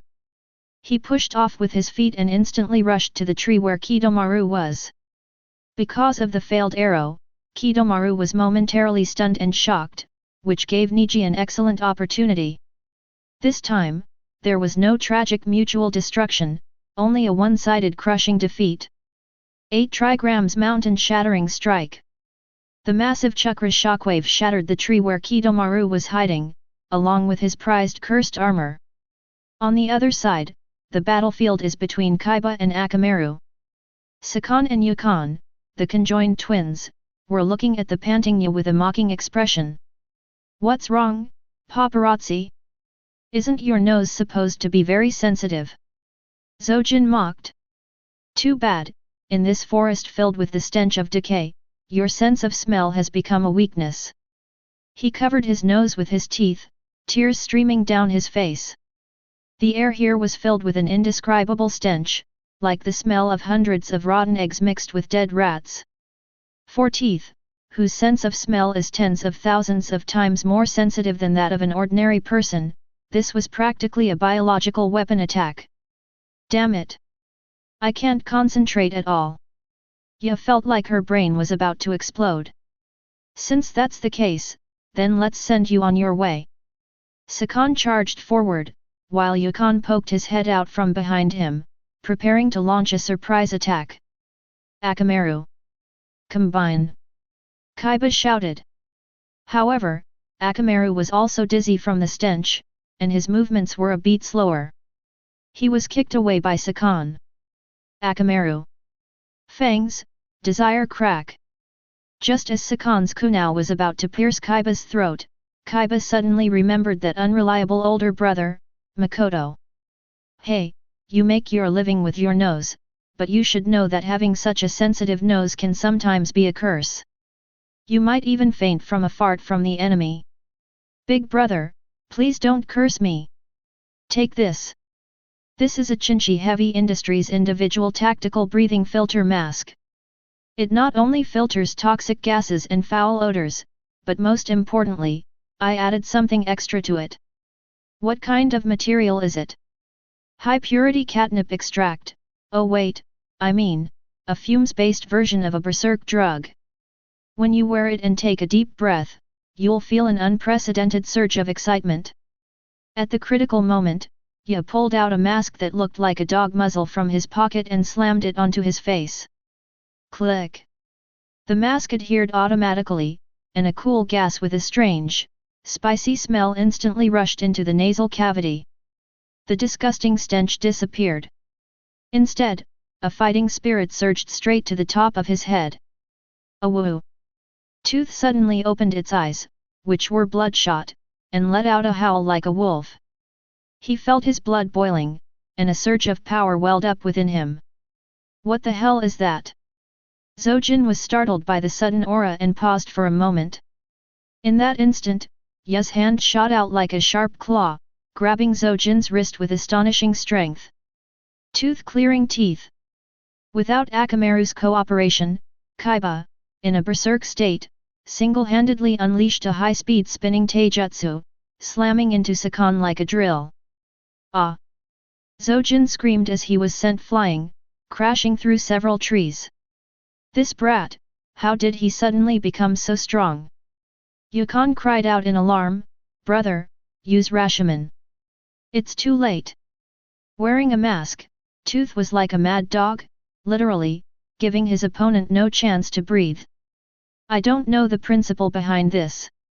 Ya's voice, muffled through the mask but brimming with savagery, continued, but I feel fantastic right now. I'm going to tear you all to shreds.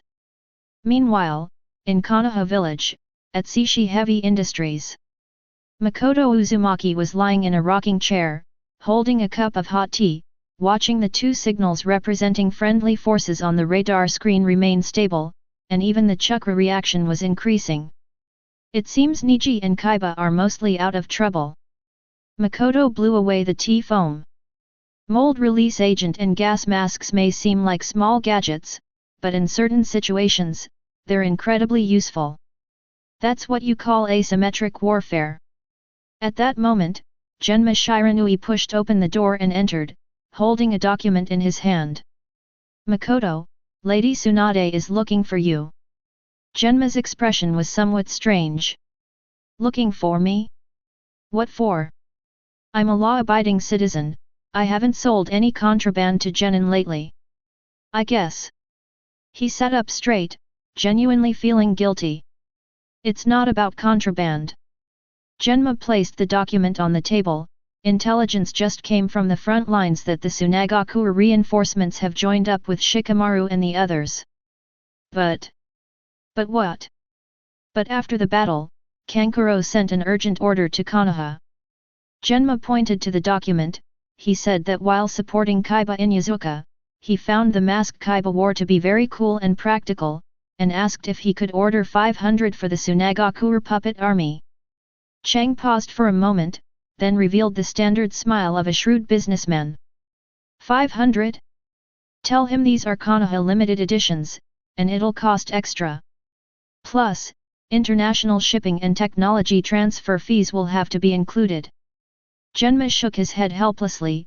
You, thinking about making money at a time like this? But, thanks to your strange equipment, the intelligence unit said that Niji and Koji, although seriously injured, are not in mortal danger. Especially Niji, who supposedly avoided a fatal blow to the heart. Cheng's smile faded slightly, and he gently put down his teacup. It's good that you're alive, he whispered. As long as you're alive, there are endless possibilities. Oh, right, there's one more piece of news. Genma's expression turned serious. Naruto has caught up with Sasuke. He's at the Valley of the End. Cheng's eyes instantly sharpened. Valley of the End. That was the beginning of Destiny, and also the end of the first part. Even though he gave Naruto an upgraded megaphone, and even though he made so many preparations, it was still a battleground for two overpowered beings, and mortal technology could hardly intervene. There. I can't help you there. Makoto stood up, walked to the window, and looked at the gloomy sky in the distance. That's a fight those two have to fight. It's the breaking and reconnection of bonds, it's Kishimoto's twisted sense of humor. However, Makoto stroked his chin, suddenly remembering something.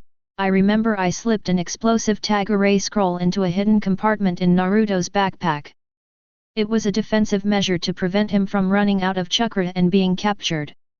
Hopefully, that idiot doesn't detonate it on Sasuke's face, otherwise the last surviving member of the Uchiha clan will turn into fireworks. Genma's lips twitched. Just how many dangerous items did you give them? Not much, just enough to blow up the statues in the Valley of the End again. Chang turned around and stretched. Let's go, Genma-san, to the hospital. Now that everyone's alive, I, as the logistics manager, should get ready to receive the wounded, and while I'm at it, promote my new wheelchair. Chapter 45 Konoha Hospital, Emergency Department. The air was filled with a unique odor, a mixture of disinfectant and the smell of blood. Medical ninjas came and went, the sound of stretcher wheels rolling across the ground echoing everywhere. As Konoha's largest unofficial arms dealer and unofficial logistics advisor, Makoto Uzumaki was standing at the end of the corridor, holding a small notebook, and seriously, doing accounts. Niji's non-Newtonian fluid armor is disposable.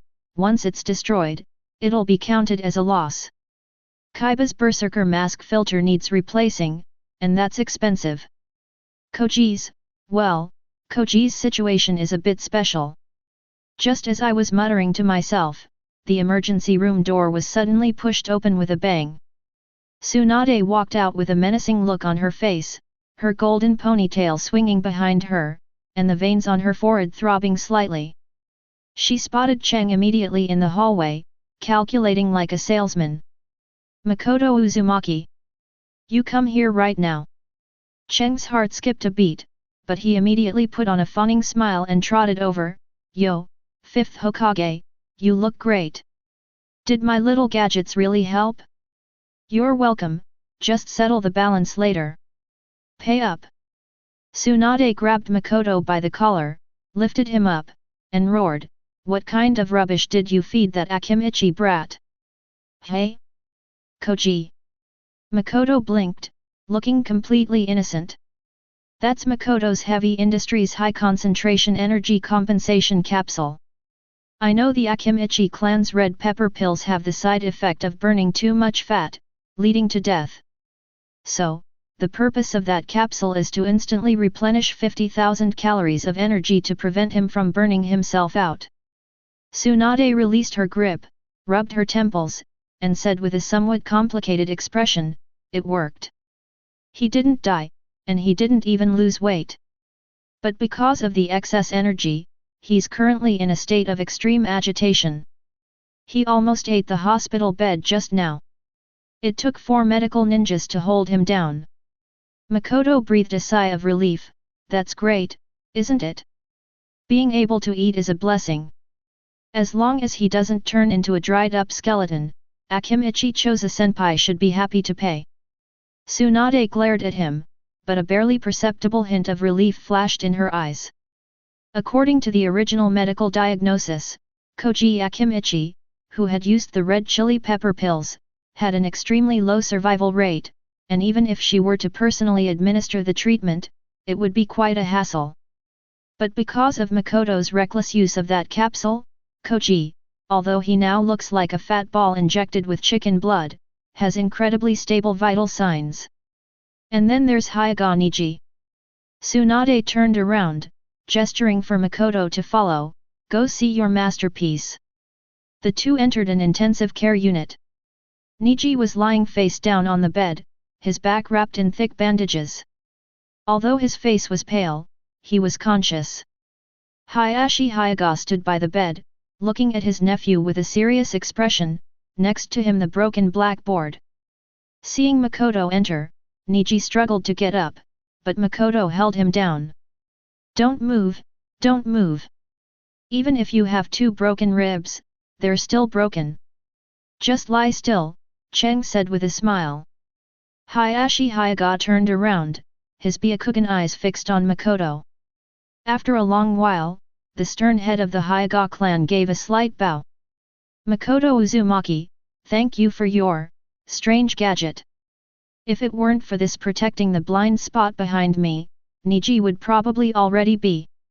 Oh, you're too kind, Lord Hayashi. Makoto waved his hand, pulled a business card from his pocket, and handed it over. This is my new service, a 360-degree all-around defense suit exclusively for the Hyuga clan. Bulk discounts available, and we can even customize clan crests. Hijiko looked at the business card, his lips twitching slightly, but he still solemnly accepted it. Niji lay on his pillow, sighing helplessly. Mr. Makoto, while that board did save my life, could you perhaps change the scent of that spray? I feel nauseous at the smell of lemon now. Next time I'll get you strawberry flavor. Cheng gave a thumbs up. As we left Niji's hospital room, the atmosphere in the corridor gradually became heavy. Because the core target of this mission, Uchiha Sasuke, was not brought back. On a bench in the corridor, Shikamaru sat with his head down, his hands gripping his trousers tightly. Temari leaned against the window, looking at the clouds outside, without saying a word. Cheng stopped in his tracks. He knew what the current situation was. This was a pivotal moment in Shikamaru's growth. It was the first time that the boy, who always complained about how troublesome things were, truly felt the heavy responsibility of being a captain. In the original story, Niji and Koji would have died without Tsunade's treatment.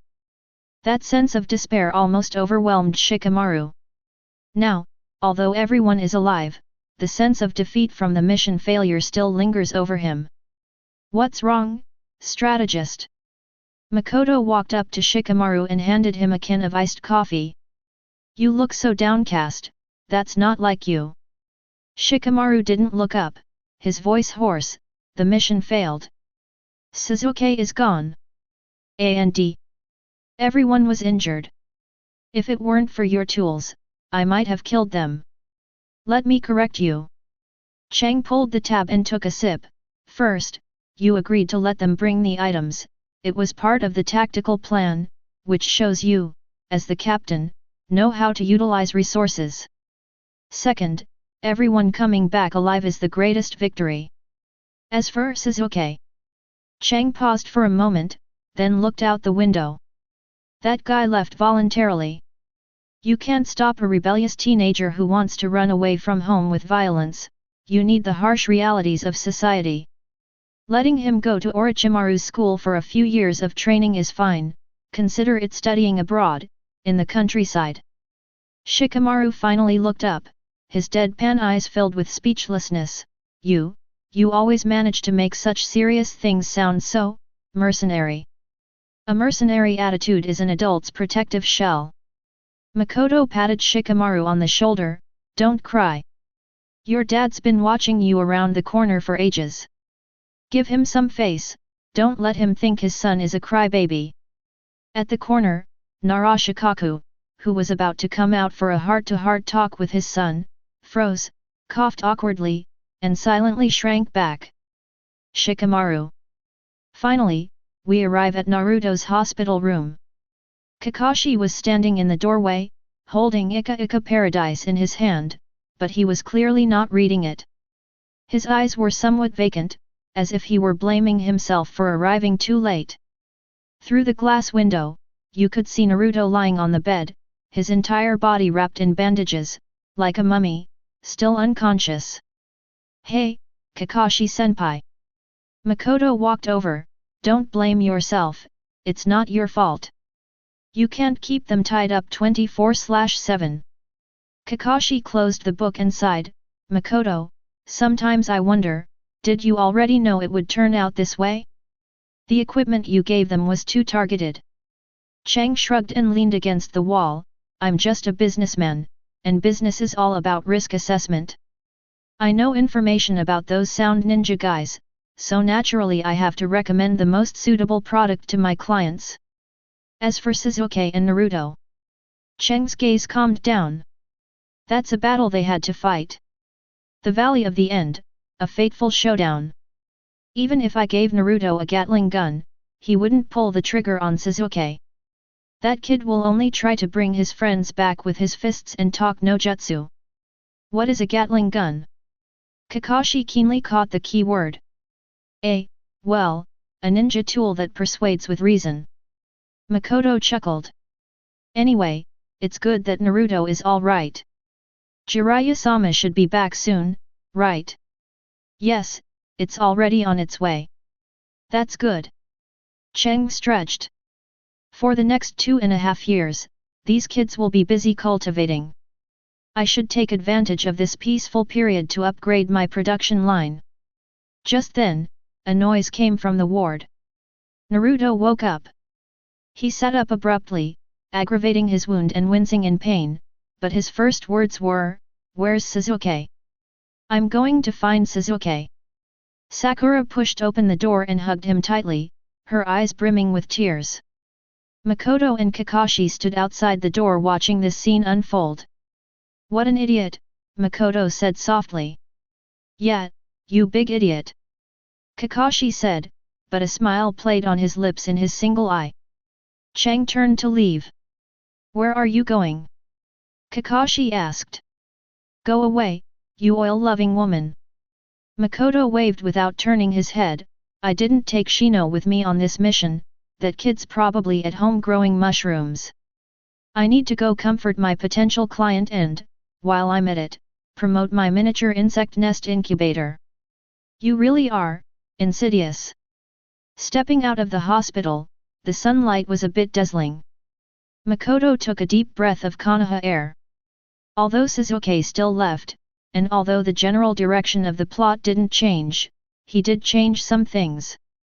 Niji didn't have to walk through the gates of hell, Koji didn't have to become as thin as a bamboo pole, and his teeth didn't have to be knocked out by the stench. "It's good that you're alive."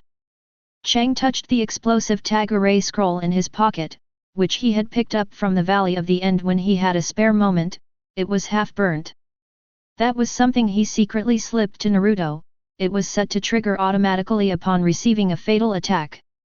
It seems Sasuke ultimately showed mercy and didn't trigger the deadly trap. The Uchiha clan's tsundere attitude. Makoto shook his head, a smile playing on his lips.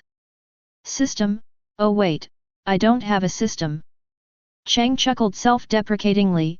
In this world where cheat codes are everywhere, doing scientific research is still the most practical thing to do. He strode towards the commercial street. Now that the battle is over, Makoto Uzumaki is going to start building a business empire that covers the entire ninja world. Let's start by hanging CG Heavy Industries billboard on Hokage Rock. Of course, this requires getting Tsunade to sign first. Chapter 46. In a dark corner of Konoha village, the territory of the Aberame clan. This place is shaded by tall trees all year round, and sunlight can hardly penetrate the dense foliage. The air is filled with a faint smell of decaying leaves and soil. For insect creatures, this is the most comfortable environment, but for ordinary people, this place is simply a horror movie set. Makoto Uzumaki, carrying an exquisite incubator, carefully bypassed several parasitic insects that were carrying away leftover rice ball scraps on the ground, and came up behind the figure wrapped in a coat. "Shino," Makoto called out tentatively. Shino Aberame crouched under a large tree, the air pressure around her so low it seemed as if water could condense. Upon hearing the sound, he slowly turned his head, a strange reflection flashing on his sunglasses. "Is it Makoto? Are you here to laugh at me too? Why am I the only one left behind?" Shino's voice was plaintive, like that of a puppy abandoned in the rainy night. Makoto felt the hairs on the back of his neck stand on end. He quickly waved his hands. "How could that be? Do you think I'm that kind of person? I came here specifically to give you a tactical consolation prize. No, I mean, to give you ace-level exclusive equipment." "An ace?" Shino pushed up his sunglasses. "But when Kaiba came back, he said they went through a life-or-death battle, while I was just in the woods, counting mosquitoes. That's because they don't understand tactics." Makoto spouted nonsense with a straight face. "Think about it, how smart is Shikamaru? Why didn't he take you? Because you're the ultimate weapon. If the mission fails, only you can be the second-line backup. You're Konoha's trump card, how can you just play your trump card like that?" Shino was silent for a moment, and the insects flying around him seemed to quiet down a bit. His trump card. I see. Is that what Shikamaru was thinking? Absolutely. Chunsin nodded confidently, then handed over the incubator in his hand. To match your status as a trump card, this is my latest miniature ecological insect nest luxury villa version. It has built-in automatic temperature and humidity control, and can simulate 3 different climate environments, guaranteeing that your parasites won't want to leave once they move in, increasing their reproduction rate by 300%. Shino took the box, her fingers gently stroking its smooth exterior, the corner of her mouth behind her sunglasses seemingly turning up slightly by a millimeter. How much? Talking about money hurts feelings. Just give me the cost price. Cheng smiled and held up 5 fingers, 50,000 taels, installment payments are possible, interest is only. Deal. Shino immediately pulled out his wallet. He was overjoyed. Although the Aberame family keeps a low profile, they are actually a hidden wealthy family because they frequently take on special reconnaissance and assassination missions. Having dealt with this forgotten one, Cheng left the land of the oil women in a cheerful mood, humming a little tune. Over the next few days, Konoha village was caught in a subtle flurry of activity. Although the shadow of Sasuke's defection still lingers, life must go on. The sounds of hammering and knocking echoed as houses were repaired, and amidst this atmosphere of reconstruction, the younger generation of ninjas began their transformation. On the rooftop of Konoha Hospital, Sakura Harano stood alone by the railing, staring blankly at the Hokage rock in the distance. The wind tousled her short pink hair, and her eyes revealed confusion and resentment. What are you thinking about? Do you feel like you're too weak? A voice interrupted her thoughts. Sakura turned around and saw Makoto leaning against the water tank, tossing a red apple in his hand. Mr. Makoto. Sakura lowered her head, clenching her fists.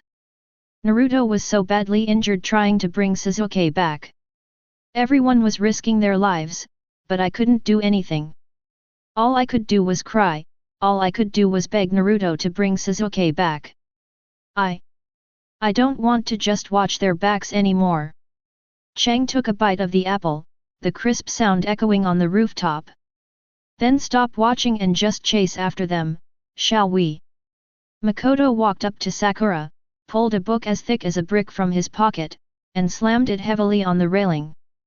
The book's title boldly proclaims, Precise Control of Chakra and the Aesthetics of Superhuman Strength, from beginner to smashing people into walls. Sakura was stunned. This is some theoretical material I've compiled. Of course, the core part is based on an analysis of the fighting style of a certain great figure. He pointed towards the Hokage building. If you want to become stronger, you can't just practice blindly on your own. You need a master teacher. You mean Lady Tsunade? Sakura's eyes lit up, but then dimmed again. But the Hokage is so busy, would she accept me? This involves interpersonal relationships and social etiquette. Cheng magically produced another exquisite gift box, inside which were 2 bottles of extremely luxuriously packaged sake. This is a special Daiginjo brewed by Seishi Brewing. It's high in alcohol, has a great taste, and is a cure for all kinds of mood swings. Take this to Lady Tsunade and tell her it's a special gift you prepared for her as her apprenticeship present. Remember, be firm in your attitude, and give her a fierce look, no, I mean, a determined look. Sakura took the heavy bottle of wine and the book. The confusion in her eyes gradually faded, replaced by an unprecedented resolve. Thank you, Mr. Cheng. I'll pay for the drinks.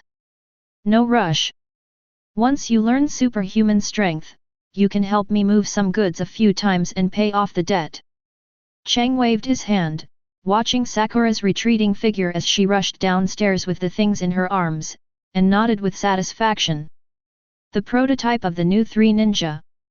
I guess this is considered an initial investment. 2 days later, at the gate of Konoha village. The morning mist had not yet dissipated when Jiraiya, carrying a huge scroll on his back, stood at the door, looking at his watch with an impatient expression. That idiot Naruto, why isn't he here yet? Is this his attitude towards training? Don't be in such a hurry, Jiraiya-sama. Chang suddenly appeared out of nowhere, pushing a small cart piled high with all sorts of colorful packages. Oh, it's that shrewd businessman. Jiraiya glanced at him. What are you doing here? To sell your weird ninja tools. What do you mean by strange ninja tools? That's technology changing lives. Makoto pulled a huge backpack from the cart and handed it over. This is a wilderness survival kit for Naruto. Inside are compressed rations, water purification tablets, insect repellent spray, and my specially made instant ramen. Just add water and you can eat it. The taste is 90% identical to Ichiraku ramen. Jiraiya raised an eyebrow, prepared quite thoroughly. How much? This time it's free. Makoto's smile faded, and he said seriously, Naruto's trip isn't just for training, is it? The Akatsuki has already begun their operation. Jiraiya's eyes sharpened instantly, his usual nonchalant demeanor vanishing. Your intelligence network is still as annoying as ever. That's right, the days ahead won't be peaceful. We're facing the most dangerous group in the ninja world. So, come back alive. Makoto then pulled out a smaller package and handed it to Jiraiya. This is for you. Inside is a new waterproof notebook, and cough cough, some landscape photos I took while researching in the hot spring town, as inspiration for your writing. Jiraiya's serious expression instantly crumbled, replaced by a lewd laugh as he quickly stuffed the package into his clothes. Oh, you little rascal, you're so sensible. Remember to save some good stuff for me next time. Just then, Naruto's loud and boisterous voice came from afar. Perverted immortal. I'm here. Sorry, I'm late because I had to finish all my instant noodles. Naruto carried a bulging bag on his back, and had a band-aid on his face, but his bright blue eyes burned with a fierce flame. Brother Makoto. You came to see me off too. Naruto waved excitedly when he saw Makoto. Yes, let me see you off, my big customer. Makoto tossed the enormous backpack to Naruto. Here, don't starve on the way. When you get back, remember to come to my shop to settle your outstanding debts. Hey? I have to pay it back. Naruto grimaced, but then smiled and gave a thumbs up. Don't worry. When I get back, I'll be super strong. I'll do tons of missions to pay it back. Let's go, Naruto. Jiraiya patted Naruto's head and turned to face the main road outside the village. Okay. Goodbye, Sakura. Goodbye, everyone. Goodbye, Makoto and Naruto turned around and strode to catch up with Jiraiya. Sunlight pierced through the morning mist, casting long shadows of the old man and the young boy. Chang stood at the doorway, watching them gradually walk away until they disappeared at the end of the road. 2.5 years. Makoto stretched and turned to look at Konoha village behind him. At this time, Konoha, despite its past suffering, remained vibrant with life. Sakura has stormed into the Hokage building, Shikamaru is exchanging documents with Temari, Koji is eating like crazy at a yakiniku restaurant in an effort to become stronger, probably, Niji is sweating it out at the Hyuga clan's dojo, Rock Lee is walking around the village upside down. Everyone is working hard for the future. Since the main character has gone to level up, I can't just sit idly by. Chang pulled a small notebook out of his pocket, which was filled with plans written on it. Feasibility report on monopolizing the raw material market for explosive tags in the ninja world. A refining and improvement scheme for chakra conducting metals. How to establish a mining subsidiary in the land of wind. Targeted weapon development plan against the abilities of Akatsuki members, top secret. He closed the notebook, a smile full of ambition curling at the corner of his mouth.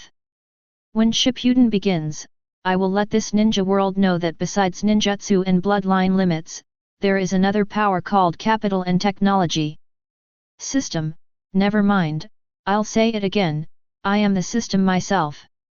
Makoto Uzumaki hummed an unknown tune and walked briskly toward his shop, Makoto's Yorozwiya, located in the center of the shopping street. Chapter 47. A week after Naruto left, Konoha village fell into an eerie silence.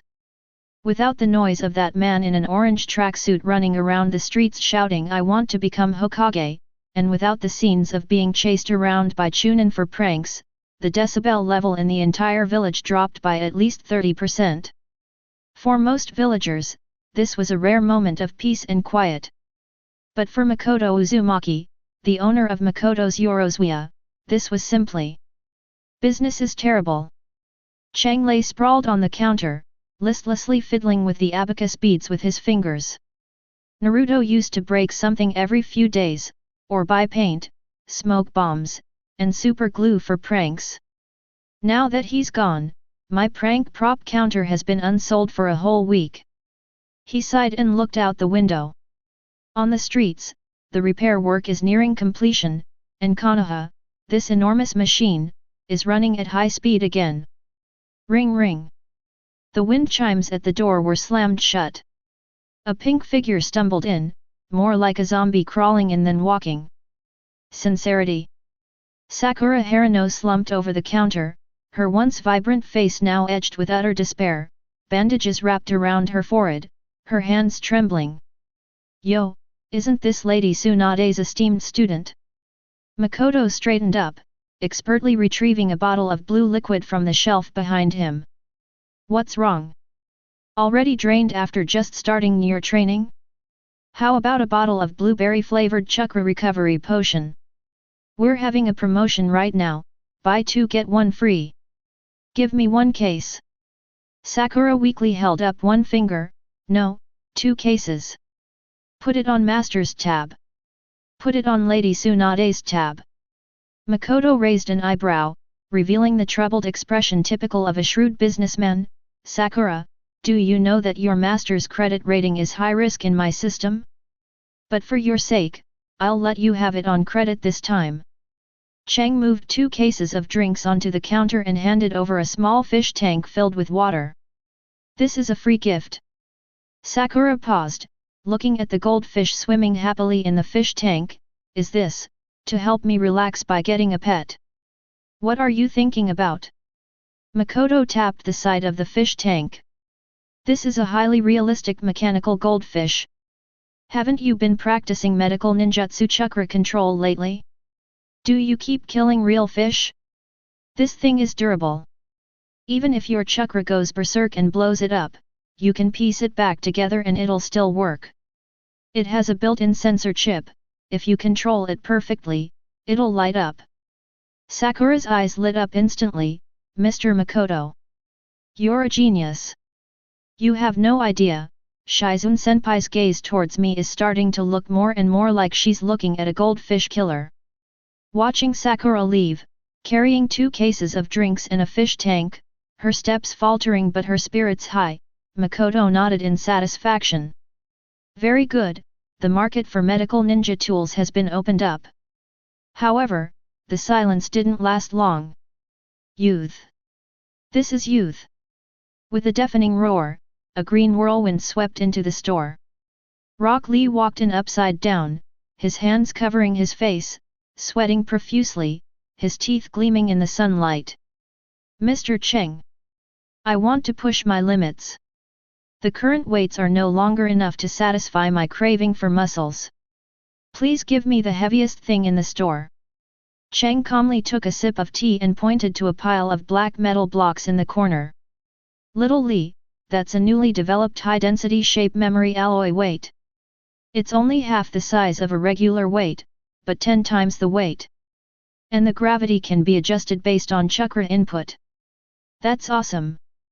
Xiao Li jumped up with a somersault, although he used his hands, rushed over, grabbed 2 leg wraps, and put them on his legs. Wait, the default setting is... Before Cheng could finish speaking, Xiao Li had already fastened the buckle. Boom! A loud bang, and dust flew everywhere. Li's feet sank directly into the floor, up to his knees, and he was rooted to the spot like a nail. Ugh, so heavy. Is this the embrace of the earth? Xiao Li blushed, veins bulging, and tried to pull his leg out, only to make the crack in the floor even bigger. The default setting is 5 times gravity. Cheng covered his face. Also, the floor repair fee is 5,000 taels. Thank you for your patronage. Just then, another, even brighter green figure appeared at the doorway. Li. Are you all right? Might Guy made a dashing entrance. Looks like you've found a new trial. No wonder you're my beloved student. In that case, I'll buy a set too. We'll run 500 laps around Konoha handstands together. Teacher Kai. Plum. The two embraced and wept bitterly in the shop, with surging waves and a setting sun seemingly appearing in the background. Cheng, expressionless, pressed the calculator, double the floor repair fee. Also, Mr. Kai, you haven't settled the balance for the super strong hairspray you bought last time. After seeing off this passionate master and apprentice, and tearfully accepting the floor repair fee, I truly felt exhausted. The ninjas of Konoha seemed to have been spurred on by Sasuke's defection and Naruto's departure, and began to engage in a frenzied infighting. In the afternoon, the shop welcomed a rare customer. Every day, as she pushed open the door and looked at the ravaged floor, her lips twitched slightly. Was Teacher Kai here just now? Obviously. Cheng shrugged. You're here to buy goods. Tenten walked to the ninja tool counter, her eyes turning serious. I want to order a batch of special ninja tools. Ordinary kunao and shuriken are too ineffective against enemies of that level. She was referring to the feeling of helplessness she experienced when facing the Sound 4. Although she did not directly participate in the pursuit, the serious injuries of her companions deeply moved her. Want something more powerful? Makoto pulled a blueprint from under the counter. Take a look at this. A multi-stage explosive kunao, it explodes 3 times after a delay upon impact. And this, a chakra amplification scroll. It's a one-time use scroll, but it doubles the size of the iron ball you summon. Tien's eyes seemed to sparkle with stars. That was the look of a shopaholic seeing a limited edition handbag. I want them all. Are there any even better ones? Yes, there is. Makoto hesitated for a moment, then took out a huge object that looked like a folding umbrella. This is the Senbon Rain Gatling gun version. Although it's still in the testing phase, theoretically it can fire 5,000 Senbon needles per minute. The only downside is, it's a bit heavy, and loading it is hard on your fingers. I'll buy it. Tien exclaimed confidently, slapping out a wad of banknotes. As long as I become stronger, I don't care if I lose a finger. As Makoto watched Tenten excitedly carry the enormous Gatling gun away, he couldn't help but sigh. The female ninjas of Konoha are all starting to develop into violent damage dealers. In the evening, the sun sets in the west. Just as Cheng was about to close the door, he noticed a hesitant figure standing at the entrance. Hinata Hyuga twisted her fingers, her face as red as a ripe tomato, standing awkwardly in the doorway, torn between 2 options. Hinata-sama. Makoto poked his head out. Are you looking for Yae? He just bought 3 boxes of dog food and left. No. No. Hinata's voice was barely audible. I came here to. She took a deep breath and looked up at Cheng. Mr. Cheng, is there any kind of drug that can make people brave? Cheng was taken aback for a moment. Looking at the delicate yet determined girl before him, he recalled Naruto's departing figure. Although that fool is gone, the influence he left behind has taken root and sprouted in everyone's heart. There's no such medicine. Cheng smiled gently. Courage isn't something you can learn by taking medicine. Hinata's eyes dimmed. Is that so? However, Cheng changed the subject, turning to take a small, exquisite box from the top shelf. I have this. The Absolute Defense Confidence Bracers. It's actually just a regular leather wristband with a slightly nicer pattern engraved on it. Put it on, and when you feel like backing down, clench your fist. It will, give you a psychological boost, telling you I can do it. This is the same design used by Naruto, cough cough, this is the same design used by a certain famous ninja. Hinata's eyes lit up the moment she heard the name Naruto. I'll buy it. I'll buy it no matter the price. Here you go. Makoto handed her the wristband, consider it an investment in your hard work. Good luck, Hyuga clan's main branch heiress, don't lose to that genius from the branch family. Hinata put on the wristbands, clenched her fists tightly, and a determined smile appeared on her face like never before. Thank you, Mr. Cheng. I will do my best. Watching Hinata's retreating figure, Makoto shook his head and muttered to himself, am I becoming more and more like a caring older brother? That won't do. I'm a shrewd businessman, and a shrewd businessman must have shrewd business ethics. The sky grew completely dark. Cheng closed the shop door and hung up the closed sign. He went up to the second-floor balcony and looked at the brightly lit Konoha village. In the distance, Tsunade's portrait on the Hokage rock overlooks the village. The hospital lights were still on, Sakura was probably still struggling with the dead fish. Explosions could be heard intermittently from the training grounds, that was Tien testing new weapons. The roars of wild beasts could be faintly heard in the forest, that was Kaiba and Akamaru practicing at night. And at the Hyuga clan's dojo, even this late, the sound of high fives could still be heard. Everyone is working really hard. Cheng took a can of beer from the refrigerator, pulled the tab, and the soft sizzle sound was particularly clear in the night. Although there's no main character to drive the plot, everyone is writing their own story in these ordinary days. He raised his beer and clinked it against the moon in the sky. A toast to this peaceful era, brimming with passion and business opportunities. After downing a mouthful of ice-cold beer, Cheng let out a comfortable sigh. A night breeze blew by, swirling up a few leaves. Chapter 48. Mornings in Konoha are always accompanied by birdsong and the reluctant grumpiness of some people getting up. As Makoto Uzumaki yawned and pulled open the roller shutter door, he found a masked ANBU member crouching at the doorway. Good morning, Tenzo, no, should I call him Yamato now? Makoto rubbed his sleepy eyes, showing no sign of nervousness at being suddenly visited by the ANBU, squatting outside a law-abiding citizen so early in the morning. Are you looking to buy breakfast? Ichiraku Ramen next door isn't even open yet. Yamato, the ANBU member codenamed Tenzo, stood up, a hint of helplessness in his eyes behind his mask. Boss Cheng, I'm here to deliver the Hokage's orders. No. Makoto turned away decisively. If you want me to repair the Hokage rock or carry sake for Lady Tsunade, please find a genin. My appearance fee is very high. It's not a mission. Yamato sighed, pulling an envelope from his pocket. It's a personal matter. Lady Tsunade wants you to go to the Hokage's office immediately, right now. If you're not there in 10 minutes, she'll personally come and tear your shop down. Cheng froze. He turned around, looking at the envelope with the Hokage's seal in Yamato's hand, his lips twitching. Did she lose again gambling? Want to borrow money from me? Let me make it clear, all my money is tied up in inventory, my only working capital is the flooring fee Xiao Li paid yesterday. I don't know the specifics.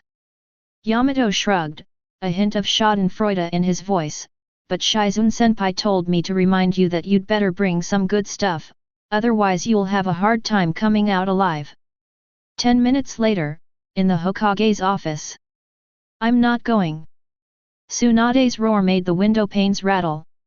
When Makoto pushed the door open, he saw Shizune huddled in a corner, shivering and clutching her summoned pig, Tauntaun, while Tsunade stood with one foot on her desk, waving something that looked like an invitation. Yo, good morning, 5th Hokage. Makoto calmly placed a box of specially made low-sugar red bean cakes on the table, so energetic so early in the morning, it seems Konoha's future is bright. Makoto. You've come at the perfect time. Tsunade saw Makoto and it was like seeing a lifeline, or rather, a scapegoat. She grabbed him by the collar. You're full of clever ideas, come up with something for me. Have these old men gone mad? Makoto's eyes rolled back as he was being strangled, cough cough. Let go. What is it first? Tsunade released her grip and angrily slapped the invitation onto Makoto's face. Chang took it down and saw that it clearly read Konoha Daimyo Prefecture Friendship Exchange Association. Isn't this just a matchmaking event? Makoto raised an eyebrow. Noble sons from the daimyo's side and elite jonin from Konoha getting together? That's a good thing, it promotes political marriages and consolidates Konoha's position. What a load of rubbish. Tsunade slammed her fist on the table, which groaned as it wobbled precariously. Those old advisors actually put my name on the list. Saying the Hokage should set an example and actively participate. I'm over 50. They want me to go on blind dates with those 20-something brats. Do they think I'm too old? Looking at Tsunade's face, which retained the youthful appearance of a 20-year-old thanks to the 100 healings technique, Makoto silently thought to himself, although she's over 50, it's like she's cheating, who could tell? Then why don't you just refuse? We can't refuse. Shizuan added weakly from the corner, this was proposed by the daimyo himself, saying it was to thank Konoha for protecting us during the previous turmoil. And I heard that several very wealthy nobles have come from the daimyo's residence this time, and the advisors think this is a good opportunity to secure sponsorship. Upon hearing the word money, Tsunade's eyes wavered slightly, but she quickly hardened her resolve, no. Absolutely not. If I go, that idiot Jiraiya will laugh himself to death. Chang touched his chin, his brain working at a rapid pace. In other words, you need a reason to avoid blind dates, avoid offending powerful figures, and still get the sponsorship back. Tsunade nodded vigorously, yes. As long as you can handle it, your shop will be tax-free for a year. Deal. Chang snapped his fingers, it's actually very simple. You don't need to go on the blind date yourself, you just need to go and observe. As for the main characters of the blind date, Makoto's gaze shifted to Shizuan. Shizuan shuddered, Mr. Chang? What did you mean by that look? Shizuan, you're not getting any younger. For the sake of Konoha's finances, for your master's gambling funds, oh no, for the village's development, are you going to make a sacrifice? Makoto grinned like a big bad wolf trying to lure Little Red Riding Hood. But the list says Hokage. That's where my special tool comes in. Makoto pulled a small bottle from his pocket, this is my latest transformation enhancement spray. Spray it on, and with the transformation technique, even the Byakugan won't be able to see through it. Shizuan, you transform into Lady Tsunade and handle it. Just sit there and drink tea. As for Lady Tsunade, Makoto turned to Tsunade, you'll have to put up with this for a bit, become silent, and stay by her side to eat and collect gifts. If those noble young masters try anything, you'll... Chang made a crushing gesture. Tsunade's eyes lit up, that's a great idea. We can get the money, beat people up, no, I mean test the young man's resilience. And Chang added, I can also provide a full suite of killer services for blind dates. For example, stun rings for self-defense, automatic tear-inducing handkerchiefs, and truth or dare candy. Guaranteed to make those rich young masters back down and obediently hand over their money. Tsunade waved her hand dismissively, granted. Give me 2 sets of all the equipment. Put it on the advisory groups tab. Having successfully completed the Naruto's S-rank matchmaking mission, Makoto hummed a little tune as he returned to the shop. As soon as I entered, I noticed that another special customer had arrived at the store. Shino Aberame stood quietly in front of the counter, her presence so subtle that Makoto almost bumped into her. Wow! Shino! Makoto patted his chest. When did you get here? Why didn't you say anything? I've been here for 10 minutes. Shino adjusted his sunglasses, his tone completely flat. And I called you 3 times just now. Sorry, I was just lost in thought. Makoto walked around the counter. What's wrong? Not enough bugs? Or do you want a new bug jar? No. Shino pulled a small, transparent box from his pocket, inside which was a somewhat listless-looking black beetle. This is a new breed of parasitic beetle, but lately it seems depressed. Hey? Insects can get depressed. Chang leaned closer to look. What's wrong with it? It refuses to eat, refuses to reproduce, and won't even obey my commands. A barely perceptible hint of anxiety lingered in Shino's voice. Kaiba says it's heartbroken, but I don't think insects experience that kind of emotion. Chang observed the beetle closely and noticed that it was always staring blankly at the reflective surface of the box. Shino, I think Kaiba is wrong. It's not heartbreak, it's narcissism. Narcissism. Look, it keeps staring at the reflective surface. That means it thinks it's so handsome, it's mesmerized by its own beauty. Cheng, with a straight face, spouted nonsense. Ordinary breeding methods won't work for this kind of insect that's obsessed with looks. Shino actually started thinking seriously, what should we do then? You need to find it a mirror. Chang turned and rummaged through the shelf for a while, then took out a small petri dish covered in sequins. This is a disco-style deluxe insect house. All 4 sides are reflective, and there are colored lights at the bottom. Put it in, and it can admire its own beauty from every angle. When it's in a good mood, it'll naturally be more willing to eat. Shino took the dazzling insect house, paused for a moment, and said, it sounds illogical, but I'll give it a try. How much? 500 taels, and I'll give you a bag of high-protein insect feed. Watching Shino leave satisfied with the glittering insect house, Makoto couldn't help but laugh out loud. Chapter 49. In the afternoon, a member of the Secret Service wearing a cat face mask silently appeared in the store. Welcome, boss of the Anbu. Makoto looked at the other person. If you're here to arrest me, please show me the arrest warrant. The officer didn't speak, but simply took a slip of paper from his pocket, placed it on the counter, and pointed to the words on it. Makoto picked it up and saw a line of crooked handwriting. I want to buy that book that makes people smarter, preferably the kind that lets you learn all ninjutsu just by reading it. A certain hot-blooded idiot who wishes to remain anonymous, crossed out. Makoto's lips twitched. This handwriting, this tone, even though you're wearing a mask, you're Konohamaru, right? The ANBU member froze, then removed his mask, revealing Konohamaru's flushed face. How did you know it was me? I clearly stole Grandpa's old mask. First, a real secret agent wouldn't write notes in such scribbles. Second, a real secret agent wouldn't wear shorts. Third, your long scarf is showing.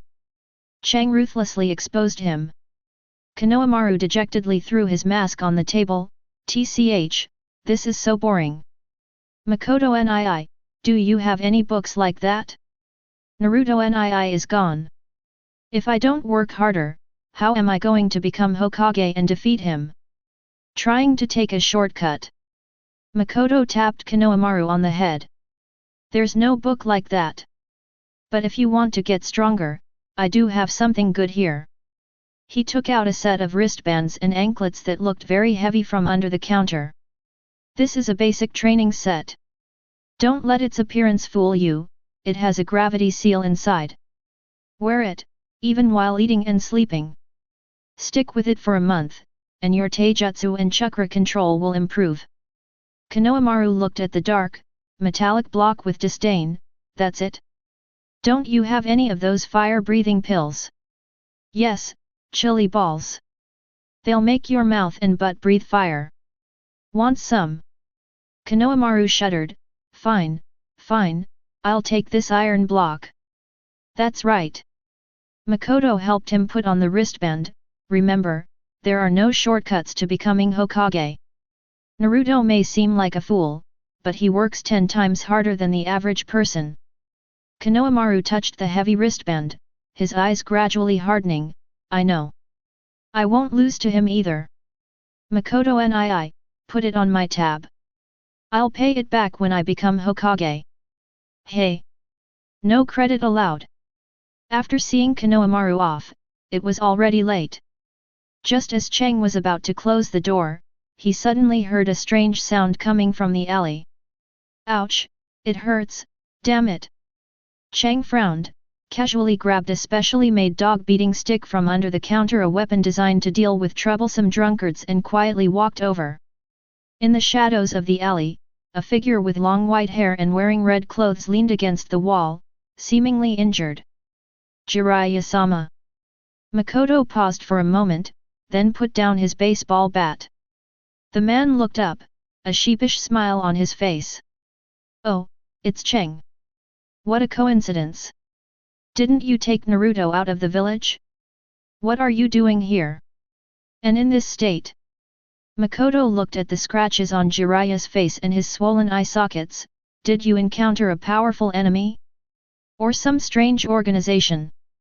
Cough cough, it's much worse than that. Jiraiya glanced around guiltily. I just came back briefly to gather some information. I heard the women's bathhouse was renovated, and Tsunade found out. Cheng. So, you were beaten back by the Hokage. This is called a friendly spar. A friendly spar, you understand. Jiraiya tried to salvage the situation. Makoto, do you have any medicine in your shop that really reduces swelling and pain quickly? Preferably the kind that lets you be presentable immediately after applying it. I need to get back to Naruto. If that kid sees me like this, my dignity as a master will be completely ruined. Cheng sighed, turned around and went back into the store to get a bottle of green ointment. Special effect liniment for sprains and bruises, 5,000 taels. So expensive. This is the expedited hush money version. Makoto held out his hand. Otherwise, tomorrow the whole village will know that one of the legendary Chuunin was brutally beaten for peeping. Jiraiya gritted his teeth and pulled out his wallet. You're ruthless. You're just as cunning as Tsunade. After applying the medicine, Jiraiya slipped away like a thief. Cheng looked in the direction he disappeared and shook his head helplessly. There's not a single normal person in this village. He returned to the shop, pulled down the roller shutter, and shut the noise out. Although he was complaining, a smile played on Makoto's lips. Even during the off-season, and amidst the mundane routines, this village called Konoha remains filled with an endearing, vibrant atmosphere. Chapter 50. 2 years is enough time for the ninja world to undergo earth-shattering changes. For example, the Akatsuki's activities are becoming more frequent. For example, the Kazekage of Tsunagakure has changed, and for example, the signboard of the general store called Sincere Heart in Konoha's commercial street has been changed again. The sign reads Special Sale Celebrating Naruto's Homecoming. Makoto Uzumaki lay on the rocking chair by the door, his face covered with a copy of Make Out Paradise, and he was idly fanning himself with a palm leaf fan. Boss Cheng! Boss Cheng! A burst of hurried footsteps, accompanied by energetic shouts, broke the afternoon tranquility. Cheng sighed, he knew who it was without even opening the book. In this village, the only ones who could make such a commotion, besides that thick-browed kid in the green bodysuit, are probably his teacher. Little Li. Cheng slowly removed the book from his face, squinting at the boy in front of him who had grown quite a bit taller but was still wearing that eye-catching green bodysuit. If you want to buy weight blocks, go to the warehouse and carry them yourself. Same old deal, 20% off. Rock Lee, hands on his knees, was panting heavily, but his eyes burned with a fierce fire. No. Not weightlifting. Boss Cheng, I heard. Naruto-kun is coming back soon. Guy-sensei said it's a reunion of youth. To welcome this moment, I need even stronger training equipment. Stronger. Makoto sat up straight and looked Lee up and down. Your current load is already 3 times that of an average jonin, isn't it? If you add any more, are you trying to trample through the floor of Konoha? Lady Tsunade just finished repairing the road. It's not about the weight. Lee clenched his fist, tears welling in his eyes. Teacher Kai said that a true strong person not only needs a strong physique but also a resilient mind. I need tools to train my mind. Cheng stroked his chin. Training your inner strength? This could be a great opportunity to sell slow-moving inventory. He stood up, went into the store, rummaged through a pile of dusty shelves for a while, and pulled out a headband that looked very strange. A small red ball dangled from the headband, connected to a very thin elastic cord. This is... Lee's eyes widened. This is an absolute focus training device, Cheng said, spouting nonsense with a straight face.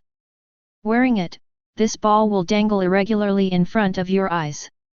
You must keep your eyes glued to it while moving at high speed, absolutely without blinking or getting distracted. If you do, the ball will... Cheng pressed a switch on his headband, and the small ball suddenly shot out, hitting the face of a roly-poly toy on the counter with a crisp smack. It will be like this, giving you a powerful blow of love. Lee was trembling with emotion. Fantastic. This is exactly what I needed. To train dynamic vision and concentration through high-speed physical training. As expected of Boss Cheng. How much? For the sake of our youth, 2,000 taels. Make a deal. Lee paid the money and eagerly put on the headband. The red ball immediately began to swing wildly in front of his eyes. Yosh!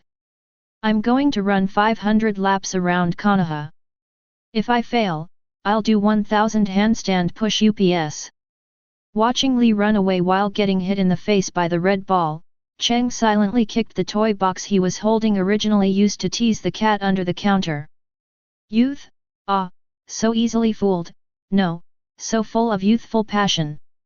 After seeing Lee off, Cheng was about to lie back down when a lazy voice came from above. Honestly, it's so noisy first thing in the morning, it's such a nuisance. Makoto looked up and saw Shikamaru sitting on the awning in front of his shop, holding a document in his hand, looking utterly dejected. 2 years have passed. Shikamaru has not only grown taller, but he has also changed his Chuunin vest to a Jonin vest, and his demeanor has become more composed, or rather, lazy. Get down here. If my awning collapses, you'll have to pay double.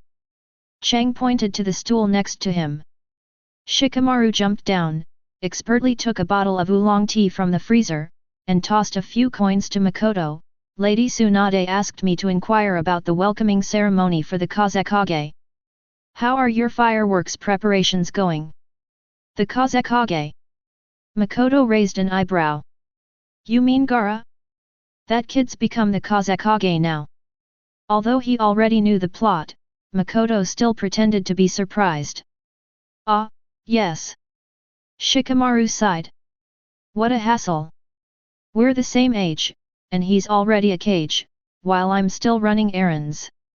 This time, Tsunagakuer and Konoha are jointly hosting the Chuunin exams, and on the side, a diplomatic visit. They're making a huge show of it. Don't worry, the fireworks will be absolutely fine. Makoto patted his chest confidently.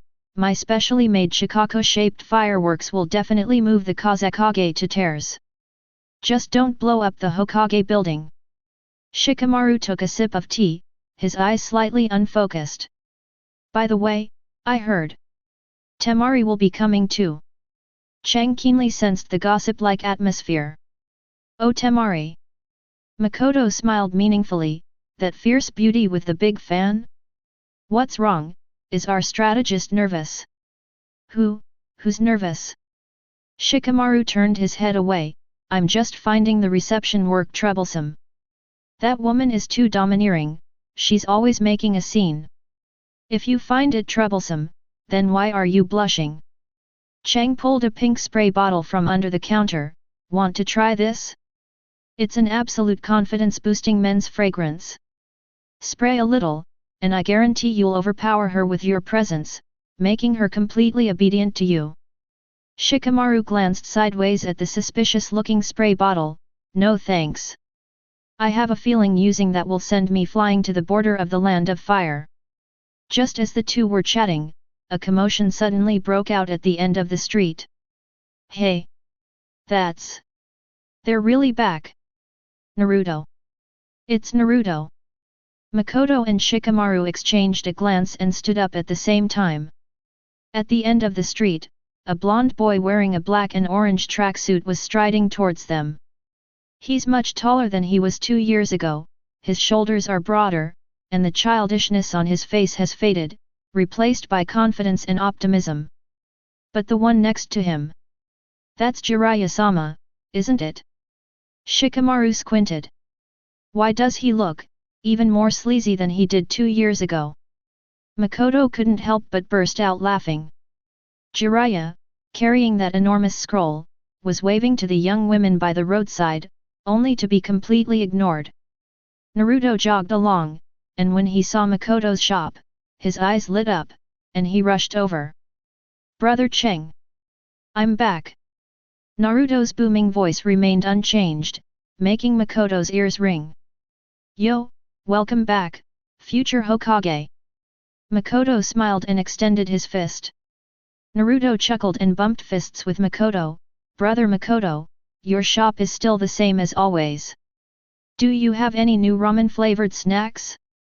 When I was training outside, I dreamed of eating Ichiraku ramen and your shop's special dried fish cake. Of course. Cheng turned around and pulled out a large bag of snacks. This is a supersized deluxe version, consider it my welcome gift to you. Naruto took the snacks, his eyes welling up with tears. Brother Makoto, you're so kind. That stingy pervert sage wouldn't even offer me a popsicle. Just then, Jiraiya strolled over leisurely and immediately bristled upon hearing this. Idiot Naruto! That was to train your wilderness survival skills.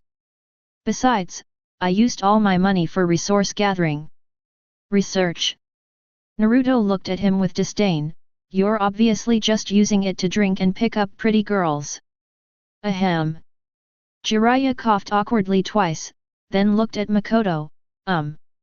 Makoto, long time no see. Now that Naruto's back, I guess I've completed my mission. About the medicine I owe you. Including principal and interest, it totals 30,000 taels.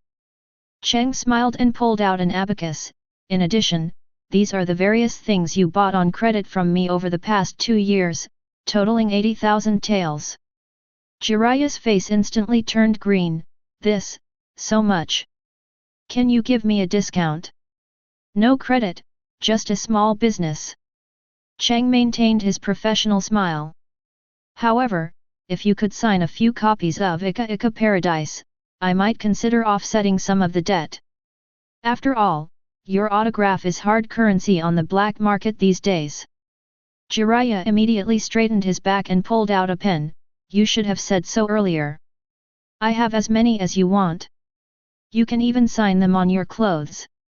Watching the old man and the young man clown around in front of the shop, Shikamaru shook his head helplessly, but a faint smile appeared on his lips. Looks like those troublesome days are about to begin again. Just then, a pink figure fell from the rooftop, landing right behind Naruto. Naruto! You've been running around everywhere since you got back. Lady Tsunade is still waiting to see you. 2 years later, Sakura had cut her hair short, her eyes were sharper, and she exuded an undeniable aura of strength. Ah! Sakura! Naruto's face instantly turned red when he saw Sakura. Look, I've grown taller, haven't I? Don't I look a little more handsome? Sakura sized him up, a slight smile playing on her lips, but then her face hardened. Enough talk. Come with me. Kakashi-sensei is waiting for us. With that, Sakura grabbed Naruto's ear and dragged him toward the Hokage building. Ouch! Ouch! Ouch! Sakura, be gentle. Makoto nii, help me. Chang waved his handkerchief, have a safe journey, and remember to come visit again. After walking a few steps, Sakura turned around and asked in confusion, Makoto, why are you standing there? Let's walk together. Chang paused for a moment, then slapped his forehead, I've been running this shop for so long, I almost forgot I'm the fourth person in class 7. Let's go, let's go. Chapter 51. I said, although I'm an unofficial member of class 7, I'm now a major taxpayer. On the way to the Hokage building, Makoto Uzumaki toyed with the small wooden sign that read temporarily closed and complained bitterly, how many fewer popsicles did we sell? How many fewer shuriken blind boxes did we manage to sell? That's all money. Naruto, you have to reimburse me for this lost work time. Naruto, hands behind his head, strode confidently down the middle, completely ignoring Makoto's complaints, haha. Makoto nii, you're still as money-loving as ever. But seriously, it's been so long since the three of us hung out together, I really miss it.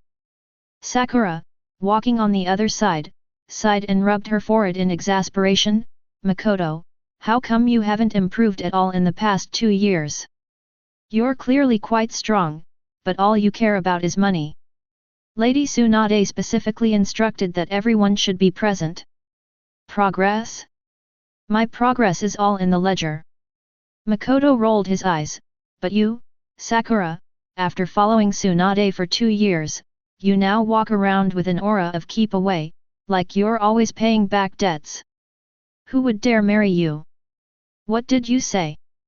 Sakura's forehead instantly bulged with a tic-tac-toe mark, her fists clenched so tightly they cracked. Naruto shrank back in fright, quickly trying to smooth things over, okay. We're almost there.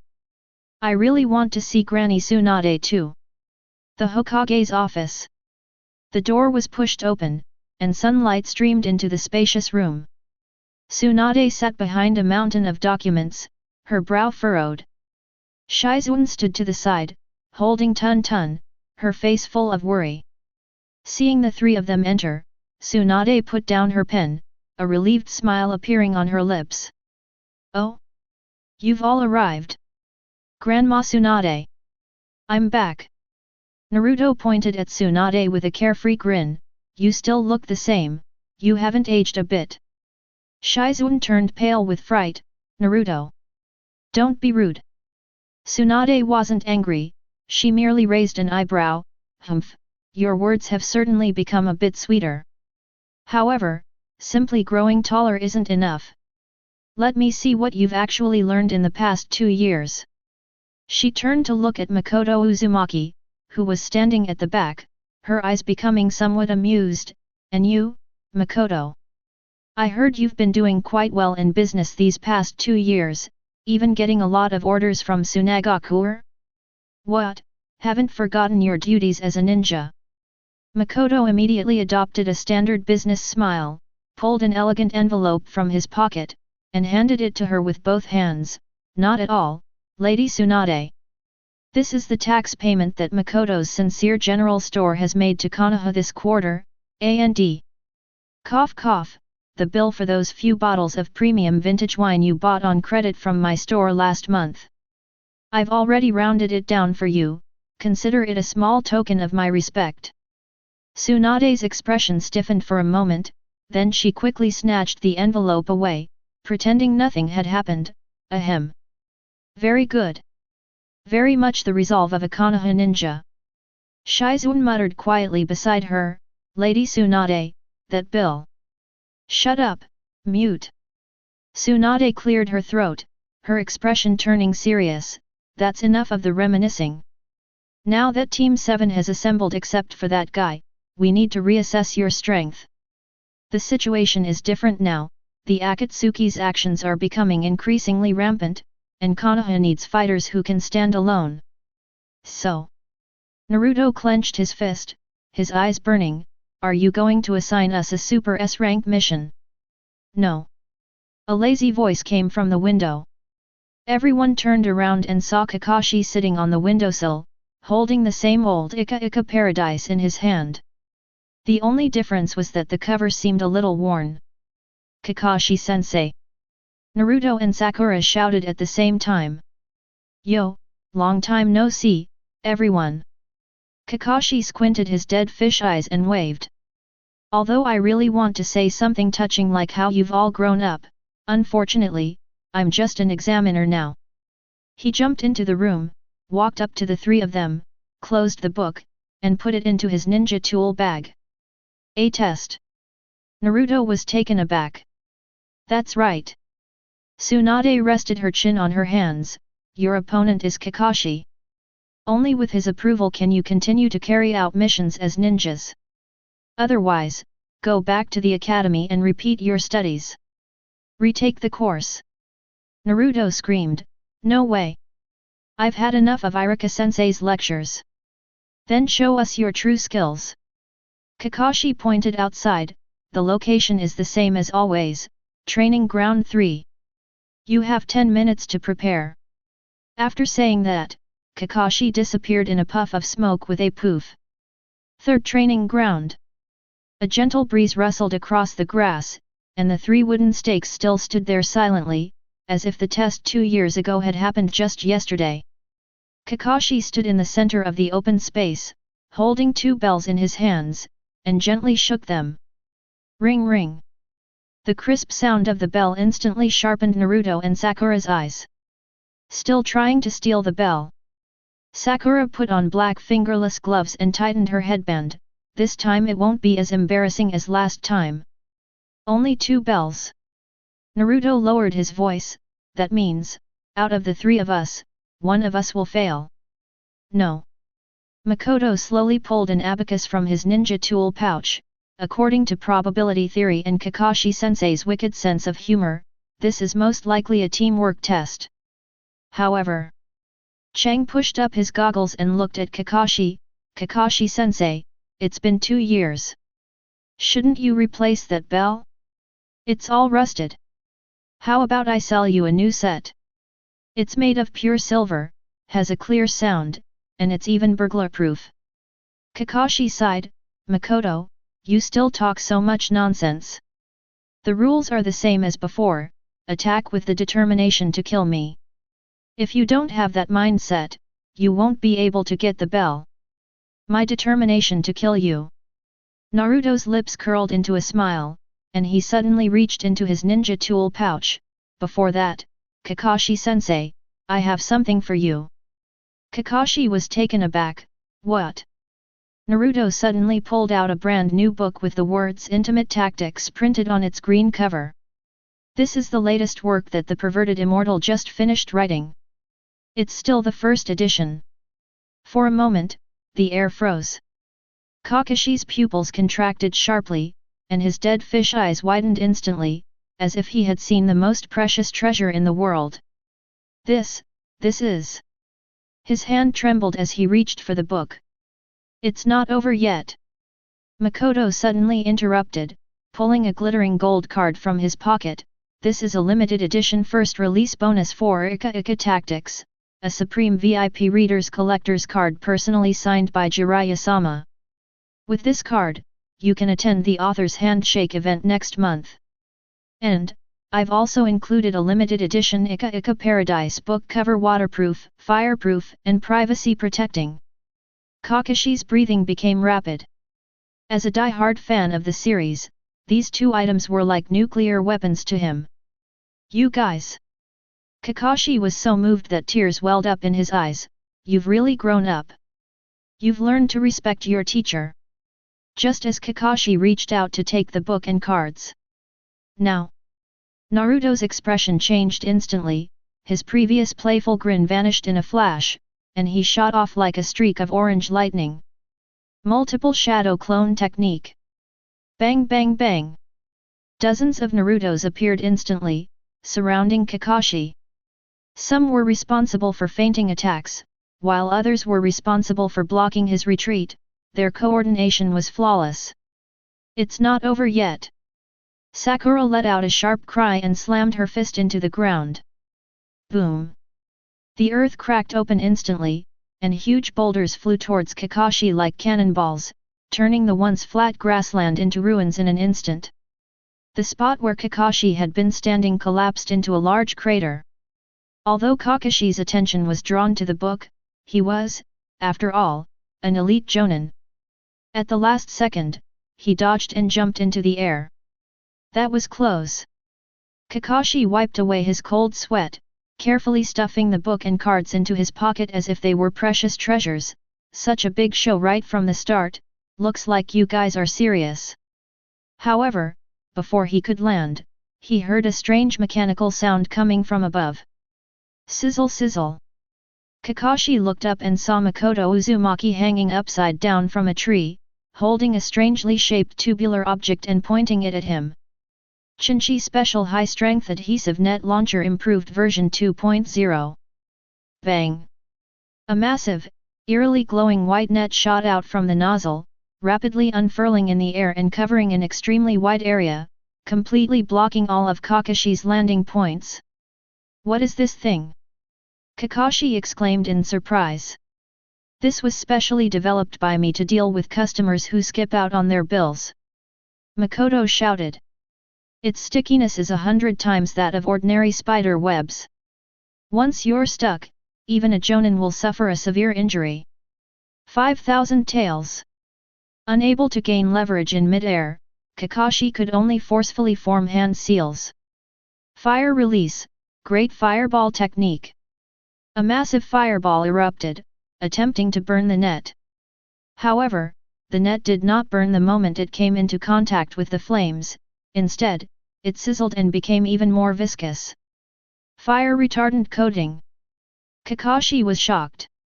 Of course. Considering that ninjas use fire-style techniques, I specifically added fire-resistant materials. Makoto smiled smugly, that's the power of technology. Seeing that he was about to be trapped in the net, Kakashi had no choice but to grit his teeth and use the substitution jutsu. Bang! A large net covered a section of wooden stake, instantly corroding it until it emitted white smoke. Kakashi appeared on a tree trunk dozens of meters away, looking at the mangled log, a bead of cold sweat sliding down his forehead. Hey, this isn't a test anymore, it's murder. It's not over yet. Kakashi-sensei. Naruto's true form had somehow circled behind Kakashi, wielding a kunai, and was poised to strike Kakashi's lower back. Too slow. Without turning his head, Kakashi grabbed Naruto's wrist. But at that moment, the Naruto suddenly revealed a strange smile, and his body swelled up. Shadow Clone Decoy. Bang! The Shadow Clone exploded, but instead of exploding, it released a large cloud of pink smoke. Cough cough cough. What is this smell? Kakashi was enveloped in smoke, his nose itched, and tears streamed down his face. The smell was like 100 women wearing cheap perfume huddled together. This is a truly unsold item, the sour, pungent smell of first love. It has a strong, irritating odor that instantly paralyzes the sense of smell and makes you want to vomit. And by the way, the smell won't wash off for 3 days. Cheng's voice came from afar. Ugh! Kakashi really felt like throwing up. Taking advantage of Kakashi's distraction by the smoke, Sakura's figure appeared above the smoke like a ghost, her fist brimming with terrifying chakra. This time, we must get the bell. Sakura unleashed a powerful punch, the airflow dispersing the smoke as it hurtled straight towards Kakashi's face. Kakashi suppressed his nausea and crossed his arms to block. Thump! With a loud bang, Kakashi was blasted away, crashing into 3 large trees before finally coming to a stop. As the smoke cleared, Kakashi stood somewhat disheveled amidst the ruins, his headband askew, his clothes covered in dust, and the lingering, sour smell of first love still clinging to him. He looked at the 3 panting but spirited men in front of him, a hint of surprise flashing in his eyes, which then turned into deep admiration. Naruto's shadow clone tactic and decoys, Sakura's superhuman strength and timing, and Makoto's endless stream of strange and unpredictable gadgets. These 3 guys have really gotten stronger.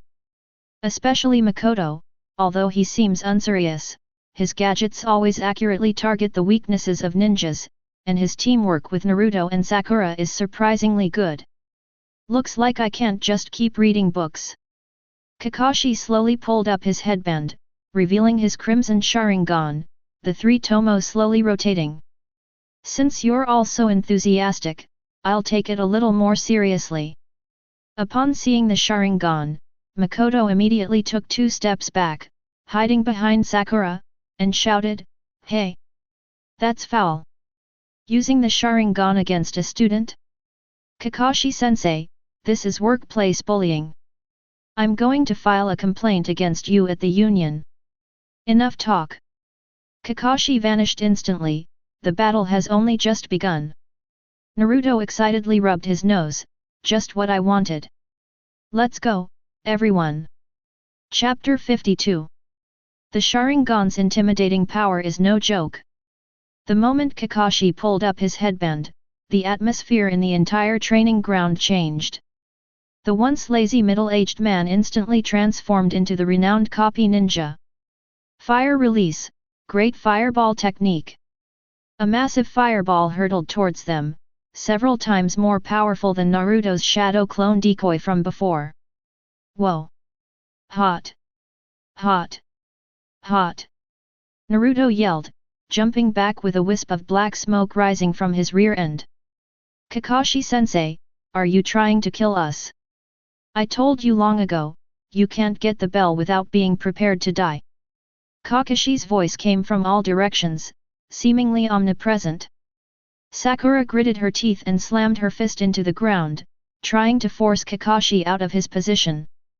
But this time Kakashi was prepared and had already used Earth Release to disappear underground the moment she threw the punch. Earth Release, heart-slaying decapitation technique.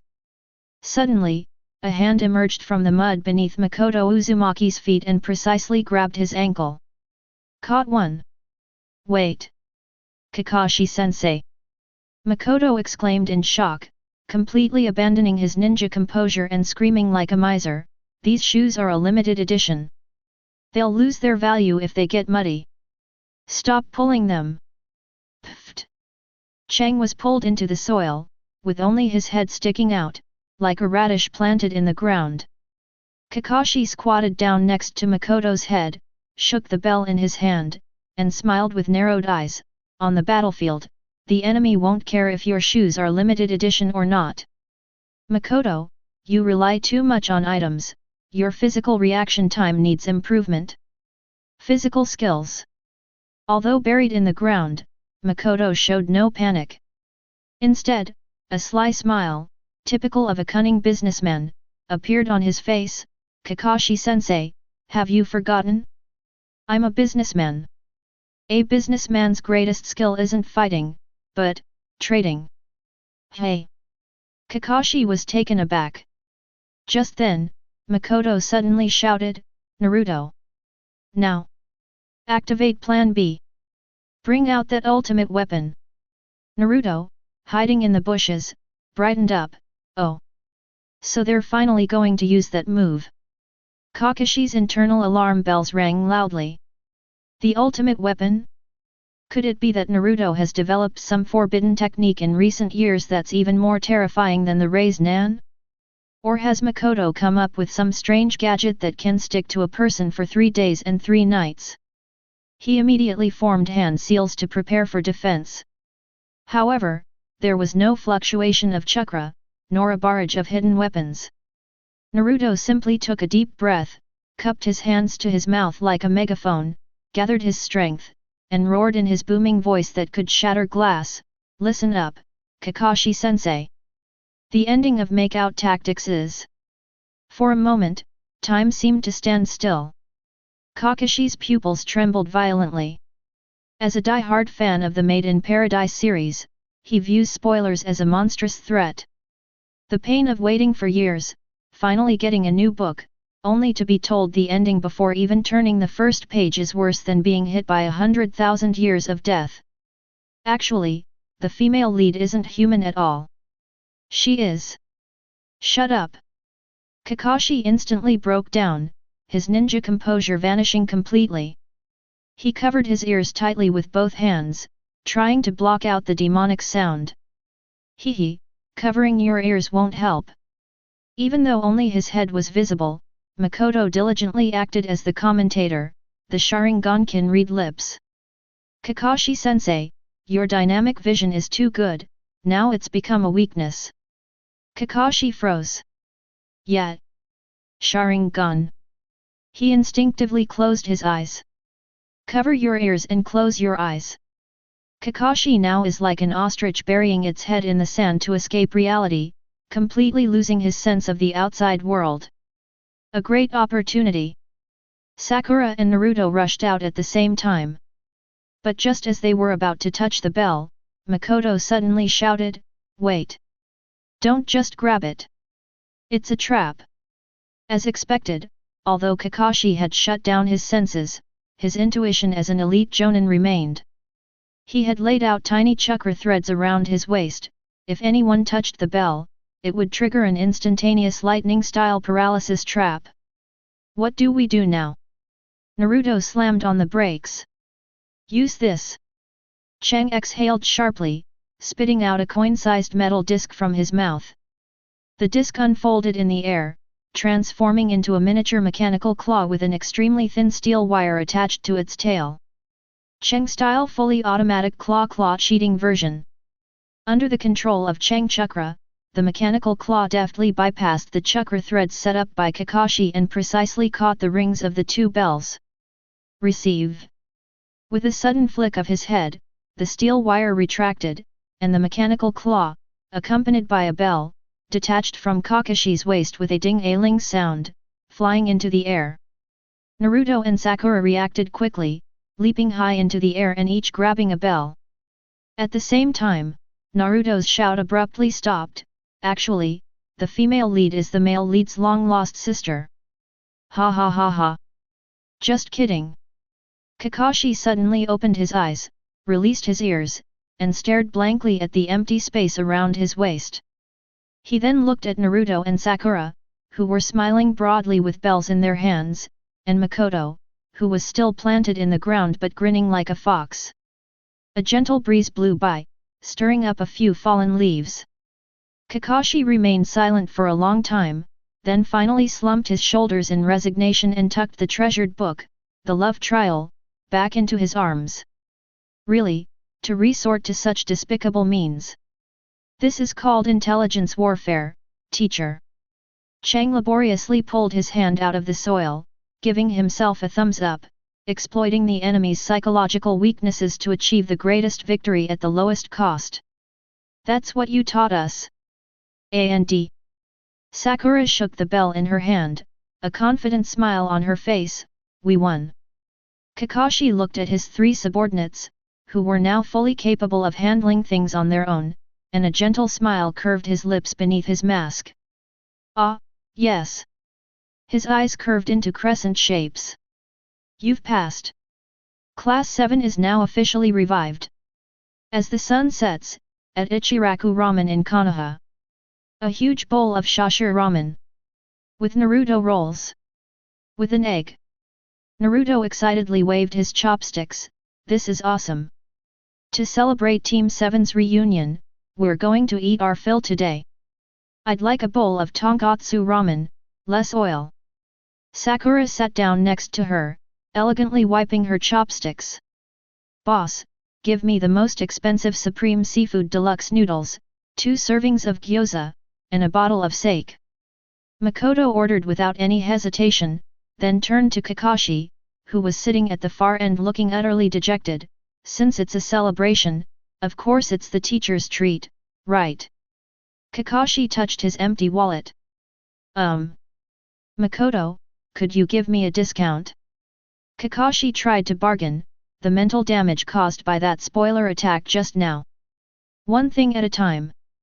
Makoto pulled out his abacus and started clicking away.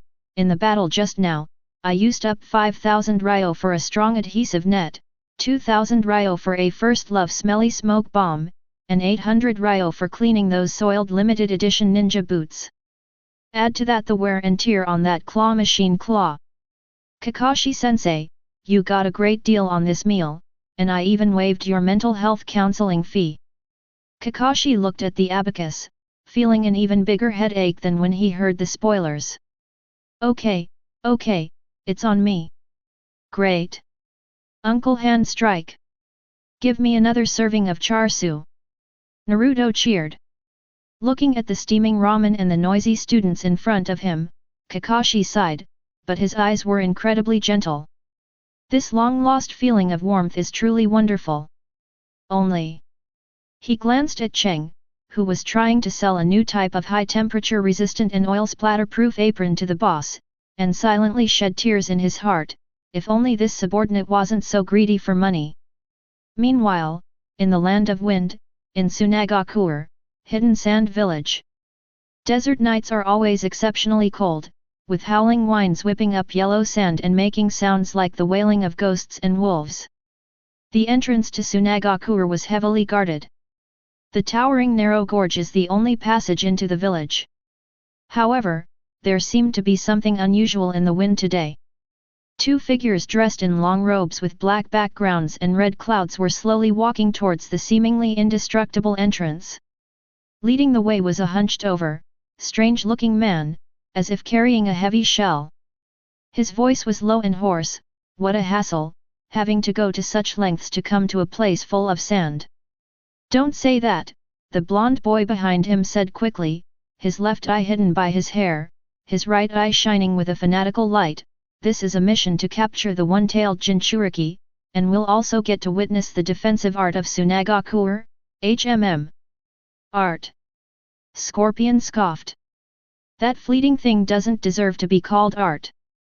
Eternal beauty is true art. No, you're wrong. Daida stretched out a finger and shook it. Art is an explosion. It's a sublimation in that instant. Yes. The two argued about the definition of art as they walked toward the door, oblivious to everyone else. Halt! Who goes there? The sand ninja guarding the gate spotted the two suspicious individuals and immediately raised their weapons as a warning. However, the next second, the Jonin Yura, who was in charge of guarding the area, suddenly turned around with a blank look in his eyes, and slashed the throat of his companion with the kunao in his hand. Pfft! Blood splattered. The other guards were stunned by this sudden betrayal before they could even react. Captain Yura! What are you doing? The art of manipulating sand to conceal one's memories. Scorpion said calmly, years ago, I planted a seed of sealed memories in his mind. He can be my pawn at any time, whenever I want. Yura expressionlessly cleared away all the guards, then knelt respectfully before Sasori. Lord Sasori, welcome back. Well done. Sasori didn't even glance at the corpse on the ground, walking straight through the gate. Let's go, Deidara. Don't keep that Kazekage waiting too long. Deidara whistled, his hands tucked into the clay pouch at his waist. Now that the door's open, I'll make a grand entrance. He molded the clay in his hands into little white birds and tossed them aside. Exploding clay bird. White birds traced arcs across the night sky as they flew towards the sky above Tsunade. And at the top of the Fengying building, the young Gaara, the Kazekage, stood quietly on the rooftop, carrying a huge sand gourd on his back, gazing at the distant desert. His eyes remained indifferent, but compared to 2 years ago, they held a newfound composure and sense of responsibility. Suddenly, he frowned slightly, his gaze locking onto a few small white dots in the night sky. That is... Boom! Boom! Boom! The explosion shattered the tranquility of the night in Tsunade, and flames shot into the sky. The alarm blared throughout the entire village in an instant. Enemy attack! Enemy attack! In the chaos, a huge white clay bird burst out of the smoke and dust, with the blond boy standing on it. Deidara looked down at Gaara standing on the rooftop, a maniacal grin spreading across his face. Oh, so that's the one-tailed Jinchuriki? Looks like a good piece of art material. Gaara slowly raised his hand, and the gourd behind him popped open, releasing countless grains of yellow sand that seemed to come alive, forming a giant sand hand behind him. The Akatsuki organization. Gaara's voice was chillingly cold. Since you're here, don't expect to leave alive. In the desert night wind, murderous intent boiled. Chapter 53. Above Tsunagakuer, a battle worthy of being recorded in the textbooks of aerial combat in the ninja world is currently unfolding. The night was torn apart by the bursts of explosions and flames. Huge white clay birds circled in the air, nimbly dodging the yellow sand that surged up below like giant pythons. Ha ha ha! Not bad. As expected of the one-tailed Jinchuriki. Deidara stood on the back of the giant bird, his golden ponytail whipping wildly in the gale. He frantically pulled clay from his pouch and chewed it, shouting excitedly, "But can your sand keep up with my art?" Before he finished speaking, he suddenly waved his hand, and a dozen clay birds, no bigger than sparrows, shot out like arrows from various tricky angles towards Gaara, who was standing on the sand cloud. Detonating clay C1 guided missile. Faced with the barrage of explosives, Gaara crossed his arms and didn't even flinch. Shield of sand. As he spoke indifferently, the yellow sand surrounding him instantly reacted automatically, forming a perfect spherical shield that kept all the clay birds out. Boom boom boom boom. Continuous explosions echoed in the air, and smoke and dust filled the air. TCH, absolute defense? What an artless turtle shell! Deidara scoffed, wiping his face and touching a cloud of sand. Tui. This place is awful, I've got sand in my mouth. This rough, grainy texture is an insult to art. Despite his complaints, Deidara's eyes grew even sharper. After his initial probing, he had already discovered a problem. This Wind Shadow's sand not only has amazing defensive power, but also extremely fast speed. It can even automatically protect its master without needing to form hand seals. Since that's the case, Deidara's lips curled into a cruel smile, and the miniature telescope in his left eye clicked as it spun. Then I'll force you to move. Meanwhile, at the Hokage building in Konoha. Achoo! Kakashi, who had just paid the bill for Ichiraku ramen, was standing in the Hokage's office when he suddenly sneezed violently. What's wrong, Kakashi? Have you caught a cold? Tsunade sat behind her desk, her hands clasped under her chin, looking at the newly reorganized Team 7 with a stern expression. No. It's probably the sound of my wallet crying that reached my nose. Kakashi's dead fish eyes became even more lifeless, and his whole being exuded an aura of despair called abject poverty. Standing to the side, Makoto Uzumaki was scribbling in a small notebook.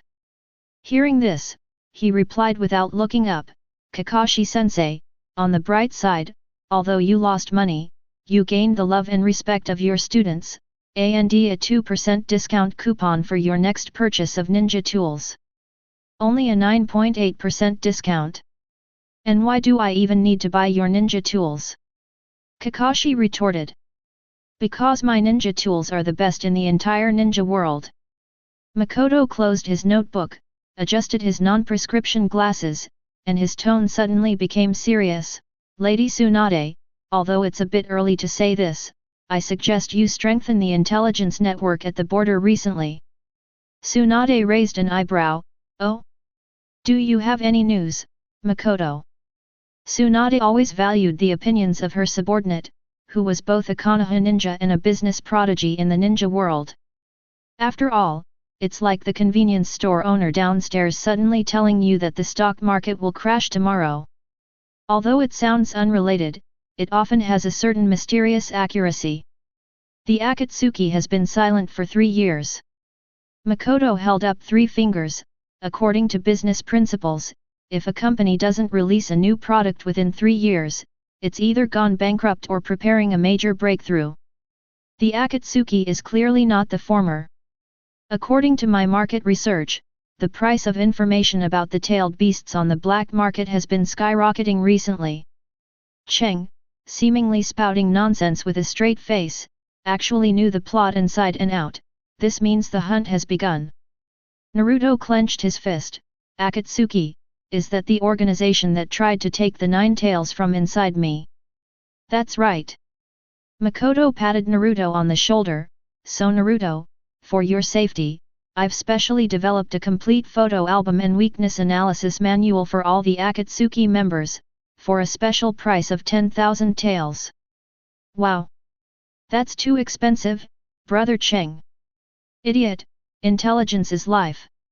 This is a friend's price.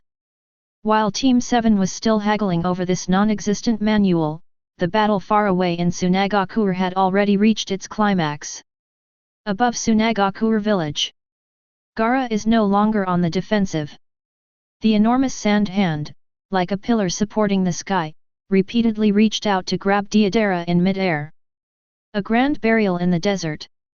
Countless grains of yellow sand gathered in the air, forming a giant pyramid, attempting to seal Deidara within it. This scale is truly outrageous. Deidara narrowly avoided being swallowed by the sandstorm while piloting the giant bird, but his left arm was accidentally grazed by a gust of sand. Snap! With just a graze, the seemingly loose sand instantly applied several tons of pressure, crushing Deidara's left arm. Ugh! Deidara groaned, cold sweat beading on his forehead, but his smile grew even more maniacal. Got it, my arm. Here you go as a greeting gift. He suddenly increased his altitude, soaring straight into the sky. Since it's difficult to break through that turtle shell in a one-on-one fight, let's try a different approach. Deidara pulled a strangely shaped doll from his ninja tool pouch and poured a large amount of chakra into it. The doll rapidly expanded, eventually transforming into a gigantic, round, white monster. This is my masterpiece, C3 No 18. Deidara stood high in the sky, looking down at the brightly lit Tsunade below, his eyes gleaming with fanaticism. Once this falls, the entire sand village will become the most magnificent work of art. Ha ha ha ha. The massive C3 bomb, accompanied by a deathly whistle, plummeted straight towards the center of Tsunade. The sand ninja on the ground stared in horror at the ever-growing dark shadow, a sense of despair spreading through the crowd. What is that? Run! You'll die! Adult Kazekage. Gaara, standing on the rooftop, looked up at the bomb that was capable of destroying the village. There was no fear in his eyes, only determination. He is the wind shadow, as long as he stands here, he will not allow the village to suffer any harm. Empty sand barrier.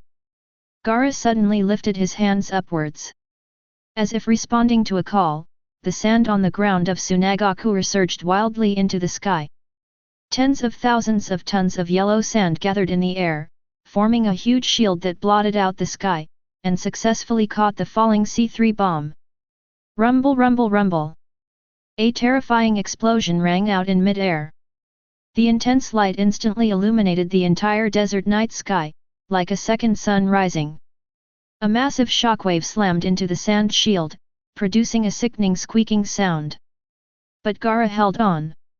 That enormous sand shield, like an indestructible umbrella, kept all the destructive energy outside the village. Oh? You actually blocked it. Deidara whistled in surprise. So, to protect the village, you focused all your chakra and attention on defense? What a responsible Kazekage! But that's also your weakness. Just as Gaara was doing his best to maintain the air defense barrier, his old power exhausted and no new power generated, in that instant. An inconspicuous little white bird suddenly slipped through a gap in the sandball defense surrounding Gaara. That was the explosive clay that got mixed into the sand when Deidara's arm was crushed. Art is an explosion. Drink. Boom. An explosion erupted just inches away from Gaara's absolute defenses. Although the power was not great, the sudden impact instantly broke Gaara's balance. More importantly, the smoke and shock from the explosion caused him to lose consciousness briefly. The massive sand barrier, having lost the support of chakra, began to collapse. But in his last moments before losing consciousness, Gaara still managed to control the massive amount of sand that was about to crash into the village, moving it to the outskirts of the village. Adult Kazekage. Kankuro stood on the street, watching helplessly as the red-haired boy fell limply from the sky and was caught by the giant white clay bird. Mission accomplished. Deidara looked at the unconscious Gaara at his feet and nodded in satisfaction. Although I lost an arm, capturing such top-quality material made it all worthwhile. Just then, a dark figure darted out from the canyon below. Too slow, Deidara, Sasori said coldly. You've kept us waiting far too long. Don't say that, this is a big event. Deidara patted the unconscious Gaara. Let's go back to base. The two men, carrying their spoils, quickly disappeared into the vast night. Halt! Give Lord Kazekage back! Kankuro roared and controlled the crow puppet to rush out of the village, giving chase. The next morning, in Konoha, an emergency contact eagle from Tsunade, carrying a blood-stained scroll, stumbled and flew into the Hokage's office window. Tsunade opened the scroll, her face instantly turning ashen. Silence! Summon Squad 7 immediately. 10 minutes later, Kakashi, who had just caught up on sleep at home, Naruto and Sakura, who were having breakfast, and Makoto, who was tallying up the money he earned from his night market stall the night before, all gathered in the Hokage's office. The atmosphere was so heavy it was suffocating. What happened, Granny Tsunade? Naruto looked at Tsunade's serious expression and a sense of foreboding rose in his heart. Tsunade took a deep breath and slammed the scroll onto the table. The Hidden Sand Village has sent an urgent request for assistance. The Kazekage, Gaara, has been captured by the Akatsuki. What? Naruto's pupils contracted sharply, as if struck by lightning. Gaara. Furthermore, Kankuro, who was pursuing them, was also seriously injured and poisoned, his life hanging by a thread. Tsunade looked at Sakura.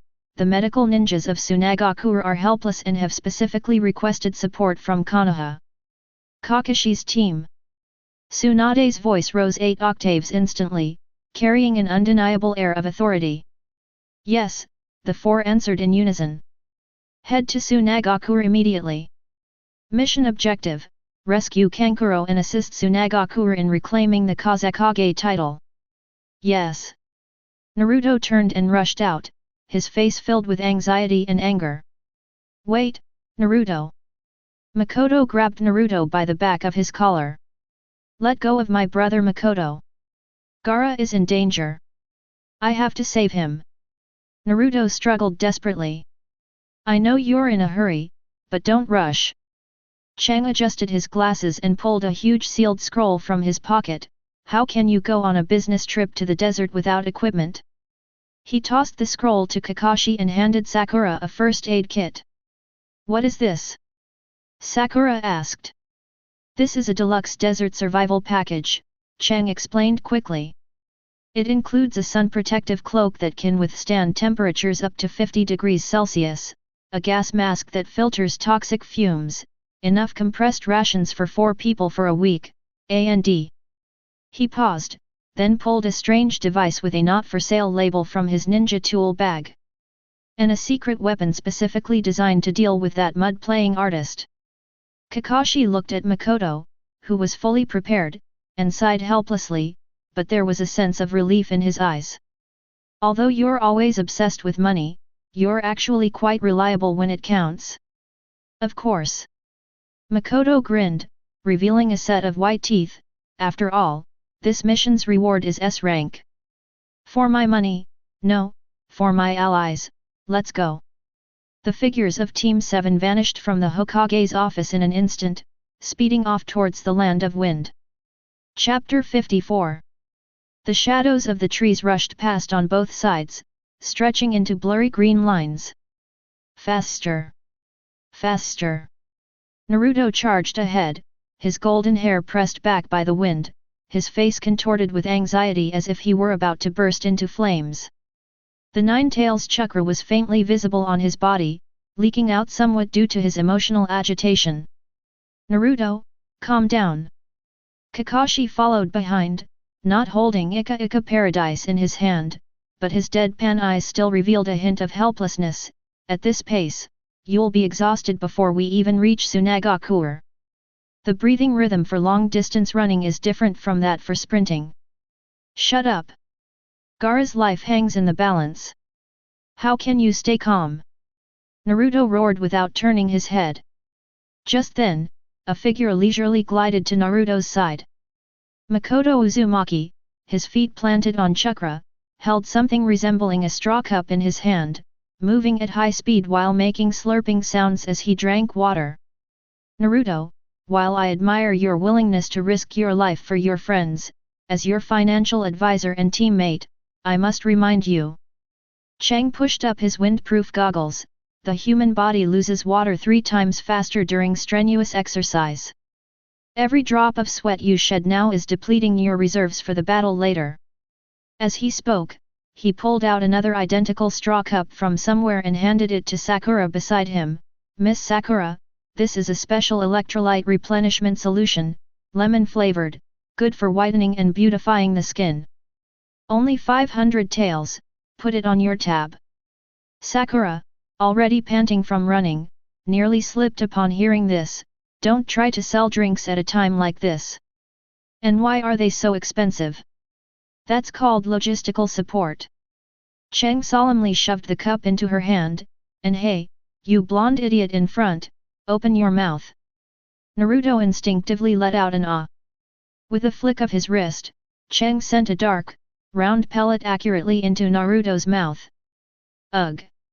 This tastes so bitter. What is this? Naruto almost vomited. High concentration soldier ration pills, my latest product. Although they taste like chewing expired tires, they ensure continuous chakra and stamina recovery.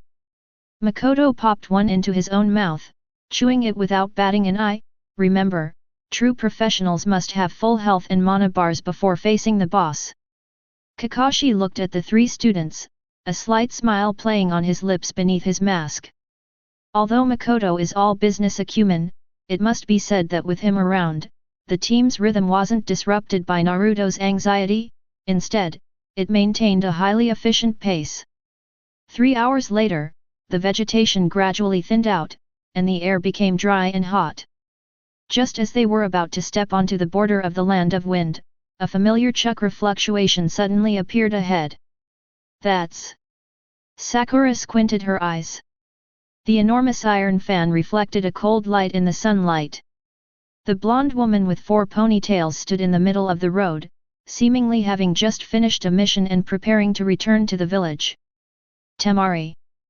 Naruto exclaimed in surprise. Temari paused, looking at the group of dusty Konoha ninja. Naruto? Kakashi-san? What are you doing here? Is this some kind of follow-up meeting after the Chuunin exams?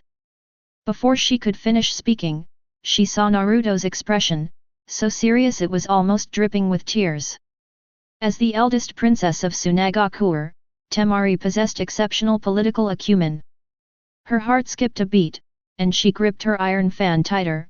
What happened? Naruto opened his mouth, but the cruel truth stuck in his throat, and he couldn't say it. Let me explain, after all, time is money. Makoto stepped forward, his playful demeanor vanishing, his tone calm and swift. The Akatsuki has invaded Tsunade. Gaara, the Kazekage, has been defeated and captured, his whereabouts currently unknown. Kankuro's pursuit failed, and he has been poisoned and is in critical condition. Each word was like a heavy hammer blow, striking Temari's heart. The iron fan in his hand fell to the ground with a clatter. Temari's pupils contracted sharply, and her face turned deathly pale. How could this be, Gaara? That younger brother who had become incredibly powerful in her heart, that Kazekage who swore to protect the village, actually. This is not the time to be shocked. Makoto bent down to pick up the iron fan and handed it back to Temari, also slipping a wet tissue into her hand. Wipe your sweat and calm down. We came here to solve this problem. Konoha's after-sales service always guarantees your satisfaction. Temari took a deep breath, forcibly suppressing the turmoil within her. She glanced at Makoto, then at Naruto and Sakura, whose eyes were filled with determination, and finally at Kakashi. "Thank you." She only uttered those two words, then turned around, her chakra exploding. "Come with me. I know the shortest shortcut." Once inside the desert, the environment becomes extremely harsh. The strong wind whipped up sand and gravel, stinging my face like sandpaper. Under the blazing sun, the ground temperature was high enough to fry an egg. "It's so hot. I feel like I'm going to turn into barbecue."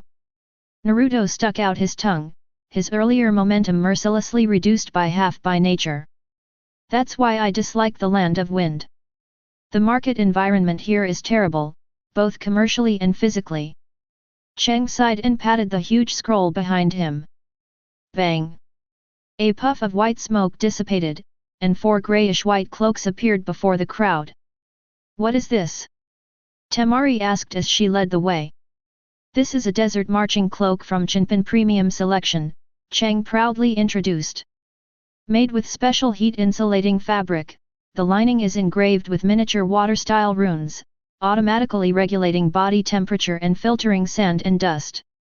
Originally intended for your Tsunade patrol, since I've caught up with it, I'll let my teammates try it out first." Kakashi took the cloak and put it on, immediately feeling a cool breeze envelop his entire body, which greatly relieved the fatigue he had felt from being scorched by the blazing sun. "Oh! Surprisingly good!" Kakashi exclaimed in surprise. "The design of this rune is ingenious, it can even utilize the minute amount of moisture in the air to circulate and cool the air." "That's right, this is a design I drew up after 3 sleepless nights." Makoto gave one to everyone, even Temari. "Miss Temari, consider this a sample. If you find it useful, remember to put in a good word for me with Lord Kazekage and try to secure a big government procurement order." Temari put on the cloak and felt the rare coolness. Miraculously, her anxious mood calmed down a bit. She looked at the Konoha ninja who was spouting nonsense, a bitter smile playing on her lips. "If I could save Gaara and Kankuro, I'd give you the entire Tsunade franchise, let alone the orders. It's a deal." Cheng's eyes lit up. "Everyone heard that, right? It's a verbal agreement, and it's legally binding." With the added equipment, the group's speed increased once again. What would normally be a 3-day journey was shortened to a single day thanks to Temari's guidance and Makoto's financial resources. As dusk fell, the iconic narrow passage leading to Tsunade finally came into view. However, the once orderly village is now shrouded in gloom and despair. The patrolling ninjas looked panicked, and the air was filled with the smell of disinfectant and a very faint odor of blood. "Temari-sama! You're finally back!" The sand ninja guarding the gate saw Temari and felt as if he had seen his pillar of support. He almost burst into tears. "How's the situation?" Temari asked as she rushed inside. "This is terrible. Lord Kankuro's poison has spread to his internal organs. Although Granny Cho has temporarily suppressed the poison, but lead the way to the hospital." The group rushed into the intensive care unit of Tsunade Hospital. As soon as you enter, a strong smell of herbs hits you. On the hospital bed, Kankuro's face was purple, his breathing was so weak it was almost inaudible, and he groaned in pain. Several Sand Village medical ninjas in white coats stood around, sweating profusely, but were at a loss. "Move aside. Let me see." Temari rushed to the bedside and, seeing her younger brother's miserable state, almost burst into tears. "It's no use." An old voice came from the corner. Everyone turned their heads and saw a short, wrinkled old woman sitting in a chair, holding a fishing rod in her hand. "That's Granny Cho." Kakashi recognized the legendary figure from Tsunade. Cho glanced at the Konoha members, her gaze lingering on Kakashi for a second, before letting out a cold snort. "That's Sasori's poison. That traitor, the poison he concocted, no one but himself can cure it. I've tried my best to suppress it with the reincarnation jutsu, but it can only buy me time. Sasori. Temari exclaimed in shock, that Akatsuki member is Sasori of the Red Sand. That's right. Cho sighed. Looks like this is karma. The atmosphere in the ward instantly plummeted to freezing point. Even the legendary puppeteer Cho was helpless. Is Kankuro truly beyond saving? That. A clear yet firm voice broke the silence. Sakura stepped forward, removed her sun protective cloak, revealing her ninja uniform underneath. I am a medical ninja from Konoha, Tsunade-sama's student. Please allow me to give it a try. The surrounding sand ninja looked on with suspicion. Young lady, this isn't just a common cold or fever. A medical team leader from Tsunagakure frowned. Even Elder Cho. Let her give it a try. The speaker was none other than Cheng. He leaned against the doorframe, a small notebook in his hand, seemingly writing something down, but his tone was unusually certain.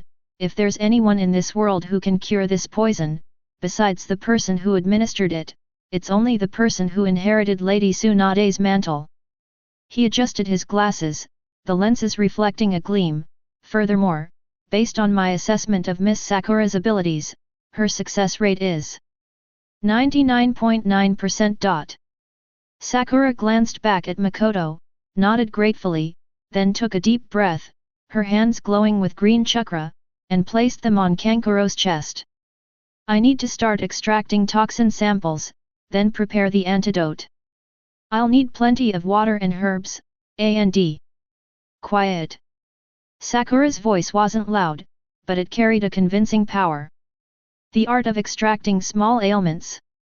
As chakra was injected, a purplish-black liquid of poison was slowly drawn out of Kankuro's body and floated in Sakura's palm. Wow, what incredible chakra control! The surrounding sand ninja were stunned. Chiyo's previously cloudy old eyes widened suddenly, staring intently at Sakura's technique. This technique, and this precision, it's exactly the same as Tsunade's. Makoto, watching this scene unfold, wrote a line of text in his notebook with satisfaction. Commercial value assessment of Sakura Harano's medical ninja technique in transnational medical cooperation, potential rating, SSS. Alright, toxin sample extraction complete. Sakura's forehead was beaded with sweat, but her eyes grew even sharper. Next, we need to prepare the antidote. Makoto, could I borrow your portable analyzer? It's been prepared for a long time. Cheng snapped his fingers and conjured from the scroll a set of sophisticated glassware and a microscope, and even a simple centrifuge. Although it's a field version, the accuracy is more than enough, Cheng said with a smile. After all, to do a good job, you must first have the right tools. Looking at the room full of dumbfounded sand ninja, Cheng secretly rejoiced. This was a complete victory for Konoha's technology and ruthlessness. Of course, once Kankuro wakes up, the medical bills will definitely double. After all, emergency room visits are very expensive. Chapter 55. The intensive care unit at Tsunagakure Hospital had been transformed into a makeshift chemistry lab. The crisp sound of glassware clinking together became the only melody in the room. Sakura stared intently at the slide under the microscope, steadily dripping reagent into the petri dish with the dropper in her hand. The toxin's structure is very complex, a mixture of heavy metals and organic toxins, and it can even disrupt nerve conduction in muscle cells. Sakura muttered to herself as she operated the device, beads of sweat sliding down her cheeks, but she didn't even have time to wipe them away. The surrounding sand village medical ninjas dared not breathe, for fear of disturbing this miraculous doctor from Konoha.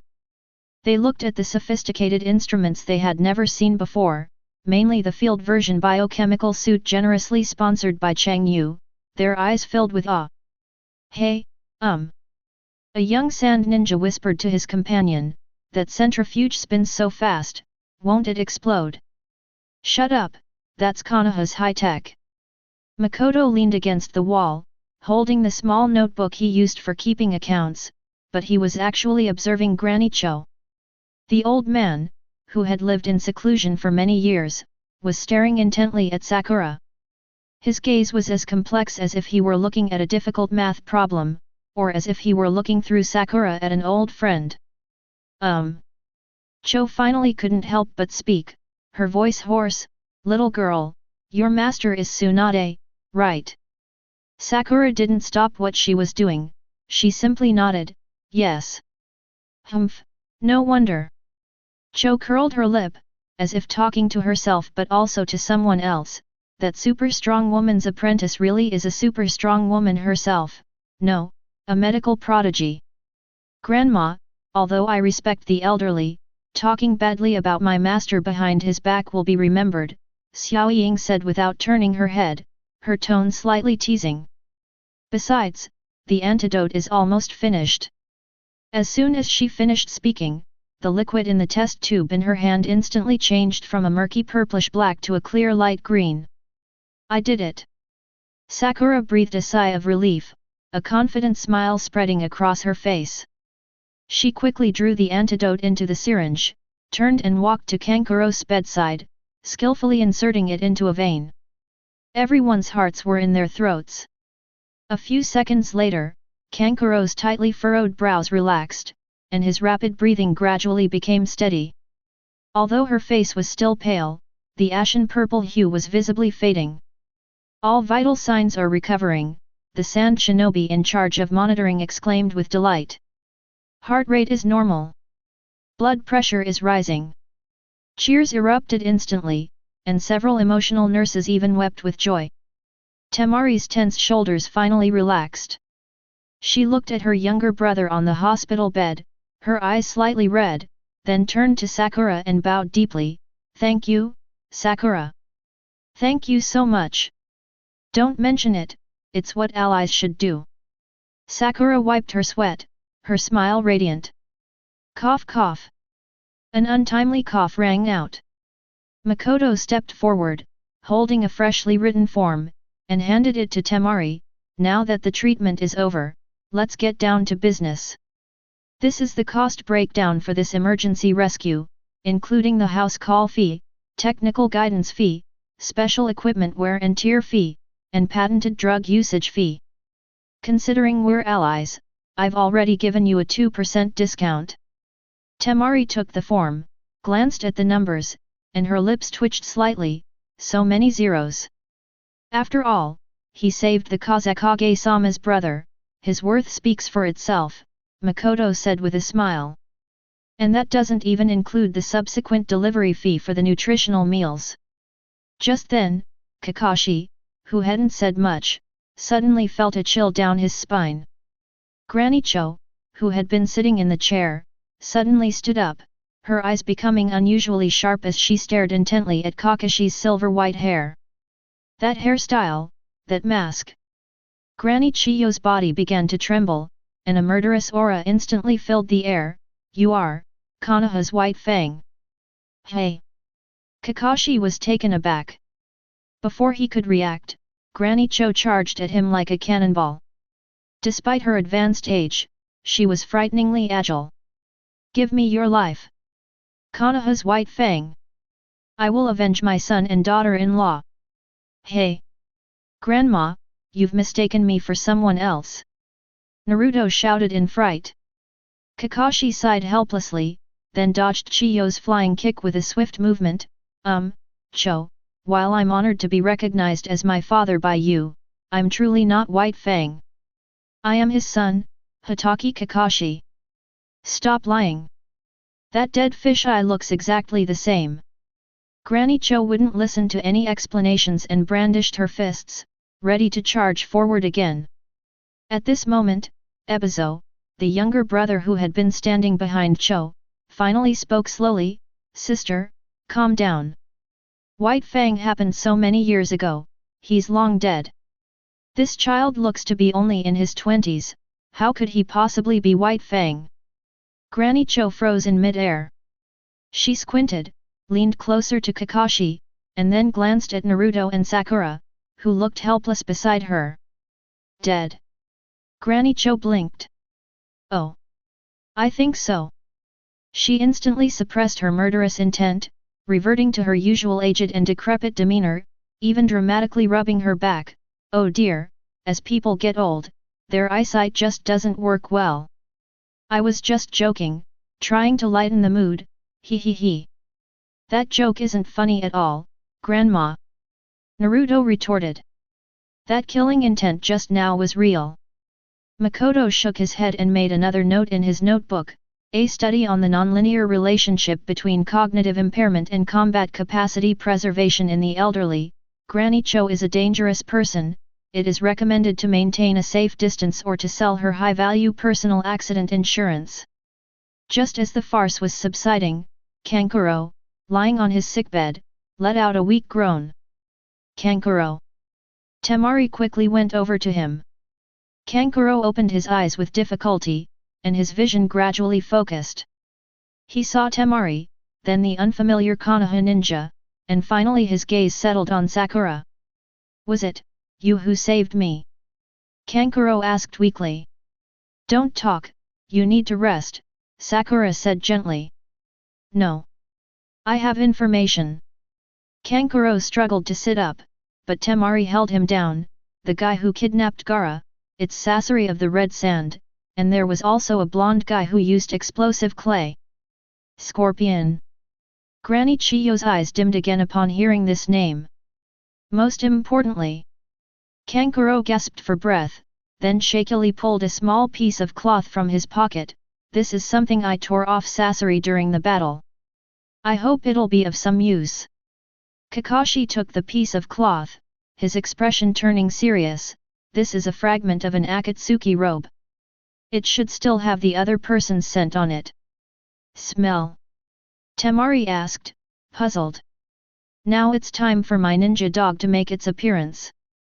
Kakashi bit his finger, formed hand seals, and pressed them to the ground, summoning jutsu. Bang! As the smoke cleared, 8 ninja dogs of various shapes and sizes appeared in the hospital room. Pakuk, the leader, raised his chubby little paw. Yo, Kakashi, what trouble are you in this time? Parker, we need to track this scent. Kakashi handed the piece of cloth to Parker.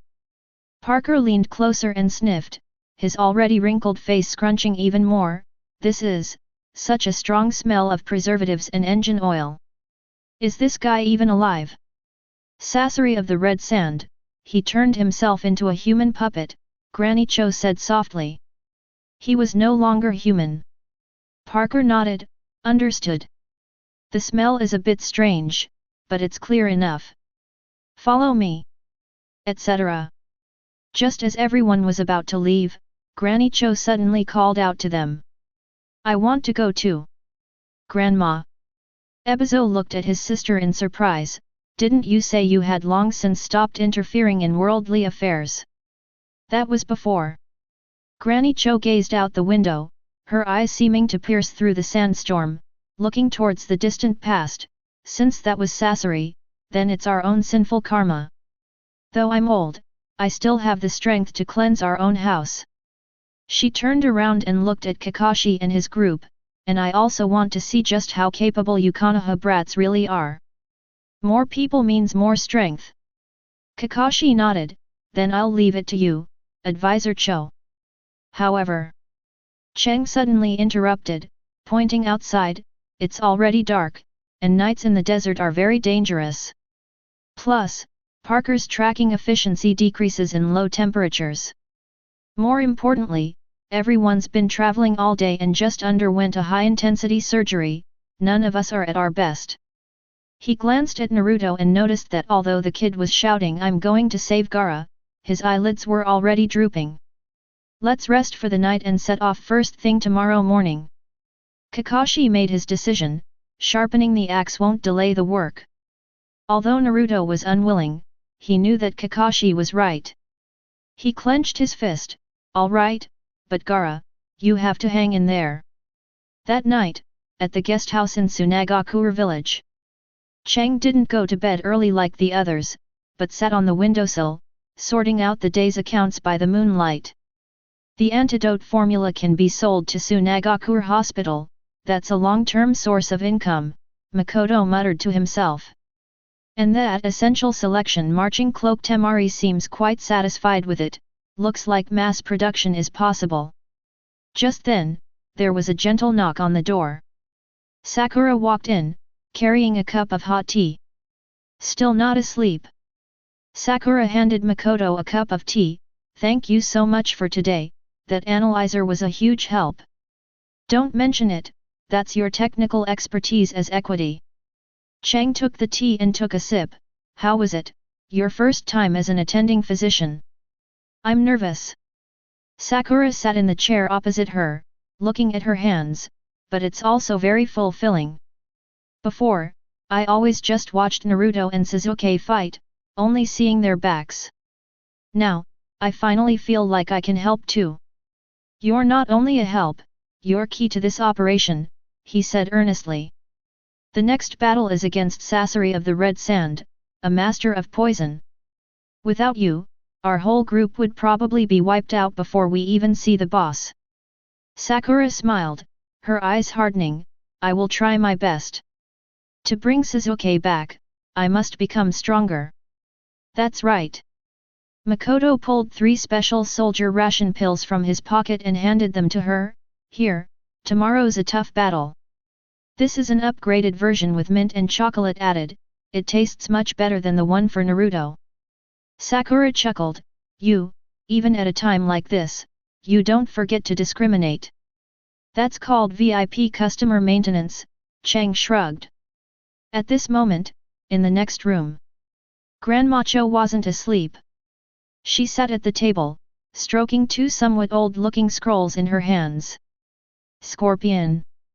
The old man's sighs echoed in the empty room, carrying endless vicissitudes and regret.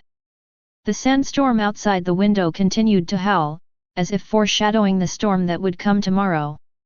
But in a cave somewhere in a more remote desert, illusory images flickered on the fingers of the enormous demonic golem. We've captured the Jinchuriki of the one-tailed beast. Deidara's voice carried a hint of smugness. Begin the sealing. Paine's emotionless voice rang out, this will take 3 days and 3 nights. Zetsu, go and keep watch. Clear.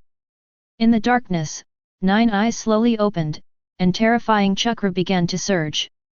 The gears of fate are turning faster. Meanwhile, Naruto, fast asleep, was shouting in his dream, Gaara. I'm here to save you. And another bowl of ramen. Chapter 56. In the early morning, the sandstorm in Tsunade seemed a bit noisier than usual. At the entrance to the one-line sky canyon, the procession was not large, but the atmosphere was exceptionally solemn.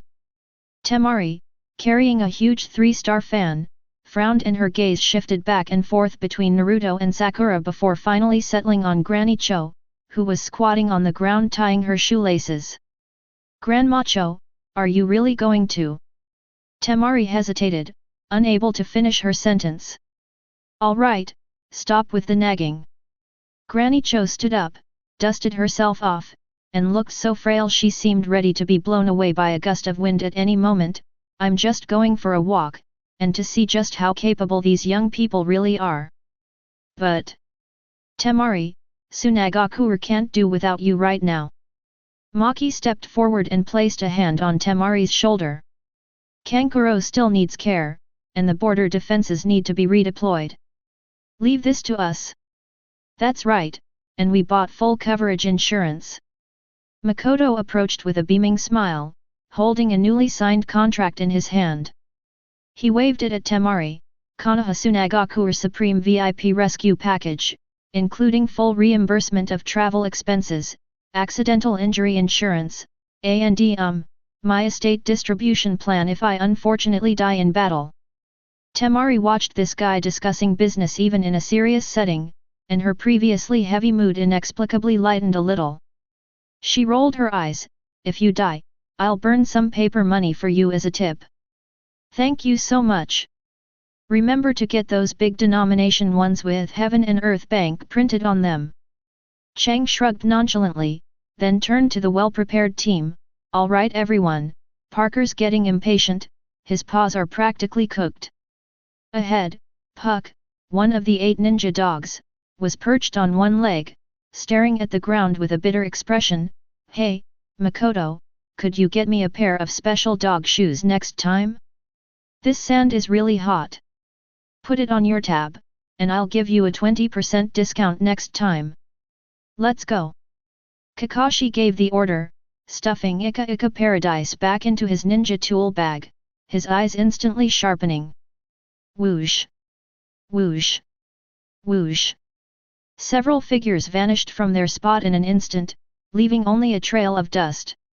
A forced march through the desert is an extremely tedious and physically demanding activity. Under the blazing sun, the air was distorted and warped by the intense heat. Looking around, all you see is yellow sand, with no landmarks to reference, which can easily give you the illusion of being stuck in one place. Naruto charged ahead, his face showing no sign of fatigue, only anxiety. He wished he could fly to that cave immediately and pull out the panda-eyed boy carrying the gourd. "Naruto, keep the pace," Kakashi reminded him from behind. "If we run out of stamina at the beginning, we'll be in trouble when we encounter enemies." "I know. But..." Naruto gritted his teeth, "Gaara is waiting for me." Sakura followed closely behind Naruto. Although her stamina wasn't as good as Naruto's, thanks to Tsunade's rigorous training, this level of running was still within her tolerance. The most surprising thing was Granny Cho.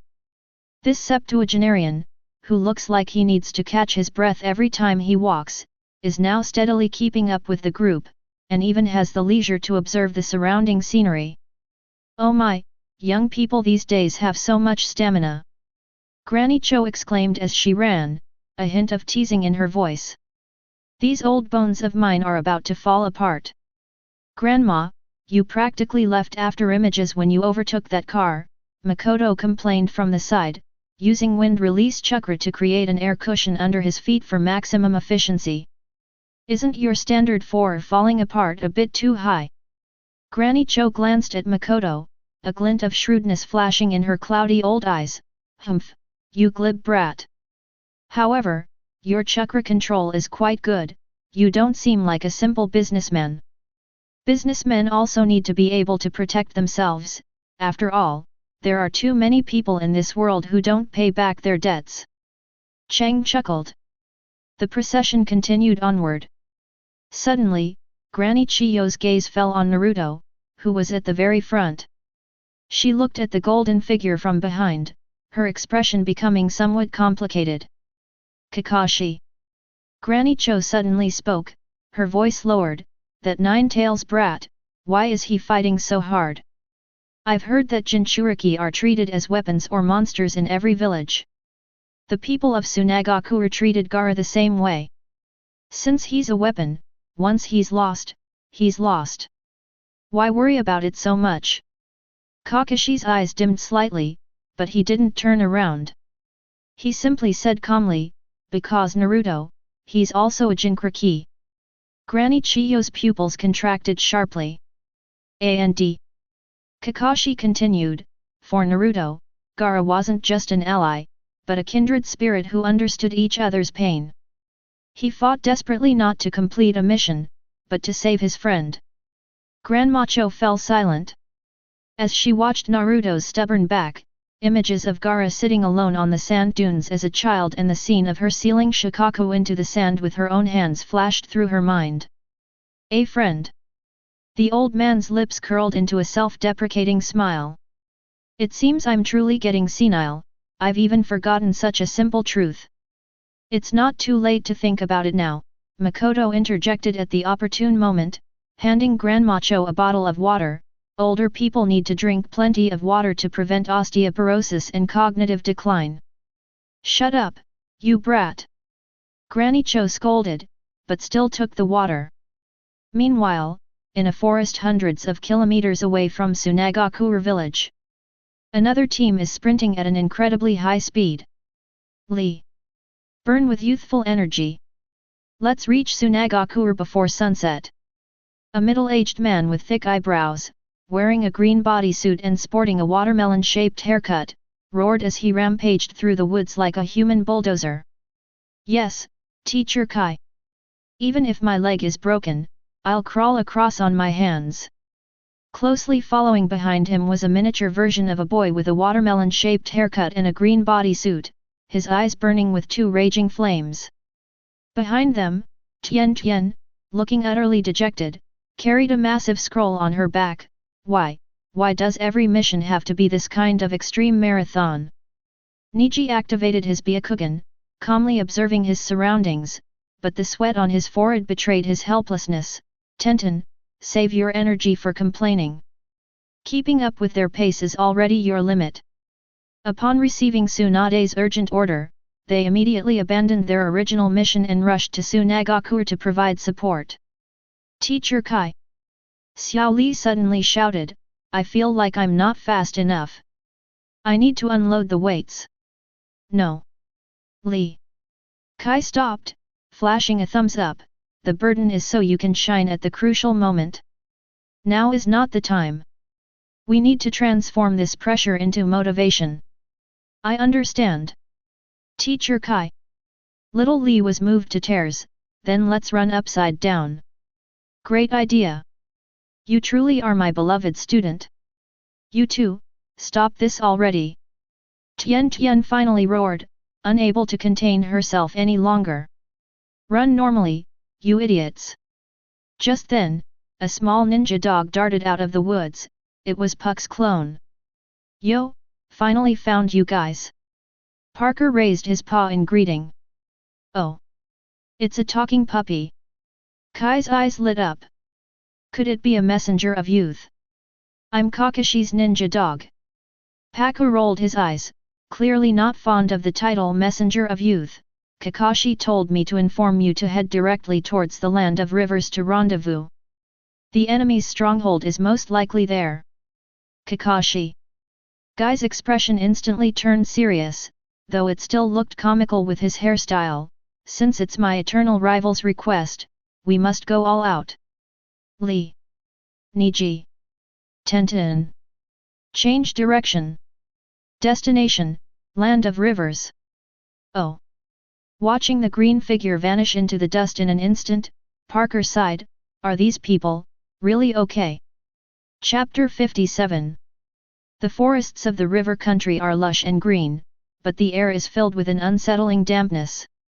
The phantom still flickered on the finger of the enormous demonic golem. The sealing technique, illusionary dragon 9 seals, was methodically extracting the chakra of the one-tailed Shikaku.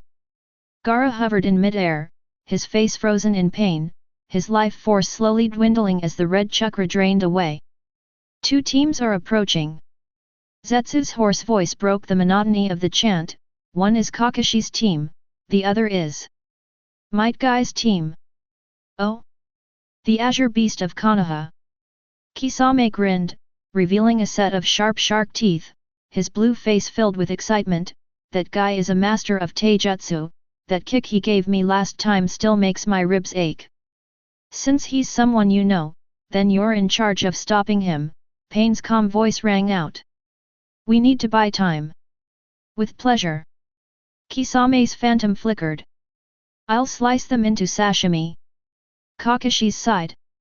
Itaka slightly raised his head, his crimson Sharingan radiating a chilling aura even in illusion mode. Holy crap. Very good. Pain formed a hand seal, transformation technique.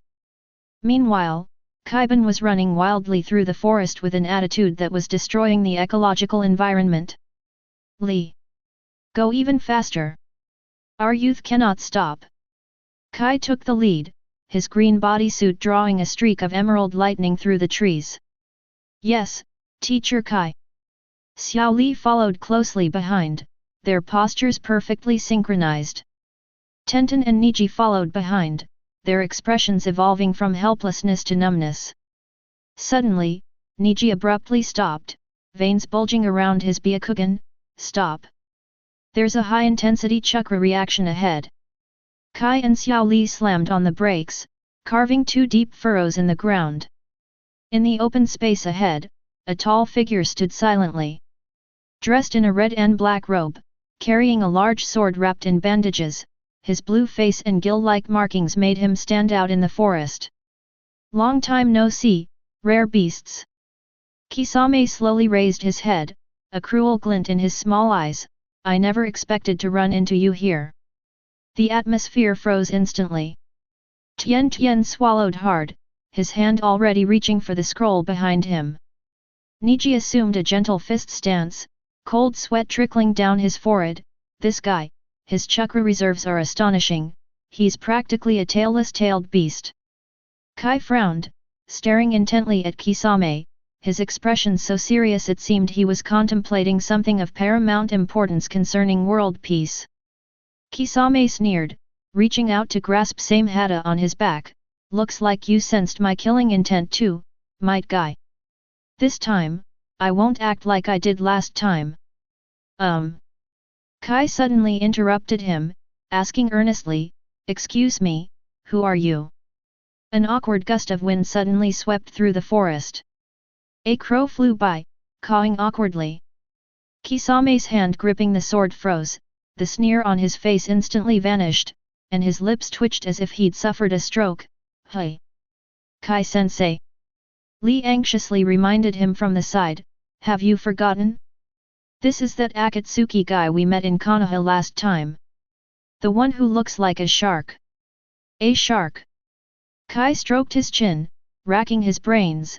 Have I ever been to an aquarium? No, if it has such a distinctive appearance, I should remember it. The veins on Kisame's forehead bulged, as he felt deeply insulted. As one of the 7 ninja swordsmen of the mist, known as the tailed beast without a tail, this was the first time he had been ignored to this extent. UBD. Kisame gritted his teeth, are you deliberately trying to provoke me? Ah! I remember now. Kai suddenly clapped his hands, realizing something. Kisame's expression softened slightly, so you finally remembered. You're that. Kai pointed at Kisame, his face certain, you're that street vendor selling sashimi in Konoha. The one who got kicked out for operating without a license. Go to hell. Kisame roared and swung same hata down, unleashing a massive torrent of water that uprooted the surrounding trees. On the other hand, the atmosphere in Kakashi's class was much more oppressive. Although there wasn't a violent chakra burst like Kisame's, the thick, oppressive feeling in the air was even more suffocating. Kakashi suddenly raised his hand, signaling to stop advancing. What's wrong, Kakashi-sensei? Naruto slammed on the brakes, asking anxiously, why did we stop? Gaara is still waiting for us. There's someone ahead. Kakashi's voice was deep as he slowly pulled up his headband, revealing his crimson Sharingan. A figure slowly emerged from the shadows of the trees ahead. He had black hair, deep nasolabial folds, and an expression so indifferent that it seemed as if nothing in the world concerned him. The moment Naruto saw this person, his pupils contracted sharply, and his body tensed instinctively. Sasuke's hate-filled face instantly flashed into his mind. Uchiha! Itachi! Kakashi uttered the name, his tone more solemn than ever before. Granny Cho narrowed her eyes, sizing up the man before her. Is this the brat who wiped out the Uchiha clan? He certainly doesn't seem like an ordinary person. Makoto stood at the back of the group, silently pulling out his notebook and quickly jotting down notes. Encountered S-rank rogue ninja Uchiha Itachi, 30% chakra clone. Danger level, extremely high. Advice, don't look at his eyes, don't look at his fingers, and preferably don't even look at him. Listen up, everyone, Kakashi said in a deep voice, never look him in the eyes. If you fall under the Tsukuyomi, I can't save you. How do we fight? Sakura asked nervously, her palms sweaty. Watch his feet. Kakashi stared at Itachi's legs, predict his attack by observing his body movements. It's difficult, but it's the only way. Humph, I do have some experience dealing with Sharingan, Granny Cho said calmly. If it's 2 against 1, then there's a fight.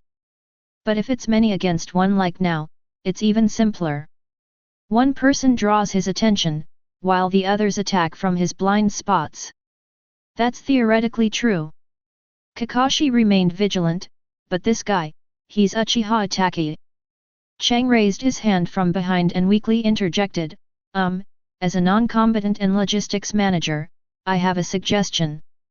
Since the other party is a wanted criminal of this level, should we talk first, like about tolls? Or I can recommend a pair of Supreme Anti-Illusion sunglasses. Although they're not in mass production yet, I have a sample in my bag, and it's only 998. Itachi's gaze shifted slightly and landed on Makoto. With just one glance, Chang felt as if he were being stared at by a cold, venomous snake, and the hairs on his body stood on end. He immediately shut up, made a zipping motion over his mouth, and then silently retreated behind Granny Cho. That look was terrifying. It was a look that said he wasn't going to pay. This deal was off. Chang wailed inwardly. Naruto, Itachi spoke, his voice calm and cold, have you gotten stronger?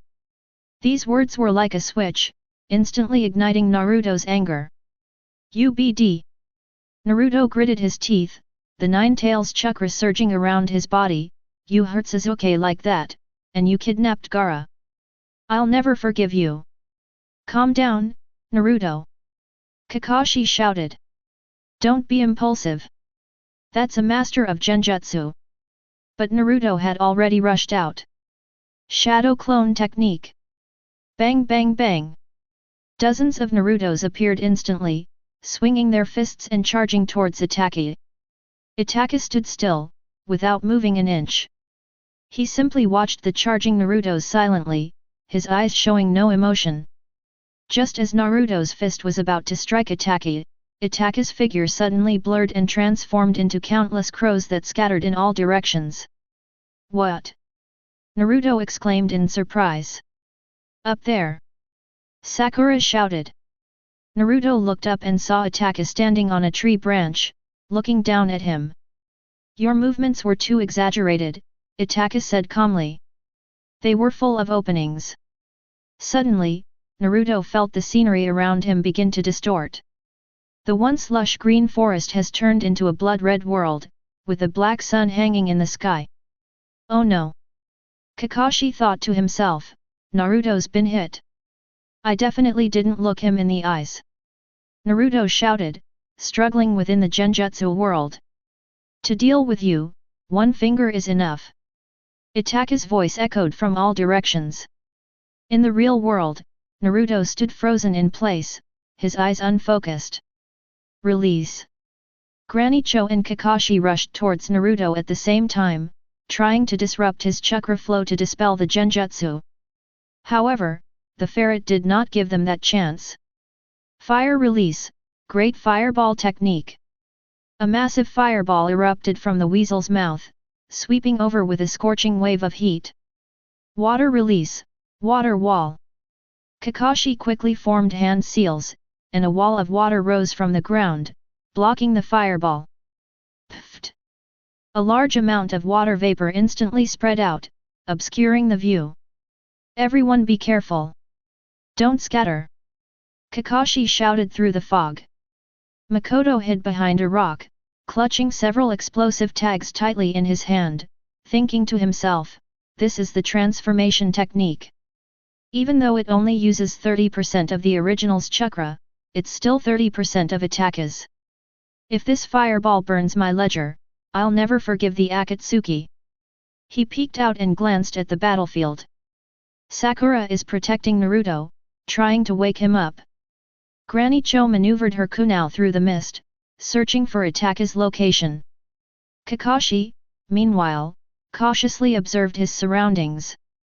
Suddenly, Makoto felt a chill down his spine. He turned around abruptly, only to find no one behind him. Phew, that scared me to death. Makoto patted his chest, looks like I've become neurotic too. However, the moment he turned around, he saw a black shadow slowly emerging behind Sakura. Sakura! Behind you! Makoto shouted, throwing the explosive tag in his hand. Boom! The explosive tag detonated behind Sakura, and although it didn't harm the shadow, it successfully repelled the opponent's sneak attack. Sakura broke out in a cold sweat and looked back to see Itaka standing not far away, his clothes spotless. Not bad. Itaka glanced at Makoto, a hint of amusement in his voice. It seems there's another astute observer in this team. Makoto chuckled twice and raised his hands. Would you believe me if I said it was just a slip of the hand? Actually, I meant to throw it to Naruto as a celebratory firecracker. Itaki ignored his nonsense and his figure vanished as a crow once more. Don't let your guard down. Kakashi emerged from the mist, his Sharingan swirling rapidly beneath his headband. The real battle is just beginning. Meanwhile, in Naruto's mental world. Sasuke. Naruto looked at the familiar figure that appeared before him, the boy with his back to him, wearing the Uchiha clan uniform. Why did you chase after me? Sasuke turned around, half his face now bearing the cursed seal, and terrifying sight. You're too weak, Naruto. Stop talking nonsense. Naruto roared in his mental world, whether it's genjutsu or what, I will bring the real Sasuke back. And Gaara. I will definitely rescue him too. Outside world. Naruto's body suddenly erupted with a burst of red chakra. It was the power of the nine tails responding to his emotions. Oh! Itaka's true form raised an eyebrow slightly inside the cave, breaking through genjutsu by relying on the Jinchuriki's chakra? That's a slight improvement. Chapter 58. Deep in the forests of the Land of Rivers, the air seemed to freeze. The enormous water prison floated in mid-air, like a crystal-clear yet deadly amber, trapping Might Guy and Little Lee inside. The water swirled wildly inside, not only depriving them of oxygen but also acting like a giant washing machine, trying to shred the Anthony Davis pair into pieces. Teacher Kai. Glug glug. Xiao Li tried to speak, but a mouthful of water was forced down his throat as soon as he opened his mouth. Li. Don't panic. Kai managed to strike a bodybuilder pose even in the water, despite his face turning a deep purple. At this moment, you need to use that eye contact. Xiao Li stared wide-eyed at Teacher Kai's seemingly bulging eyes, instantly grasping the essence of the matter: patience, perseverance, and trust in your teammates. Outside the water prison, Tenten had already thrown out all the ninja tools in the scroll, but the kunao and shuriken were bounced away as soon as they touched the rapidly spinning water wall. It's useless. Ordinary physical attacks can't penetrate this density of chakra water. Niji activated his Byakugan, cold sweat pouring down his forehead. In his vision, the shark-faced man's chakra was continuously flowing into the water prison, maintaining this terrifying technique. What can we do? Are we just going to watch them drown? Tian was so anxious she was stamping her feet. Of course not. Niji took a deep breath and assumed the gentle fist stance. Since we can't break through from the outside, let's cut off the flow of chakra. Gentle fist technique, Bagua empty palm. Niji suddenly unleashed a palm strike, and an invisible vacuum shockwave precisely struck the weakest point of the water prison. At the same time, Kai, inside the water prison, seemed to sense this moment of loosening. Now! Li! Kai suddenly drew his nunchucks, swirling them in the water like a whirlwind, and using the opening created by Niji, he forcefully tore a hole in the water prison. Whoosh! The giant water sphere collapsed instantly, and the two of them shot out like cannonballs, landing on the ground panting heavily. Cough cough!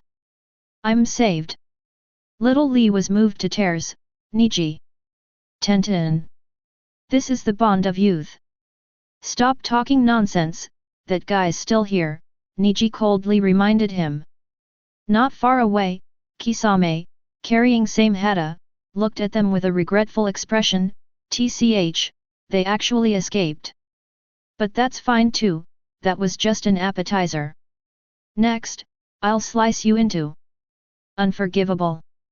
Kai suddenly stood up straight, his usual quirky demeanor vanishing, replaced by a terrifying aura that sent chills down one's spine.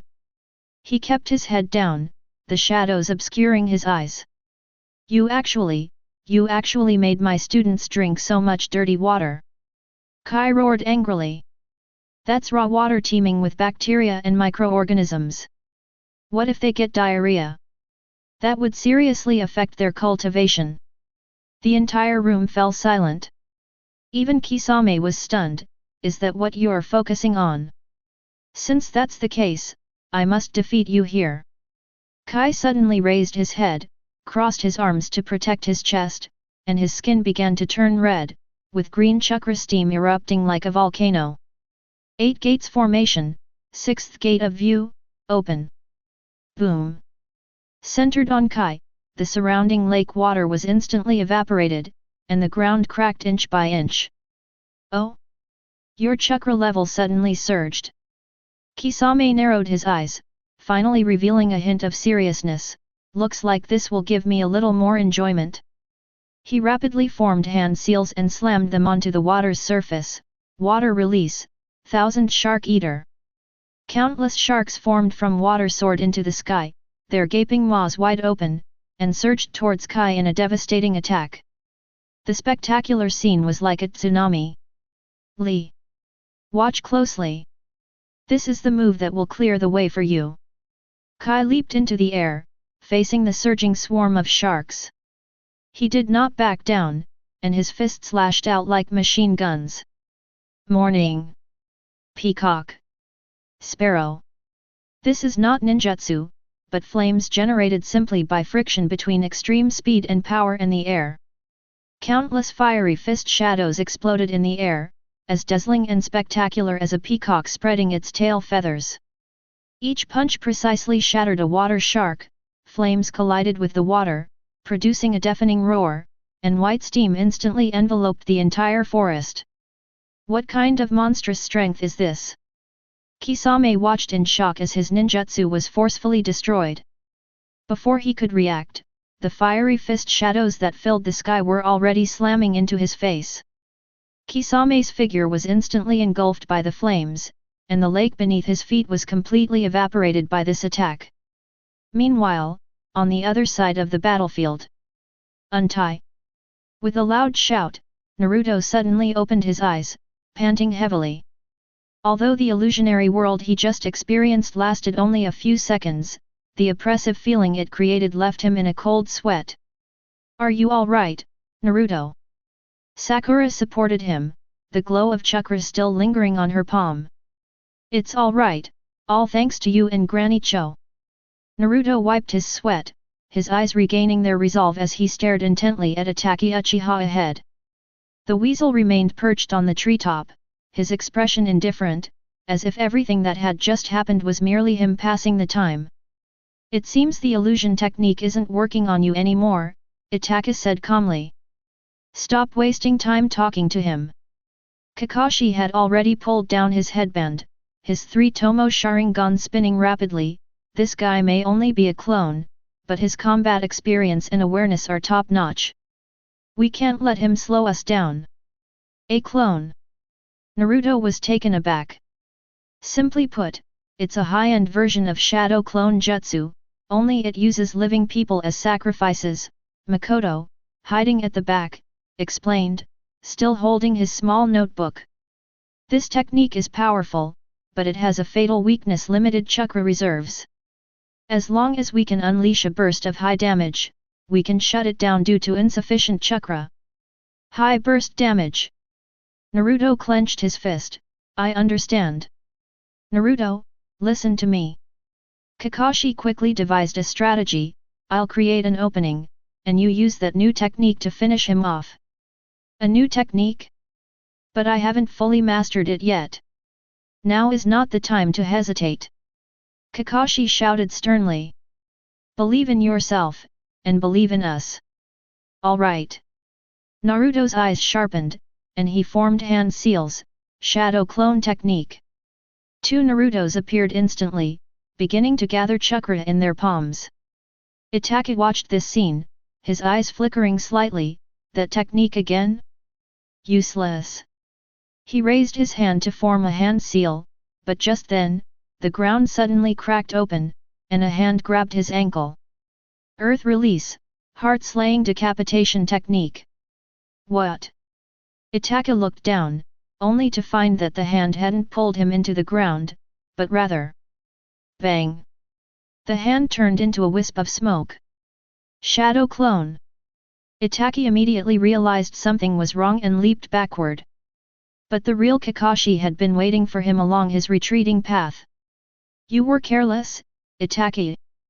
Kakashi's figure appeared behind Itaka like a ghost, locking his arms tightly. Now!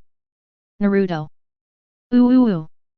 Naruto and his shadow clones rushed forward simultaneously. The chakra spheres in their hands did not remain stable as usual, but instead expanded wildly, eventually transforming into a massive blue sphere of light containing terrifying energy. Big Ball Rasengan. The massive Rasengan, carrying an earth-shattering force, slammed into Itaka's chest. Boom! A deafening roar echoed through the sky. The terrifying shockwave uprooted the surrounding trees and blasted a huge crater in the ground. Makoto, hiding behind Granny Cho, clung tightly to the old woman's clothes.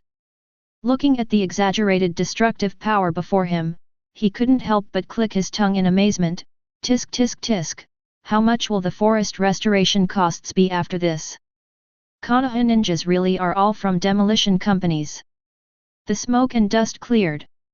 Naruto knelt on the ground, panting heavily. That attack just now almost drained most of his strength. At the bottom of the pit, Itaki Uchiha's figure had vanished, replaced by an unfamiliar corpse. It was a man dressed in the attire of a Tsunade ninja, his face bearing an expression of extreme agony before death. This is... Granny Cho stepped forward, and upon seeing the person's face, her expression instantly turned ashen. Yura. Sakura asked, who's that? A high-ranking member of Tsunade, the captain in charge of the village's barrier defenses. Granny Chiyo's voice trembled. I never imagined, he was a spy for Akatsuki. I see. Kakashi looked at the corpse, his eyes grave. Using the transformation technique, they used this person's body as a medium to allow Itaki and Kisame's consciousness to descend and use their chakra. No wonder the chakra levels seemed a bit off earlier. So, what we just defeated was just a substitute. Naruto slammed his fist on the ground in anger. Damn it! Where's the real Itaki? Where's Gaara? Don't worry, Naruto. Makoto walked over, knelt down, examined Yura's corpse, and sighed. Even though it was an imposter, at least it means we're on the right track. The fact that they went to so much trouble to stall for time means the sealing ritual has reached a crucial moment. Then what are we waiting for? Let's go. Naruto struggled to his feet. Wait. Makoto suddenly pulled a talisman from his pocket and slapped it onto Yura's forehead. What are you doing? Sakura was startled. A rebirth mantra, and to mark it, Makoto said seriously. This is a high-ranking member of Tsunade. We can get Baki to reimburse us for the body transport fee when we get it back. Even a small mosquito bite is still meat. Everyone. Meanwhile, Kaiban on the other side also discovered the same situation. Kisame's corpse transformed into a strange man. Looks like we've all been tricked. Niji frowned, looking at the corpse on the ground. This was just bait to buy time. No matter what it is. Kai had already deactivated the 8 gates. Despite the excruciating pain throughout his body, he still gave a thumbs up, revealing his signature white teeth. As long as our youth is still burning, nothing can stop us. Lee. Can you still run? Of course. Teacher Kai. Although Xiao Li was limping, his eyes remained burning with fervor. Even if I were upside down, I could run to the ends of the earth. Very good. Then full speed ahead. Destination, Akatsuki's stronghold. After overcoming the obstacles, both teams set off again at full speed. Finally, at sunset, they met up in front of a huge canyon. At the end of the canyon was the entrance to a huge cave, sealed by a boulder with a talisman bearing the character, "Forbidden," pasted on it. "This is it." Kakashi looked at the giant rock, feeling a faint vibration emanating from within. Pakun said the scent ended here. "Gaara is inside." Naruto stared intently at the boulder, wishing he could rush in immediately. "Don't be impulsive." Guy's team of 4 arrived as well. Although Guy looked a bit disheveled, he was still full of energy. "Yo, Kakashi, looks like you guys are in trouble too." "Ah, I guess so." Kakashi nodded, then pointed to the boulder. "There's a barrier on this." "A 5-seal barrier." Granny Cho recognized it at a glance. This barrier connects to 4 surrounding points. All 5 talismans must be torn off simultaneously to open it. In other words, we need to split up. Niji immediately activated his Byakugan, scanning the surroundings, found them. The locations of the other 4 talismans are. He quickly gave 4 directions, none of which were close by. "In that case, leave it to us." Kai patted his chest. "This kind of physical labor is perfect for our Kai class." "Then I'll leave it to you," Kakashi said.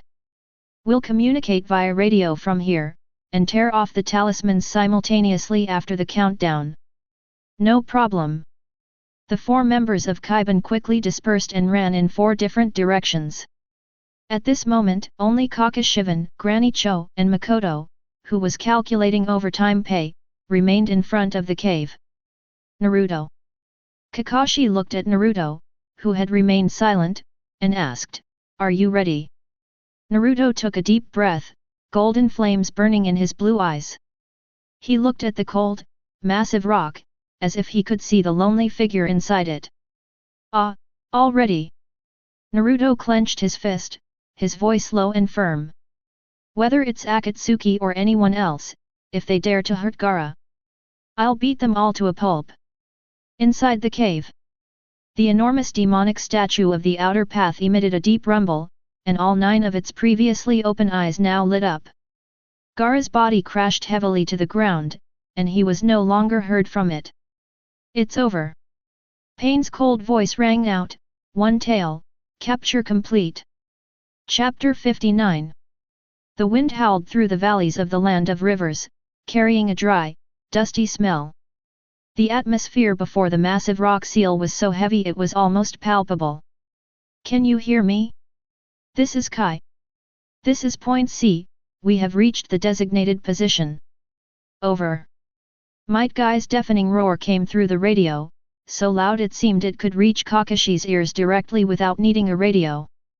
Kakashi sighed and moved the headphones a little further away, rubbing his ears that were numb from the vibrations. "Kai, the sound is too loud."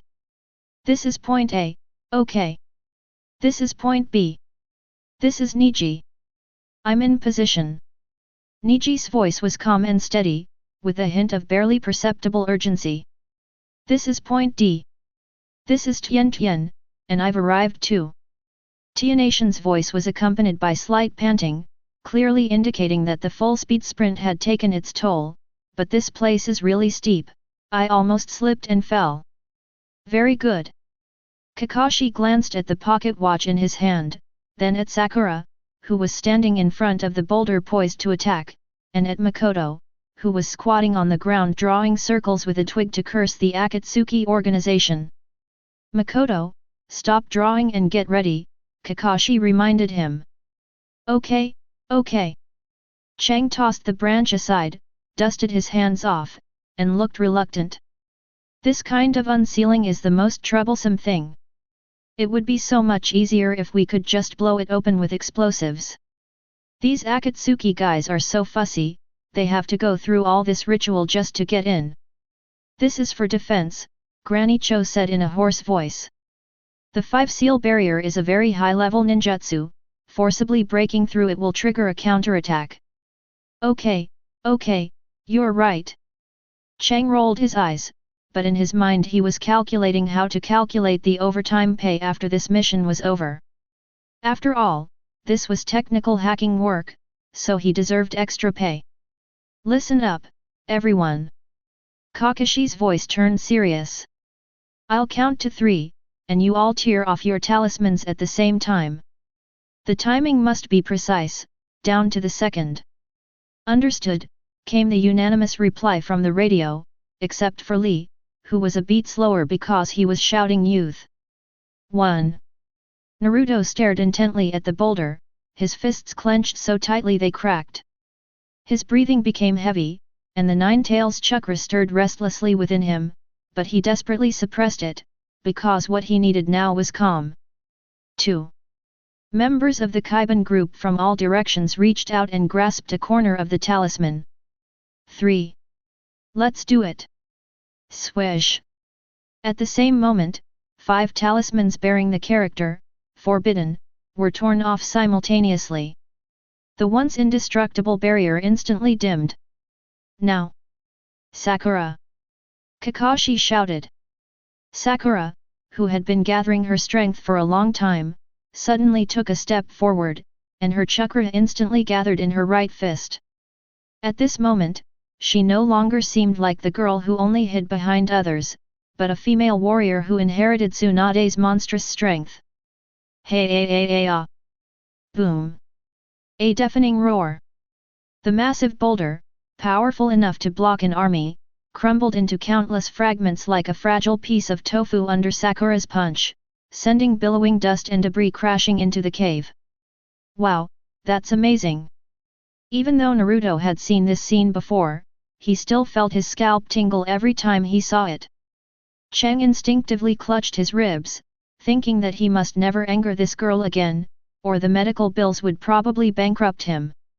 Before the smoke and dust had even cleared, Naruto was the first to rush in. Gaara!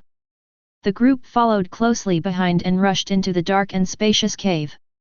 The cave interior was very spacious, with only a few huge stone pillars supporting the dome. Deep within the cave, there is a strangely shaped, finger-like stone pillar, and at the top of that pillar lies a person. Red hair, carrying a huge gourd on his back. It's Gaara. But he remained motionless, like a soulless shell. And sitting on Gaara's body was someone. The person was wearing a black robe with red clouds from the Akatsuki organization, and had long golden hair tied in a ponytail. He was looking at the intruders with a mocking expression. On the other side, a hunched-over puppet, shaped like a giant scorpion, lay silently on the ground. Oh dear, finally here!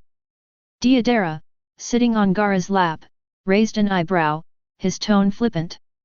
A little later than expected. Damn it! Naruto's rationality crumbled halfway upon seeing this. That was his friend, the Wind Shadow, who was now being pressed down on by the enemy like a cushion. Give him back to me! Naruto roared, his blue eyes instantly turning into vertical pupils, and red chakra began to boil around him. Oh? So this is the Nine-Tails Jinchuriki. Deidara looked Naruto up and down with interest. Looks like a very impatient brat, completely lacking in artistic elegance. Enough talk, Deidara. Sasori's deep, hoarse voice emanated from the Hirako puppet. Since you're here, hurry up and finish this off. I hate waiting, and I hate making people wait. You're still as impatient as ever. Deidara shrugged. But this brat is my prey, and I'm going to treat him well with my art. Art? Scorpion scoffed. That kind of thing that vanishes in an instant deserves to be called art? True art is eternal, it can be passed down through the ages, just like my puppet. Hey? What are you talking about? Deidara instantly bristled, even forgetting his enemy. Art is an explosion. It's the ultimate brilliance that bursts forth in that instant. That kind of unchanging thing is utterly boring. Eternal beauty is the ultimate art. Explosions are art. Kakashi's team was stunned to see 2 Akatsuki members arguing about aesthetics right in front of them. Makoto couldn't help but complain, excuse me. You guys are doing a kidnapping and murder, can you be a little more professional? Can't this kind of academic discussion be done after get off work? Shut up! Deidara and Sasori shouted at the same time, turning their heads around. Chang shrank back, so fierce. Just as things were at a standoff on this side, Kaiban on the other side encountered a major problem. The four corners of the forest. Kai had just torn off the talisman and was about to report via radio when he suddenly felt a violent tremor in the ground. What's going on? Was it an earthquake? Kai steadied himself.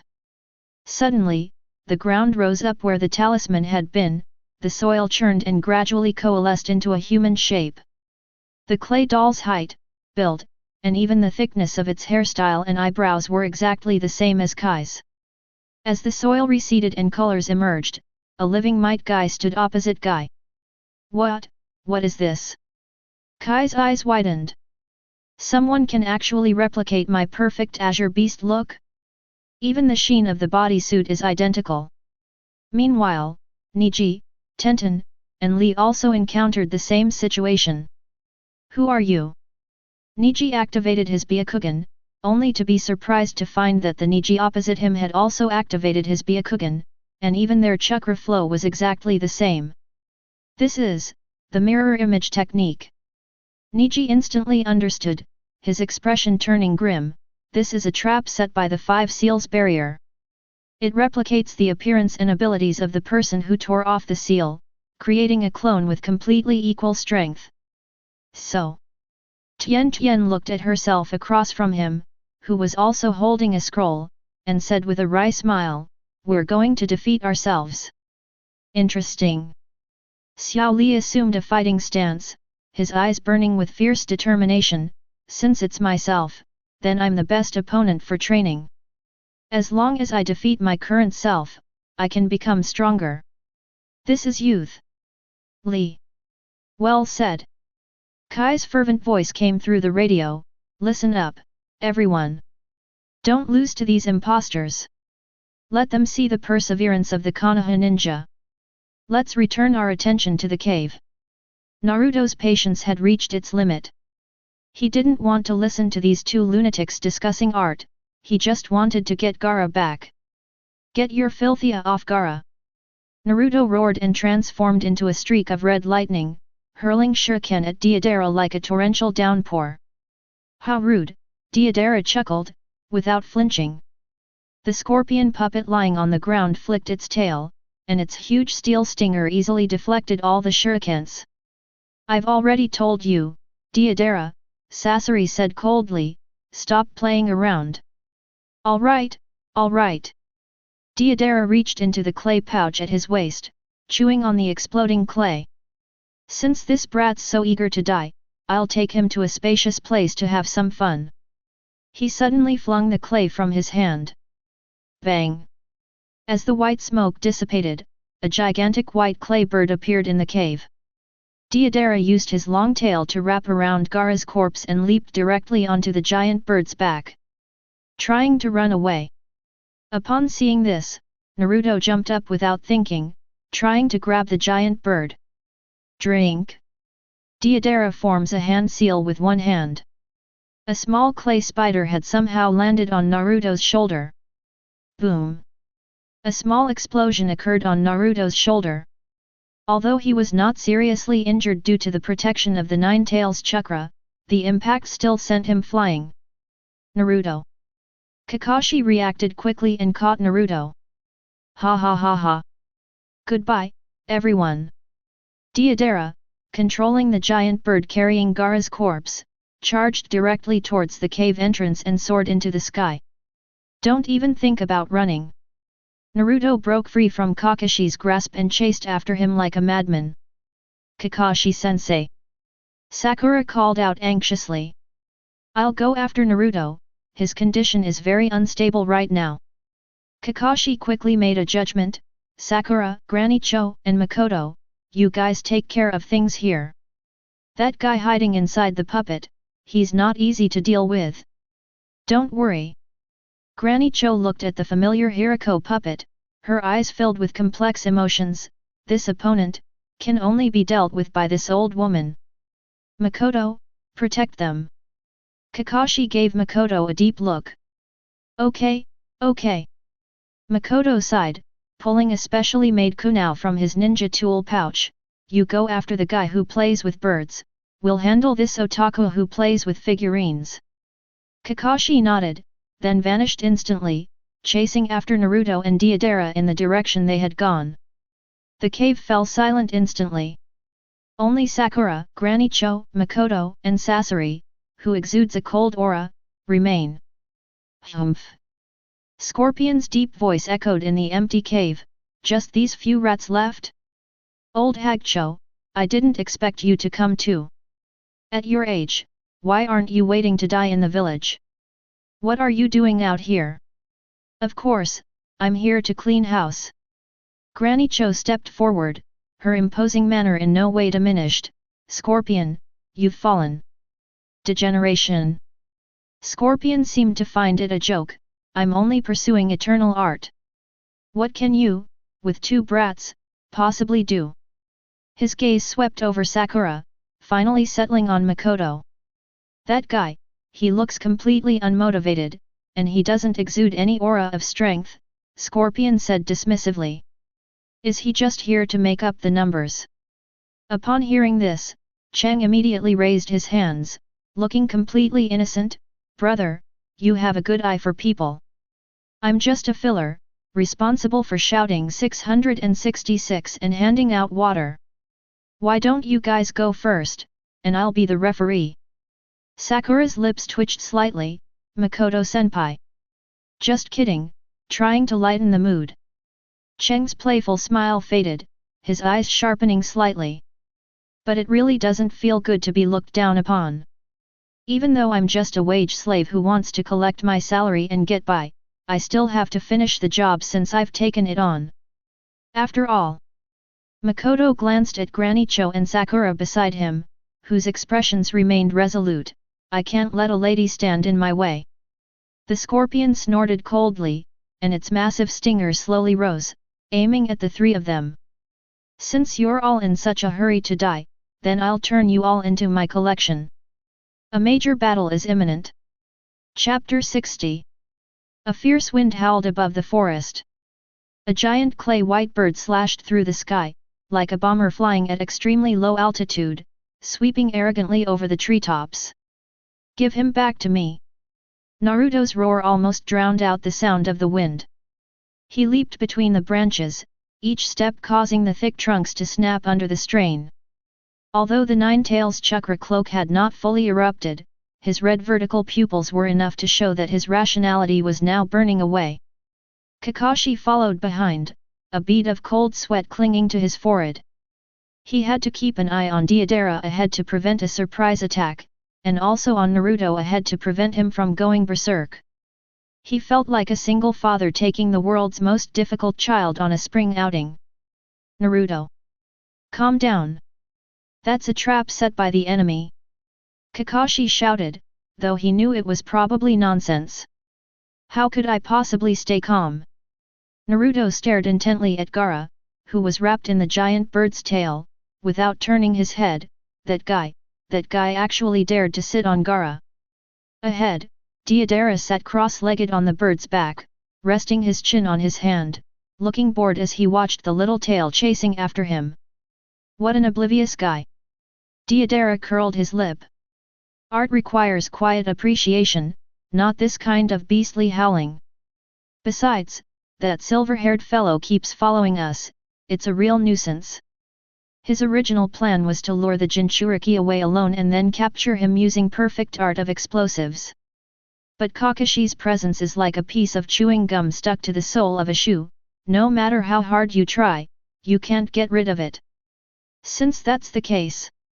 Deidara's lips curled into a cruel smile as he reached into his ninja tool pouch and grabbed a handful of clay. Then let's start with some appetizers. He casually tossed it behind him. Several adorable clay bird figures floated over, swaying gently. Naruto.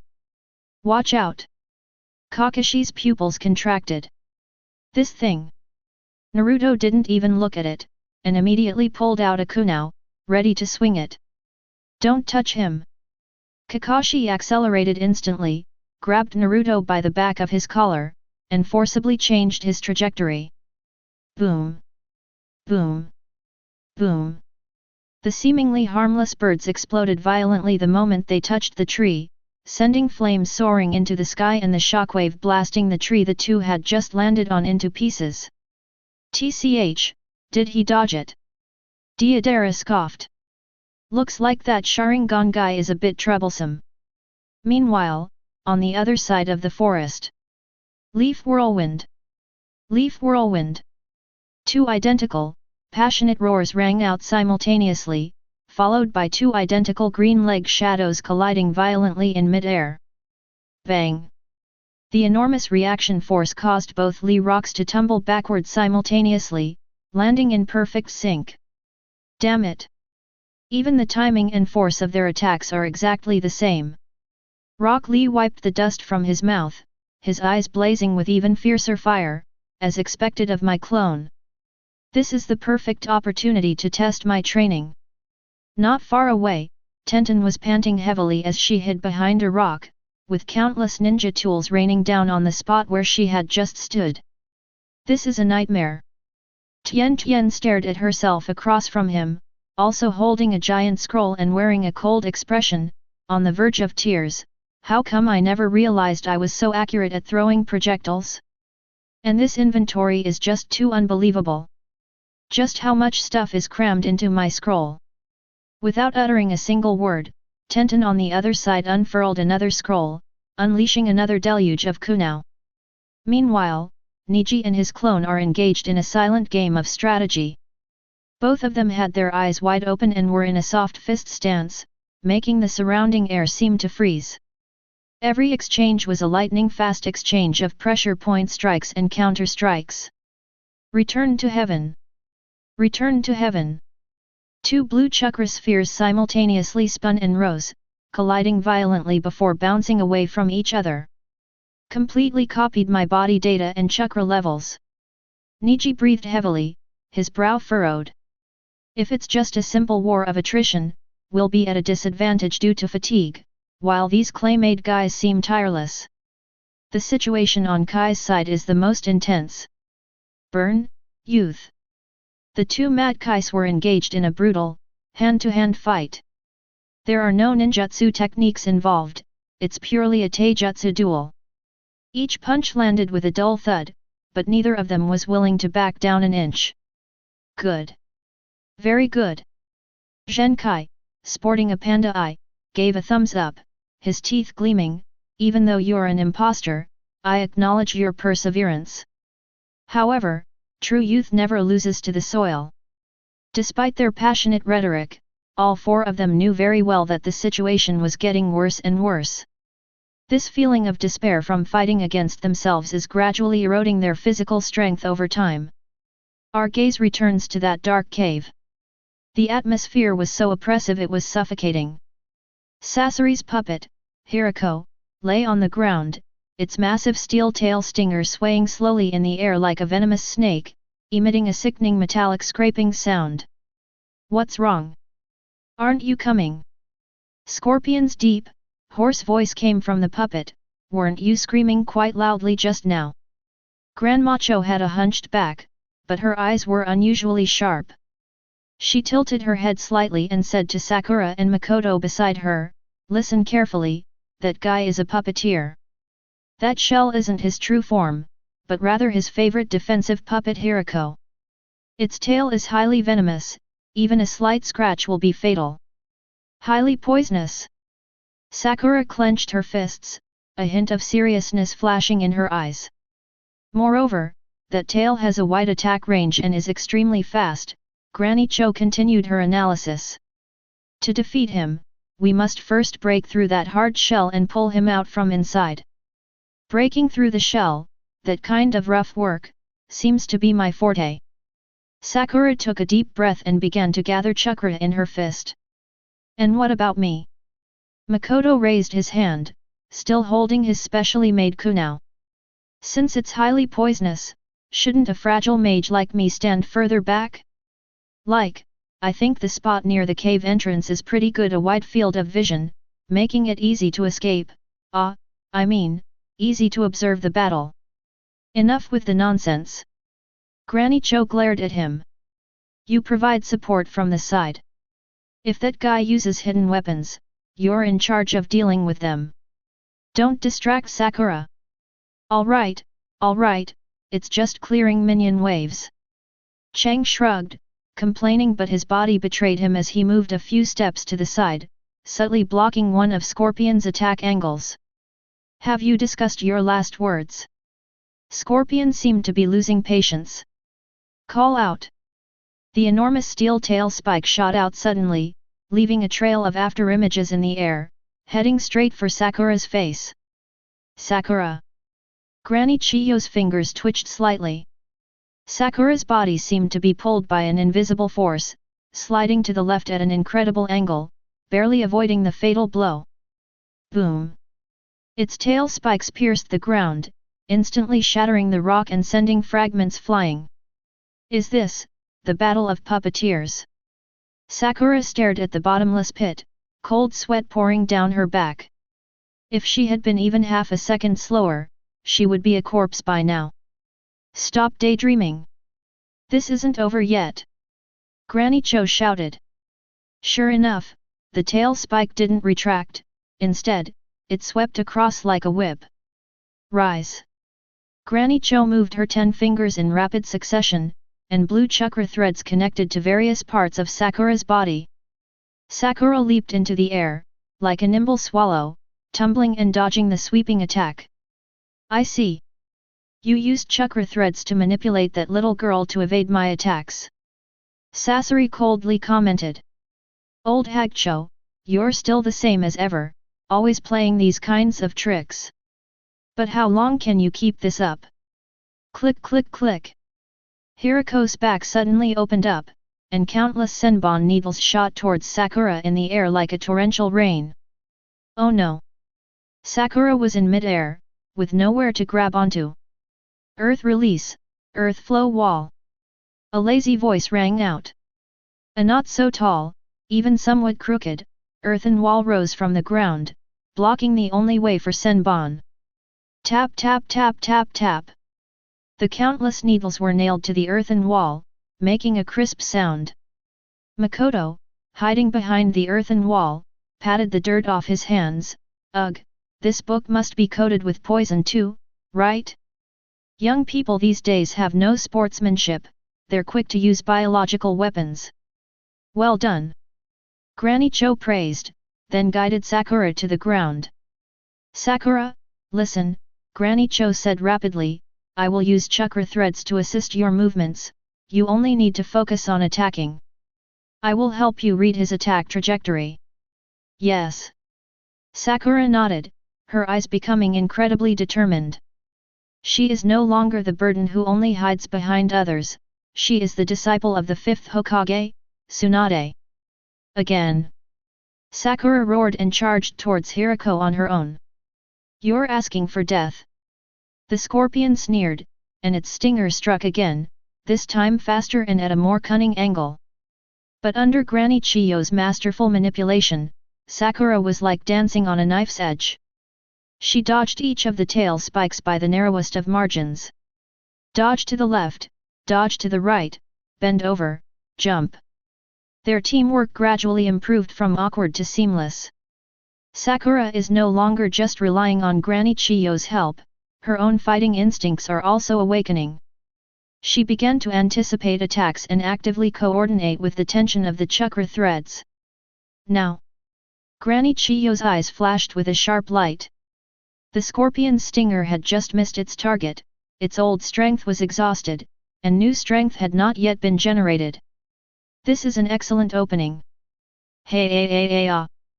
Sakura seized the moment, compressing her chakra to its limit in her fist, emitting a dazzling blue light. She leaped high into the air, and using the momentum of her fall, delivered a powerful punch to Hiriko's back. It's useless. Scorpion's voice remained calm, Hiriko's defense.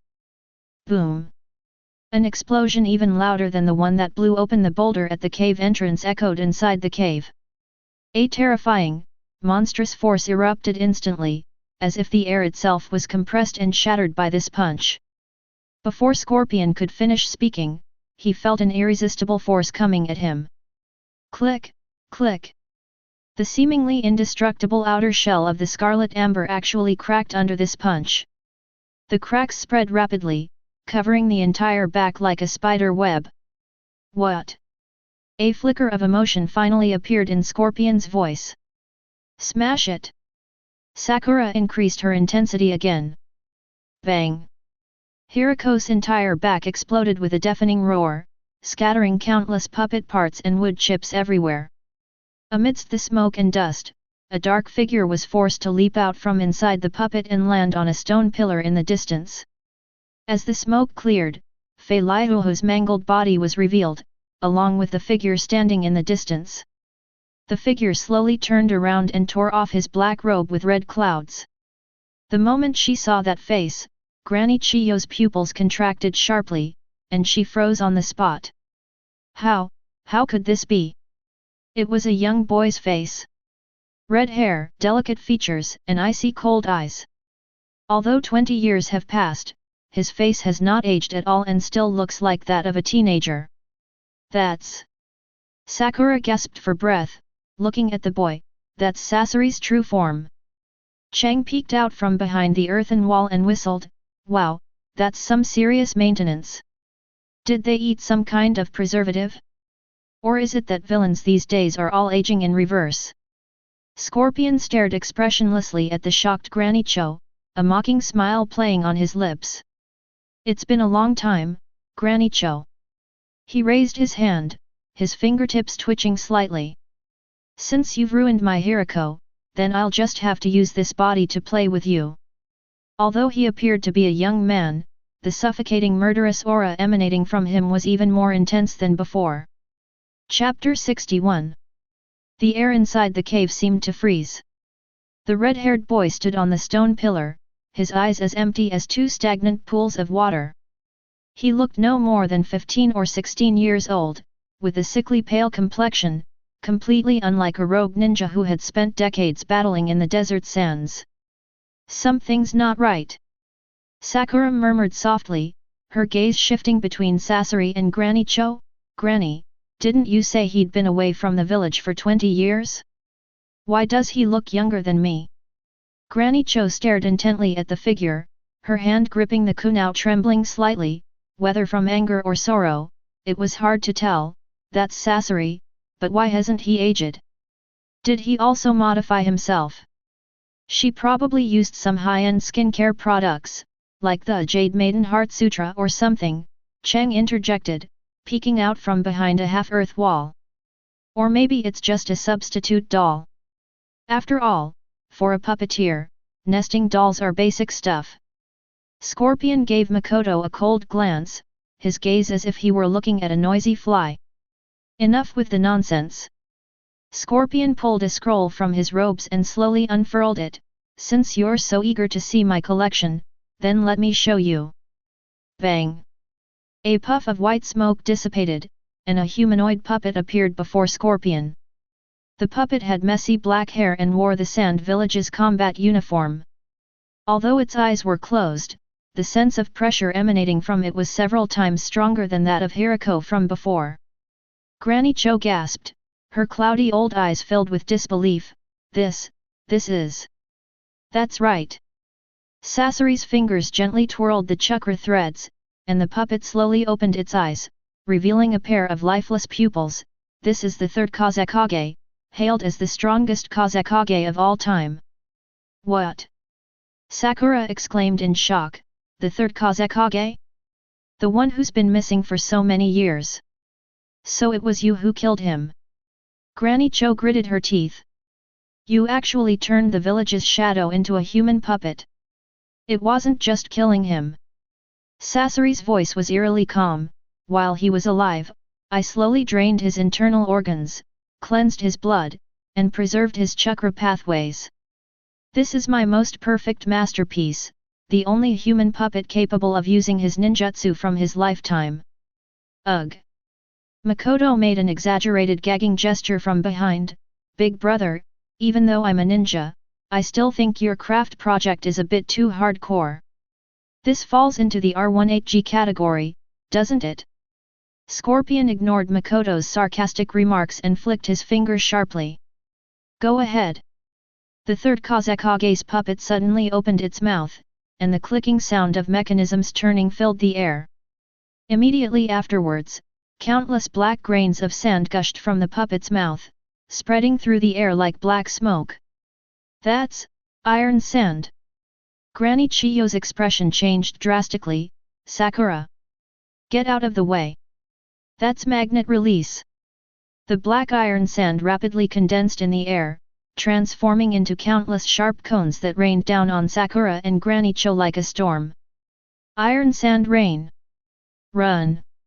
Granny Chiyo's fingers flew, and chakra threads instantly connected with Sakura, forcibly pulling her to the side. Tap tap tap tap tap. The black iron spikes pierced deep into the ground, making even the hardest rocks as fragile as tofu. Moreover, these iron sands did not stop. Upon landing, they seemed to come alive, turning back into fine sand and attempting to entangle the target's ankles. This thing can transform! Sakura exclaimed in surprise as she tumbled around in a flustered manner. This is magnetically manipulated iron sand, capable of changing its shape in countless ways, and Granny Chiyo's face darkened. It's coated with deadly poison. Poison again! Sakura felt a chill run down her spine. This isn't a battle, it's practically tap dancing in a gas chamber.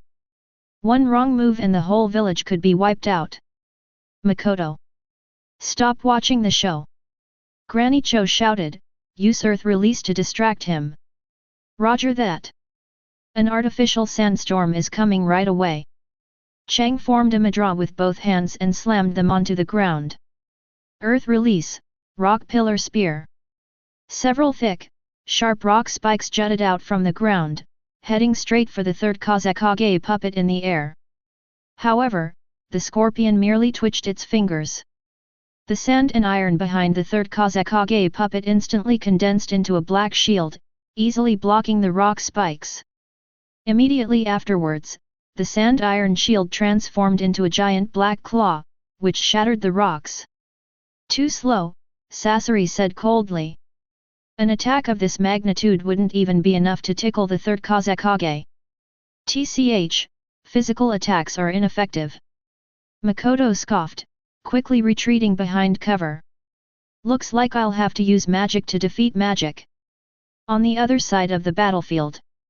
In the forest, the situation of Kaiban and his three companions became increasingly difficult. Huff, huff. Li Lok was panting heavily, sweat dripping down his face. Although the clone opposite him also had some damage, its movements remained swift and showed no signs of fatigue.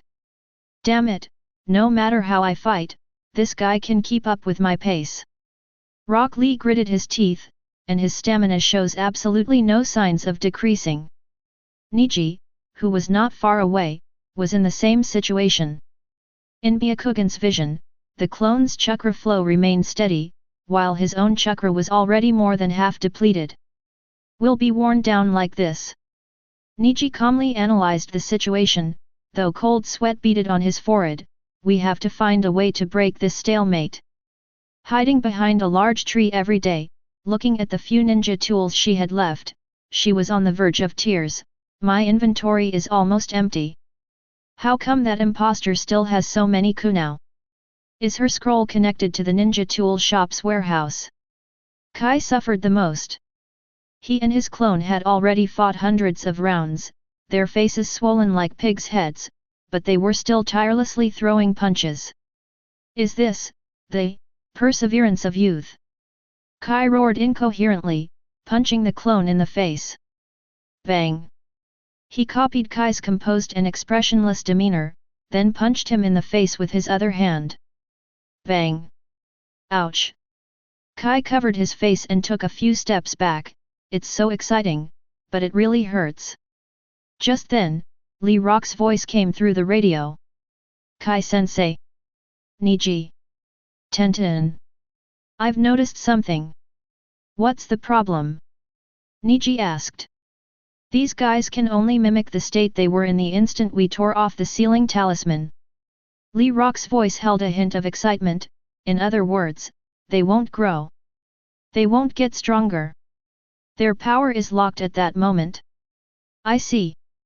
Niji instantly understood Rock Lee's intention, as long as our current strength surpasses our strength at that moment, we can defeat them. Surpass myself. A flame reignited in Kai's eyes, even though they were swollen shut, this is the true meaning of youth. Today I am stronger than I was yesterday. But I'm so tired now, how can I surpass it? Tian asked weakly. Then I'll use willpower. Rock Lee roared. I'm going. Even if my body is at its limit, my spirit will break through. 8 gates. Open. Chapter 62. Let's return our attention to the cave. Faced with the flying iron sand, Granny Cho finally unleashed her signature move. She pulled 2 scrolls from her bosom and unfurled them abruptly. The white secret technique, the 10 puppet masters of Chikamatsu, no, that's a later ultimate move. Granny Cho paused for a moment, then corrected herself, let's use this first. Father and Mother. 2 puppets appeared beside her. One is depicted as male, and the other as female. Oh! Sasori glanced at the 2 familiar puppets, a barely perceptible glint in his eyes, he even brought out these 2 old relics. How nostalgic, Granny Cho. Enough with the nonsense. Granny Cho flicked her fingers, and the 2 puppets shot out instantly. Father wielded a chakra beam sword and slashed fiercely at the 3rd Kazekage puppet. Meanwhile, the mother provided cover from behind, shooting countless steel wires from her arms in an attempt to restrain the opponent's movements. Ding! Ding! Ding! The sound of metal clashing was as dense as rain. The 3rd Kazekage's puppets, under Sasori's control, were incredibly agile, transforming iron sand into weapons of various shapes, calmly fending off the combined attacks of father and mother. Sand and iron not attack. With a flick of his finger, the iron sand in the air suddenly condensed into enormous geometric shapes, a cube and a triangular pyramid. These enormous black iron blocks, carrying terrifying weight, crashed down. Oh no! Granny Cho quickly manipulated father and mother to dodge. Boom! The ground was smashed into a large crater, and the entire cave was shaking. If someone got hit by that, they'd be turned into a meat patty in no time, right?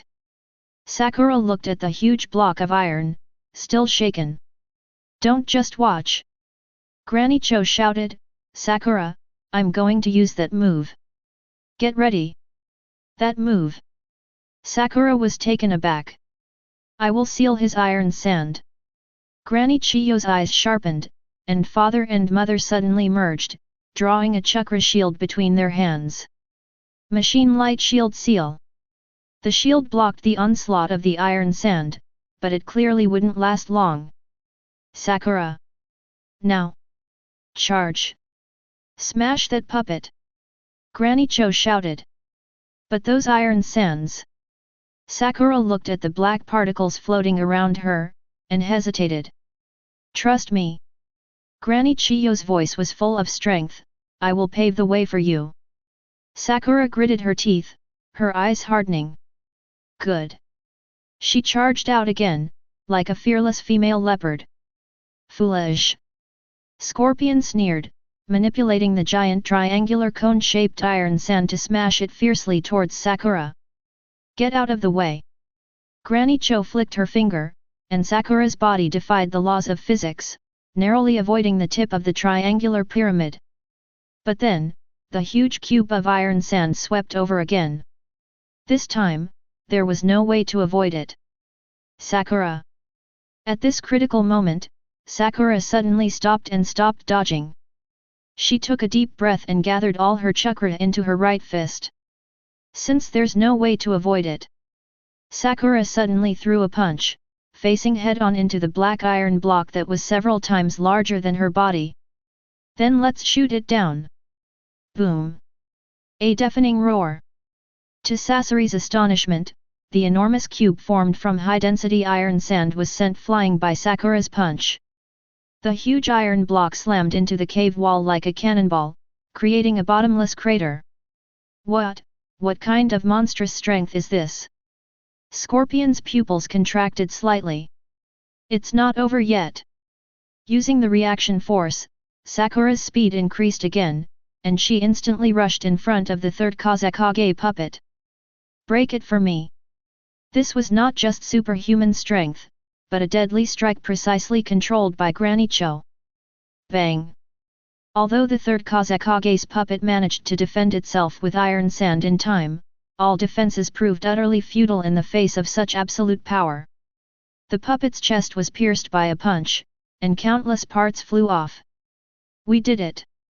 Makoto exclaimed excitedly, pumping his fist. This is Konoha's holy sword of physics, the super strength fist. It's the perfect counter to all sorts of fancy tricks. However, just when everyone thought they had succeeded, the third Kazekage puppet that had been pierced suddenly revealed a strange smile on its lips. Its body did not fall apart, instead, as if drawn by magnetism, the broken parts began to reassemble. Moreover, more iron sand began to gather in the air. This time, instead of forming weapons, it formed a huge, airtight net that completely sealed off the entire cave space. Sand and iron boundary method. Scorpion uttered those 4 words calmly. Countless sharp iron spears pierced down from all directions without leaving any blind spots. Now, there's really nowhere to hide. Sakura thought despairingly, looking at the dark shadows filling the sky. Granny Chiyo's face also turned deathly pale. This attack had such a wide range and such high density that even with her puppetry skills, she couldn't completely evade it with Sakura in such a short time. Just then, Cheng, who had been hiding in the back, suddenly sighed. Sigh, I wanted to interact with you all as an ordinary ninja, but instead I've been met with estrangement and danger. He stood up, dusted himself off, and pulled an ordinary-looking item from his ninja tool pouch. Gas mask? Since we can't avoid it, we'll just have to tough it out. Makoto tossed a gas mask to Sakura and put one on himself. It looks a bit awful, but staying alive is the priority. Now, watch my performance. Then he formed a mudra with his hands that I had never seen before. Earth release, multiple earth flow wall, fortress version. Rumble. Countless thick earthen walls rose from the ground, not one side, but layer upon layer, like a maze surrounding the 3, forming a temporary fortress. The iron spears rained down like a storm, piercing through layer after layer of earthen walls, but finally stopped before penetrating the last layer. The dust has settled. Inside the earthen wall, the 3 were unharmed. Scorpion frowned for the first time as he looked at the earth-based defensive fortifications that resembled a tortoise shell. That brat, his chakra levels are a bit off. Chapter 63. The thick earthen wall stood like a fortress in the center of the cave, its outer layer covered with countless black iron spears, making it look like a giant hedgehog with its fur standing on end in fright. Phew, that was close. Inside the earthen wall, Chang removed the exaggeratedly designed gas mask and let out a long sigh of relief. He patted the hard wall, making a dull thud. This is earth release. Sakura, still shaken, touched the wall. It felt cold and smooth, completely unlike anything made of earth. Why does it feel like some kind of plastic? Just to correct you, this is high-density nano-expanding foam. Makoto solemnly pulled an empty metal can from his ninja tool pouch and shook it. It expands and hardens instantly upon contact with air, its hardness comparable to steel. I just shouted earth release to add a bit of ritual to the battle. After all, these days, not shouting the name of a technique seems very unprofessional. Granny Chiyo's lips twitched slightly. The things these young ninjas use are becoming increasingly incomprehensible to me. Times are changing, Grandma. Makoto shrugged. This is called scientific ninja tools, or what's known as money power. The roaring noise outside gradually subsided. It seems the attack is over. Granny Chiyo's expression was grave. While that iron sand technique was incredibly powerful, its chakra consumption was astonishing. Sasori should be in a brief period of vulnerability right now. Then let's do it now. Sakura clenched her fists, ready to rush out. Wait. Cheng stopped her, pointing upwards. Don't rush to your death, assess the situation first. He raised his wrist, on which was a metal device resembling an arm guard. As he pressed a few buttons on it, a mechanical insect, no bigger than a fly, buzzed up and flew out through a crack in the earthen wall. Makoto pulled a portable display screen from his pocket, and the outside scene immediately appeared on the screen. In the scene, the enormous third Kazekage puppet is completely destroyed and scattered all over the ground. Sasori stood atop the ruins, his Akatsuki robe torn to shreds by the iron sand, revealing his true form. That's not a human body. Except for his head, his torso and limbs were entirely made of puppet parts. Its abdomen is a hollow cavity wrapped with steel cables, its back is equipped with spiral blades, and its left chest has a cylindrical core with the character Scorpion written on it. He turned himself into a puppet too. Sakura covered her mouth, the sight before her beyond her comprehension, to go to such lengths for eternal life. Having abandoned the human body, retaining only the core of the soul. Granny Cho stared at the screen, a trace of sorrow flashing in her eyes. Scorpion, you've truly fallen to this level. This look is pretty cyberpunk, Cheng commented. If you gave him a neon light tube, he could be a cyborg doctor in Night City. Just then, Sasori on the screen seemed to sense being watched. He suddenly raised his hand, and a chakra thread shot out, instantly turning the screen into static. We've been discovered. Cheng put away his screen. Prepare for battle, everyone. The real boss battle is just beginning. Boom. The earthen wall was shattered from the outside by a tremendous force. Scorpion's figure appeared in the smoke and dust, his spiral slash spinning like a meat grinder, directly slicing through the high-density foam. Since you all like hiding in your shells so much, then I'll smash them open. The scorpion's voice was icy and chilling. His abdominal cavity suddenly opened, and a steel cable soaked in deadly poison shot out like a venomous snake, heading straight for Granny Cho. Careful! Granny Cho reacted quickly, manipulating the two puppets, father and mother, to cross in front of her. Clang! The steel cable was stopped, but the enormous impact still sent the two puppets staggering back several steps. It's not over yet. The spiral slash behind Scorpion suddenly unfolded, transforming into two enormous metal wings, from which countless tiny senbon needles shot out. This density of attacks! Sakura gritted her teeth, preparing to withstand it. Step back. Let me show you what real firepower coverage looks like. Cheng suddenly took a step forward and raised his right arm. The metal arm guard on his wrist, the scientific ninja tool far hand, suddenly glowed blue. He didn't form any hand seals, he simply inserted a small scroll into the slot of the arm guard. Scientific ninja art, Gatling gun fireball technique. Rat rat rat rat. There was no Gatling gun, but the fireballs spewing from the gauntlets were like a barrage of bullets, one after another, relentlessly. Boom boom boom boom. A dense barrage of fireballs collided with the senbon needles in mid-air, triggering a series of explosions. Flames and metal fragments flew everywhere, creating a spectacular scene. What kind of ninjutsu is this? Doesn't it require hand seals? And the chakra consumption? Granny Cho stared at Makoto in shock. This is launching a miniature scroll sealed with fire release techniques using compressed air. Makoto shouted while unleashing a flurry of attacks. As long as I have the money to buy scrolls, my mana bar is infinite. This is the dignity of a pay-to-win player. The smoke from the explosion temporarily obscured Scorpion's vision. Such a petty trick.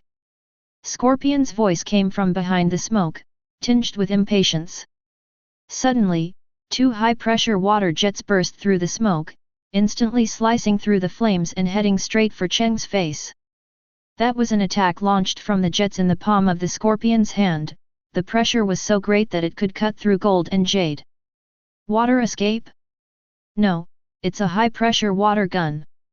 Makoto exclaimed, pulling a disc-shaped object from his waist with his left hand and throwing it on the ground. A portable energy shield, a scientific ninja tool. Buzz! A pale blue chakra barrier instantly rose up, blocking the water column. Water splashed everywhere, and although the barrier was trembling violently, it stubbornly held on.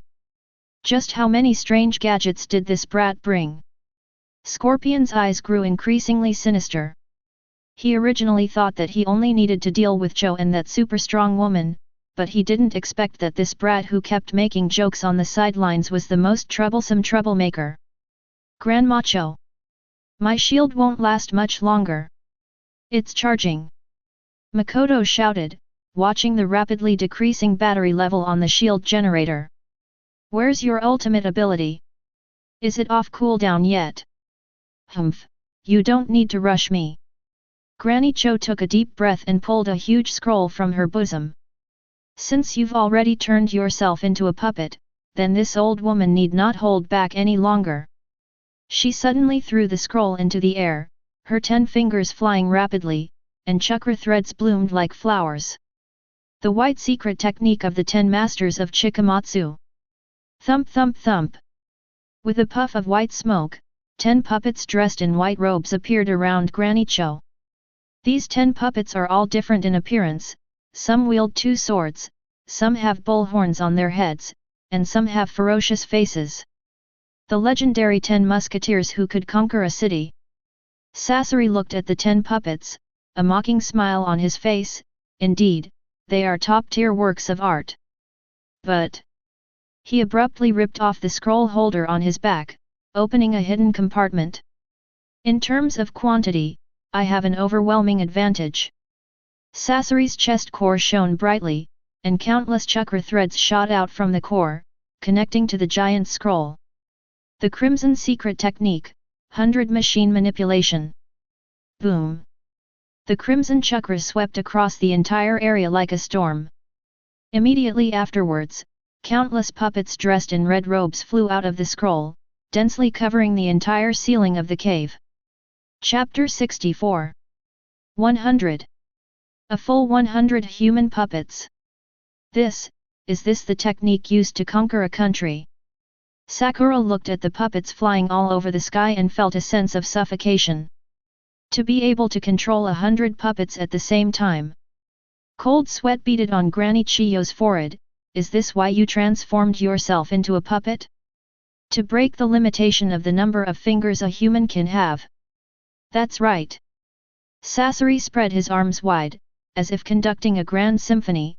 This is my ultimate art. Come, Granny Cho, let's see if your 10 puppet masters are stronger, or my 100 puppet technique is more powerful. Superior. At Scorpion's command, 100 puppets surged down like a red tide. Don't stand there. Engage.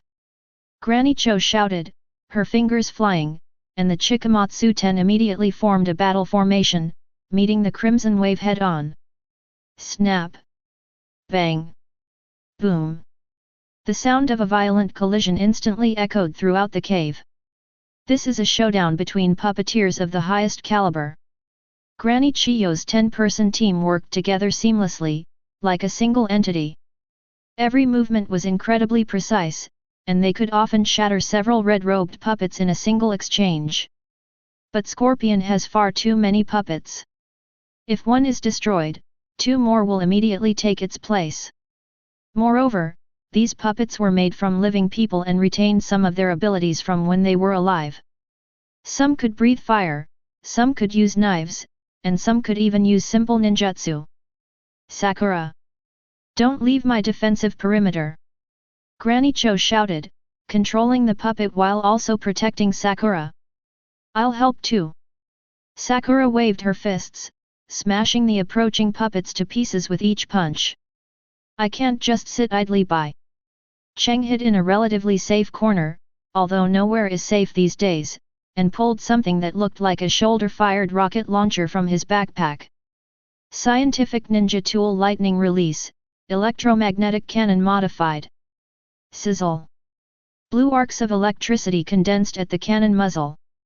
Target locked, fire. Boom. A thick beam of lightning shot out, piercing through the group of puppets and instantly blasting 5 or 6 red-robed puppets into pieces. Well done! Sakura shouted. Don't get too excited, this thing has a long cooldown. Makoto tossed aside the overheated cannon barrel and pulled out a strangely shaped kunai. Since we can't compete on quality, let's go for quantity. Although I can't compete on quality either, I can disrupt their rhythm. He pressed the switch on the kunai handle and threw the kunai into the pile of puppets. Sizzle. The kunai did not explode, instead, it emitted an extremely piercing high-frequency noise. Interference from the sound waves caused the dozen or so red-robed puppets nearby to suddenly become sluggish and clumsy, and some even began to attack each other. A sonic jammer, specifically designed for precision instruments. Cheng smiled smugly. While it's ineffective against Sasori himself, it's the perfect way to demoralize these puppets that transmit signals via chakra threads. That brat! Scorpion frowned. His 100-puppet technique is powerful, but it requires extremely high control over chakra threads. Although Cheng's sonic interference was not wide-ranging, it was like throwing a handful of sand into a precision gear, making him feel extremely disgusted. Take care of that brat with the weird weapon first. With a flick of his finger, Scorpion sent over a dozen puppets suddenly turning around and lunging at Cheng. Wow! The hatred level is maxed out. Makoto yelled, then turned and ran. Sakura, save me! Grandma, save me! I'm just a weak scientist. Don't run around! Sakura rushed over helplessly, smashing the leader puppet to pieces with a single punch. Where did your earlier bravado go? The show of force is for the enemy, running away is for saving your own life. Cheng said, throwing various strange little balls behind him as he ran. After the balls landed, some burst into smoke, some leaked strong glue, and some even launched a large net, tripping up the pursuing puppets and making them stagger. This is simply a circus act. Granny Cho complained, but secretly she breathed a sigh of relief. Cheng's underhanded tactics did indeed greatly tie down Sasori's forces and relieve her pressure. The battle reached a stalemate. The ground was littered with the remains of puppets, some in red robes and some in white robes. 3 of Chiyo's Chikamatsu 10 have already been lost, and the rest are all badly wounded. Although the number of Scorpion's 100 machine drills has been greatly reduced, there are still 40 or 50 of them hovering in the air. It's about time to end this. Sasori coldly looked at the 3 panting figures. Your chakra is almost depleted, isn't it? But I never tire. That's not necessarily true. Granny Chiyo's eyes sharpened as she looked at Sakura. Sakura, is that ball ready? Ready. Sakura took out a purple sealing ball from her ninja tool bag. It was a tool that Shizune had given her before they set off, specifically for sealing chakra. Makoto. Cover us! Granny Cho shouted. Received. Bring out all your best-kept secrets. Cheng pulled a huge, red glowing metal box from the bottom of his backpack and slammed it to the ground. Scientific ninja tools, ultimate defense, fully automatic chakra machine gun turret. Click click click. The metal box quickly deformed, extending 4 mechanical legs to secure itself to the ground, while a double-barreled machine gun rose from the top. Even though it's a one-time thing, it'll be enough for you guys to make a killing. Rat rat rat rat. The machine gun turret spewed blue chakra bullets, frantically sweeping through the swarm of puppets in the air, clearing a path for Sakura and Granny Cho to reach Sasori's true form. Now! Charge! Under the cover of the machine gun turret, Sakura roared and, holding the sealing orb, charged headlong towards the red-haired boy standing atop the mountain of corpses and sea of blood. Meanwhile, on the other side of the forest, the 4 members of the Kaiban group finally understood Rock Lee's hint. Since the enemy only imitates us from the beginning. Niji closed his eyes, feeling his depleted chakra, then let's become stronger than we were at that moment. Youth.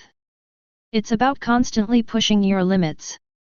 Kai's face was covered in blood, but he smiled, revealing his pearly white teeth, morning peacock. I may not be able to use it now, but I still have the willpower. The four of them unleashed an astonishing aura simultaneously. Even though their bodies were on the verge of collapse, their unwavering belief enabled them to unleash a strike that surpassed their limits. The four replicas were shattered at the same time, turning into mud and dissipating. It's a success. Tian slumped to the ground. Finally, it's over. It's not over yet. Niji looked towards the cave. The chakra fluctuations over there are still increasing. Chapter 65. Warning. Warning. Ammunition depleted. Cooling system overloaded. Immediate physical cooling measures recommended, such as pouring a bucket of cold water on it. The once imposing fully automatic chakra machine gun turret suddenly emitted a mournful sound like food burning in a microwave oven. The barrel turned red hot, emitting a plume of black smoke, and then fell silent with a mechanically weary click. Hey! You let me down at this crucial moment? This is a key component I bought from the black market for a fortune. Looking at the pile of scrap metal with genuine distress, he couldn't help but kick it. Give me my money back. You have to give me my money back. But this brief suppression of firepower was enough. Sakura's figure flashed like pink lightning, piercing through the puppet defense line torn apart by the machine gun turret. The sealing sphere in her hand shimmered with an eerie purple light. It was a powerful sealing technique specifically designed to target chakra flow. It's over, Scorpion! Sakura roared and slammed the sealing ball hard into Sasori's chest. Sasori was busy controlling the remaining puppets to deal with Granny Chiyo's attack, and he seemed a step too slow when faced with Sakura's sudden appearance. The lion shuts its roar. At the same time, Granny Cho seized the opportunity and threw out the sealing talisman in her hand. The enormous lion head-shaped sealing technique instantly materialized, biting down on the scorpion's puppet body and pinning him firmly to the wall. Boom! The sealing sphere and the lion's roar took effect simultaneously, and purple runes quickly covered Sasori's entire body, completely severing his chakra flow. Huff! Huff! Sakura knelt on the ground, panting heavily, sweat dripping down her face. Did I succeed? The chakra reaction has disappeared. Makoto looked at the detector in his hand. The red dot on it had indeed gone out. Looks like this is the MVP settlement screen. I have to say, this sealing technique looks like it's covered in plasters. Granny Cho also breathed a sigh of relief, her tense nerves relaxing slightly. Although the process was thrilling, at least it was. Just when everyone thought the dust had settled, the detector in Cheng's hand suddenly emitted a sharp bang. Beep beep beep beep. Holy crap! What's that noise? Did it come back to life? Cheng was startled and looked sharply at the screen. On the screen, the previously extinguished red dot did not light up, but less than 2 meters behind Granny Cho, a new high-energy reaction appeared out of nowhere. Grandma! Behind you! That's a stand-in! Makoto shouted hoarsely, frantically pulling something resembling a hairdryer from his bag. Scientific ninja tool, powerful air cannon. Bang! A burst of compressed air shot towards Granny Chiyo's back, attempting to push away the suddenly appearing shadow. But the scorpion was too fast. The scorpion that was originally sealed in the wall is now just an empty shell. The real scorpion had already transferred its core, the cylinder with the character Scorpion written on it, to another inconspicuous female puppet. This puppet had been blending in with the ranks of the 100 machine drill troop, completely inconspicuous, until this moment when it revealed its fangs. That's too naive. A cold voice rang in Granny Chiyo's ears. A sharp, long knife, gleaming with a ghostly green hue of poison, pierced straight for Granny Chiyo's heart. Although Makoto's air cannon slightly deflected the blade's angle, the distance was too close to completely stop it. Granny Cho was now exhausted of her old strength and had not yet gained new strength, she was about to die on the spot. Mother-in-law. Pfft. The sound of a sharp blade piercing flesh was clearly audible. Blood splattered, staining the ground red. However, it was not Granny Cho who collapsed. Sakura. At the critical moment, the pink-haired girl rushed over with near teleportation speed, shielding the blade with her own body. The long sword pierced through her abdomen, the tip protruding from her back, only centimeters from Granny Chiyo's nose. Sakura! Sakura! Granny Chiyo's pupils contracted sharply, and she froze on the spot. Cough! Sakura coughed up a mouthful of blood, but her hands gripped the blade embedded in her body tightly. I've got you. How foolish! Scorpion, controlling the female puppet, spoke with a hint of bewilderment, to risk your own life to save a dying old woman? Is this what you call bond? Utterly boring. Don't underestimate the ninjas of Konoha. Sakura's face was pale, but her eyes remained firm. Damn it! Damn it! Damn it! Seeing this, Cheng's eyes instantly reddened. Even though I already knew the plot, seeing my teammate get stabbed through the hole was a shock that I could never experience while watching anime. You perverted figurine maniac who treats his body like building blocks. Cheng pulled 3 silver metal balls from his waist. They were high-explosive plasma grenades that he had always been reluctant to use. The wrath of Tesla, the scientific ninja. He suddenly threw the lightning bolt at the scorpion. Sizzle boom! The blue plasma exploded, and although the shockwave was not as strong as that of a gunpowder explosion, the high temperature and current instantly paralyzed some joints of the scorpion's temporary body. This little toy! Sasori frowned, trying to pull out his sword and retreat, but found that the blade was firmly stuck by Sakura, and the plasma grenade thrown by that brat Makoto caused his mechanical arm to short-circuit briefly. It was just that brief moment of stiffness. Grandma Cho finally came to her senses. Her gaze shifted from shock to resolve, the gaze of a Sand Village advisor and a top-tier puppeteer. Scorpion! You were too careless. Grandma Cho pulled her up suddenly with both hands. The 2 puppets, father and mother, which had been forgotten in the corner, suddenly moved. They didn't use any fancy mechanisms or launch any hidden weapons, they simply opened their arms, like a pair of long-separated parents rushing towards their child. One left, one right. 2 long swords were thrust out from the hands of the father and the mother, respectively. Pfft! Pfft! 2 muffled thuds. 2 knives pierced precisely into the chest of the scorpion's temporary body, the location of the cylindrical core. Time seemed to stand still at that moment. The smell of gunpowder and blood that once filled the cave seemed to have faded. The image freezes on an extremely bizarre yet tragic composition. 2 puppets, father and mother, embrace the scorpion from the left and right, while 2 knives pierce its core. It's like that red-haired child who longed for his parents' hugs as a child, finally receiving a response before he died. This is... Makoto put down the ninja tool he was about to throw again, staring blankly at the scene. Is this art? Though cruel, it carries a sense of fatalistic cyclicality. Scorpion looked down at the 2 blades that had pierced his core, his face showing no pain, not even a hint of surprise. So that's how it is. He murmured to himself. In the end, he still died at the hands of those 2. His body began to disintegrate, and the puppet's parts scattered all over the ground. Why? Granny Chiyo's voice trembled as she looked at her grandson, who was slowly losing his life. That attack just now, you clearly saw through it, why didn't you dodge? With Sasori's abilities, he could have easily severed the chakra threads in that instant, transferred the core again, or used a mechanism for defense. But he didn't. At the moment when father and mother rushed over, he seemed to pause for a moment. The scorpion did not answer the question. He struggled to lift his head, and his once cold eyes now seemed to hold a trace of human emotion. You nosy old hag! Sasori's voice grew weaker and weaker. Since you're so eager to know about Orochimaru, then consider it your reward for defeating me.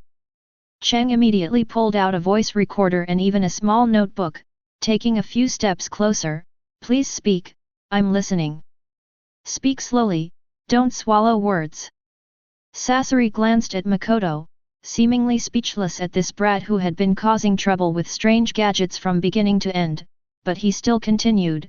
10 days later, at the Heavenly Bridge, at noon. TND Bridge, noon, noted down. Chang quickly jotted down, who is the contact? What is the code? What color underwear are they wearing? That was, my spy, a spy working for Orochimaru. Sasori finished speaking, and the light in his core dimmed completely.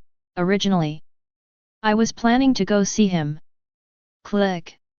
With a final, sharp crack, the scorpion's body went completely paralyzed, collapsing to the ground like a pile of discarded wood, still in the posture of being embraced by its parents.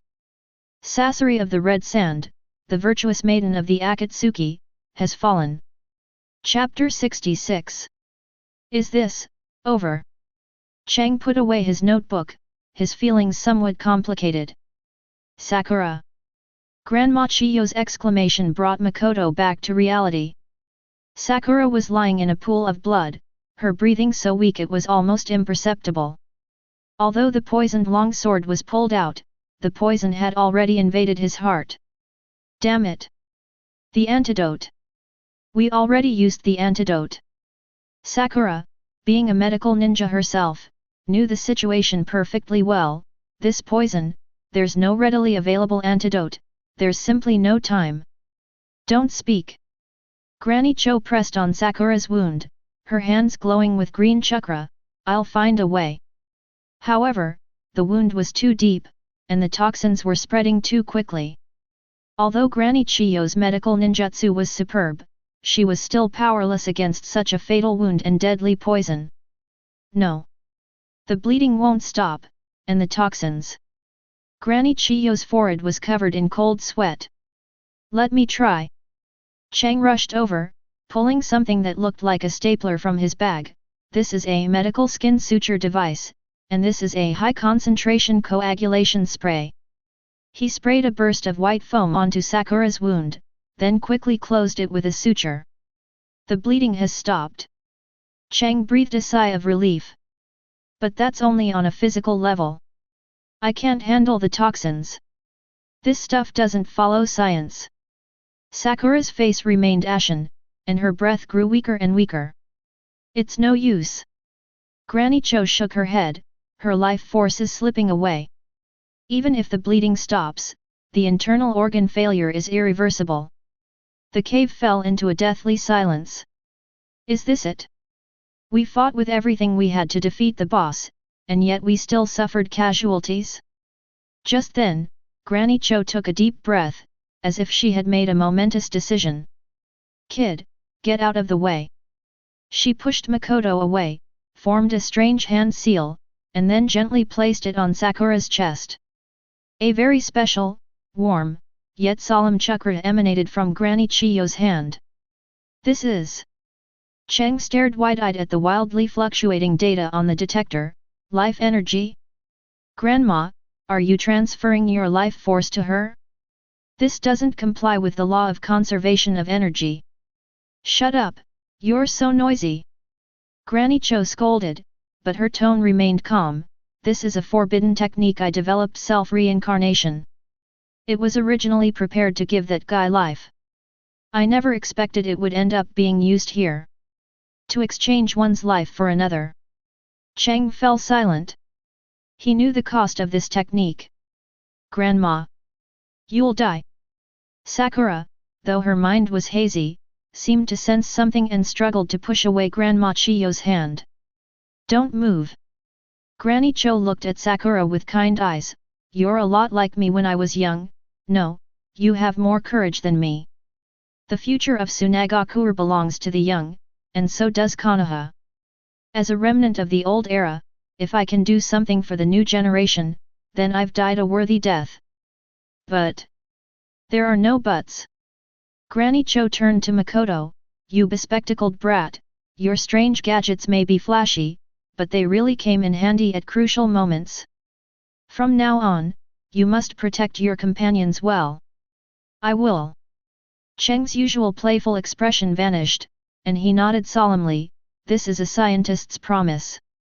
Just then, a series of hurried footsteps came from outside the cave. "Sakura! Makoto! Granny Cho!" That was Naruto's voice. Immediately afterwards, Kakashi's team and Guy's team finally reunited and rushed into the ruins. When Naruto saw Sakura lying on the ground and Granny Cho performing a jutsu, he was completely stunned. What's going on?" Naruto rushed over, looking at the soft light emanating from Sakura's chest. "Don't disturb her." Kakashi stopped Naruto, pulled up his headband to reveal his Sharingan, and said gravely, "Granny Cho is using a very advanced medical ninjutsu? No, this may have transcended the realm of medical ninjutsu. I don't have enough chakra." Granny Cho swayed, her face turning as pale as paper. The battle just now had depleted too much of her chakra, and now that she was about to perform this life-altering technique, her body had reached its limit. "Damn it, I'm out of mana at this crucial moment." Makoto thought anxiously as he looked at Granny Chiyo's trembling hands. "I'll do it." Naruto seemed to instinctively sense something, and without hesitation, he reached out and covered Chiyo's hand. "Take my chakra. You can have as much as you want." "Naruto." Granny Cho looked at the boy who possessed the Nine Tails chakra, a hint of surprise flashing in her eyes, which then turned into a relieved smile. "What an incredible kid." With the support of Naruto's massive chakra, the light of the reanimation jutsu shone brightly once more. Sakura's previously ashen complexion slowly regained its rosy hue, and her weak breathing became steady and strong. "Is this a miracle of life?" Makoto watched as Sakura's vital signs curve on the detector soared from the bottom to the sky, and couldn't help but exclaim, "It's not scientific, but it's damn moving." Finally, the light faded. Sakura took a deep breath and slowly opened her eyes. "Sakura! You're awake!" Naruto shouted excitedly, tears and snot streaming down his face. "That's great!" Tian and Li Rock also came over, and everyone breathed a sigh of relief. However, the one who performed the spell, Granny Cho, slowly fell backward. "Mother-in-law!" Everyone quickly helped her up. At this moment, Granny Cho had a peaceful smile on her face, as if she were simply asleep. However, on the detector in Makoto's hand, the life signal belonging to Granny Cho had become a flat, unwavering line. "She is gone," Kakashi said in a low voice, his tone full of respect. Silence fell once more in the cave, but this time it was not a deathly silence of despair, but rather a silence filled with mourning and respect for the deceased.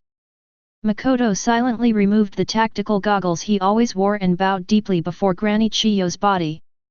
"Though you always criticized my scientific ninja tools, you were the true master of technology," Makoto thought to himself. "Farewell, Granny Cho. We will carry on your will through scientific means." A gentle breeze blew through the cave, stirring up a few grains of sand, as if bidding farewell to this legendary puppeteer of Tsunade. "All right, stop crying." Makoto patted Naruto, who was still wiping away tears. "Grandma entrusted the future to us, and we still have to bring that unlucky guy named Gaara back. Although, it might be a little late." He looked into the distance, where Gaara's cold body lay. "Next comes the real drama of resurrection." Makoto sighed inwardly, touching the ultra-high voltage defibrillator in his backpack that hadn't yet been used. "Although I think this thing is probably useless against Gaara, I'll keep it on hand anyway."